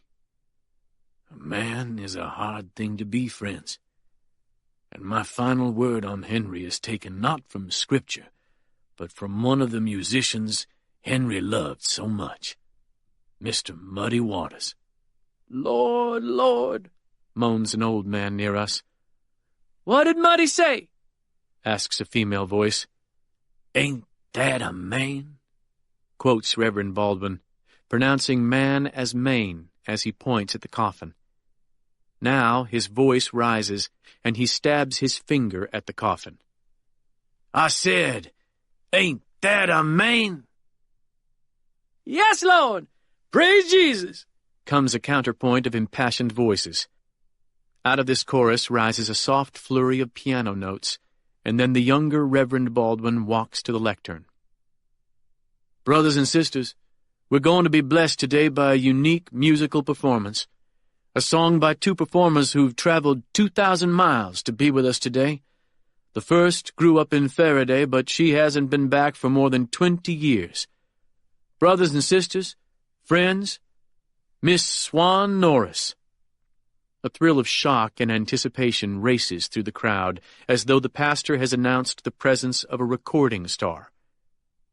Swan Norris, I echo silently, the name hurling me back to Thursday night when Caitlin and I made love at Edelweiss after my face-off with Sheriff Byrd. As we lay in the shadows of the master suite upstairs, Caitlin told me a story she read in one of Henry's journals, a tale of childhood innocence and passion that had moved her profoundly. How happy it would have made Henry to know that the love of his young life would return to Faraday to sing at his funeral. A woman who looks closer to 50 than the 60 she must be rises from the front pew and walks to the lectern while the Baldwin men vacate it. As Caitlin told me, the daughter of Albert Norris is indeed beautiful. Her face is lined at the corners of her eyes, but otherwise smooth as polished wood, and her high cheekbones and forehead give her an aristocratic mien. Wearing a simple black dress, Swan gazes out over the congregation like a dark angel who long ago left the mortal world, but has returned to bring comfort to those who remain. "Accompanying Swan on the piano," says the younger Reverend Baldwin, "will be James Revels Argento." A handsome, light-skinned man of 20 rises and walks to the piano with the unself-conscious manner of a natural painter walking to a canvas. "James is the grandson of Swan Norris and Jimmy Revels, who was tragically lost to us in 1968. This time the response is electric. A symphonic cascade of piano notes cuts through the awestruck buzz that follows, silencing all conversation. Gradually the notes diminish in volume until they settle into a slow, rhythmic undercurrent. Then, out onto that current, like a sleek canoe of rough-hewn timber, sails the voice of Swan Norris. "I was born by the river in a little tent. Oh, and just like the river, I've been running ever since." Sam Cooke's immortal anthem is one of those songs that few singers are really up to, but the restrained power of Swan's voice brings chills to the back of my neck. One senses that, like a dammed river, it could break loose at any moment and wash away all before it. Swan doesn't ruin the song with exhibitionist melismas the way so many modern singers do, yet her sinuous phrasing easily matches Cooke's original. When she pauses after the second verse, her grandson's piano fills the space like an eddy of water. Then she goes on, catching the main current again. In the third verse, her timbre changes, morphing into a more angelic tone, one reminiscent of a boys' choir. Then I realize that Swan is no longer singing. She's watching her grandson carry on what she started. As James Revels sings of being denied help from his brother, his voice seems to float above the crowd into the high spaces of the church. But just as it seems in danger of drifting away, Swan's rich, earthy alto fills the building from the floorboards to the apex of the ceiling. "It's been a long time coming, but I know a change is going to come. Oh, yes, it will." When the last resonant echoes of the piano fade into silence, awe fills the church. For the natives of this area, a prodigal has returned. 2 in this case. One a daughter, and the other the descendant of a man they believed martyred long ago and without children. All I can think of is how profoundly moved Caitlin would have been to know that Jimmy Revels left a child in the world, and by Swan Norris. Then a piercing question comes to me. Did Henry ever know? As Swan returns to her seat, the elder Reverend Baldwin rises once more, presumably to dismiss the mourners. But when he reaches the podium, he looks out and says, "Brothers and sisters, our final guest today was asked to speak by Henry's mother. Almost all of you know him, and I ask that you remain seated and give him the courtesy of silence." In the front pew, John Kaiser gets to his feet. Several FBI agents do the same. When the door behind the altar opens, I half expect a black celebrity to walk to the podium, but to my surprise, the man who appears is white, with white hair, a clean-shaven face, and piercing eyes. "My God!" whispers my mother, clutching my arm so hard it hurts. "Brothers and sisters," says Reverend Baldwin, "Dr. Thomas Cage." I start to get to my feet, but a strong pair of hands presses me back down. When I turn, I find Walt Garrity's face only inches from my own, his eyes filled with empathy.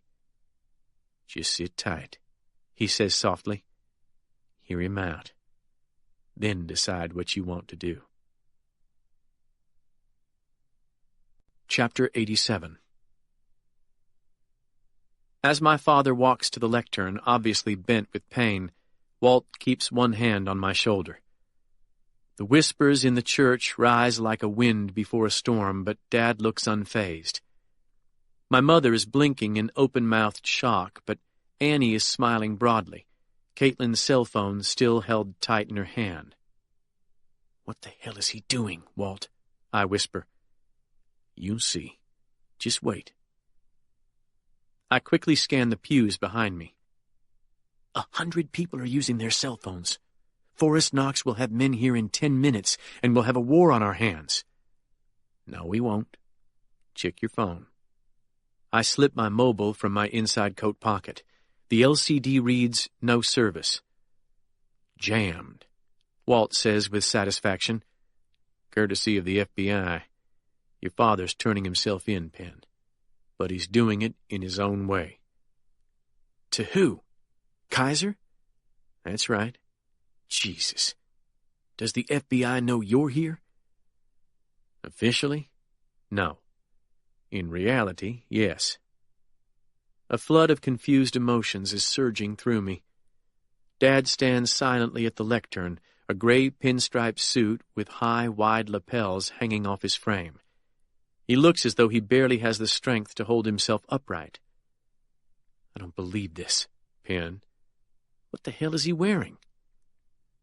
"A suit that belonged to Pithy Nolan's husband," Walt hisses. "It was made in 1940. Pithy Nolan, I think, stunned by my stupidity. Of course. Where else would they be hiding?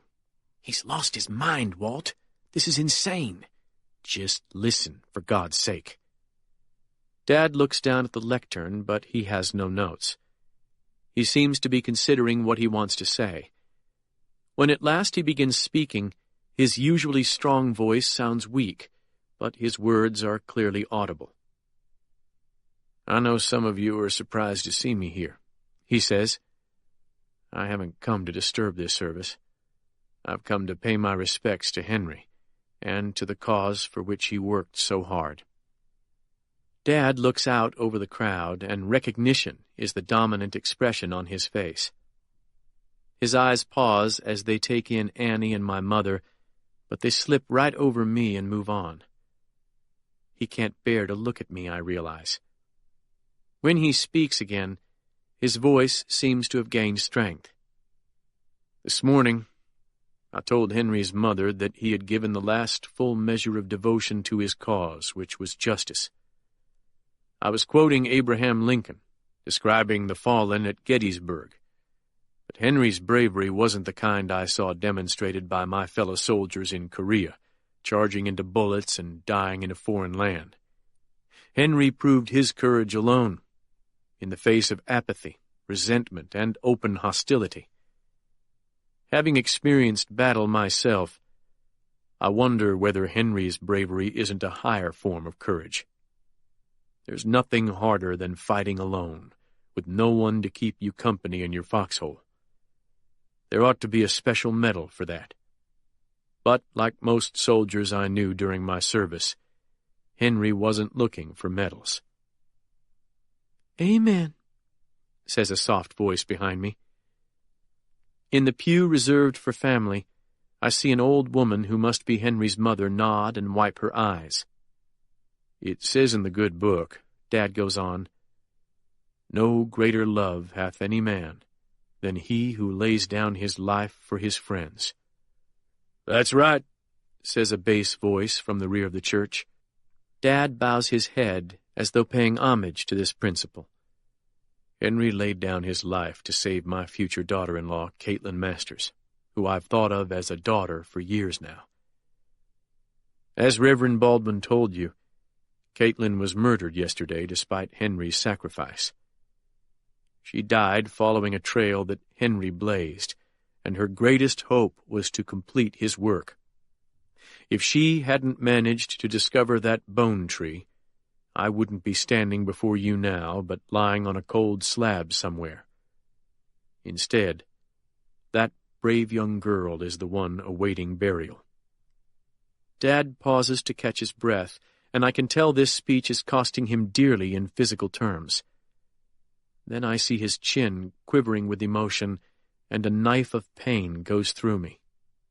To paraphrase what President Lincoln said in 1863, "We here cannot consecrate or hallow the ground in which those honored dead will lie, for their actions stand far above our power to add or detract. The world will not remember what we say here today, but it will remember the battles that Henry and Caitlin fought.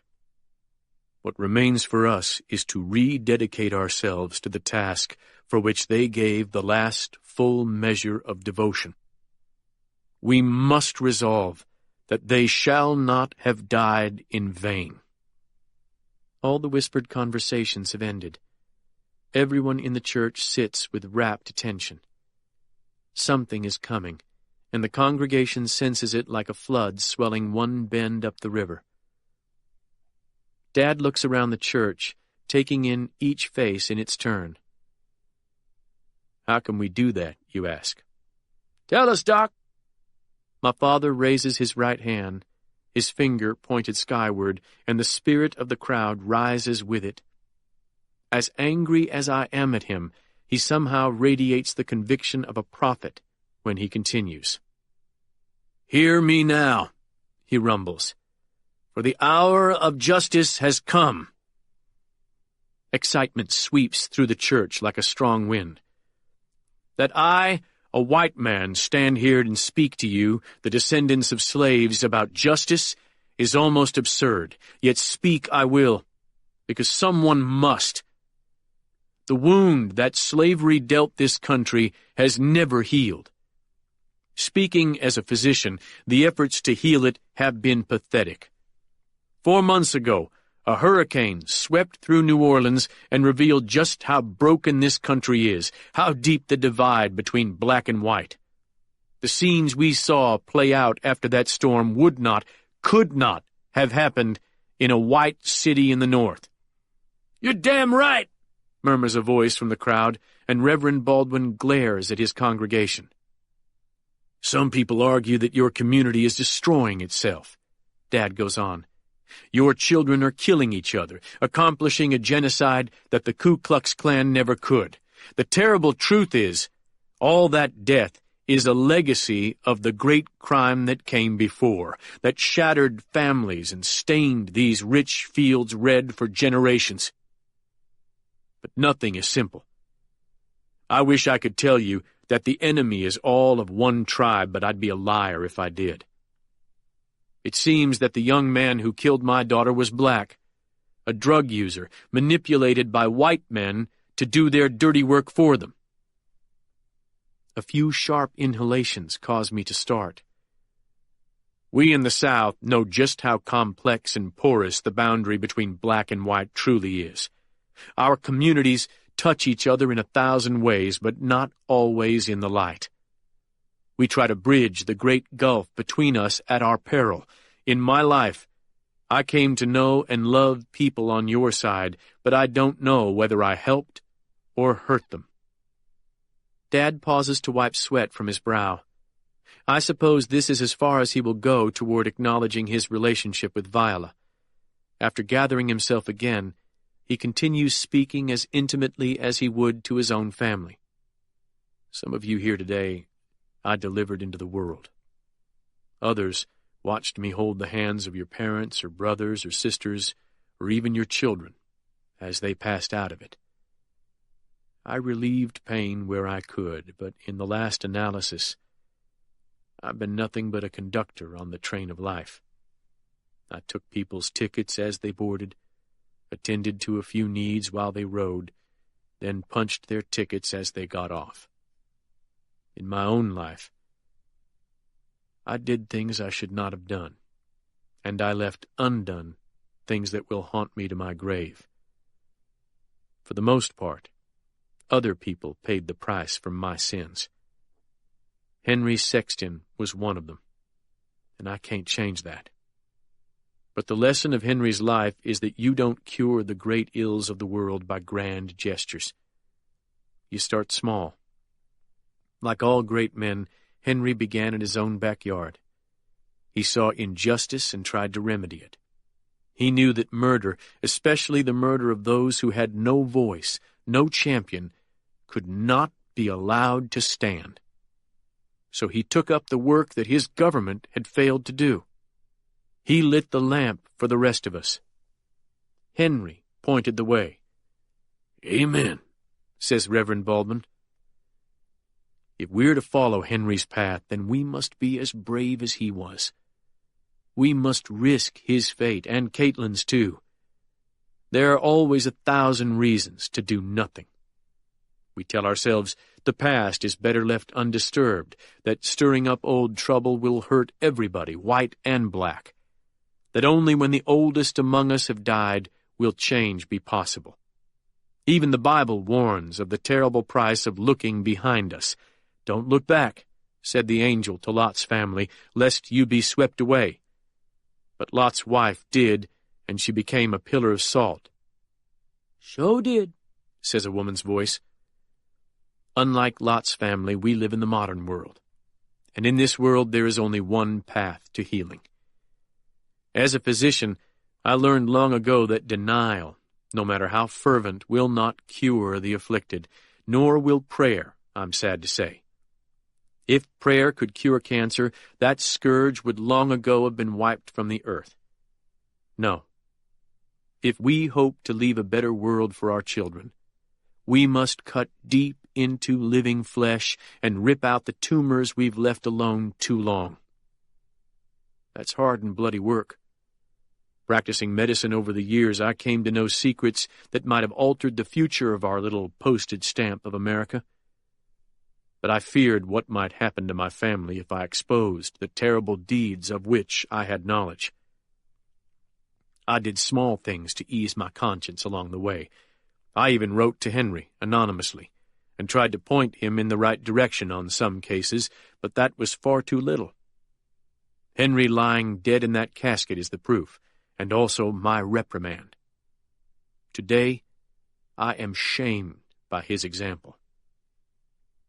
This time, no one calls out in support or affirmation.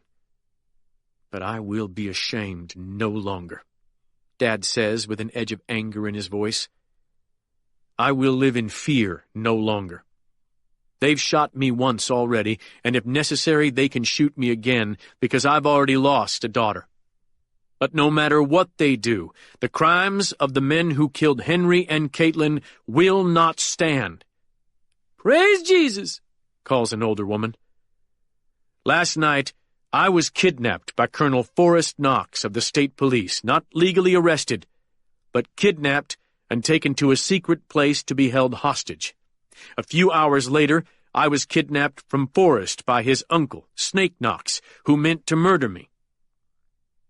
The name Knox has silenced the church. Not one breath do I hear, and to the side of the altar, John Kaiser's face has gone white. But Dad has no intention of stopping. He was always a commanding speaker, but now, despite his obvious physical frailty, his voice is gaining power like a heavy rocket leaving the gravitational pull of the earth. You all know these men. You know their history and that of their family and fellow travelers. None of that's a secret anymore, if it ever was, thanks to Henry Sexton and his newspaper. Like Brodie Royal, these men not only mock the law, but wear its mantle and twist it to their own selfish purposes. You in those pews know more about that kind of injustice than I ever will.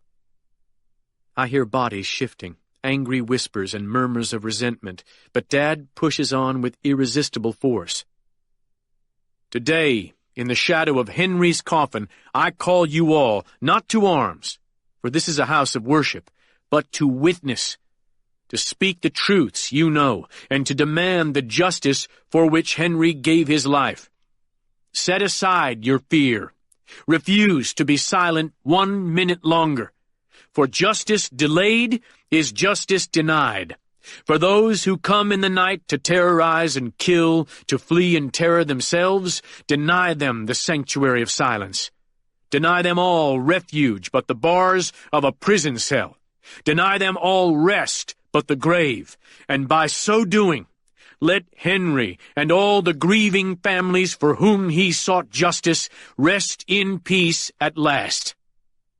Dad sags forward on the lectern, and half the people in the church lurch forward as though to prop him up, but after a moment he pushes himself erect again and gazes out over the congregation with empathy and sadness. Thank you for hearing me out. And now, I go to answer for those things I've done and left undone. I go to speak the truth as I know it, and pray there's still time for redemption. But please, remember my charge to you. Do not let them die in vain. God bless you all. With that, my father turns and shuffles to Henry's coffin, then lays his hand on it, head bowed. My mother sobs once beside me, overcome with emotion, and then her quivering hand closes around mine. "That's your father," she says, her voice filled with vindication. "I know that," I mutter, more confused than I've ever been in my life. After his silent communion with Henry, Dad straightens up and walks back through the door from whence he came, this time escorted by 2 FBI agents. The buzz of voices that rises in his wake sets the walls of the church to vibrating. The energy in this building is palpable, electric, a living force that craves a balancing of the scales. If the surviving members of the Double Eagle group were brought through the doors behind me now, I doubt they would escape this crowd alive. Does Kaiser have men out back? I ask Walt as the pallbearers slowly walk to the bier. He's got everything covered. Are they taking Dad into custody now? Probably. Quentin Avery's back there, too. Kaiser's coordinating this with Colonel McKeever, the Concordia Parish DA, and the big boys in Washington. It's going to run like clockwork. You're forgetting the Knoxes, aren't you? Walt squeezes my shoulder again. I'll talk to you outside, Penn. He starts to rise, but I turn and grab his arm. What did Dad trade for this, Walt? I don't know. The JFK stuff? I whisper. Or is he going to come clean about Viola? I don't know, man, and I don't care. This was the only way to end this nightmare with him alive. And you? I'll be okay.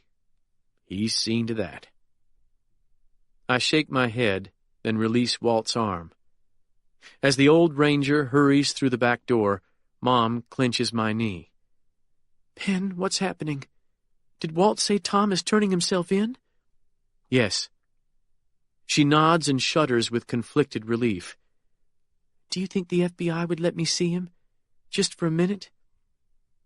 I can hardly answer, so profoundly shaken has this turn of events left me. Penn? Mom says again. Henry's funeral is over. The coffin has departed. Reverend Baldwin has released the crowd with a barely audible prayer, and the doors at the back of the church have been thrown open, letting in a broad shaft of gray-white light. Walt said Quentin's out back. I tell her, go through the door behind the lectern and find him. He'll help you. Mom grabs my hand and places it over Annie's, then rushes through the door beside the altar. As the excited mourners stream outside and a couple of the journalists scrawl in notebooks produced from their suit jackets, Annie tugs at my sleeve. When I look down, I see her holding Caitlin's cell phone to her ear. Her eyes are wide with an emotion I cannot read. Daddy, you need to listen to this. What, Boo? I finally broke Caitlin's passcode. She left a message on her phone. Only then do I remember that Caitlin originally bought the trio because it had a voice memo function that allowed up to an hour of voice recording, an invaluable tool for a journalist. That's a new phone, Boo. But she's probably got an hour of memos on there already. I'll listen to them after we get home. As Annie speaks again, a commotion erupts outside, so loud that I can hear it through the back wall. Several voices shout out for someone to stop something and then leave him alone. "Daddy?" Annie asks worriedly. "Dr. Cage!" someone screams. Caitlin's cell phone forgotten, I grab Annie's hand and race through the door by the altar into the blinding sunlight. "Over there!" Annie cries, pointing at the crowded parking lot. A burly man in a black t-shirt is gripping my father's arm with one hand and aiming a pistol at him with the other. 4 FBI agents and Walt Garrity have surrounded the gunman, but they seem helpless as the big man yells, "This man's a fugitive! I'm making a lawful arrest!" Only when I get close enough to read "Bail Recovery Agent" on the t-shirt do I understand what's happening. Half of Kaiser's men have their weapons out, but they're not aiming them at the bounty hunter yet. "Penn, do something!" cries my mother, who's being restrained by an FBI agent. "Everybody back off!" the big man yells. "This man's wanted for the capital murder of a Louisiana State police officer. I'm taking him into custody." As I let go of Annie and run toward the group, Walt's hand disappears under his jacket. A voice that sounds like Kaiser's yells for Walt to stop, but Kaiser might as well have shouted for a meteor not to fall. Out comes a black semi-automatic, and Walt orders the bounty hunter to release my father. Recognizing the steel of an armed lawman's voice, the bounty hunter turns toward Walt and finds the barrel in his face. "Texas Rangers," Walt says. "Just take your mitts off him, Junior. Nice and easy." "Take it easy, Captain Garrity," Kaiser says in a level voice, motioning for his agents to holster their weapons. "Put that gun away." The bounty hunter stares back at Walt, and then his eyes narrow in suspicion. "Texas Ranger my ass! This son of a bitch is wanted too! What the hell's going on around here?" "You're disturbing a funeral," Walt says with eerie calm. "And that's bad manners in any jurisdiction." "Manners?" the big man scoffs. "I just made a lawful arrest. There's 100 witnesses here. You'll get the death penalty if you shoot me in front of all these people." Walt shakes his head so slightly that only the men who have witnessed a lethal violence realize how close they are to it. "I'm Special Agent John Kaiser, FBI," Kaiser says to the bounty hunter. "I've already taken Dr. Cage into protective custody. If you don't holster that weapon and leave now, you'll be spending tonight in a federal lockup." This threat should be sufficient to defuse the situation, yet somehow it doesn't. I can't understand why the bounty hunter would disobey Kaiser unless he's waiting for some kind of backup. "John, you need to get Dad out of here," I say in a taut voice. "Right now. Walt, too, if you can. Something's wrong about this." "Put down that gun, Garrity," Kaiser orders. "Him first," Walt says. And for the first time I sense that Walt may be the sanest one of us. I step closer to Kaiser. "This guy could be working with Forrest, John. He could be waiting for state SWAT to show, or for a kill shot to come out of the trees across the road." This prospect galvanizes Kaiser beyond anything I expected. He whips out his service weapon and plants its barrel on the temple of the bounty hunter. "You're under arrest for violation of the USA Patriot Act. Drop your weapon now or I will fire. You have 3 seconds. 1, 2, wait, shit!" The bounty hunter's gun hits the ground and his hands fly skyward, his eyes bugging in shock and fear. 2 FBI agents hustle him through the crowd while another jerks Walt's pistol from his hand. One agent starts to arrest Walt, but Kaiser waves him off. Then I hear tires spinning as an FBI vehicle leaves the lot, hurling gravel behind it. The standoff has stunned everyone within sight of it. The faces in the crowd run the gamut from green looks of seasickness to fascinated stares. As I pull Annie into my arms, a black Suburban with tinted windows rumbles up beside Dad, who is hugging my mother like he'll never see her again. Kaiser gently separates them, then shepherds my father toward an open door halfway down the passenger side. Dad turns, possibly looking for me, but I look down and put an arm around Annie's shoulders so that I don't have to endure whatever he wants to communicate to me. After he's been closed into the SUV, it waits only for Kaiser to board. The FBI agent climbs in, then rolls down the window and addresses us through it. We federalized the Concordia Parish Sheriff's Office. I emptied out the jail. Let us get Dr. Cage processed into custody, and then you can see him. My mother clenches Kaiser's hand and thanks him, and then the Suburban speeds away. As Mom falls into my arms, I hear a strange whir to my right.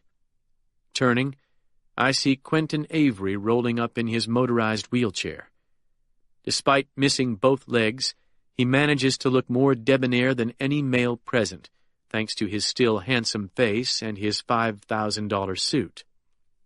At least 100 people stand behind him, watching expectantly. Beyond them, I see Swan Norris on the church steps, looking serene and resigned as people mob her with what politeness they can manage. Her grandson, too, is shaking hands with well-wishers. Quentin rotates his chair to face the mourners, and, in the voice of a man with an enviable ability to stop and smell the roses, says, "That Swan sure sang Sam Cooke pretty, didn't she?" "She sure did," someone agrees. Annie tugs anxiously at my trousers. "Daddy, where are they taking Papa?" I lean down and give her a reassuring squeeze. "Don't worry, Boo. Mr. Quentin's going to take care of Papa." "How? That man with the gun looked really mean. The guys in the black truck looked scary, too." Quentin leans toward her with a confident smile and then winks. "Don't you worry, pretty girl. Bullies are my specialty." "But they were a lot bigger than you are, and—" The old lion's smile broadens. "And they are not in a wheelchair?" Quentin reaches out and taps Annie's forehead. "Looks can be deceiving, darling. That's an important lesson. Ask your daddy about it on the way home." He gives me a mock salute. "I'm off, my brother. Keep your chin up, and remember what's important." "Which is?" "Those women on either side of you." As Quentin's wheelchair hums off toward a white Mercedes van, Doris Avery climbs out and opens the side door, then deploys the ramp. She sees me watching, but she does not wave. This is exactly the kind of situation she wanted to avoid when she urged Quentin not to take Dad's case, which already seems a lifetime ago. Looking around for Mom, I see that Walt has taken her aside to explain what happened with the bounty hunter. For a brief moment, I feel released from the weight of supporting her, and into that vacuum rushes all my grief and anger at my father. The logistics of getting to Henry's funeral and the intensity of the event itself had distracted me from it for a while, but now the nearly unendurable reality returns with shattering force. Caitlin is still dead, and 2 days from now, we have another funeral to attend. "Daddy," says Annie, "you need to listen to that message now." "I told you, babe. I'll listen to it when we get home. I promise." "Now!" she insists, her face angry. "It's important!" There's a desperate note in my daughter's voice that I can't ignore. "All right, okay. You start it for me." Annie goes to work on the keypad with fingers as deft as her mother's once were, and Caitlin's too. "The passcode was y'all's wedding day," she says. "Or what it was supposed to be. All numbers. Lean down by me to listen." I do. Annie presses a button, and then, as though calling from some plane beyond the grave, the second love of my life begins to speak in a strained whisper. "Pan, this may be the last time you hear my voice. I've been shot.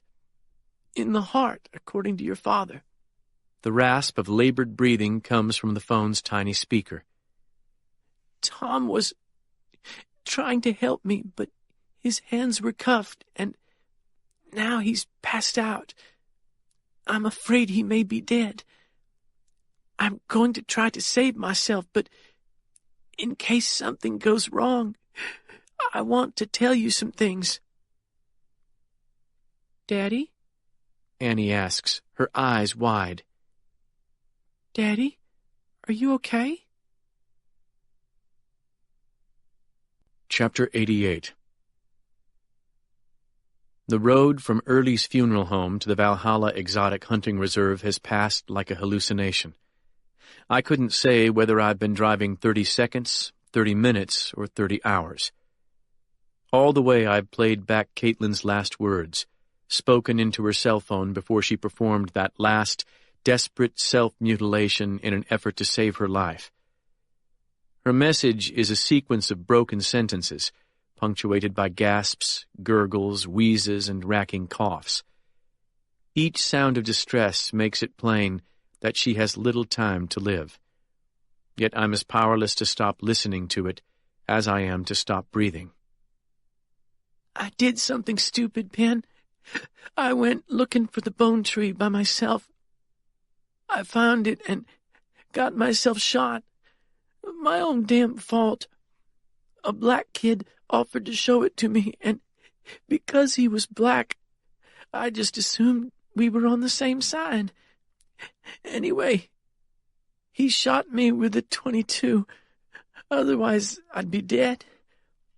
I scared him away with my pistol, but it doesn't matter now. Wasn't him anyway. Forrest Knox did this to me.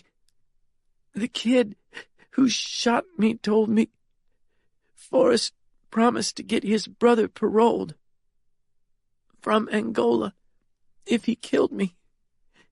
After the boy ran, I realized Tom was in the tree.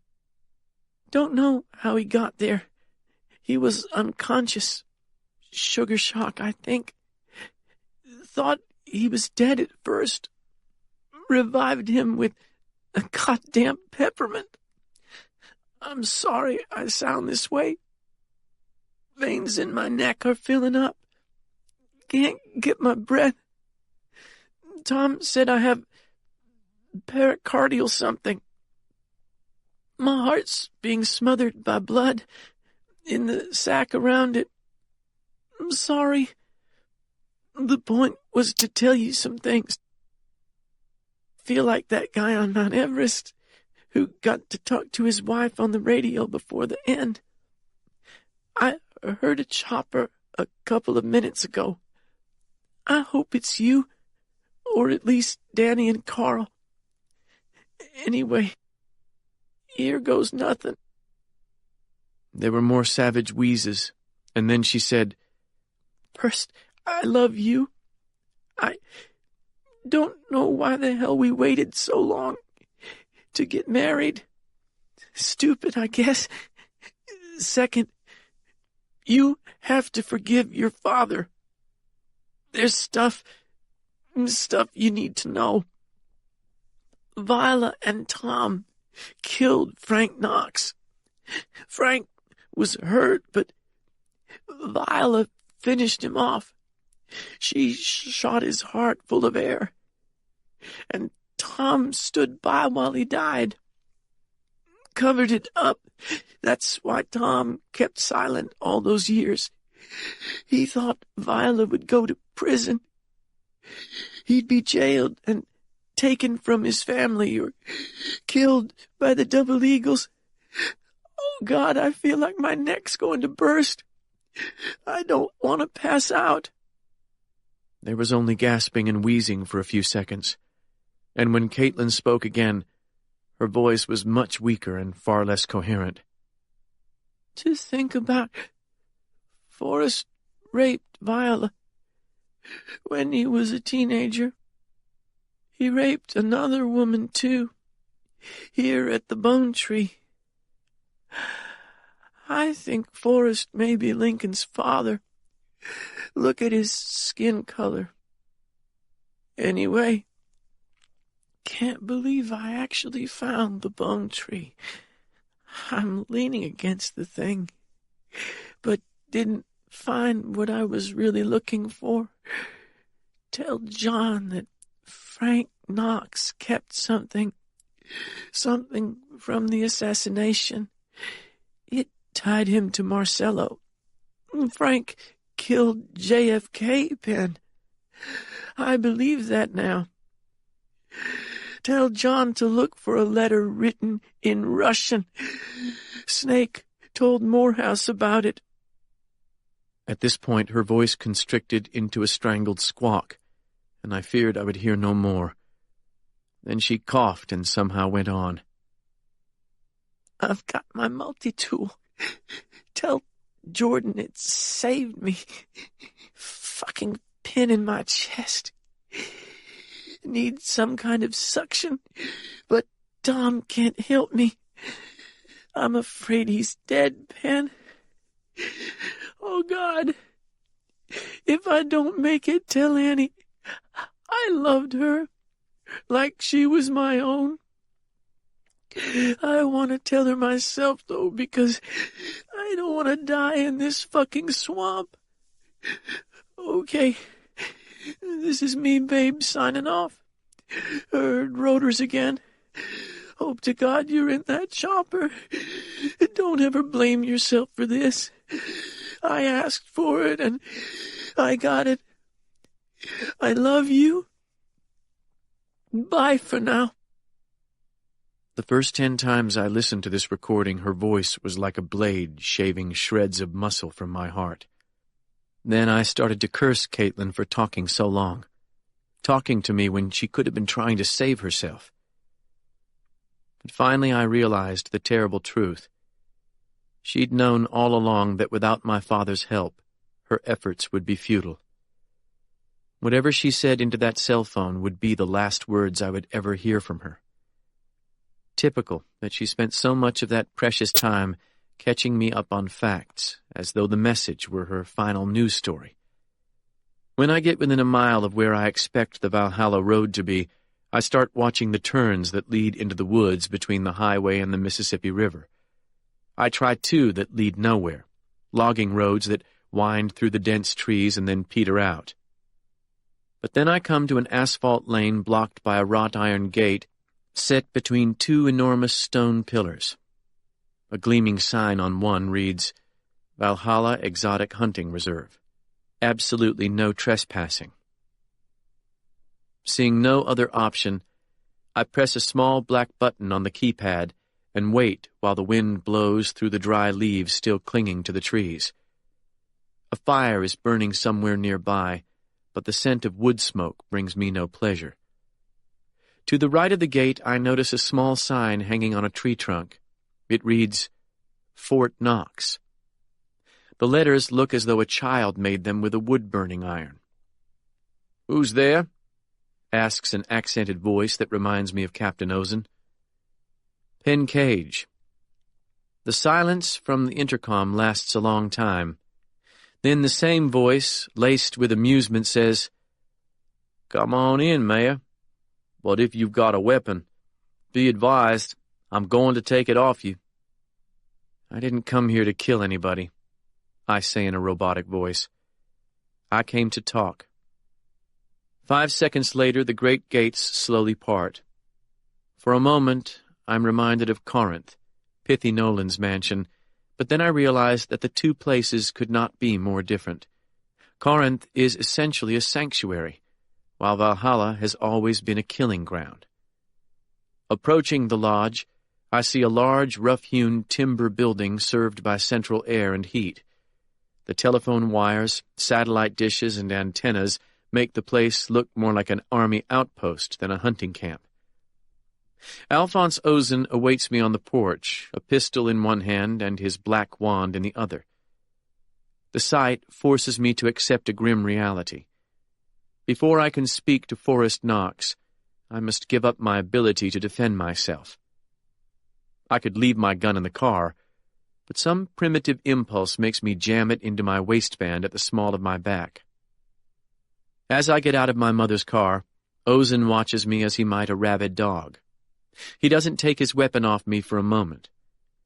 After I climb the steps, he instructs me to lean against the porch rail, and I comply like the most docile of prisoners.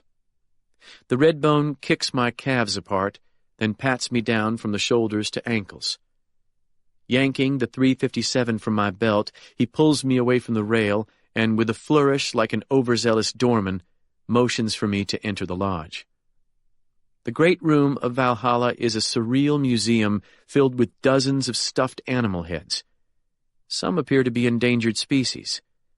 A fully grown mountain gorilla squats in one corner, its glassy gaze trained on the massive flat-screen TV across the room.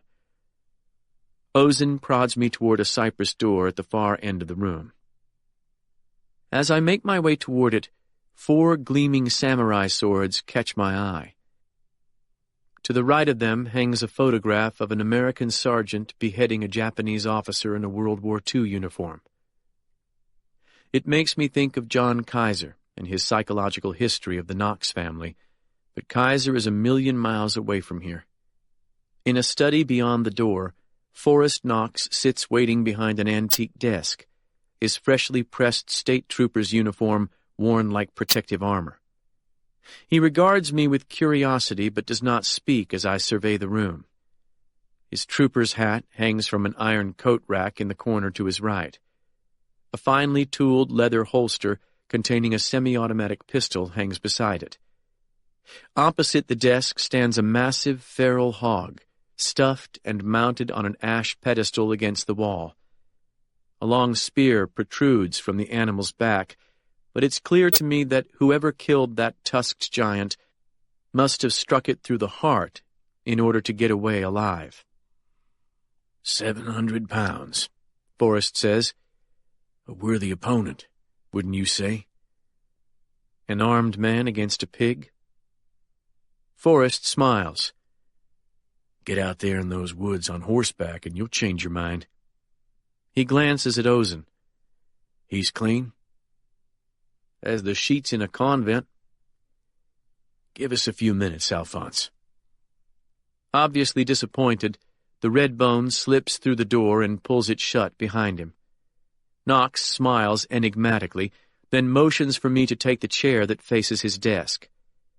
As I sit, he leans back in his leather chair and cradles his hands behind his head. Alphonse told me you want to talk, he says. You're here to give me another ultimatum? That last one didn't work out too well. Yet again I note that Forrest is darker even than Sonny Thornfield was, and could well be Lincoln Turner's father.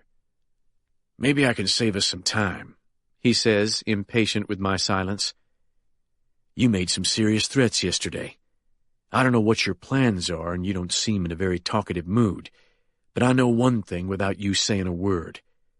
Today you know something you didn't know yesterday, which is that loss is not theoretical.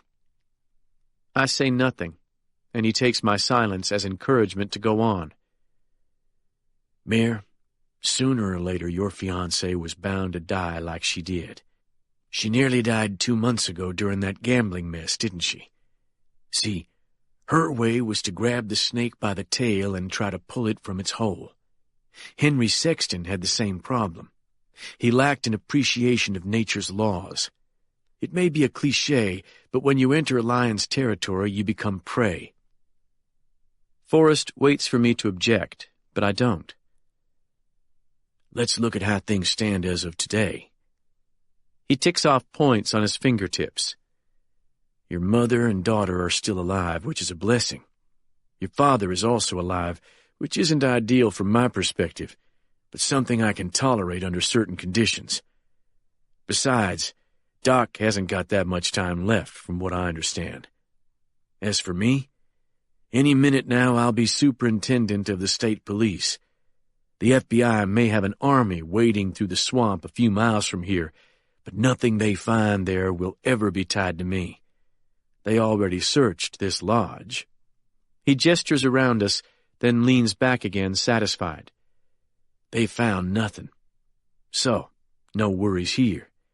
The Double Eagles aren't going to say a word to anybody, especially since that planted meth disappeared from the evidence room at the Concordia Parish Sheriff's Office.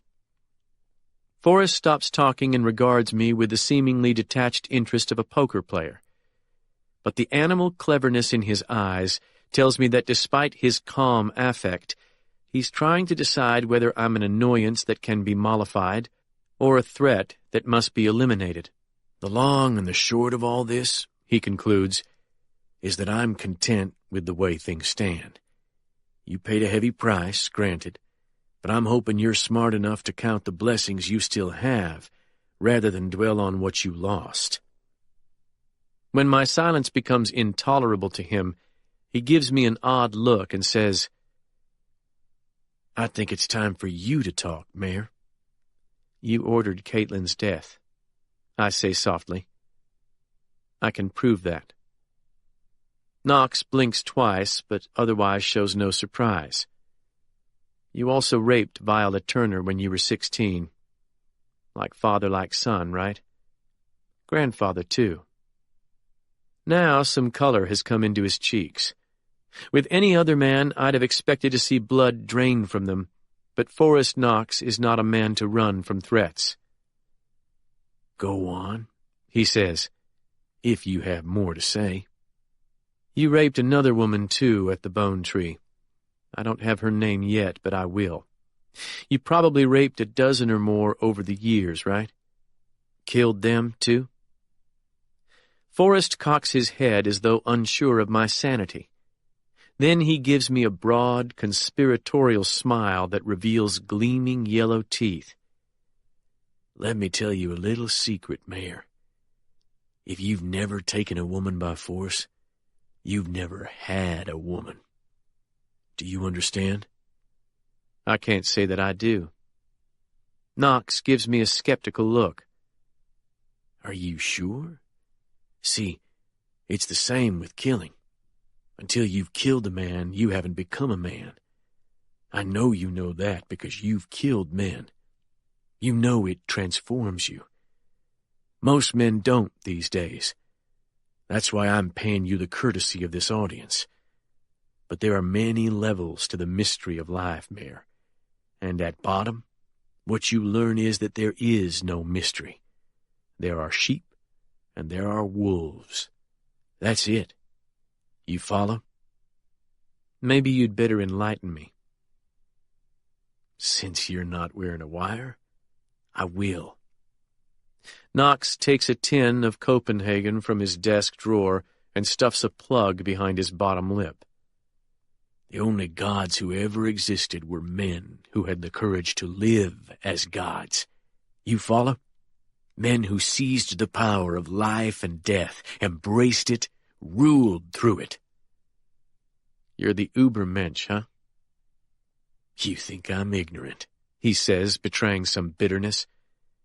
Unread, like my father, but you're wrong. You, your father, Henry Sexton, do you know what kind of men you are? You're the ones who plant crops in the river valleys, who invent gods, who pray for rain. You build houses and write laws, then beg forgiveness for every natural impulse. Knox leans forward, puts his elbows on his desk, and speaks with naked disdain. I'm nothing like you. I'm like my father was. We're the men who swept down off the steps on horseback like a storm. We burned your cities, devoured your crops, salted your fields, pillaged your treasure, raped your women, and left them pregnant and wailing. Men like your father took black slaves to do the hard work, then mated with them and corrupted both races. But to us, you're all slaves, to be used, worked, fucked, and finally killed, if necessary. You did some mating yourself, I believe, I say in a neutral voice. In fact, I'm pretty sure you're Lincoln Turner's father. Forrest barks a laugh. So? What could I possibly care about that? You're as guilty of corrupting your race as anybody else. That's my point. Knox leans sideways and spits in a trash can. The difference is, I don't give a shit whether some nigger whelp lives or dies. A man takes his pleasure where he will, and moves on. Same as the buck. You're full of shit, Knox. Startled from his rant, he regards me as he might some mentally defective child. How's that? You think you fucked Viola Turner, but she fucked you 10 times over. Suspicion comes into his face. What are you talking about? Viola Turner killed your father, dipshit. She killed the great Frank Knox. At last, my words have struck home. The whites of Forrest's eyes have grown larger. Are you drunk? He asks softly. I wish I was. It's hard to think about this shit sober, but I'm going to because you need to hear it. See, the day after you and your father's crew raped Viola, Frank was brought into my father's office hurt. Viola saw her chance at payback and took it. She injected him with enough air to stop his heart. That doesn't sound much like a sheep, huh? I'll tell you something else, too. My father saw it happen, and he didn't do a damned thing to stop it. He watched your father die like a dog, Forrest. Not a lion. A dog. Or a sheep, maybe. Knox's Adam's apple bobs in his throat. Frank Knox died in terror on a cold tile floor. I press on. He died helpless and begging for mercy from a black woman who cursed him while he bled out. Forrest has gone so still that I wonder if he's even breathing. The blood has finally drained from his face. He raises a calloused hand and rubs his jaw, the sound like the scrape of sandpaper. Doesn't sound like the death of a Hun to me, I say simply. Sounds like one more broke-dick factory worker too dumb to see death coming for him. Knox's eyes have narrowed to slits, yet I sense that he no longer sees me. Rather, he sees his father dying under the hand of a woman they both raped nearly 40 years ago.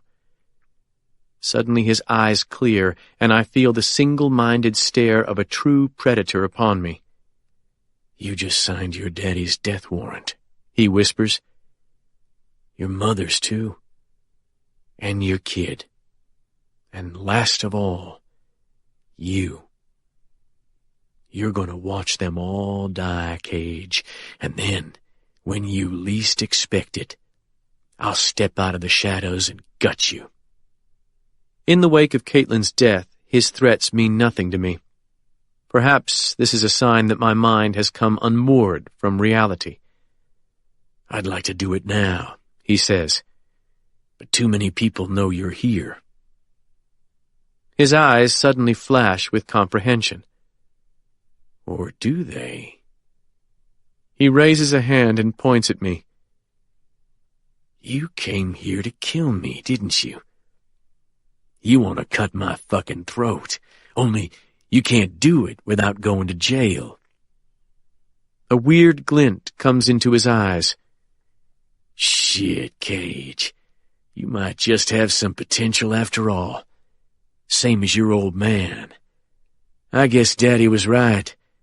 The blood never lies. I take a deep breath, then slide back my chair and get to my feet. You going somewhere? Forrest asks. Yes, but you haven't seen the last of me. Oh, I know that.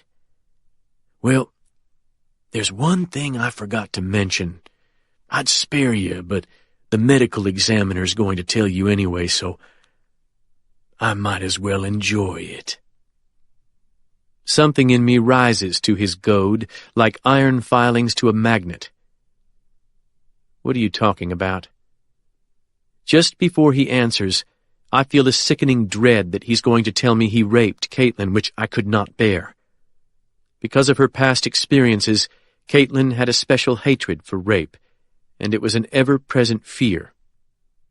Your fiancée was pregnant? Forrest says. Ain't that a shame? You thought you just lost one person, but you lost two.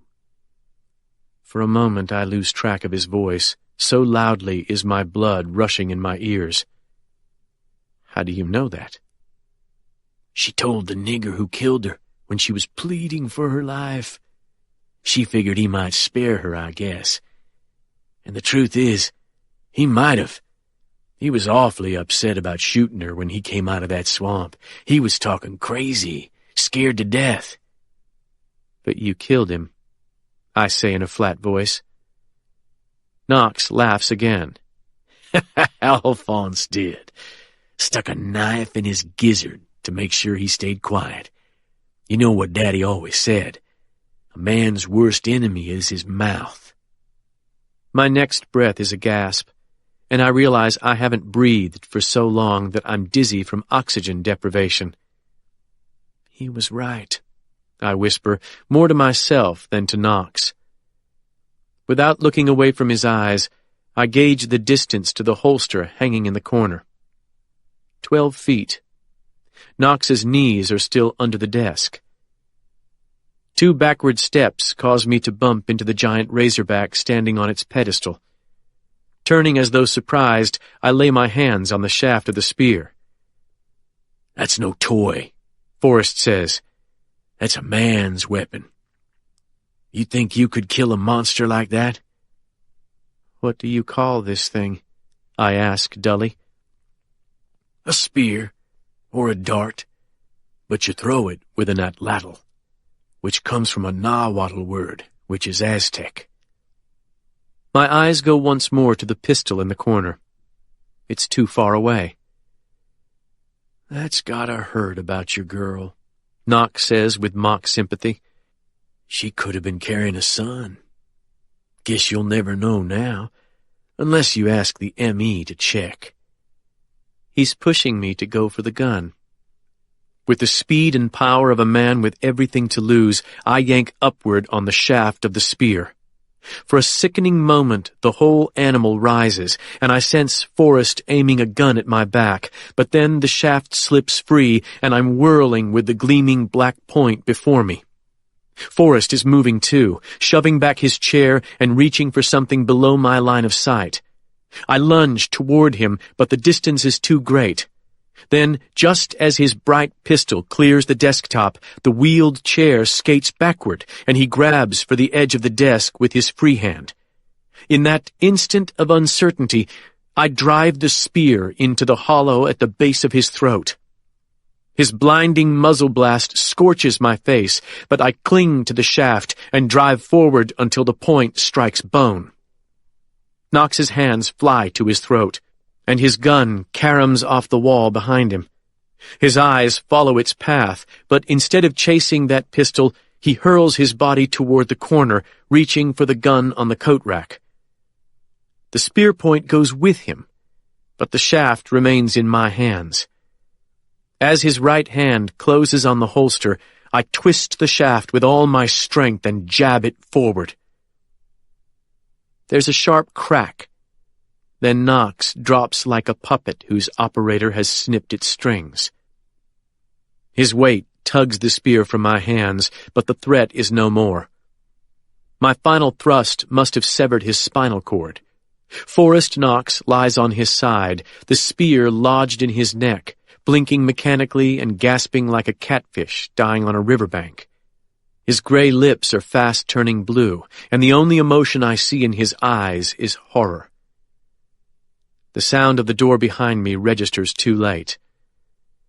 By the time I turn, Alphonse Ozen is aiming his pistol at my chest. He takes 2 steps into the room, far enough to see what's happened to his boss. When he looks back at me, his eyes blaze with rage. You just killed a cop, he says. You die for that, and nobody will even question why. I'm weaponless, but it hardly matters. He's got me cold. All I can think about is Annie wondering why she had to lose her father as well as her mother. But I can't simply stand helpless and wait for his bullet. As my legs tense to spring, a soft creak comes from behind Ozen and he whirls. Before he can fully turn, a silver blade flashes down, slicing through his shoulder and deep into his chest. The blasts from his pistol deafen me, but the rounds blow harmlessly through the floor. When Ozen falls, I see Walt Garrity standing framed in the doorway behind him. He looks as dazed as a sleepwalker awakened in the midst of traffic. The curved blade of the katana, jutting from Ozen's back, pulses for a few seconds, then goes still. "Walt, are you okay?" "Is Knox dead?"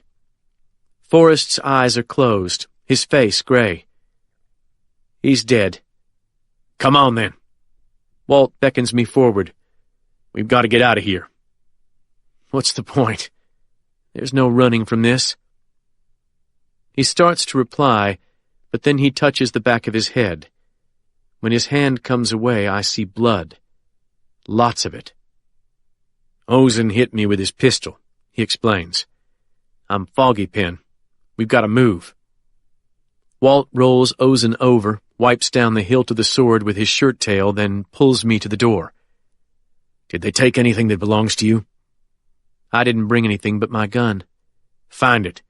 I'm going to do what I can in here." As I hunt through the main room, Walt calls from the study, "I saw game cameras on my way in, mounted on trees. I avoided them, and I took the memory cards on the ones I saw. We'll just have to hope I got them all." At last I find my .357 in the drawer of a maple cabinet. "We can't get away clean on this," I shout. "You need a hospital." The old ranger marches out of the study and grabs my shirt front, his eyes wild. "Listen to me, goddammit. Think about your kid, okay? Even if Tom gets out of jail, he doesn't have long to live, which means you're the only one left to take care of the women. You get it? So get your ass moving." "Okay," I tell him, following toward the front door. "But you're hurt, man. You need a doctor." "All that matters now is getting clear of this place. We don't know who else might be out there." He stops me at the door, then opens it a crack and peers through. "We've got to run for it. We'll take the car you brought and drive to mine. I'm down the drive a ways. I don't know if anybody's out there, but we've got no choice. You ready?" "I'm right behind you." "If I'm hit, don't stop. Get the hell away and call Kaiser or McKeever. Nobody else." I nod, recalling the night I told Henry Sexton something similar. Walt shoves open the door and goes flying down the stairs with amazing speed for an old man. I leap off the porch and quickly pass him, racing for my mother's Camry. "Go!" he yells. "Go, go, go! Start the car!" When the Camry's engine roars to life under my hands and feet, a manic exhilaration blasts through me. Then Walt slams into the door, yanks it open, and gets in beside me. 3 seconds later, we're fishtailing down the road toward the highway. "I'll tell you where to stop," he says breathlessly, one hand cupped behind his bloody head. "I'm in Pithy's maid's car." "Screw that. You're coming home with me." "I can't. I've got to take care of something." "What?" Walt digs in his pants pocket, then opens his hand beside the steering wheel. In his palm lies a small silver key. "What's that?" "I found it in Forrest's pocket." "What does that fit?" "I don't know, but I think it may be a padlock. I mean to find out." "How?" "Stop here. I'm parked right through those trees." I slammed the brake pedal and skid to a stop near where he pointed. "You're crazy if you go off by yourself now. You could die, Walt." When he shakes his head, the look in his eyes tells me it's pointless to say another word. "Get back to your mother, Penn. Your mother and Annie. You were never here." Chapter 89. The blood was still wet when Billy Knox walked into his office at Valhalla and saw his cousin lying dead in the corner with Alphonse Ozen sprawled across his legs. Billy had asked his pilot to wait down at the airstrip in case he wanted to make a swift exit, and he thanked God he had. But after the first rush of panic eased, he decided to learn what he could before running back to Texas. Taking a small Walther from his ankle holster, Billy moved quickly through the office. The floor safes behind the desk were open and empty. His second instinct was to call Snake, but then it struck him that his father had been out of jail long enough to have done this himself. Billy propped his butt on the edge of the desk he'd sat at for so many hours and stared at the sword jutting from Ozen's back. What's the smart move, he wondered. What would Forrest do? Then he realized that the man he'd always looked to for guidance was dead. For the first time in his life, he was truly on his own.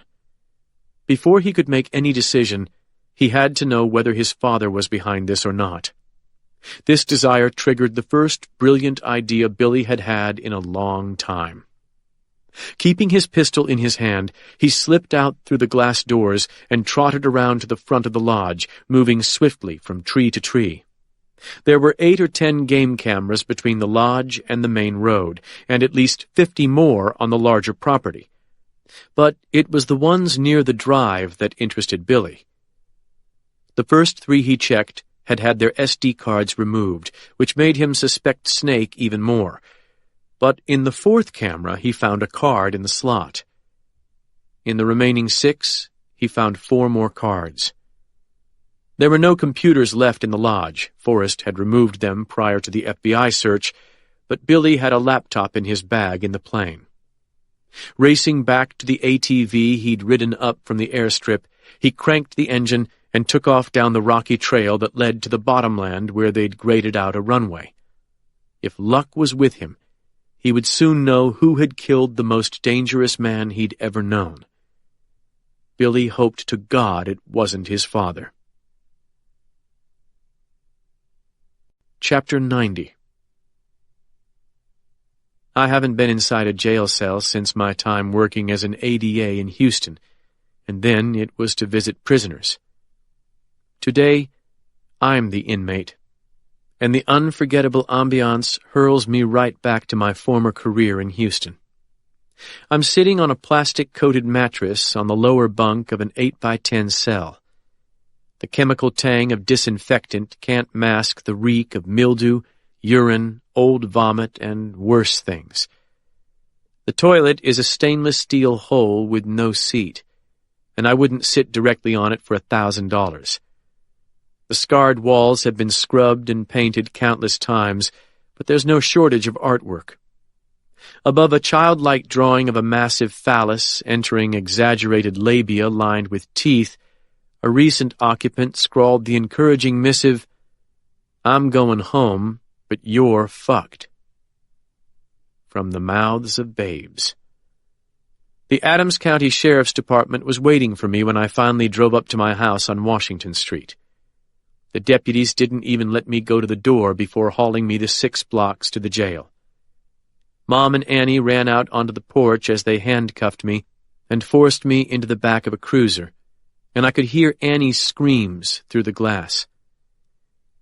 All I remember of the drive home from Valhalla is 40 miles of oak and pecan and pine trees covering the rolling land. A few times I flashed back to Forrest Knox lying in the corner of his study like a bag of bones, but I felt no emotion. I now believe I was slowly decompressing from a state of mind that attorneys used to call irresistible impulse. At one time, this principle was an important component of the insanity defense. Essentially, it was a way for sane people to plead diminished capacity by arguing that even though they knew the difference between right and wrong, they could not have restrained themselves from killing. It was sometimes called the policeman at the elbow defense. In other words, if I would have killed my victim, even with a policeman standing at my elbow, then surely I could not be responsible for my actions.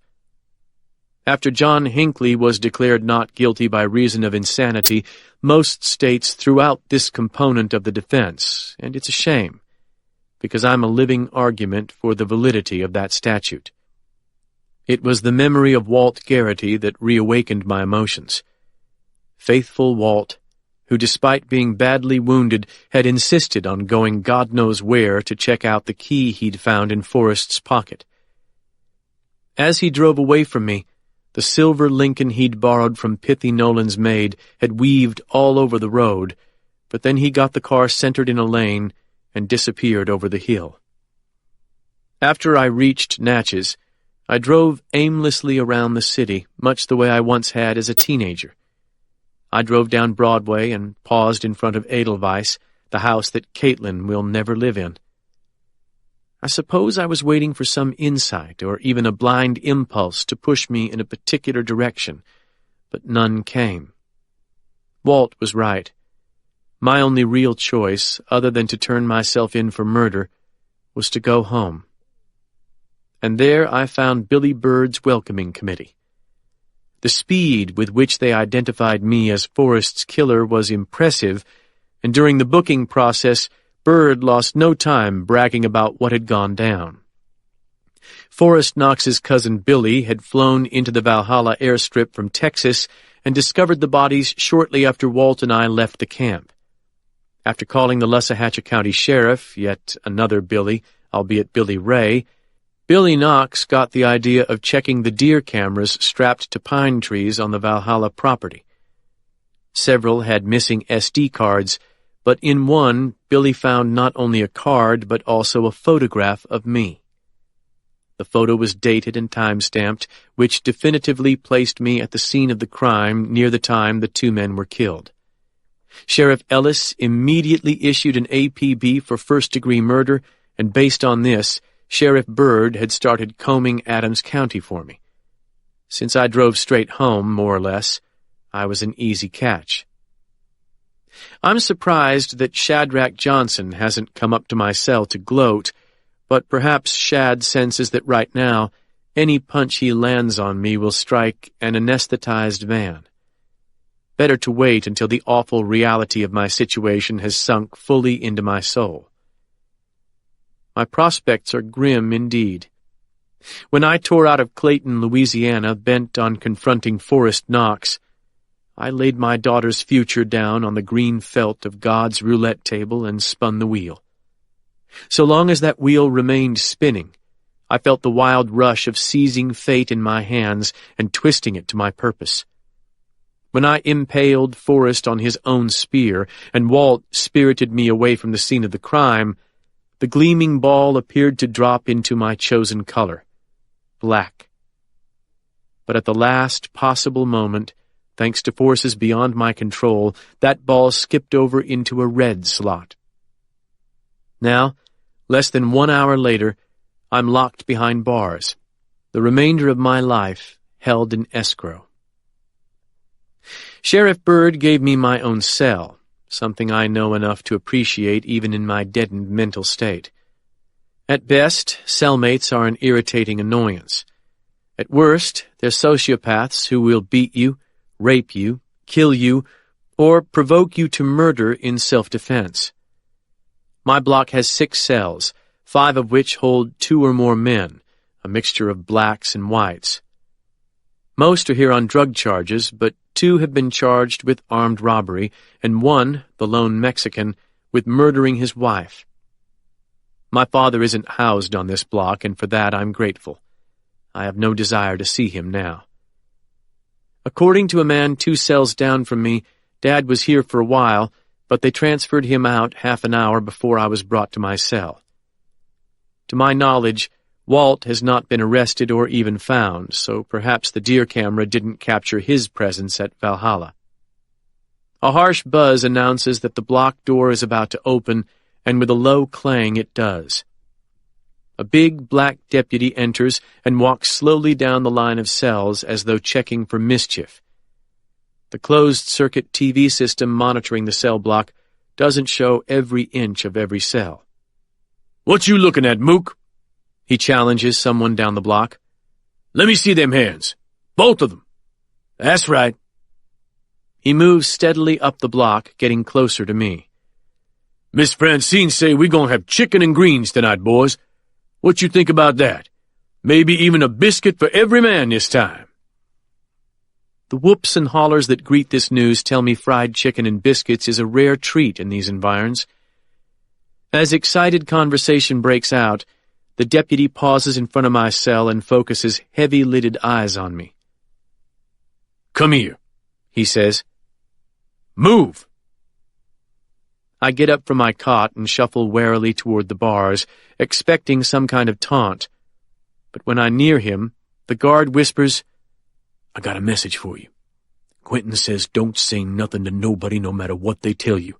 He'll be up here as soon as he can.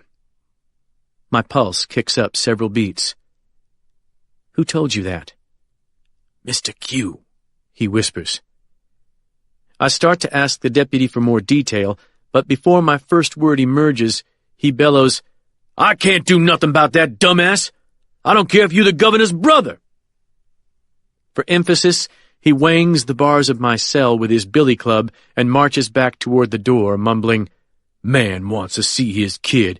Everybody up in this motherfucker got kids. No shit, shouts someone down the block.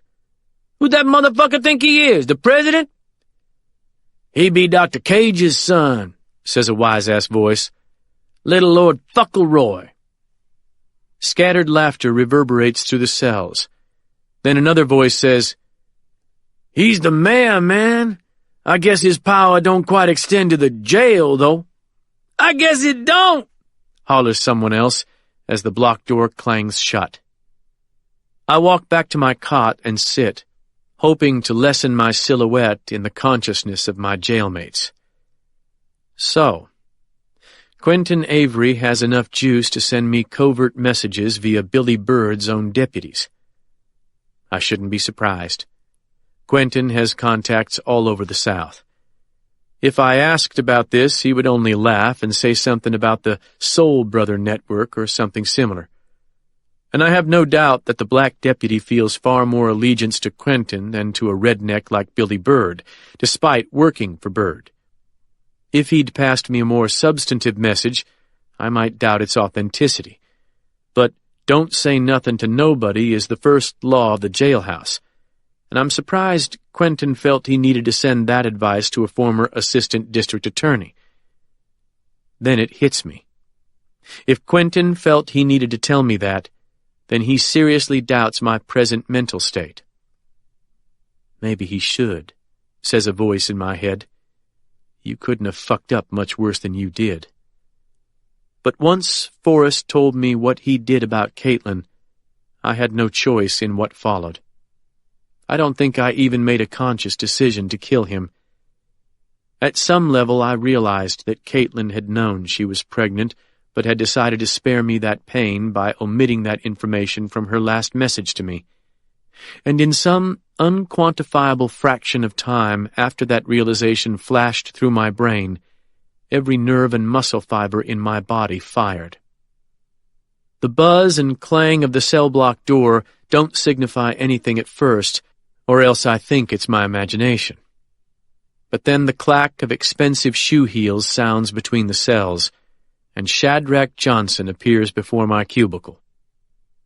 "How are you doing, Mayor?" he asks, straightening the lapels of his expensive suit. I remain on my cot and say nothing. Whatever Shad has to tell me will be calculated to hurt me in some way, so I might as well sit and take it and give him the least possible amount of pleasure during the process. "I just gave a press conference on the courthouse steps," he announces. 2 Jackson TV stations were there, a half-dozen print reporters, and producers from the BET network and Court TV. Congratulations. Next stop, CNN. "With any luck. Anyway, I informed those outlets that the prosecution of your father for the murder of Viola Turner will proceed as scheduled in 3 months. March 1st on the court docket, just in time for spring pilgrimage." Despite my familiarity with Shad's boundless ambition, this surprises me. I thought my father had been placed in protective custody by the FBI. Shad gives me a knowing look. "I don't know what kind of strings you pull with the Bureau, but we both know that they can't grant him immunity on a state murder charge. They may find some way to shake him and Garrity loose from that dead state trooper, but not even the president can make Viola Turner go away." "So you're a happy man. I really appreciate you coming by with the bad news." The DA shrugs. "I wanted you to hear it from me first. This is going to be a high-profile case, Penn. Historic. Maybe you can kickstart your mayoral campaign for the special election they'll be having after they throw me out. Shad snorts with what sounds like derision. I'll be shooting a lot higher than that after this case is over. But that brings up the real reason I came. The Lussahatchee DA will probably want to try you in his county. Since they're in our judicial district, you'd normally get one of our circuit judges, but since you know them all so well, the Attorney General will probably bring in an outside judge. My office could prosecute your case, but I haven't yet decided whether to take it on. Given our history, the AG may decide to appoint a special prosecutor. That must really rankle, Shad. You'd probably rather convict me than my father. He looks philosophical. A week ago I'd have said yes, but given the issues in your father's case, no. You killed a dirty cop who's going to be looking like a world-class dirtbag by tomorrow. I'm happy to leave you to the special prosecutor. By the way, my condolences on Caitlin's passing. I can't tell if he's feeding on my pain or hoping I'll give him some sort of absolution. Seriously? I whisper. You do realize that if you hadn't grabbed onto Lincoln Turner's accusation and turned it into a three-ring circus, she'd still be alive. That's absurd, he snaps.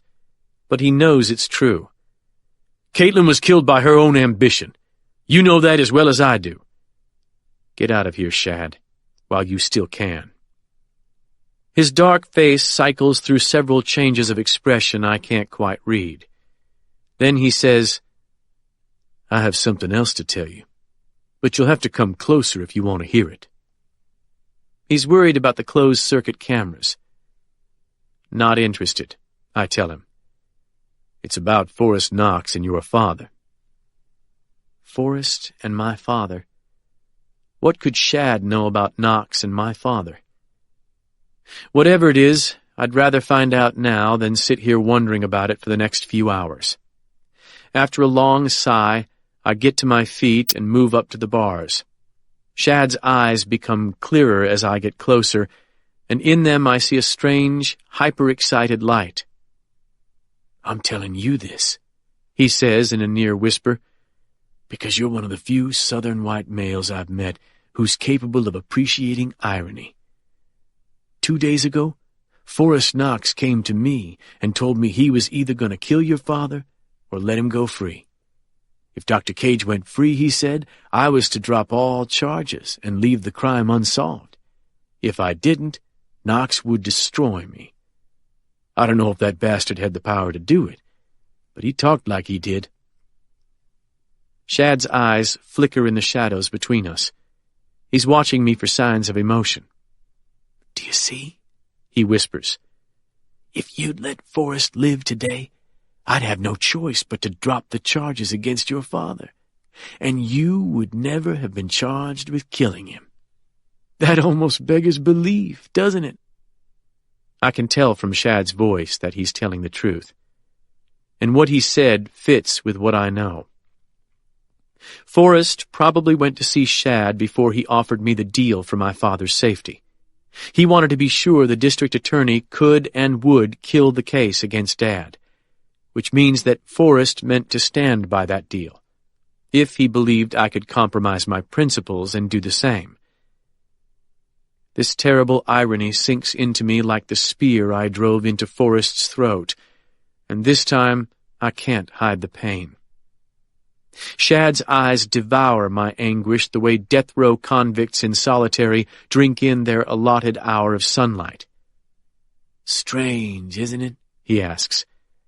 I've dedicated so many hours to paying you back in kind, and in the end, I didn't have to do anything.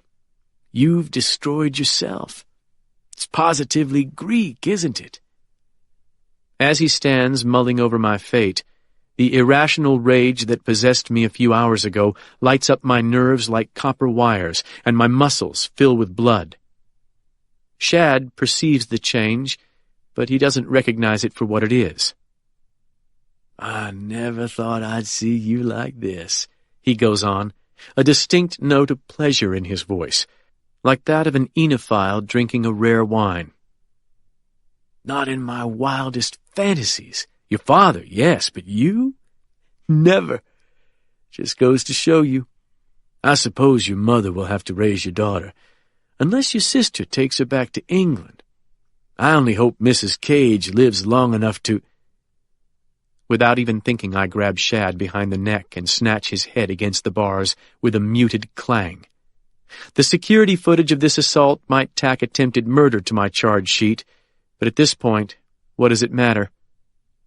As Shad screams and tries to jerk himself free, the other residents of the cell block shriek like crazed zoo monkeys. Before Shad can get away, I bring up my right fist and drive it against his skull with all the follow-through I can muster. The impact hurls him against the opposite cell, where another prisoner kicks him in the back, knocking him to the floor. When he rolls over, I see pure terror in his eyes.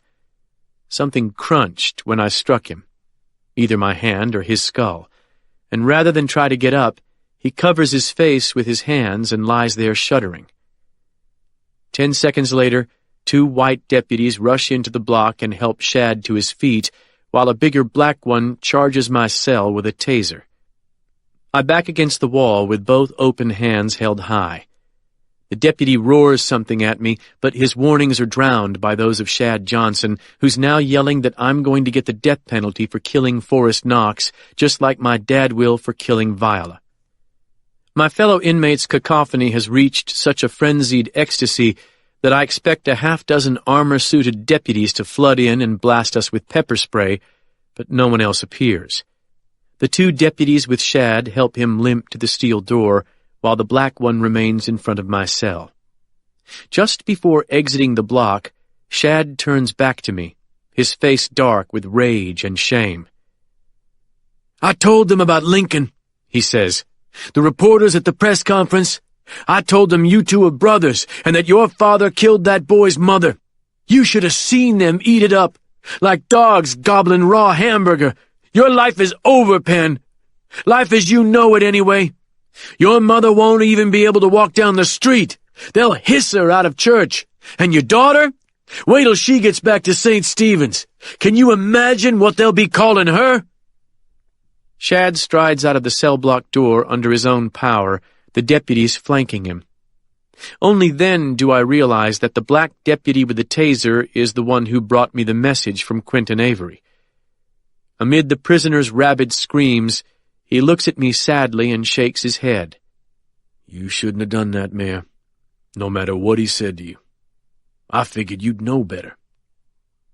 I lower my hands, then shrug. What does it matter now? The deputy's sad eyes linger on me with a sort of clinical empathy. Everything matters in here, Mayor. You'll see. Chapter 91. 2 monotonous hours have passed since I assaulted Shad Johnson. When the big deputy appears before my cell again to announce that I have a visitor waiting, I assume Billy Bird is about to inform me that new charges have been added to my sheet. I do the convict shuffle as I follow the deputy out of the cell block so that my leg manacles don't abrade my ankles. But when he takes me into the visiting room with the solitary chair and the wire screen, I find not Billy Bird, but Special Agent John Kaiser waiting for me. All those years in the Houston DA's office, he says, and you never learned that punching a district attorney is a bad idea? I actually wanted to punch the DA about once a month over there. When Kaiser forces a smile, I realize he's doing it because of Caitlin. He looks as though he hasn't slept since I last saw him, and his shoulders seemed bowed beneath some great weight. Why the long face? I ask him. You must have found a treasure trove of evidence at the Bone Tree. Yes and no. Plenty of bones, but they'll take a long time to process. All in all, though, this is shaping up to be one of the crappiest weeks of my life. What do you mean? For one thing, I was about to nail Forrest Knox's hide to the barn door when you decided to relieve him of the burden of living. I hope you don't expect me to apologize. Kaiser sniffs and bites his bottom lip. That's not all. Dwight Stone died this morning. This bald statement hits me like a gut punch. His daughter was with him, at least. Shit. You told him everything Sonny Thornfield told us, right? Yeah. Kaiser rubs his right thumb against his fingertips with a dry, urgent rustle. It meant a lot to him. His daughter told me that. That's something, at least. So, is that what you came to tell me? Partly. But I've also got some more news for you. Quite a bit, actually. Good or bad? I think you'll like it. Do you know who Griffith McKeever is? Sure. Forrest Knox's boss. The one accused of child pornography. Right, well, Colonel McKeever is going to quite a bit of trouble to get you released from jail. Released? Why would he do that? A couple of reasons. First, Walt Garrity has been doing some undercover work for him for at least 2 days. While he was being hunted for killing a state cop? Kaiser gives an ironic chuckle. Yeah, it seems Walt and McKeever go back to their days as Texas Rangers. Forrest was the one smearing McKeever, trying to take his job. McKeever promised Garrity that he'd do all he could for him and your father if Garrity would help him bust Forrest. Bust him? I think remove might be more accurate. In any case, you ended up performing that function, and you happen to be very dear to Captain Garrity. Also, according to Walt, McKeever is one of those rare men who understand gratitude. He's the personification of old school. Great. But how the hell can he get me out of killing Forrest? Kaiser leans forward and speaks in a nearly inaudible whisper. Don't ever let those words pass your lips again. You drove south on Highway 61 and walked through the Valhalla property, but you never entered that lodge. You were distraught, but you came to your senses and drove back home. You never saw Forrest Knox.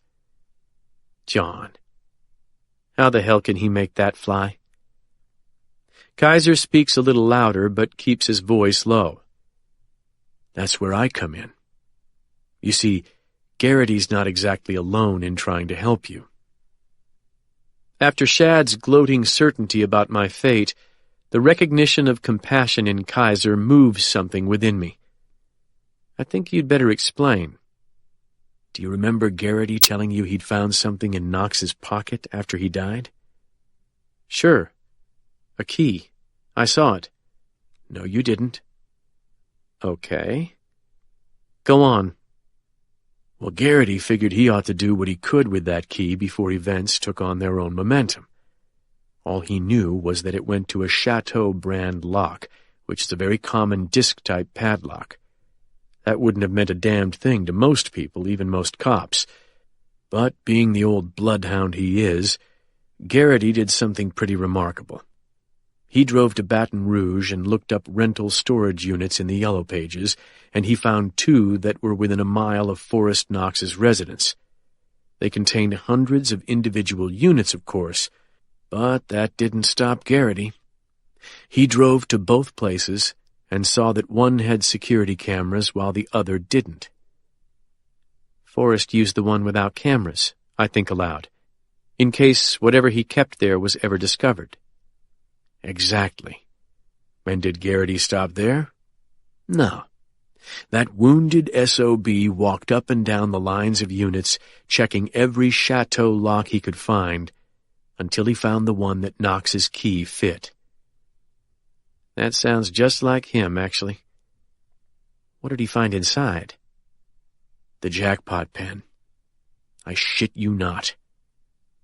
Not a body. Better than a body. God damn it, John, tell me. Most of the stuff was locked in metal containers, and some were even booby-trapped. Walt figured he'd better leave that intact for a later search, an official search. But just inside the storage unit's door, like it had just been dropped there, he found 2 boxes of crap that probably came from the floor safes at Valhalla. What was in them? Not much, but 2 items were of particular interest to me. One was a U.S. Navy tattoo on a swatch of human skin. A chill races up my back. Jimmy Revels' tattoo. Kaiser nods, his eyes shining. The one stolen from Sheriff Dennis's evidence locker yesterday, and now back in our hands. The other item, he digs into his back pocket, was this. The FBI agent brings up some folded sheets of paper and holds them in the air just out of my reach. What's that? A letter. From who? To whom? Kaiser looks like he can't decide whether to tell me or not.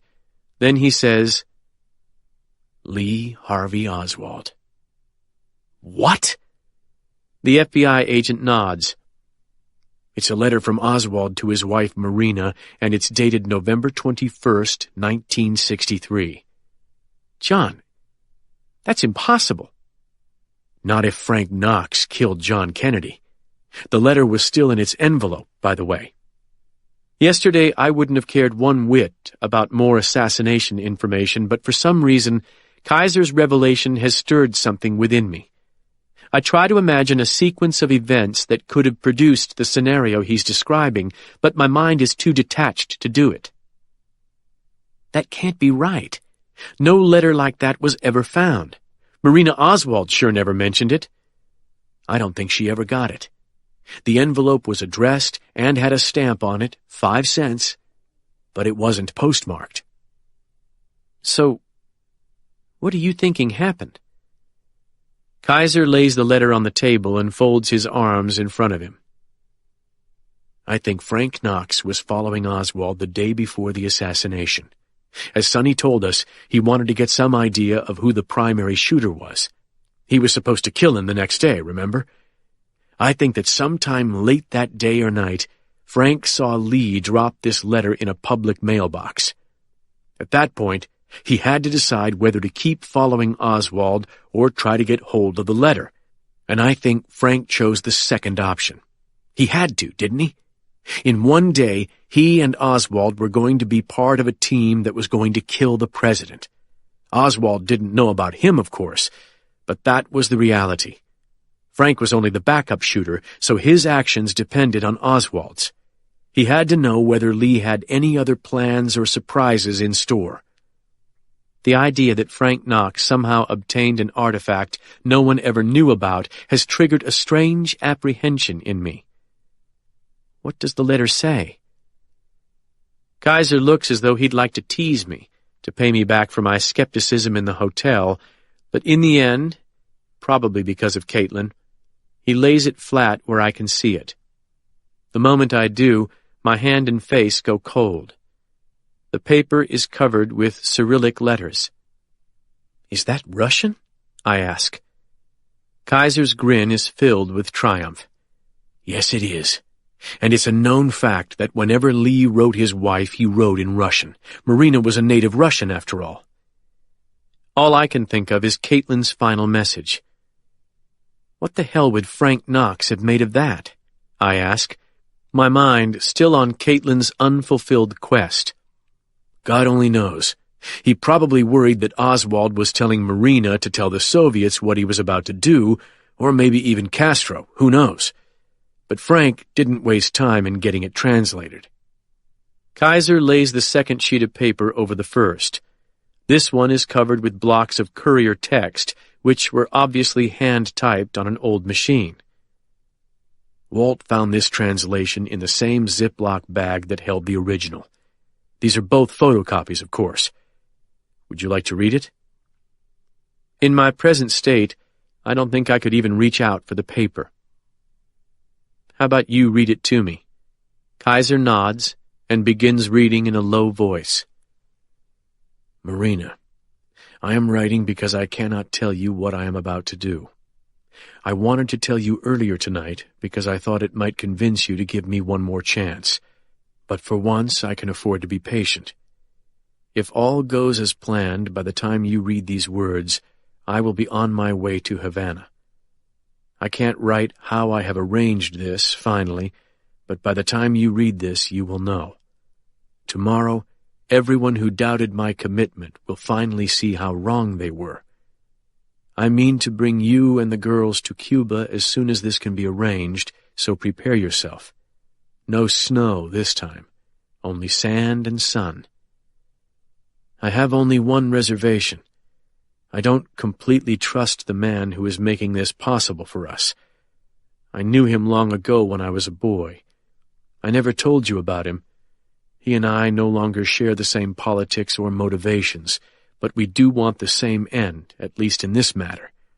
But in spite of my reservations, this opportunity is so historic that I could not in good conscience refuse it. Fate has chosen me to alter the history of the world. Tomorrow you will see how I was placed in a position to change the future, and no man of conscience could refuse such a call. After you finish this letter, burn it and flush the ashes down the toilet so that Hosty and the other agents will have no evidence against you to prevent you from leaving the country.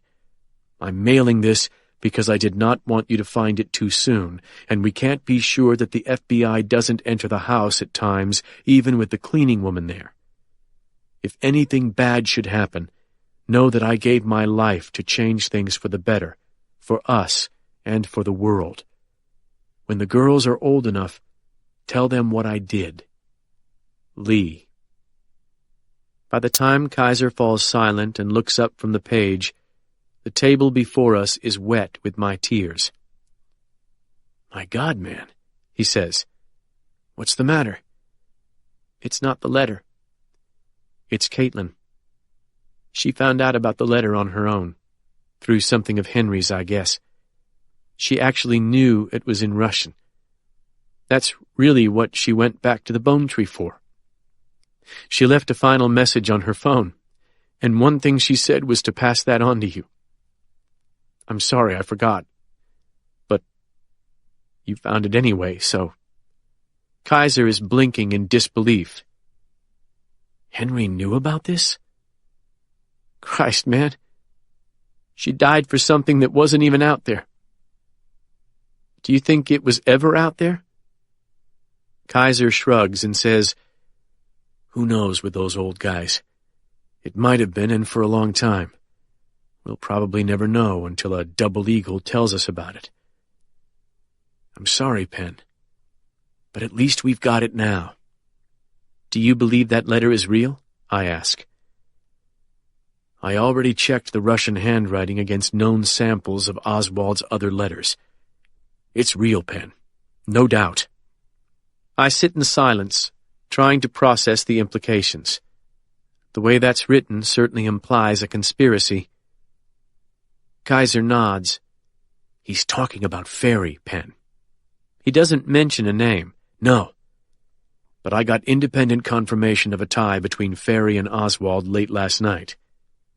"From who?" "Fidel Castro." "What?" Kaiser's eyes light up again. "Jordan asked him about it. And that wasn't all. Castro told her about a French Corsican who made an attempt on his life. I think it was the man in the fishing boat with your father and Brody Royal. Under torture, he told Castro that an American instructor at one of the Cuban training camps killed JFK for Marcelo. He said the man was a former Klansman." Even in my numbed state, this revelation sends shock through me. Did Castro mention Frank's name? "No, but God damn it! What more could we ask for?" I shrug. Frank's name, obviously. Not to mention Dwight and Caitlin living to learn about this. Dwight did find out. I told him late last night. My face probably doesn't express it to Kaiser, but this does bring me at least some comfort. Well, I'm glad of that. But all this is kind of off track for me, actually. My problem is a murder charge. No, it's not. Don't you get it? This letter is your ticket out of here. I don't follow. Kaiser gives me a sympathetic smile. When Garrity found this stuff, he knew how big it was. He called McKeever right away, and by then, McKeever and I were working together. He told us what he found, and he made some very clear demands. He wanted Forrest blamed for the murder of Trooper Deke Dunn, which would clear him and Tom of that killing. By some method I won't let myself think about, the Derringer that killed Dunn turned out to be hidden in Forrest Knox's Baton Rouge home. I nod slowly. I see that doesn't surprise you. Well, maybe this will. Garrity also wanted you cleared of any possible charges that might come from the death of Forrest Knox or Alphonse Ozen. At first it seemed that I couldn't use this letter or even the evidence from Forrest's storage room without revealing that you and Garrity had been at Valhalla and done what you did there, which allowed Garrity to find the storage locker. I'm listening. After some discussion, we decided that Colonel McKeever would say he'd discovered the key at Forrest Knox's house during a legitimate search. He was actually searching Knox's house while you were driving to Valhalla. He found the Derringer, but there's quite a bit of other evidence against Forrest, too. We have a video of Knox's SWAT guys carrying out a multiple murder during Hurricane Katrina. Using that, I forced one of the snipers in the video to turn state's evidence. And last night, when I was questioning Double Eagles about Sonny's death, I actually turned one of them. Are you serious? Kaiser nods. Will Devine. The guy was scared to death. He was out of the cell block when they killed Sonny, but he knew what had happened. Devine's the oldest eagle left alive. He's haunted by things he did. A bit like Glenn Morehouse, I imagine. That's why I let those guys out this morning to protect him. He couldn't have kept up a front while I worked out his plea deal. That's what I was hinting about at the funeral. Anyway, taken in toto, all that gave us quite a bit of power to shape the narrative that would emerge in the wake of Forrest's and Ozen's deaths. Your code of ethics seems to have relaxed a bit since yesterday. The FBI agent sighs deeply. I'd rather not discuss that just now. What matters for you is the new narrative, the official story. Now it's McKeever, not Walt, who discovered the key, hunted down Forrest's storage unit, found the evidence, and contacted me about the Oswald letter. Okay. But I still don't see how that gets me out of here. Sheriff Ellis from Athens Point has game camera photos of me at Valhalla right around the time of death. Kaiser gives me a strange smile. Does he? Well, the significance of those photos is all in the interpretation, isn't it? Come on, man, out with it. This is where another friend of yours proved to be a great help. Carl Sims, the former Marine sniper. How did Carl help? Once Sheriff Ellis issued the APB on you for killing Knox, Carl decided he had information I might need to know. And he was right. Carl told me that if I poked my hand into certain holes, I'd find evidence tying Sheriff Ellis and his department to the Knox family in Valhalla. Turns out Ellis went on all-expenses-paid hunts in Alaska and Canada every year on the Knox's dime. But that was only the tip of the iceberg. A lot of drugs moved through that county, and a lot of murders have gone unsolved. Turns out, I didn't have to work very hard to convince Sheriff Ellis that a double murder in his county involving endemic police corruption wasn't something he wanted me looking into too closely. He was perfectly willing to take my word that your presence at Valhalla was wholly unrelated to the crime. This statement leaves me almost breathless. How the hell is that possible? Who killed Forrest, then? A self-satisfied grin animates Kaiser's face. As a novelist, you'll appreciate this. Captain Alphonse Ozen is now the hero of this revised opera.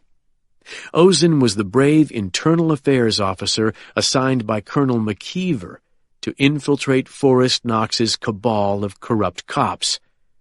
Earlier today, Forrest discovered that Ozen had been working against him for months, and the two men killed each other in a vicious hand-to-hand struggle. I can hardly get my mind around this revision of reality. McKeever's going to stand by that? He's drafting his statement as we speak. Spear versus sword makes pretty compelling news. The media's going to eat it up. My brain has gone into overdrive.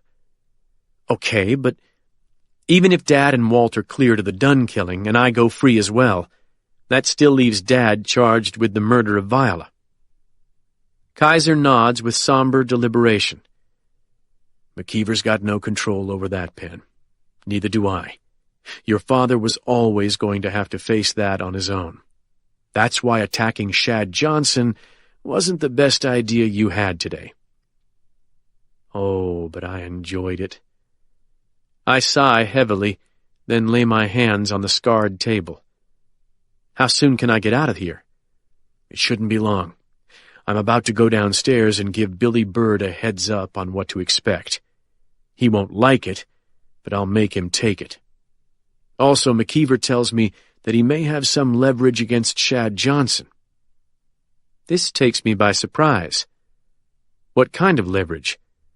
I don't know, but he told me to tell you, every dog has its day. A slow smile spreads across my face. I think I know. All right.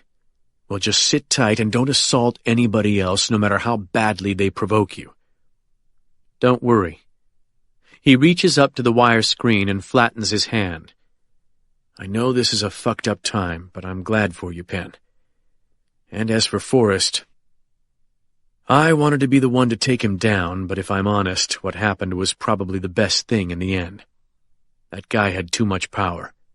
He could have had every one of us hit while he was awaiting trial. With an almost overwhelming rush of emotion, I raise my hand and press my palm against his. Thanks, John.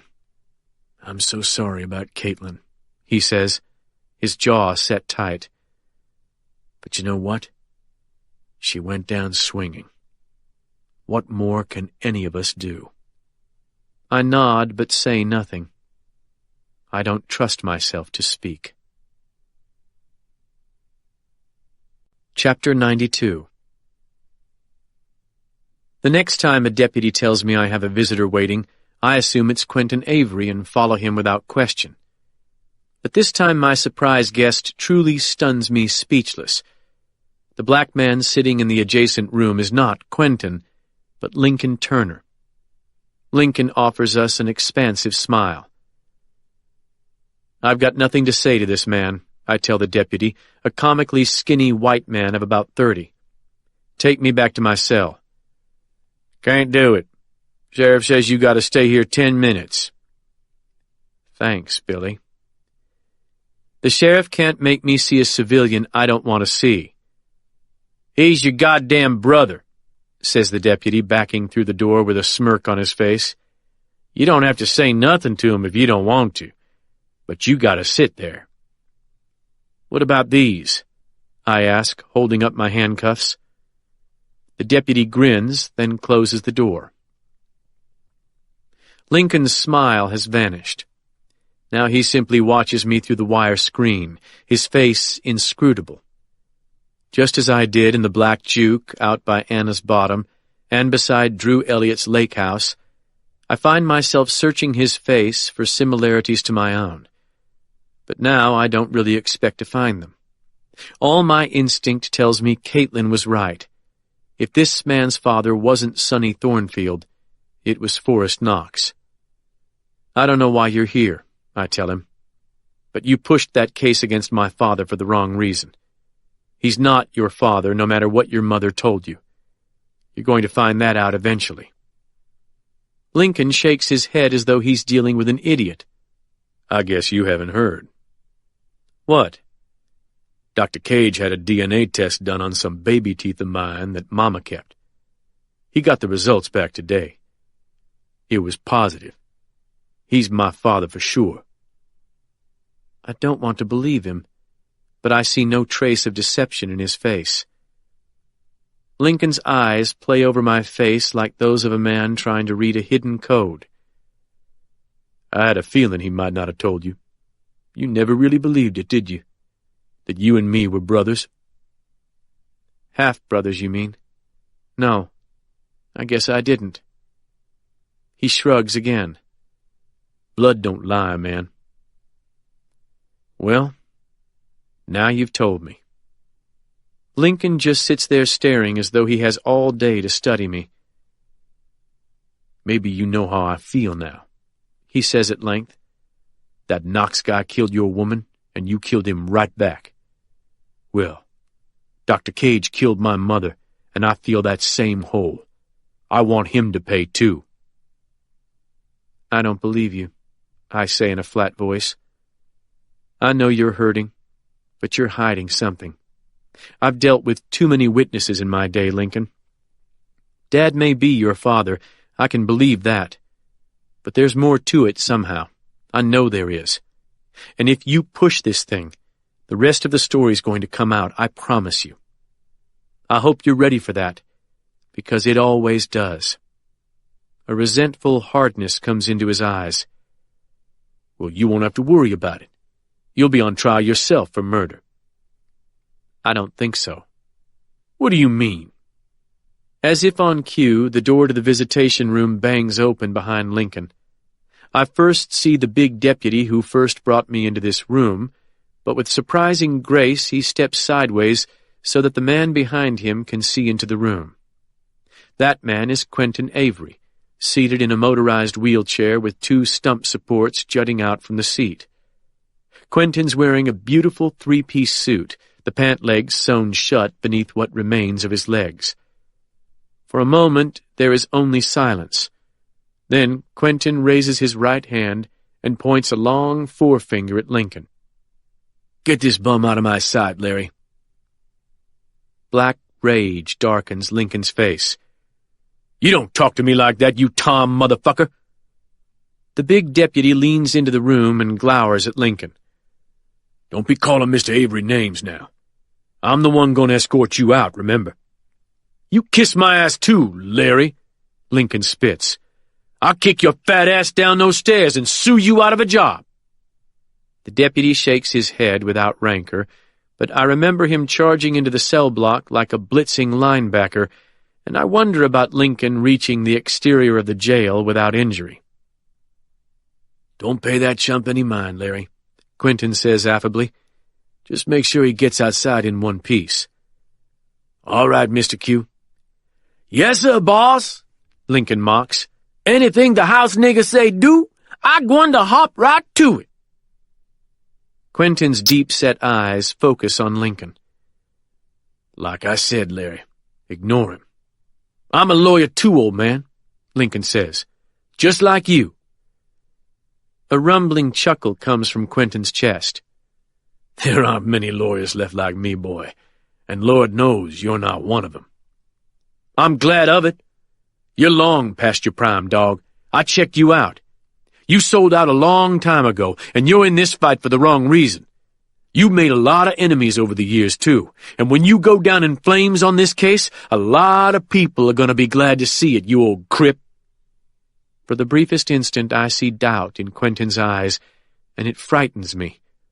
I expected a deft riposte from him, but what I hear instead is the ringing impact of Lincoln's head being slammed against the wire screen by Larry. Lincoln is a muscular man, but his struggles against the deputy are like the thrashing of a toddler against a full-grown man. Lincoln tries to yell, but Larry mashes his mouth against the steel and jams a knee as thick as a tree stump against his spine. Quentin lets this go on for perhaps 8 seconds, then calmly tells Larry to let Lincoln go. When my half-brother finally slides off the screen, he gasps like a winded fighter on his last legs.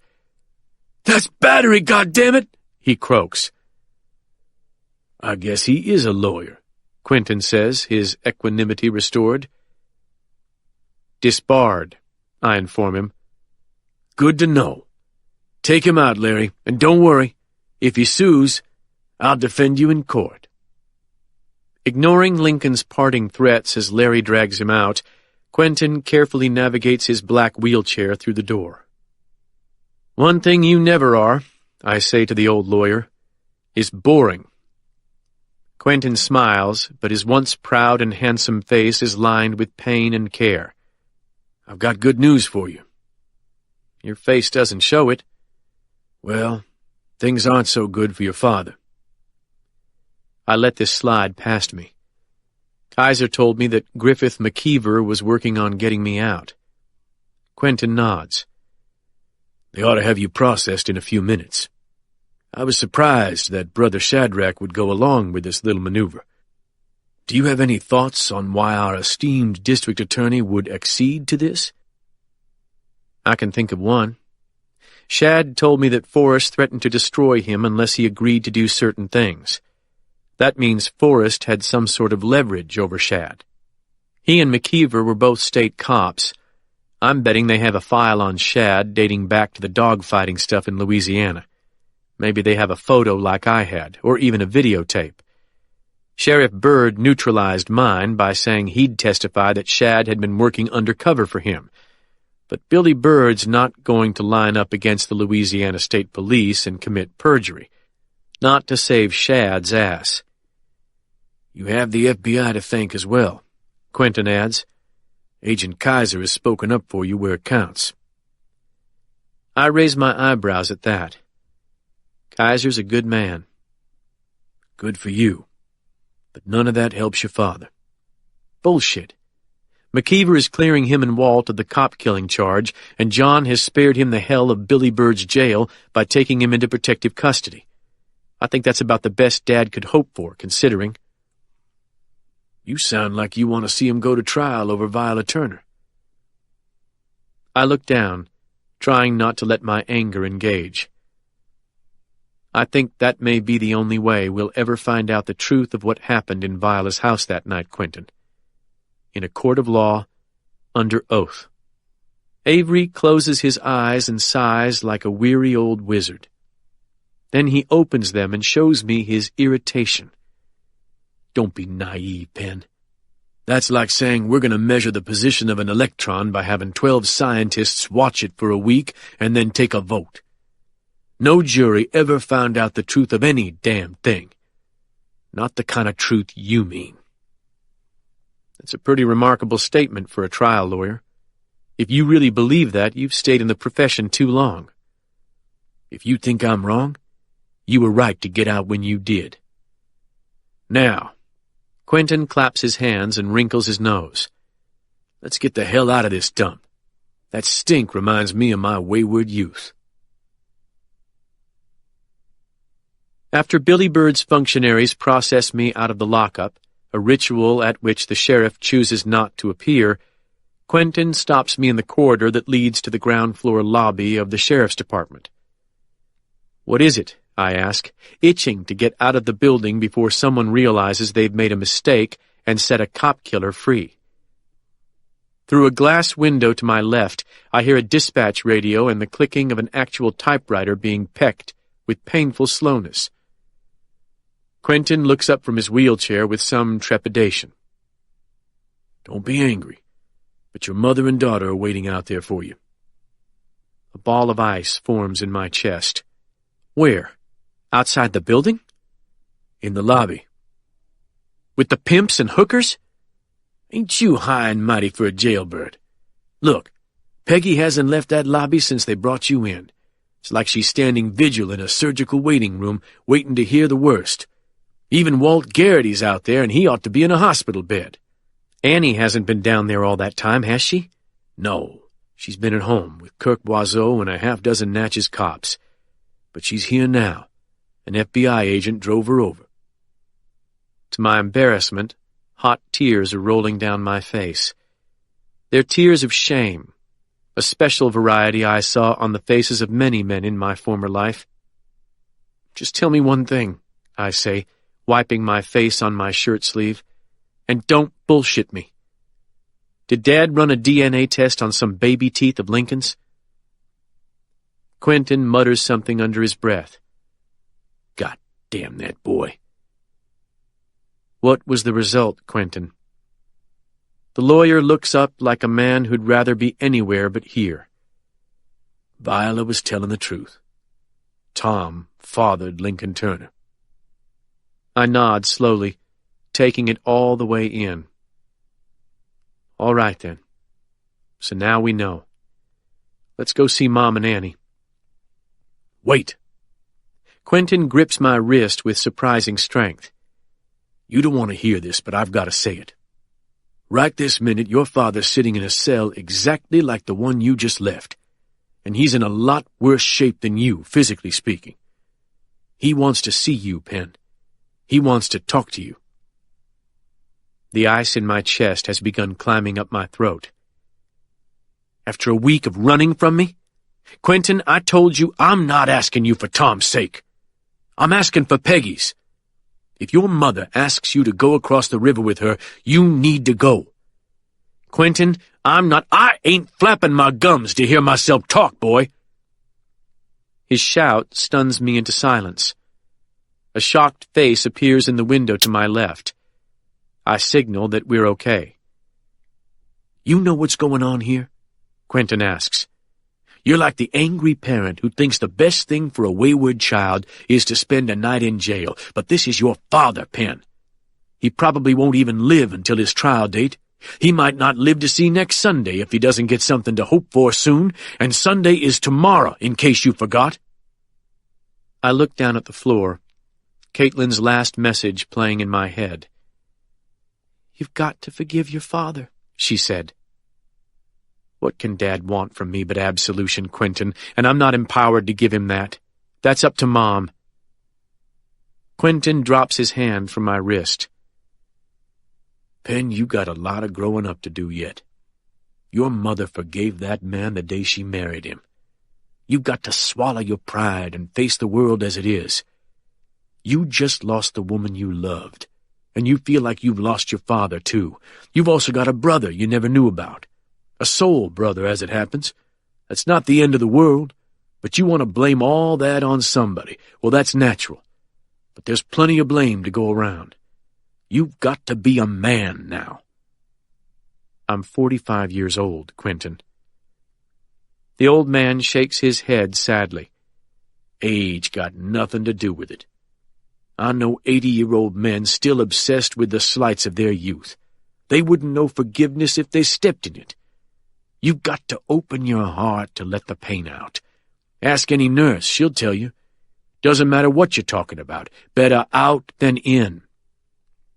I haven't got the energy to resist Quentin's gift for persuasion. You know, sometimes I really do believe you spent time in jail with Martin Luther King. Hell, that's established fact. Now, hang on.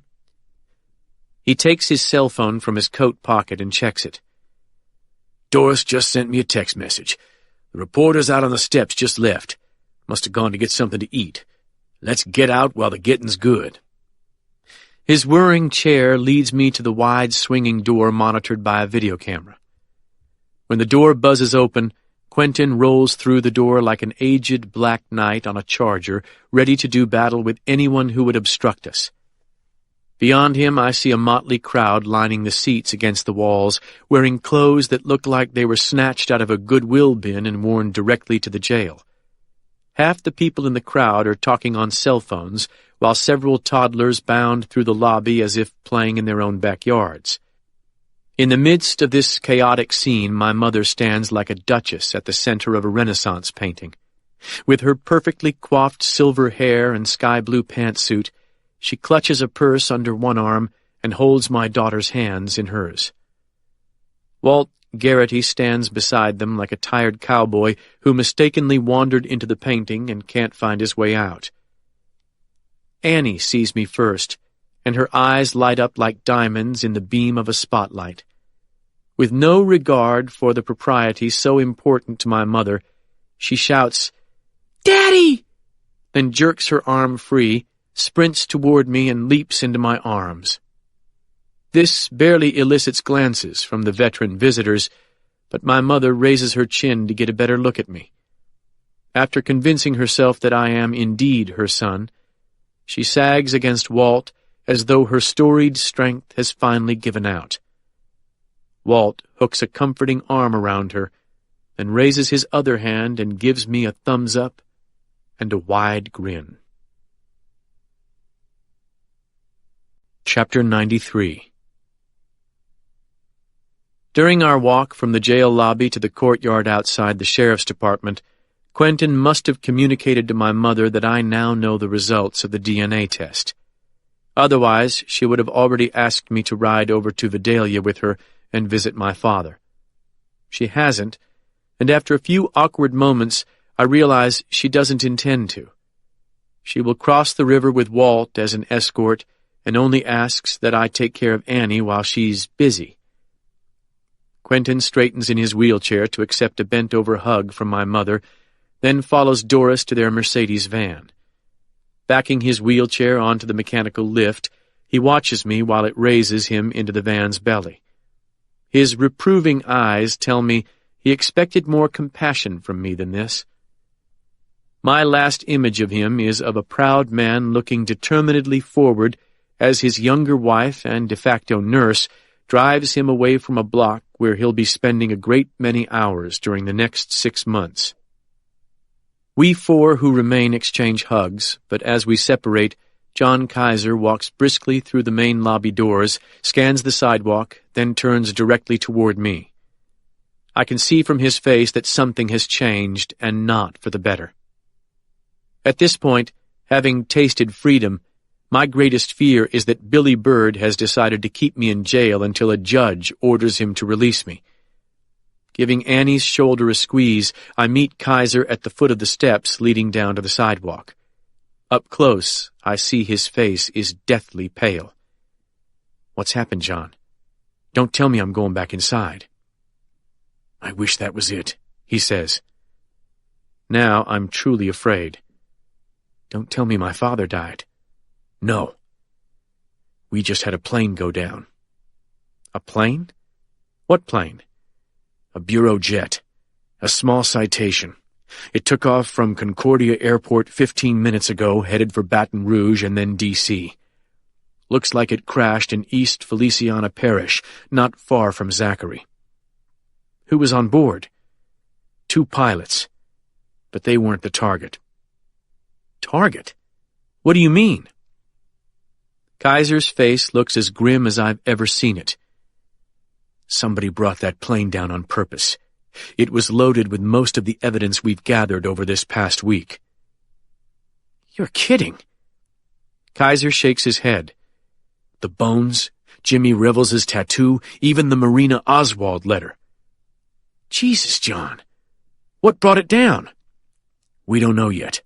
All I know is that it took off from the same airport that Dr. Leland Robb's plane took off from 36 years ago, the same airport where Snake Knox's crop dusting service is based. Unbelievable. And yet... Where's Snake now? Kaiser pulls his lips back over his teeth like a man suffering bone-deep pain. We lost him 2 minutes after he was released from jail this morning. And 2 minutes ago I called Will Devine, the eagle I turned last night. He gave me an emergency number. I got no answer. I think they played me, Penn. There's nothing I can say to this. Your family's going to need protection, Kaiser goes on. Around the clock, most likely. These guys aren't going to lie down and wait for us to round them up. My mother's going over to Vidalia to see Dad. Can I have a couple of minutes with my daughter before we head home? Sure, yeah.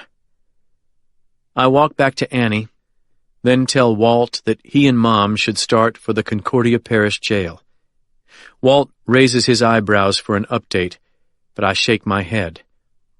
After Mom kisses Annie and they depart, my daughter leads me westward down the street toward the bluff and the river. Our Washington Street house lies 4 blocks in the other direction, but Annie whispers in my ear that she wants to visit our new house before we go home. Taking her hand in mine, I lead her slowly down the slope to Broadway, where Edelweiss stands above the vast emptiness that stretches west from the bluff over the river. As soon as we reach Broadway, everything changes. The wind is stronger here, racing up over the face of the bluff after its long journey across Texas and Louisiana. As we turn the corner in front of Edelweiss, I look back and see John Kaiser following at a discreet distance. He means to make sure we're safe, even if he has to provide the protection himself. Annie and I climb the steps side by side, then walk to the rail of the wide gallery that overlooks the river. A long string of barges is rumbling downstream toward the twin bridges, the red and white pushboat behind them looking almost festive against the dark water. I expect Annie to chatter as she so often does, but the loss of Caitlin has affected her as profoundly as it has me.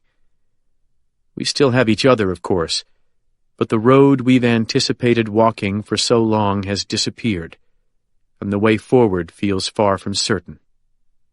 "Is Papa going to be all right?" Annie asks without looking up. "Gram's really scared. She won't say so, but I can tell." I know. I'm not sure yet what's going to happen with Papa. We're just going to have to do all we can to make sure Gram gets along as best she can. After some thought, Annie says, "Okay."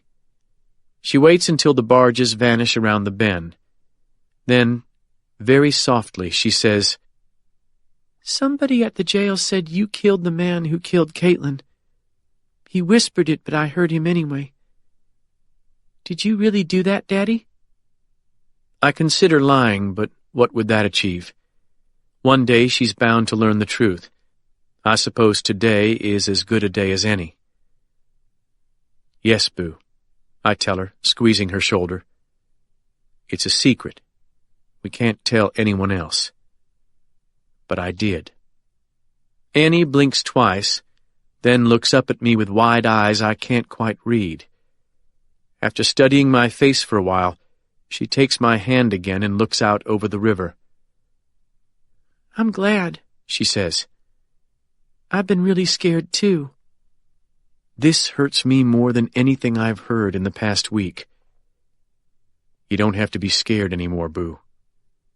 A mile downriver, another long string of barges appears, pushing slowly upstream. We watch it labor through the current for a while. Then Annie points to a spot in the middle of the river where two tiny kayaks glide and bob like reeds over the surface. Though they're far away, I can just make out the sea bags secured to the sides of the boats. These voyagers probably began their journey up in Minnesota, or even Canada.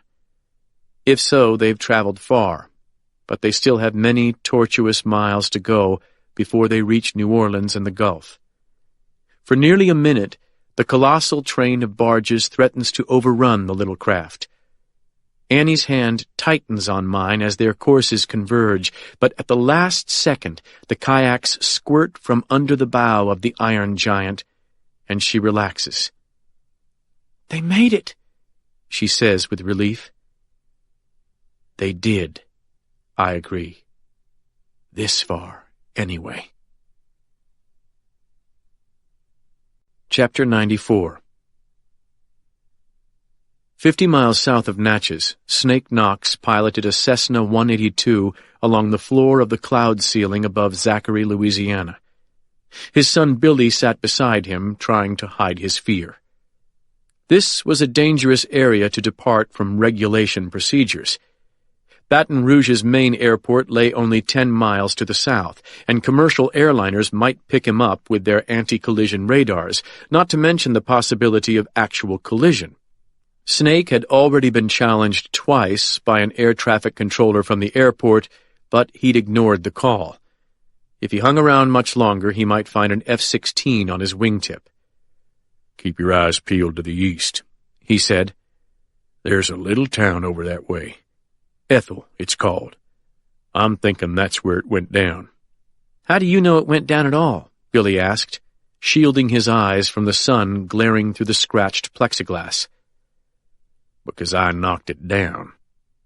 Billy blew out a rush of air and lowered his face into his hands. "I haven't heard anything on the radio about it." "You will. Any second." "Wait," Billy said the moment he looked up. "I see something. Can you drop a little lower out of these clouds?" "Sure, if you want to go to prison for the rest of your life." "What do you see?" "Fire. Fire in the trees."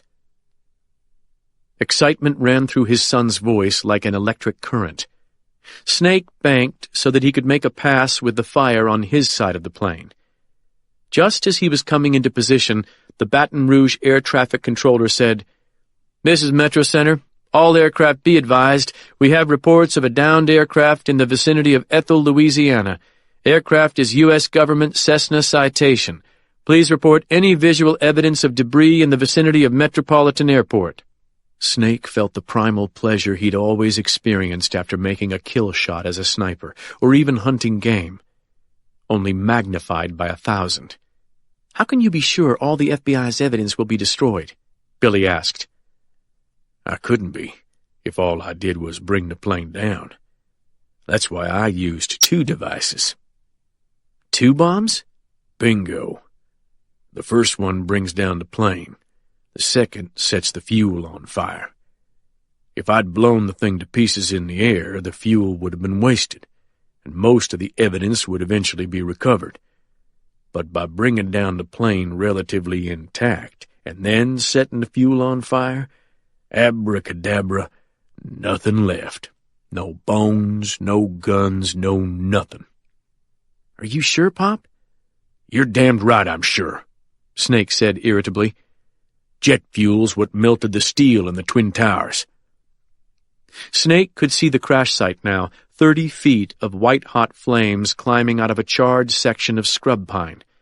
At least 2 vehicles were moving on the ground nearby. Time to bug out.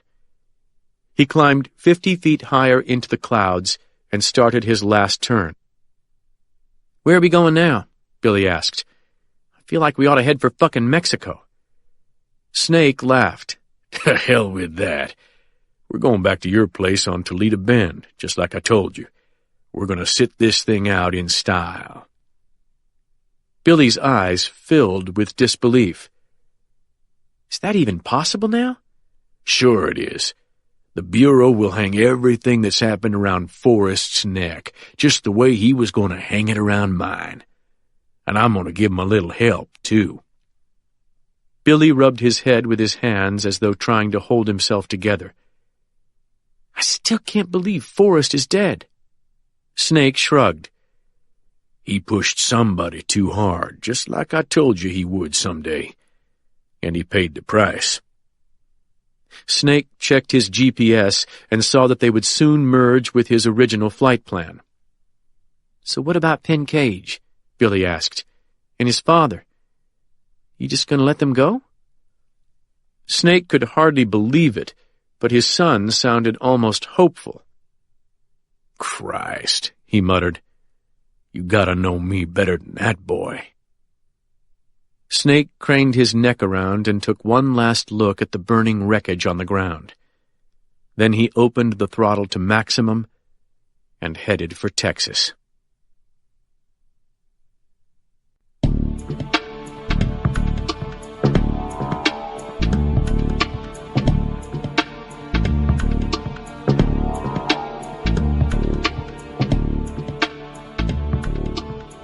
This is Robert Petkoff. We hope you have enjoyed this unabridged production of The Bone Tree by Greg Iles. This program was produced by John Marshall Media. Executive producer, Katie Ostroka. Text copyright 2015 by Greg Iles. Production copyright 2015 by HarperCollins Publishers. All rights reserved. Thank you for listening.